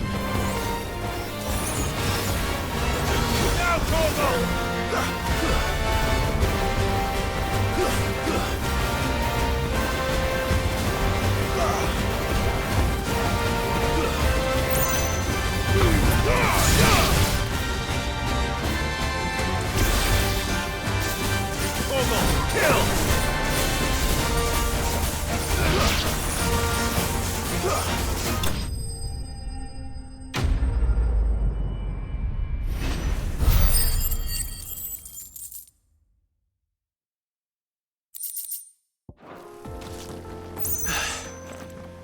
Peace at last.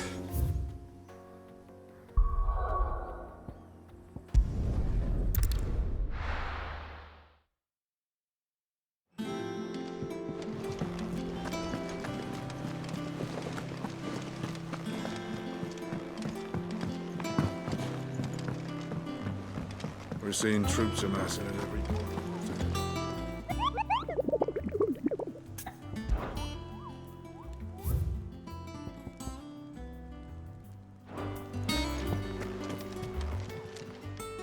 Oh, I wasn't expecting you back. You earned this. Come again. I may have more.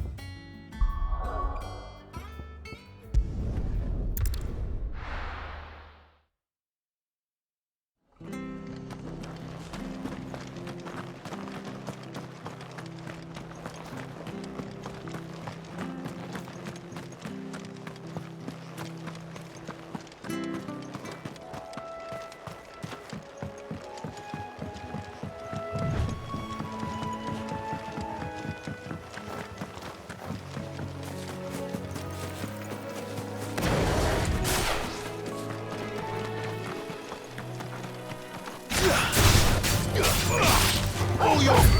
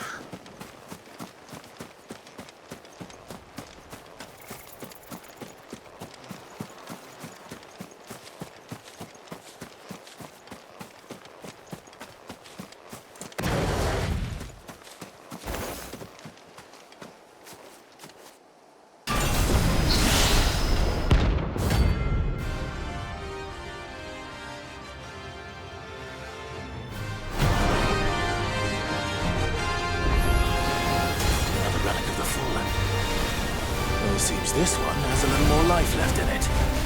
All right then. Awaken, winds!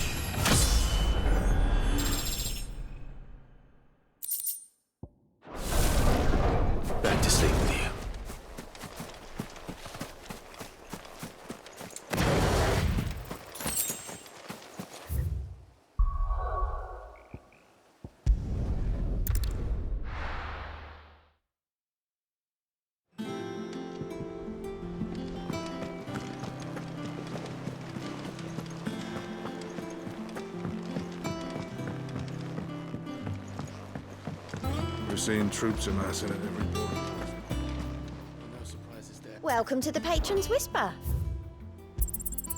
Here you are. Come again. I may have more for you. I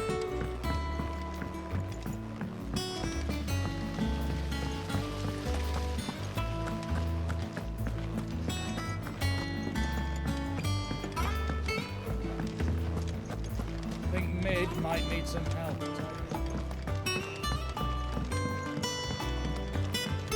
If I don't come up with something soon.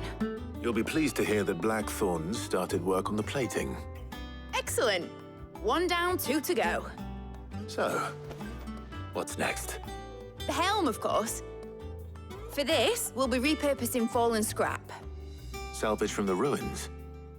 I thought that material was all but impossible to work. Ah, but we don't have to. I'm sorry. Just so happens there's one particular ruin that's broken into exactly the right shape and size pieces for what we need. What's the name back there? I'll give you all the details. What's her name? Right.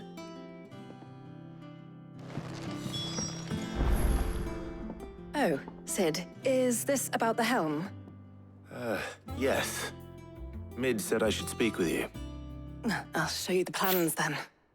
Here you see the mithril engine, in which mithril is burned to generate heat. That heat is then harnessed to produce motive force. Excess heat is dealt with by means of the thermal displacement stack, which disperses it into the surrounding air. Now, were we to rely on thermal plating alone to achieve this effect, the rate of excess heat buildup would far exceed the displacement coefficient of the plating. In other words, the reactor would overheat and eventually explode. This is where the helm comes in.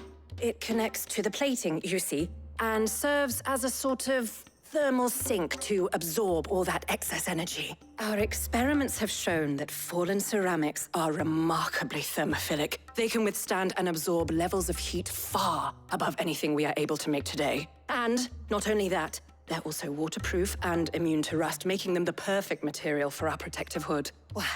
If sea or rainwater were to enter the reactor proper, it would vaporize instantly. The forces produced would tear the ship from stern to... You can stop there. I understand. Mid said we might be able to use parts of a fallen ruin. Where would I find it? Ah, yes. It's in Lorbert's Pass, near Lostwing. The thing is, well, I probably should have arranged to have the pieces we need brought here sooner. You see, a certain unwanted visitor has taken up residence there. It's no longer a matter of just walking in and taking them. It's, going to be considerably more dangerous than that. I see. Then I suppose I'd better deal with this unwanted visitor for you. Would that help? Oh, very much. Thank you, Sid. I'll gather my team and head there right away. We'll meet you outside the ruins.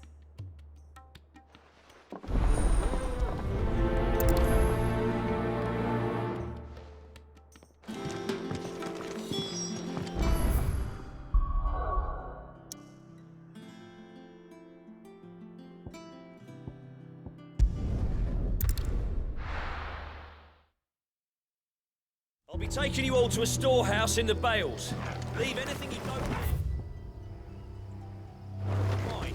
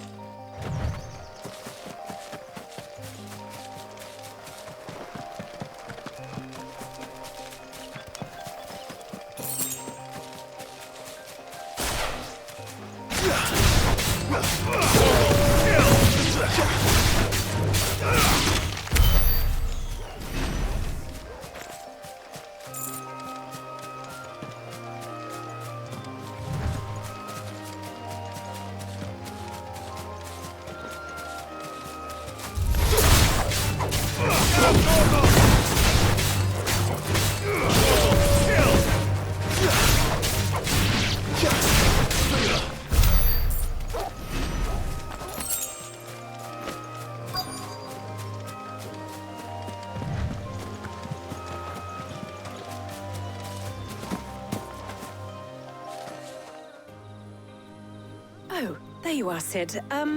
Thanks so much for coming. The, ruins are just over there, as is the creature I told you about, I'd imagine. Would you mind? Of course. I'll be right back.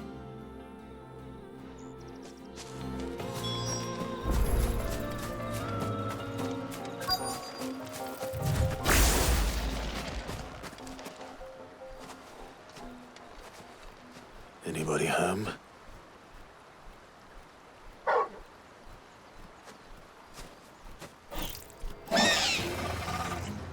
This must be our unwanted visitor.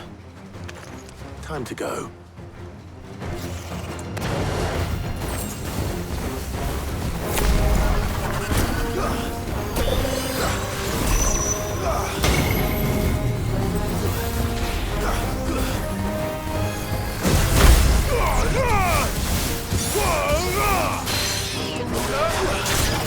All yours,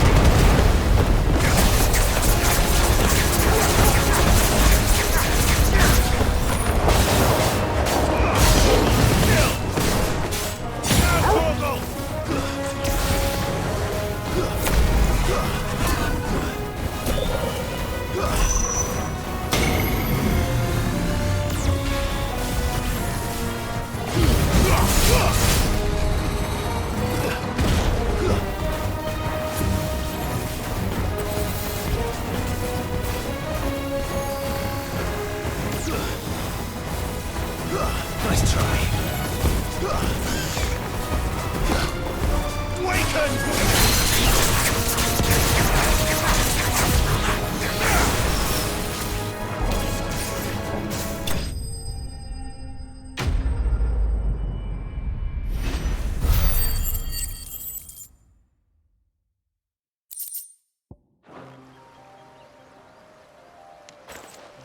The things I do for you, Mid. Sid! Oh, thank goodness you're safe. You shouldn't have any trouble now. Indeed. Well, don't let us keep you. We'll, see that everything is transported safely back to the hideaway. All right. I'll let Mid know you're on your way.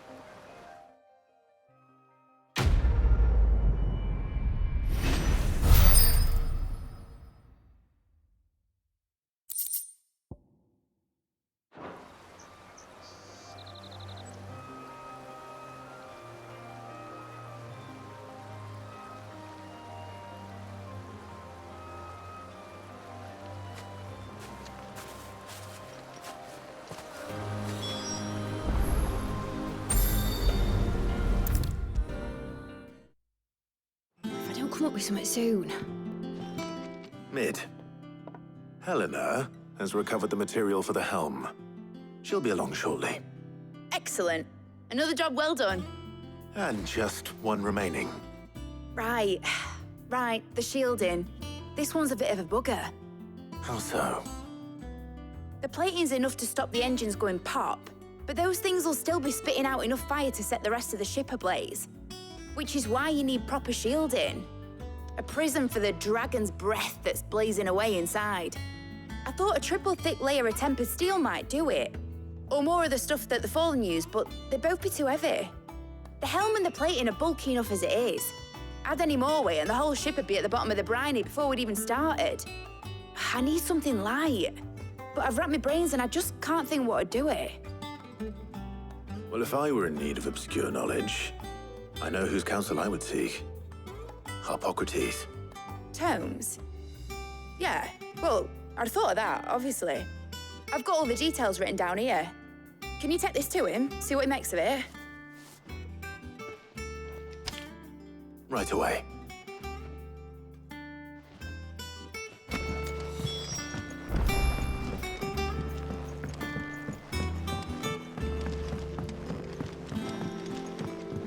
Editors started reading books that don't have any pictures in.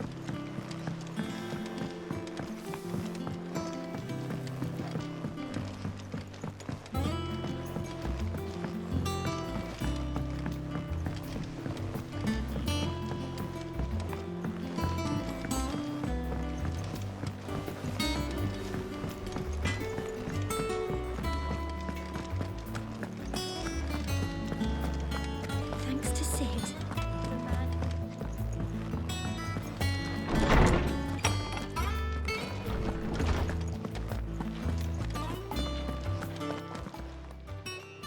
Harpocrates, do you have a moment? For you, Clive, always. Well, actually, it's for Mid this time. Could you take a look at this?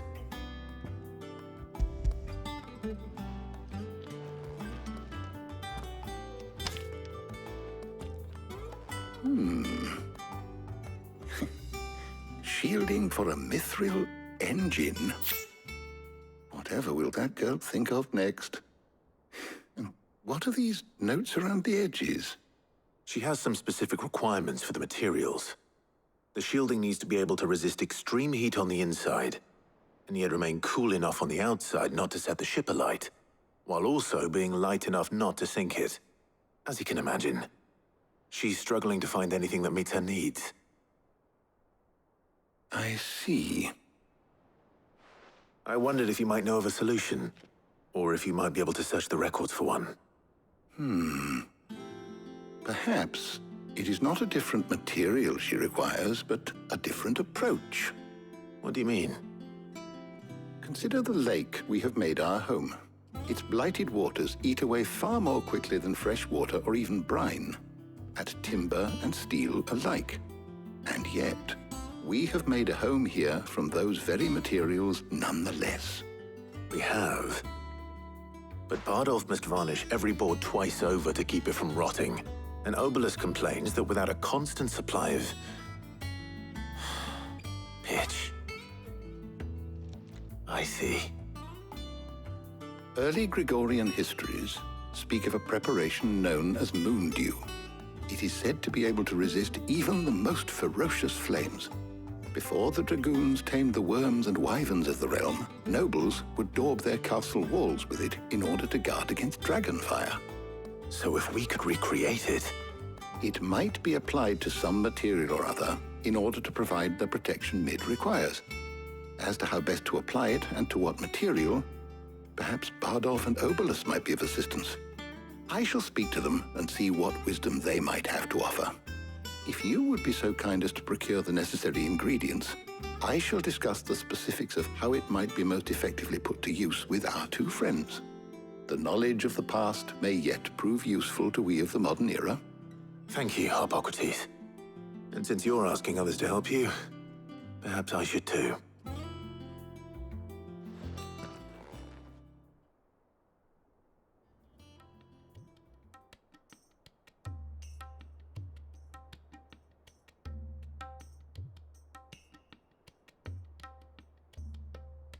So you need a hand, do you? We do. I'll be heading to market for the ingredients we need. I could do with some help. And some company, too.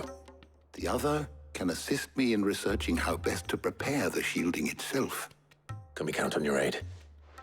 Always. Well, if Jill's game. Thank you. I am sure either of these fine young minds would prove indispensable in my research. I leave the decision as to who will go with whom in your capable hands, Clive.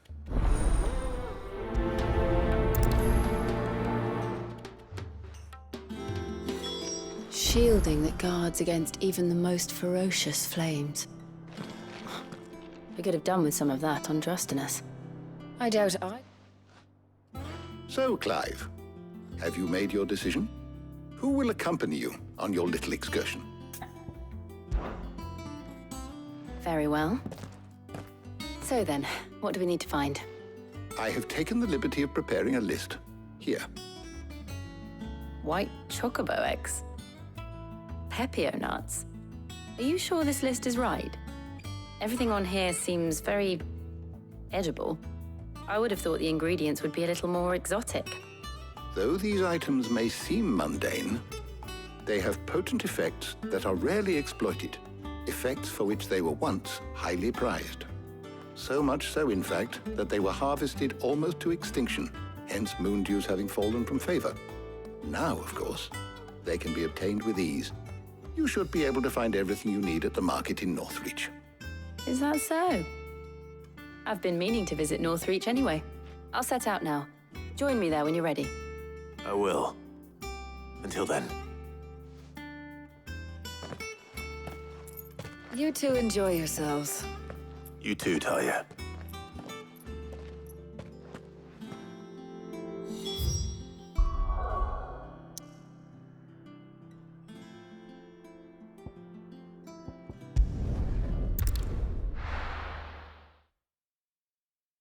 Now, where's Jill?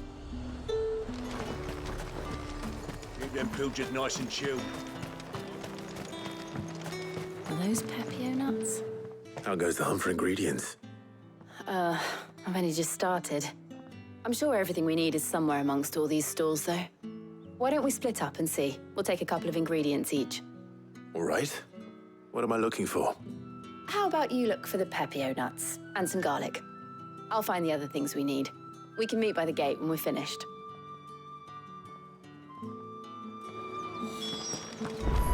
Come! You'll not find a bruised pippin. Fresh cuts! Come and get them before... What can I interest you in today? Ah, yes.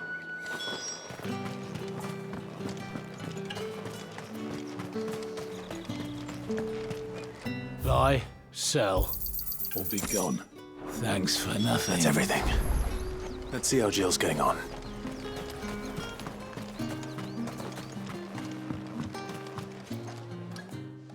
Did you find everything? I did. Here.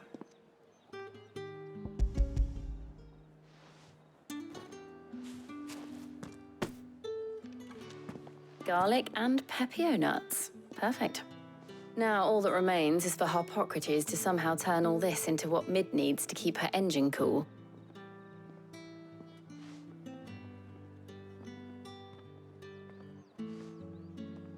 But before we head back, would you walk with me a while?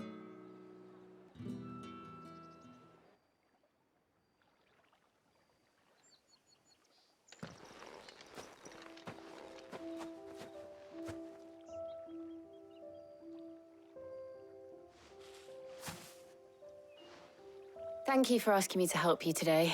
It makes a nice change. It does. It's good to get away from all the battle and bloodshed for once. Just being here reminds me of when we were children. Do you remember? Walking down Market Street in Rosalith, taking in the sights and smells. How could I forget? What with Torgal's antics. Remember how his nose would prick up at the scent of sausages? He'd go racing away and we'd have to go running after him. We wouldn't catch you now, would we, boy? Was there anything you wanted to buy for yourself while we're here? There was, yes. Well, sort of. Molly in the kitchens told me about a place that sells particularly good pies. Thought you might like to share one with me. I would. Thank you. And I saw some bread.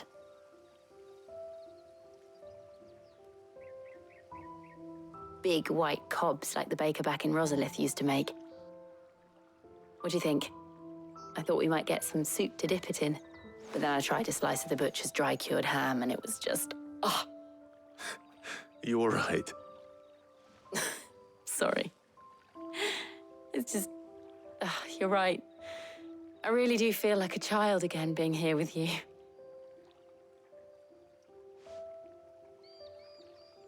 Clive.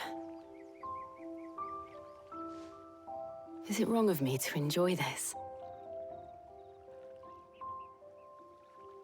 No, Jill.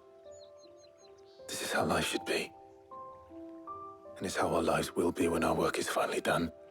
When we can live on our own terms. I hope so. Thank you, Clive.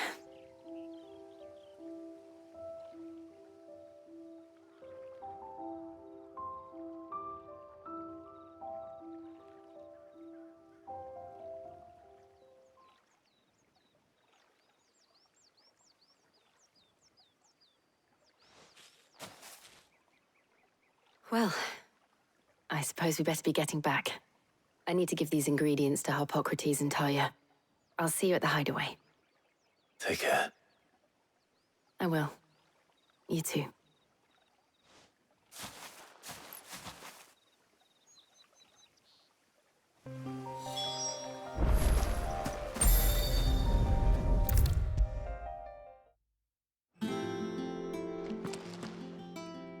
How's work on the shielding progressing, Harpocrates? Well, very well indeed. And thanks in no small part to your kind assistance. I was just explaining to Tarja how we might best go about preparing the Moondew. And now that we have all the ingredients, we may begin. You can count on me. I've mixed more than a few mysterious concoctions in my time. I'm sure you have. What about the shielding itself? Work is underway, under the watchful eyes of Bardolph and Obolus. Apparently, it'll be ready soon. Thank you. All of you. Right then. Jill, would you join me in the infirmary? Many hands make light work and all that. Of course.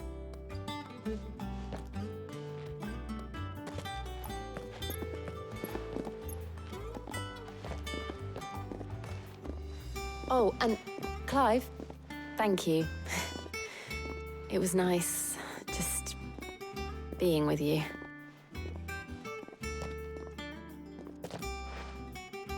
It appears our work here is almost at an end. A shame. I was enjoying playing the man of action for once. When both the shielding and the Moondew are ready, it will merely be a matter of applying the one to the other. Followed by a rigorous process of testing and retesting, of course. Perhaps someone ought to warn young Mid of that. Leave it to me. Thank you, Harpocrates.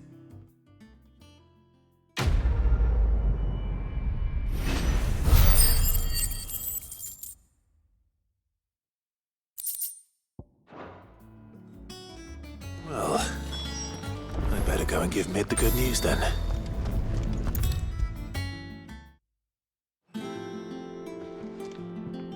Sorry to keep you waiting, Mid. But you'll be pleased to know that work on the shielding is underway. You found something for it? In a manner of speaking, Harpocrates knew of a substance that's highly resistant to heat. A coating that should provide the protection you need. He's supervising the construction and testing of the shielding as we speak. Brilliant! I knew you wouldn't let me down. Don't thank me. I'm just the errand boy. Right then, better start working out how to bolt all these bits together. To the Black Hammer!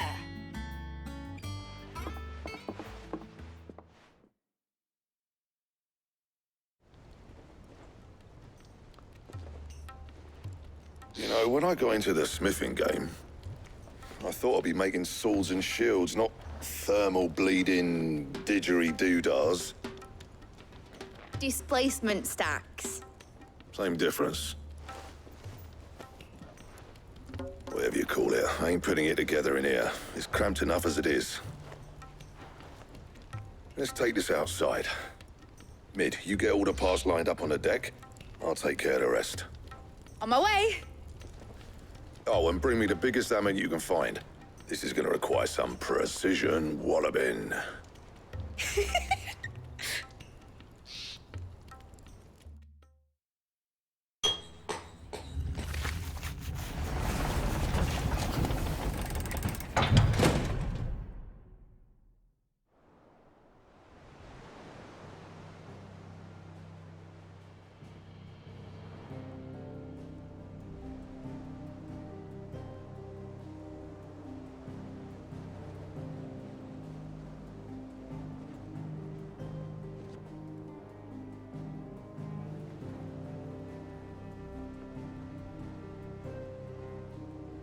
It's finished! It's finally finished!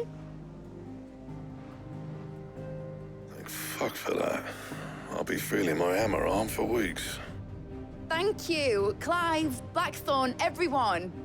That's 1 down and just 3 more to go. I'm sorry. Oh, didn't I tell you?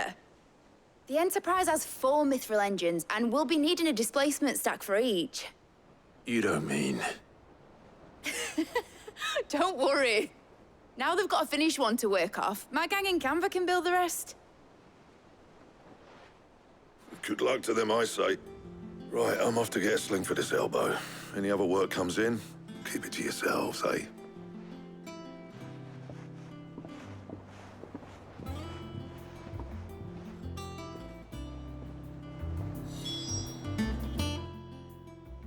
What's the matter?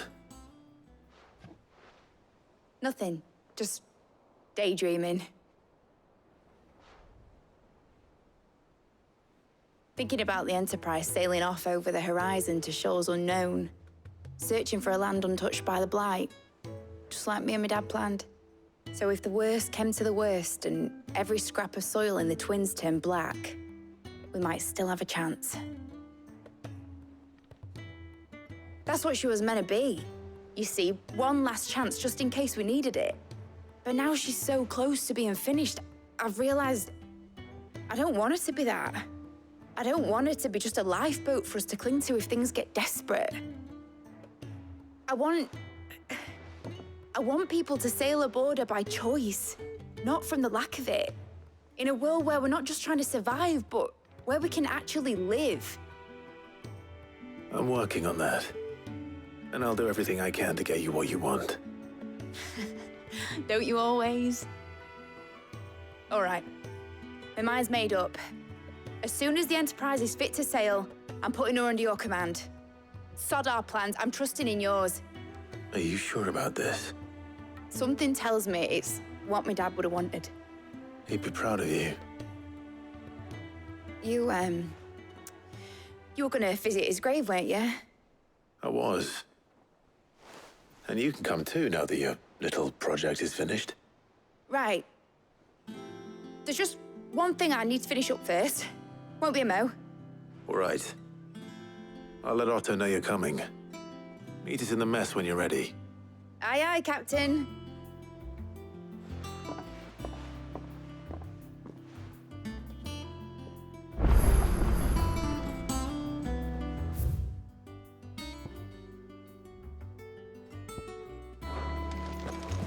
Is that the thing Toes helped to build?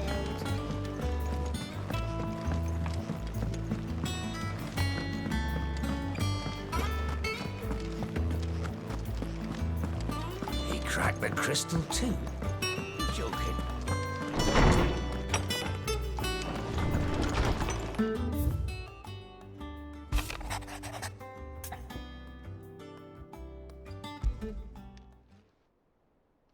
Hopefully it's nothing. But I should speak to Blackthorn just in case.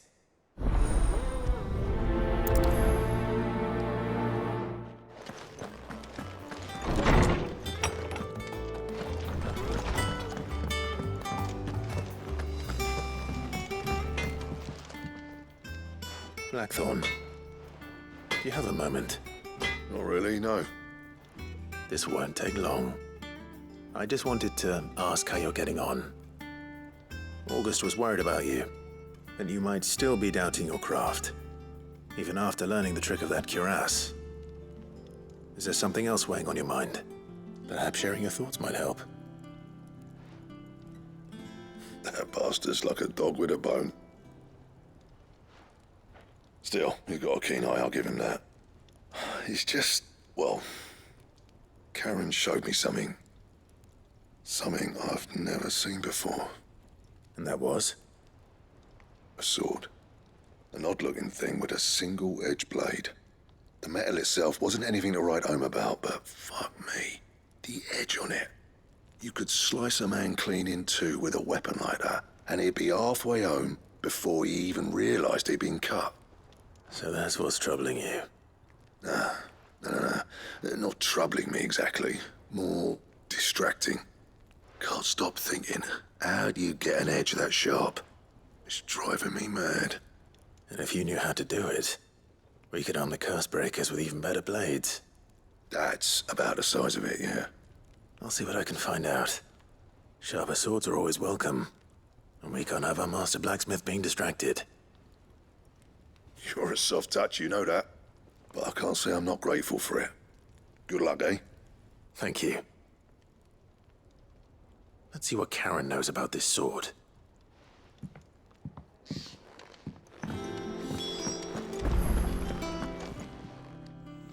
You're looking well, Karen. What do you want? Out with it. I want to know about the sword you showed Blackthorn. Single-edged and extremely sharp.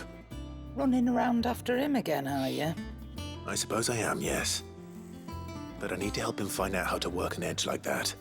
It's driving him to distraction. Little wonder, I suppose. There's not many like that make it as far as the twins, and those that do go straight into private collections. Which made it nice and easy finding a buyer. Can you tell me who bought it? Where is it now? You think I tell people who my clients are? Suppose you're not likely to go nicking him off me, are you now? Fine. If you stop mooning at me like that. Lord Ignac's the man you want. Dalmekian bloke. Collects weapons and the like.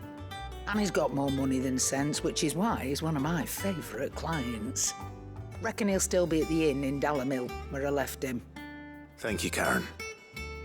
Oh, and he's a touch eccentric, if you take my meaning. I appreciate the warning.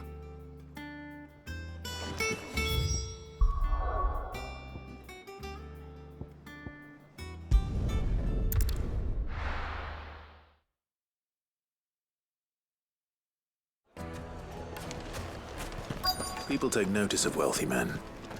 Shouldn't be too hard to track down Karen's collector. The whole Mother Crystal gone.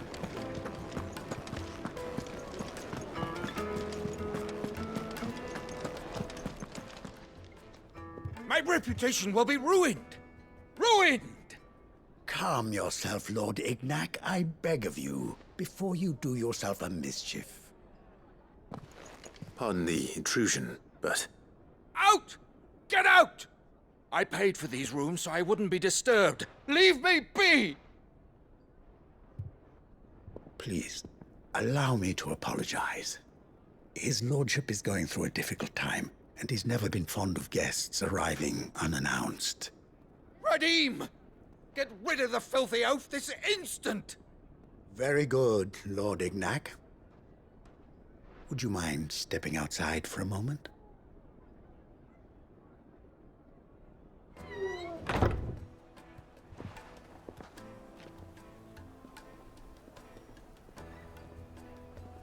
I'm sorry if I've caused you any trouble.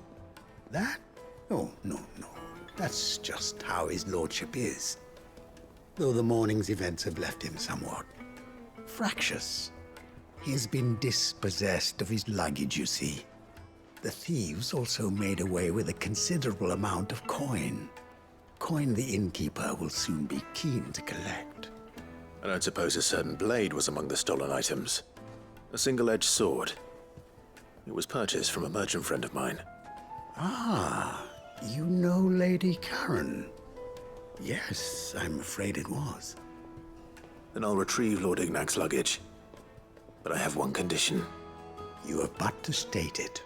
You are welcome to anything that is within my power to grant. I want an audience with Lord Ignac. A few minutes should be enough. Then I'll be on my way. A condition I would be a fool to refuse. Of course, you shall have your audience. I don't suppose you saw where the thieves went? I did not, no. Though some discreet inquiries made on his lordship's behalf mean that I know where you might find them. The bandit's bed. Every ill-gotten coin in Dalamil is said to pass through that disreputable corner of the Valcroy. And that's where I'm heading. I shall speak to Lord Ignac in your absence, and arrange for an audience upon your triumphant return. That will be very kind of you. Farewell, and best of luck.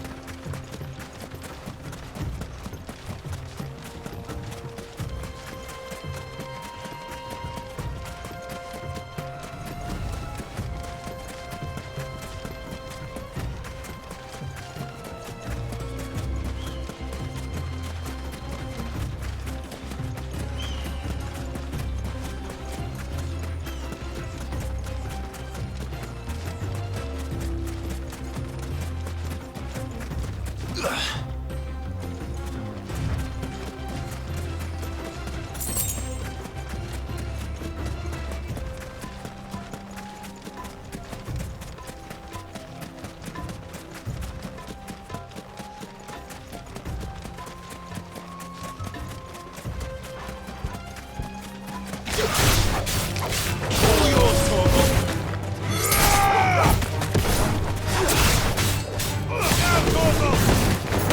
All yours, Torgal! Torgal, kill!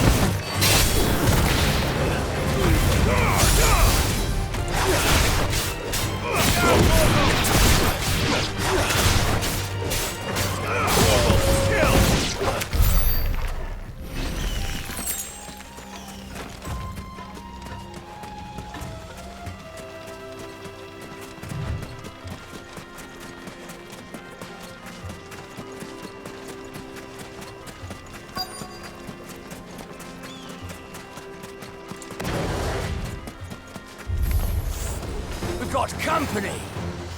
Come on, lads, let's tear the bastard's head off!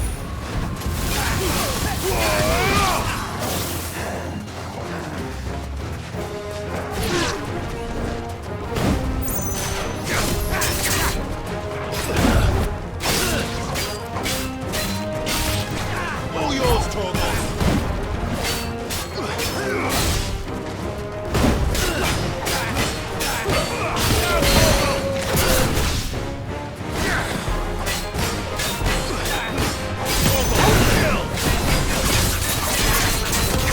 Let's try.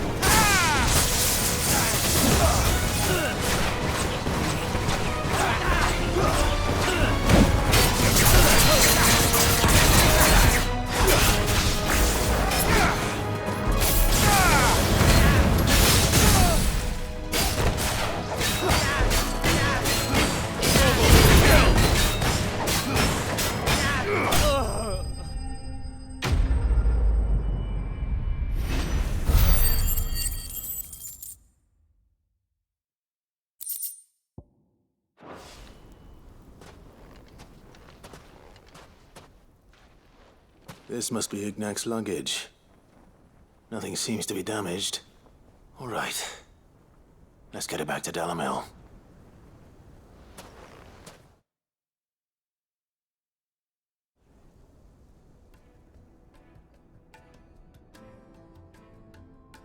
I hear I have you to thank for the return of my effects.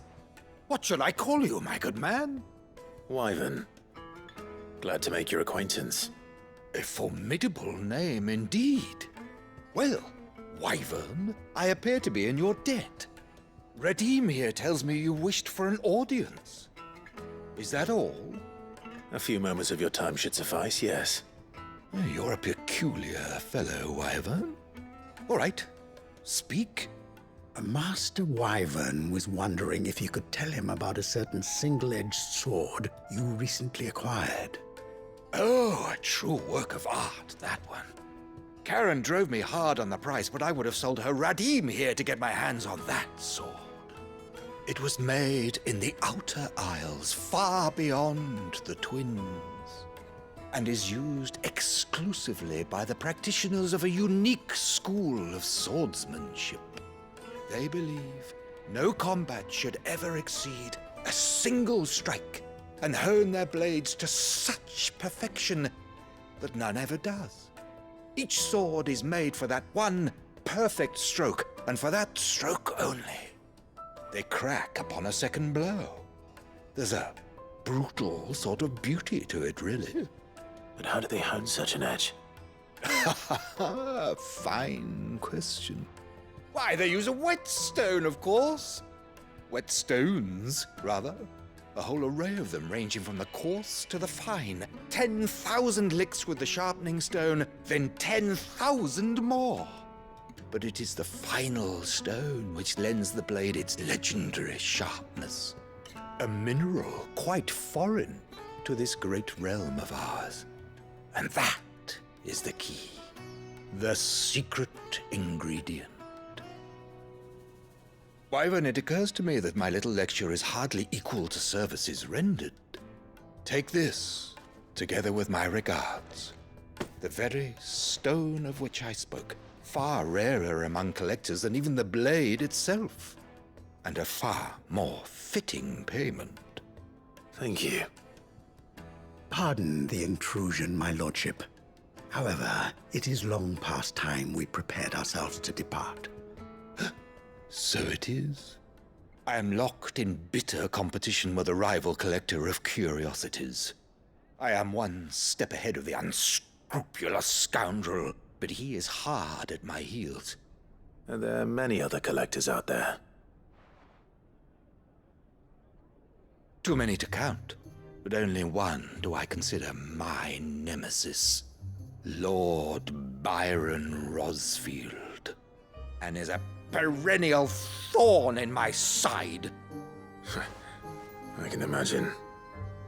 Farewell, Wyvern. May our paths cross again. Radim, we mustn't dawdle.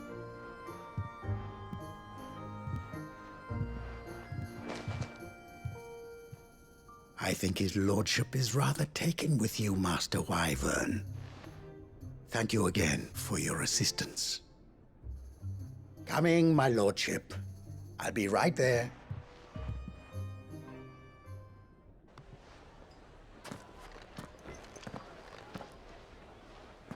Trust Uncle Byron to find such an interesting rival.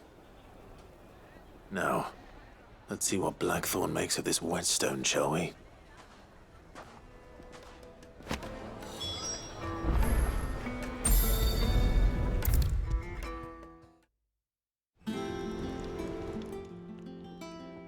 Sorry for the wait, but hopefully you'll agree it was worth it. You learned something about that sword, then? I did better than that.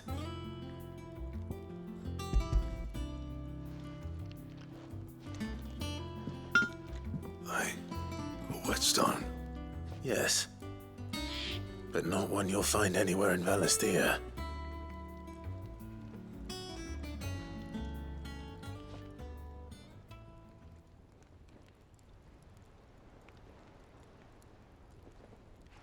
No wonder I couldn't get the same finish on the grinding wheel. One hit and all done, eh? Might not be so bad if all you ever fought were duels. Good luck on the battlefield. Your second opponent would be your last, no matter how good you were. Even so, is there some way it could be used to give the Cursebreakers an edge? I think so, yeah. With this whetstone and the right kind of steel, I could probably even make a twin of the blade that rattled me. But there'd be no replacing this little rock once I worn it down to a sliver. I reckon we get a dozen swords from it, if that. Swords that the Cursebreakers wouldn't know how to wield properly, and that would see them through a single fire piece. Nah, no point trying to copy that thing. Be about as much use as a wax anvil. But finishing our blades with a whetstone this fine, now that's something to consider. And what's finer than fallen masonry, eh? Or more hard-wearing, for that matter. Just imagine it.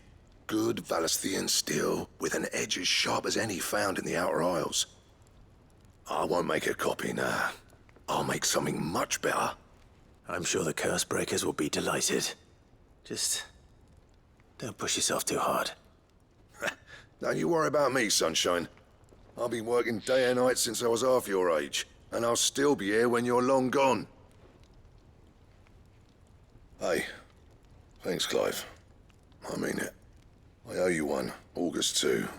It's good to know someone's looking out for me. He'll be happy to hear you said that. And I'll see that my debt to you's paid. First new blade I make's got your name on it. You come and find me when you've got the materials. All right. I will.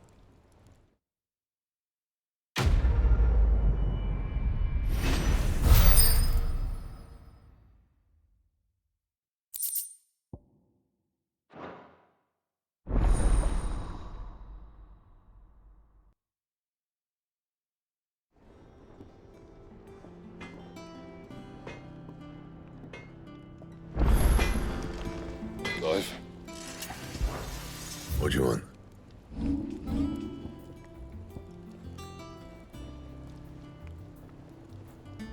Anything else?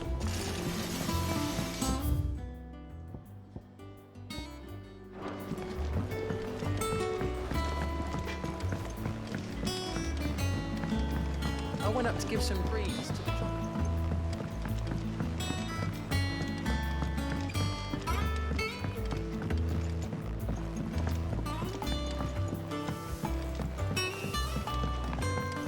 Wish I could take one of our birds.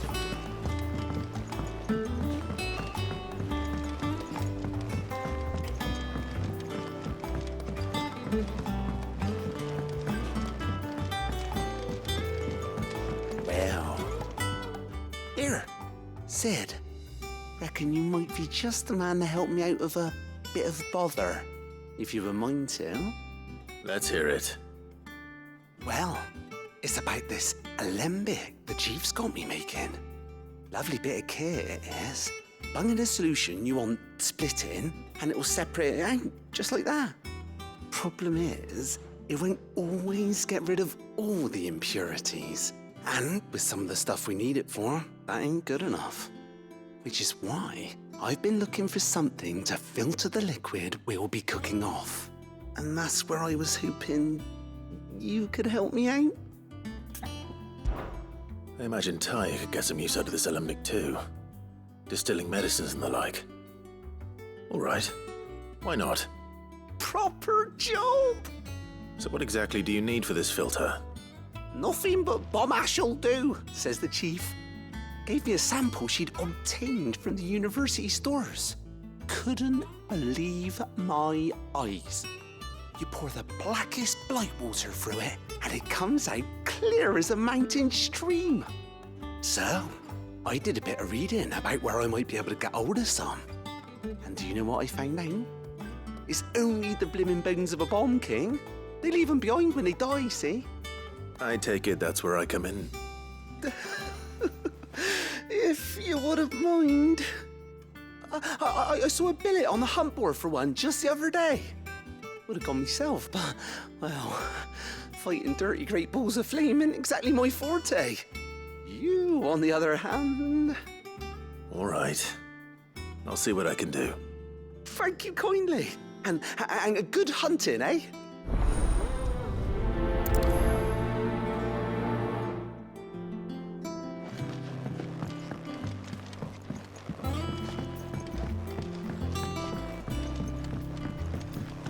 I think Mid might need some help.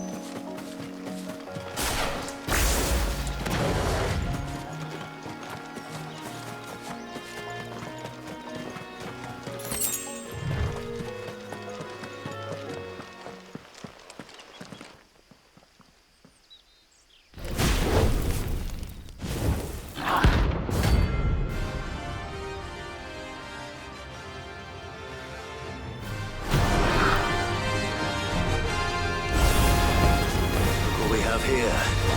Greetings, Your Majesty.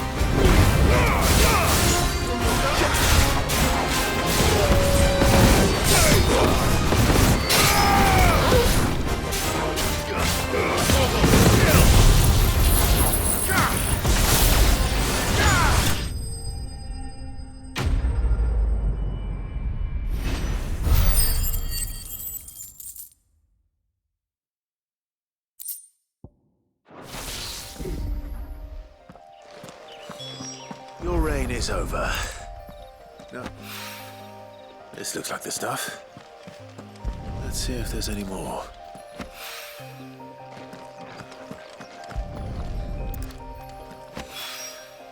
That should do it. The wine needs more than...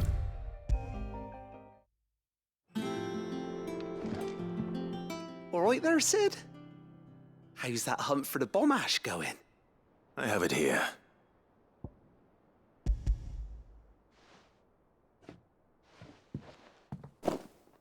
That's the stuff.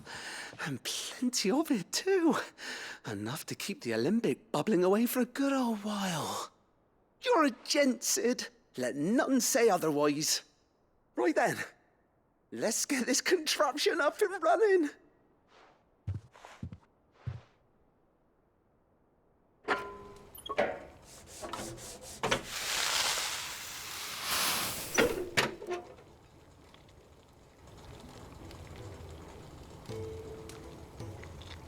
There we have it. The Telemon Alembic. And it works just like the chief said it would. Very impressive. Says the man who cut down a burning boulder. Speaking of which, I still haven't returned the favor. There's no need. The good it will do for the hideaway is reward enough. Don't be silly. Why don't you let me take a look at that bag of yours? The one you keep your potions in. Reckon I could work some magic on that. What kind of magic? Well, we happen to have isolated a substance in our test run of the Alembic that I reckon will make even the toughest leather supple as anything. Thought we might use it to breathe new life into old boots and the like. Save the hideaway a few gil. Ah, I reckon if we slap a bit on your bag, it'll loosen it up enough for you to squeeze in a bottle or two more. Well, it can't hurt to try, I suppose. That's the spirit. Leave it with me. I'll only be a mo.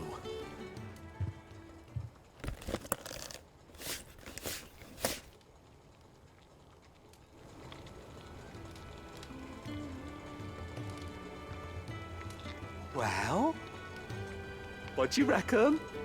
It certainly feels more flexible. Right? Told you. Thank you. I think. No.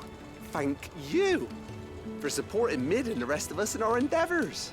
Without you, we'd never have been able to discover wonders like that stuff I rubbed on your bag. And I'm telling you, there's plenty more where that came from.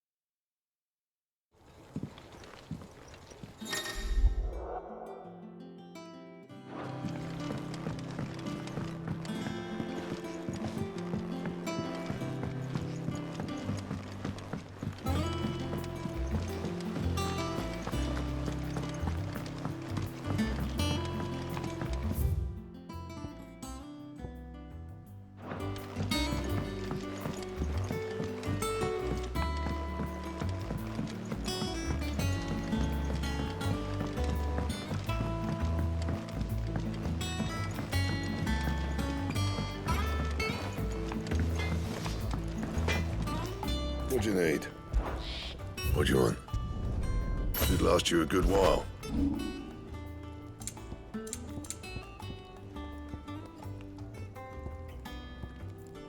And?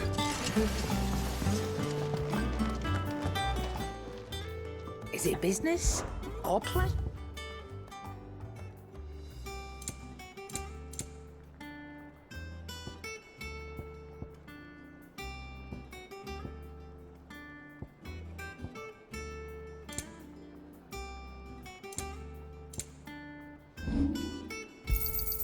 I'll be thankful you got that much.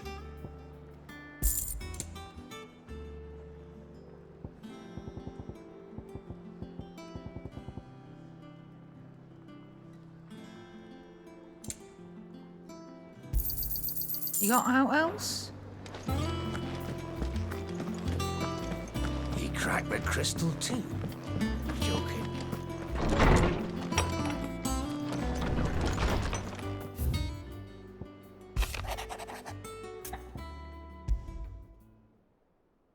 What could be wrong with Torgor? He seemed well enough when I last saw him.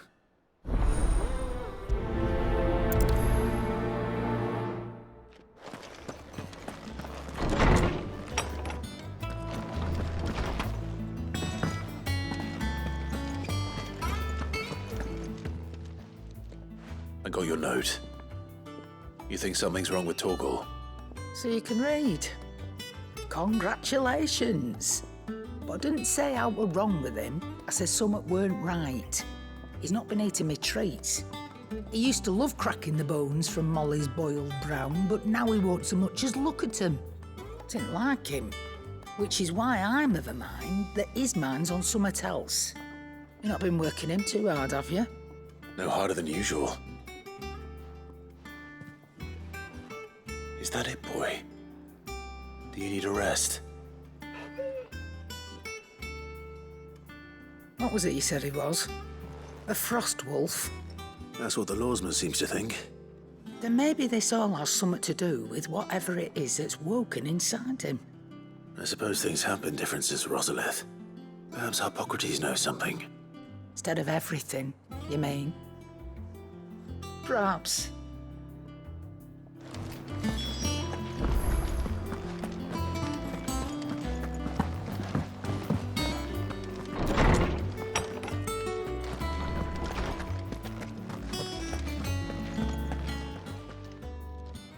Oarsman, I need to ask you about Torgal. Something's not right with him. He isn't ill, is he? I don't think so. But according to Lady Karen, he seems to have lost his appetite, which is certainly a new development. She says he's hardly been touching his bones of late, and she believes it may have something to do with what happened at Rosalith Castle.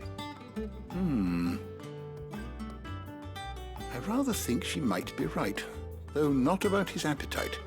All canids are instinctively inclined to crack open bones for the rich marrow that resides within, and I see no reason why a frostwolf should be any different. Accordingly, I suspect it is not a lack of appetite that afflicts Torgal, but a surfeit of it.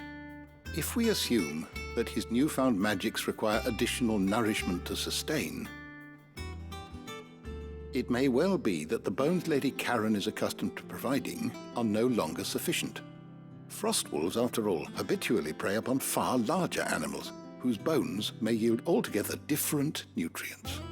As to where one might find a suitable substitute, some antelopes that graze the meadows of eastern Rosaria have been known to grow to a size more than double that of their lesser cousins.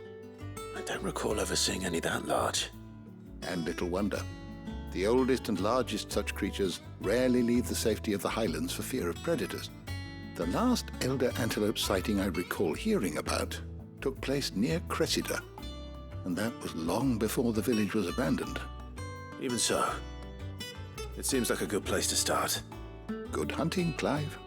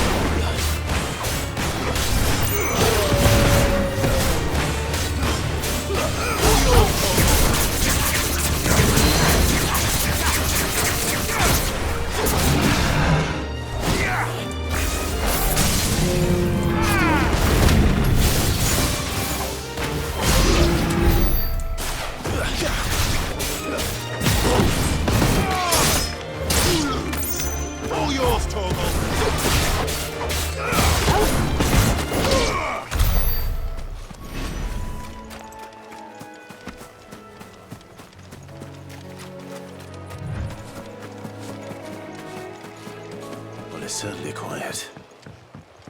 If I were a giant antelope, it would seem like just a place. I doubt we'll find one bigger than that. You hungry, Torgal?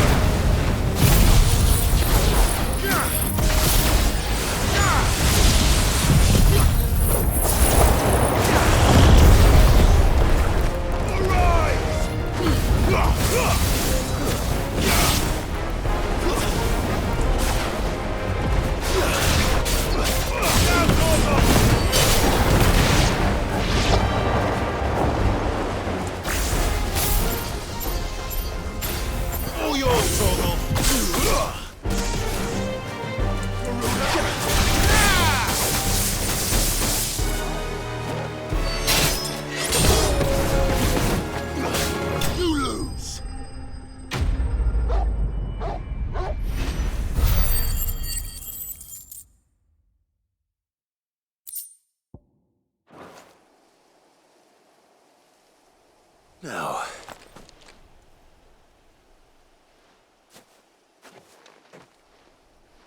will it be enough, I wonder?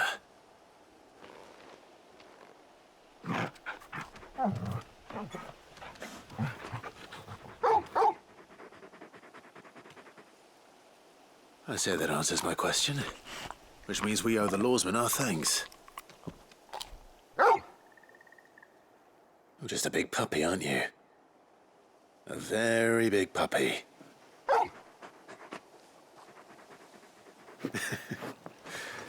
You do know you can take that with you, Torgal. Lady Karen will be relieved to hear you've got your appetite back. Come on, boy.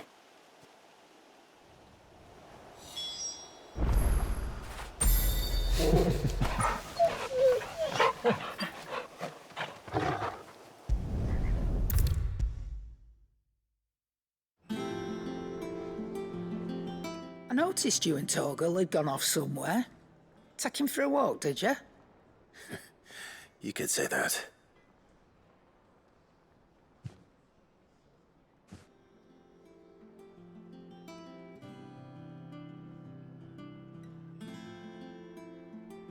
So, Molly's leftovers weren't good enough, eh?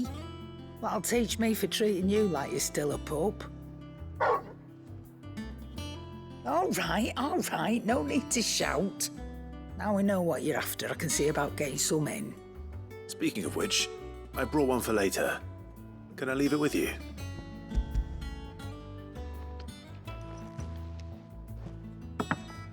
You can, aye. I'm nice like that. In return, you can thank Tomes for me. The bloody know-it-all. I was just on my way to see him.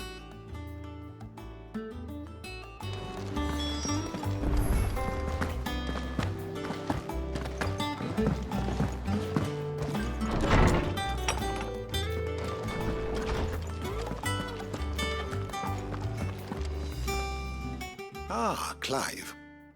Were you able to locate your quarry? We were indeed, lawsman. You pointed us in exactly the right direction. And Torgal's been a very happy hound ever since. Very good, very good. Lady Karen sends her thanks, by the way, for your part in solving the mystery. Ah. But that reminds me. After your last visit, I found myself pondering Torgal's talents. Do you recall our conversation concerning Lady Jill's role in Torgal's transformation? About how she somehow woke the power within him. Precisely that. A reasonable conclusion, I thought. But one which raised certain questions in my mind. You see, the Fenrir of legend served Shiva and Shiva alone. And while the powers attributed to him are certainly impressive, the records imply they are somewhat different in nature to those you described Torgal as having used. What are you suggesting? That Torgal may be the beneficiary of more than one Icon's power. Consider that in addition to Lady Jill, he has served as a loyal companion to you, your brother, and even the late Cid.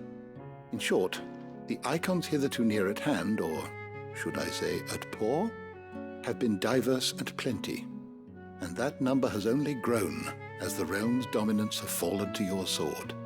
One can but speculate as to how all of this has affected Torgal. He has seemed more fierce of late. And if I am not mistaken, he will grow fiercer still. We are fortunate indeed to be able to count him amongst our allies and not our adversaries. Oh, he's more than an ally. He's a friend.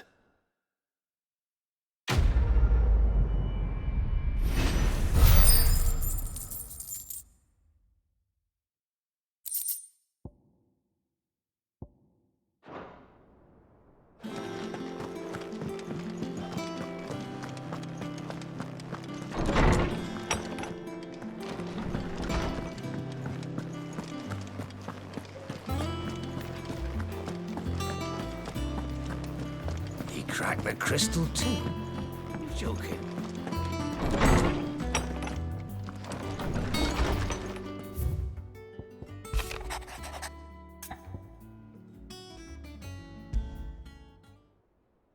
Trouble with the ledgers. Shouldn't he be asking Otto for help?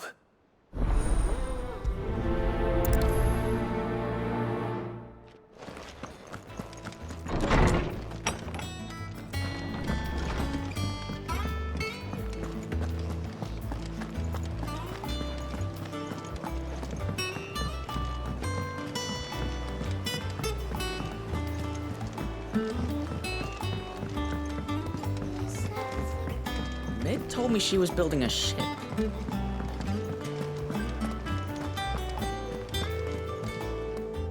Clive, did you get my letter? That's why I'm here. Shh. Otto won't be listening. Is this better? A little. Listen, I've some bad news. It turns out the Hideaway may be slightly behind in its payment to certain lenders, and it may be my fault. But I swear to the goddess, I thought I had the numbers square. Sadly, that square turned out to be more of a circle. 0, you might say. I can straighten it out, I swear, but it's gonna take some time. And I'm gonna need help keeping it from Otto. Bit late for that, I'd say. There you are! What a surprise! So let me get this straight. You forget to pay our lenders what they're due, and instead of coming straight to me, you get Clive to come to you. In the hope he'll dig you out of the hole you've dug for yourself. Clive, the man in charge of the place you've been cheerfully trying to bankrupt. And you thought this was a cunning plan. Why? Well, who needs paying? Oh, just Martha. And the dame. And, well, Lady Karen. But only 500 talents. We owe 3 of our most trusted friends 5 million gil. Each. 5 million each. They lent us the bulk of the money we used to rebuild the Hideaway, you see, and, well, I must have made some sort of oversight. Those ledgers were my responsibility, and it was my decision to entrust them to you. This is my fault. Do we have that much to hand? I can always ask my uncle. No, we don't. And no, you won't. We've lightened Lord Rosfield's purse enough. After the king's ransom we had off him, he deserves better than to see our begging bowl. Besides, we'll need to learn to stand on our own if we're gonna make this work. All right. But that doesn't mean you have to shoulder the burden yourself. Is there anything I can do to help? There might be. How'd you fancy taking these to Martha and the dame? Rocks. Rocks, he says. Worth 1,000 talents apiece, these are. A little something Sid and I set aside for... when times got lean. And I reckon 15 million in overdue debt probably qualifies. I just hope our associates' eyes are a bit more discerning than yours. I'm sure there will be. Should be me making the rounds, really. But you know how it is with this place. Orders to bark, arses to wipe, and all that. I know. Which is why I don't mind going in your place. Go. Do you know why I only gave Master Clive here 2 star rubies? Because you'd rather Lady Karen killed me. Because I'd rather Lady Karen killed you. Yes. Well, I suppose this is goodbye then. Don't worry.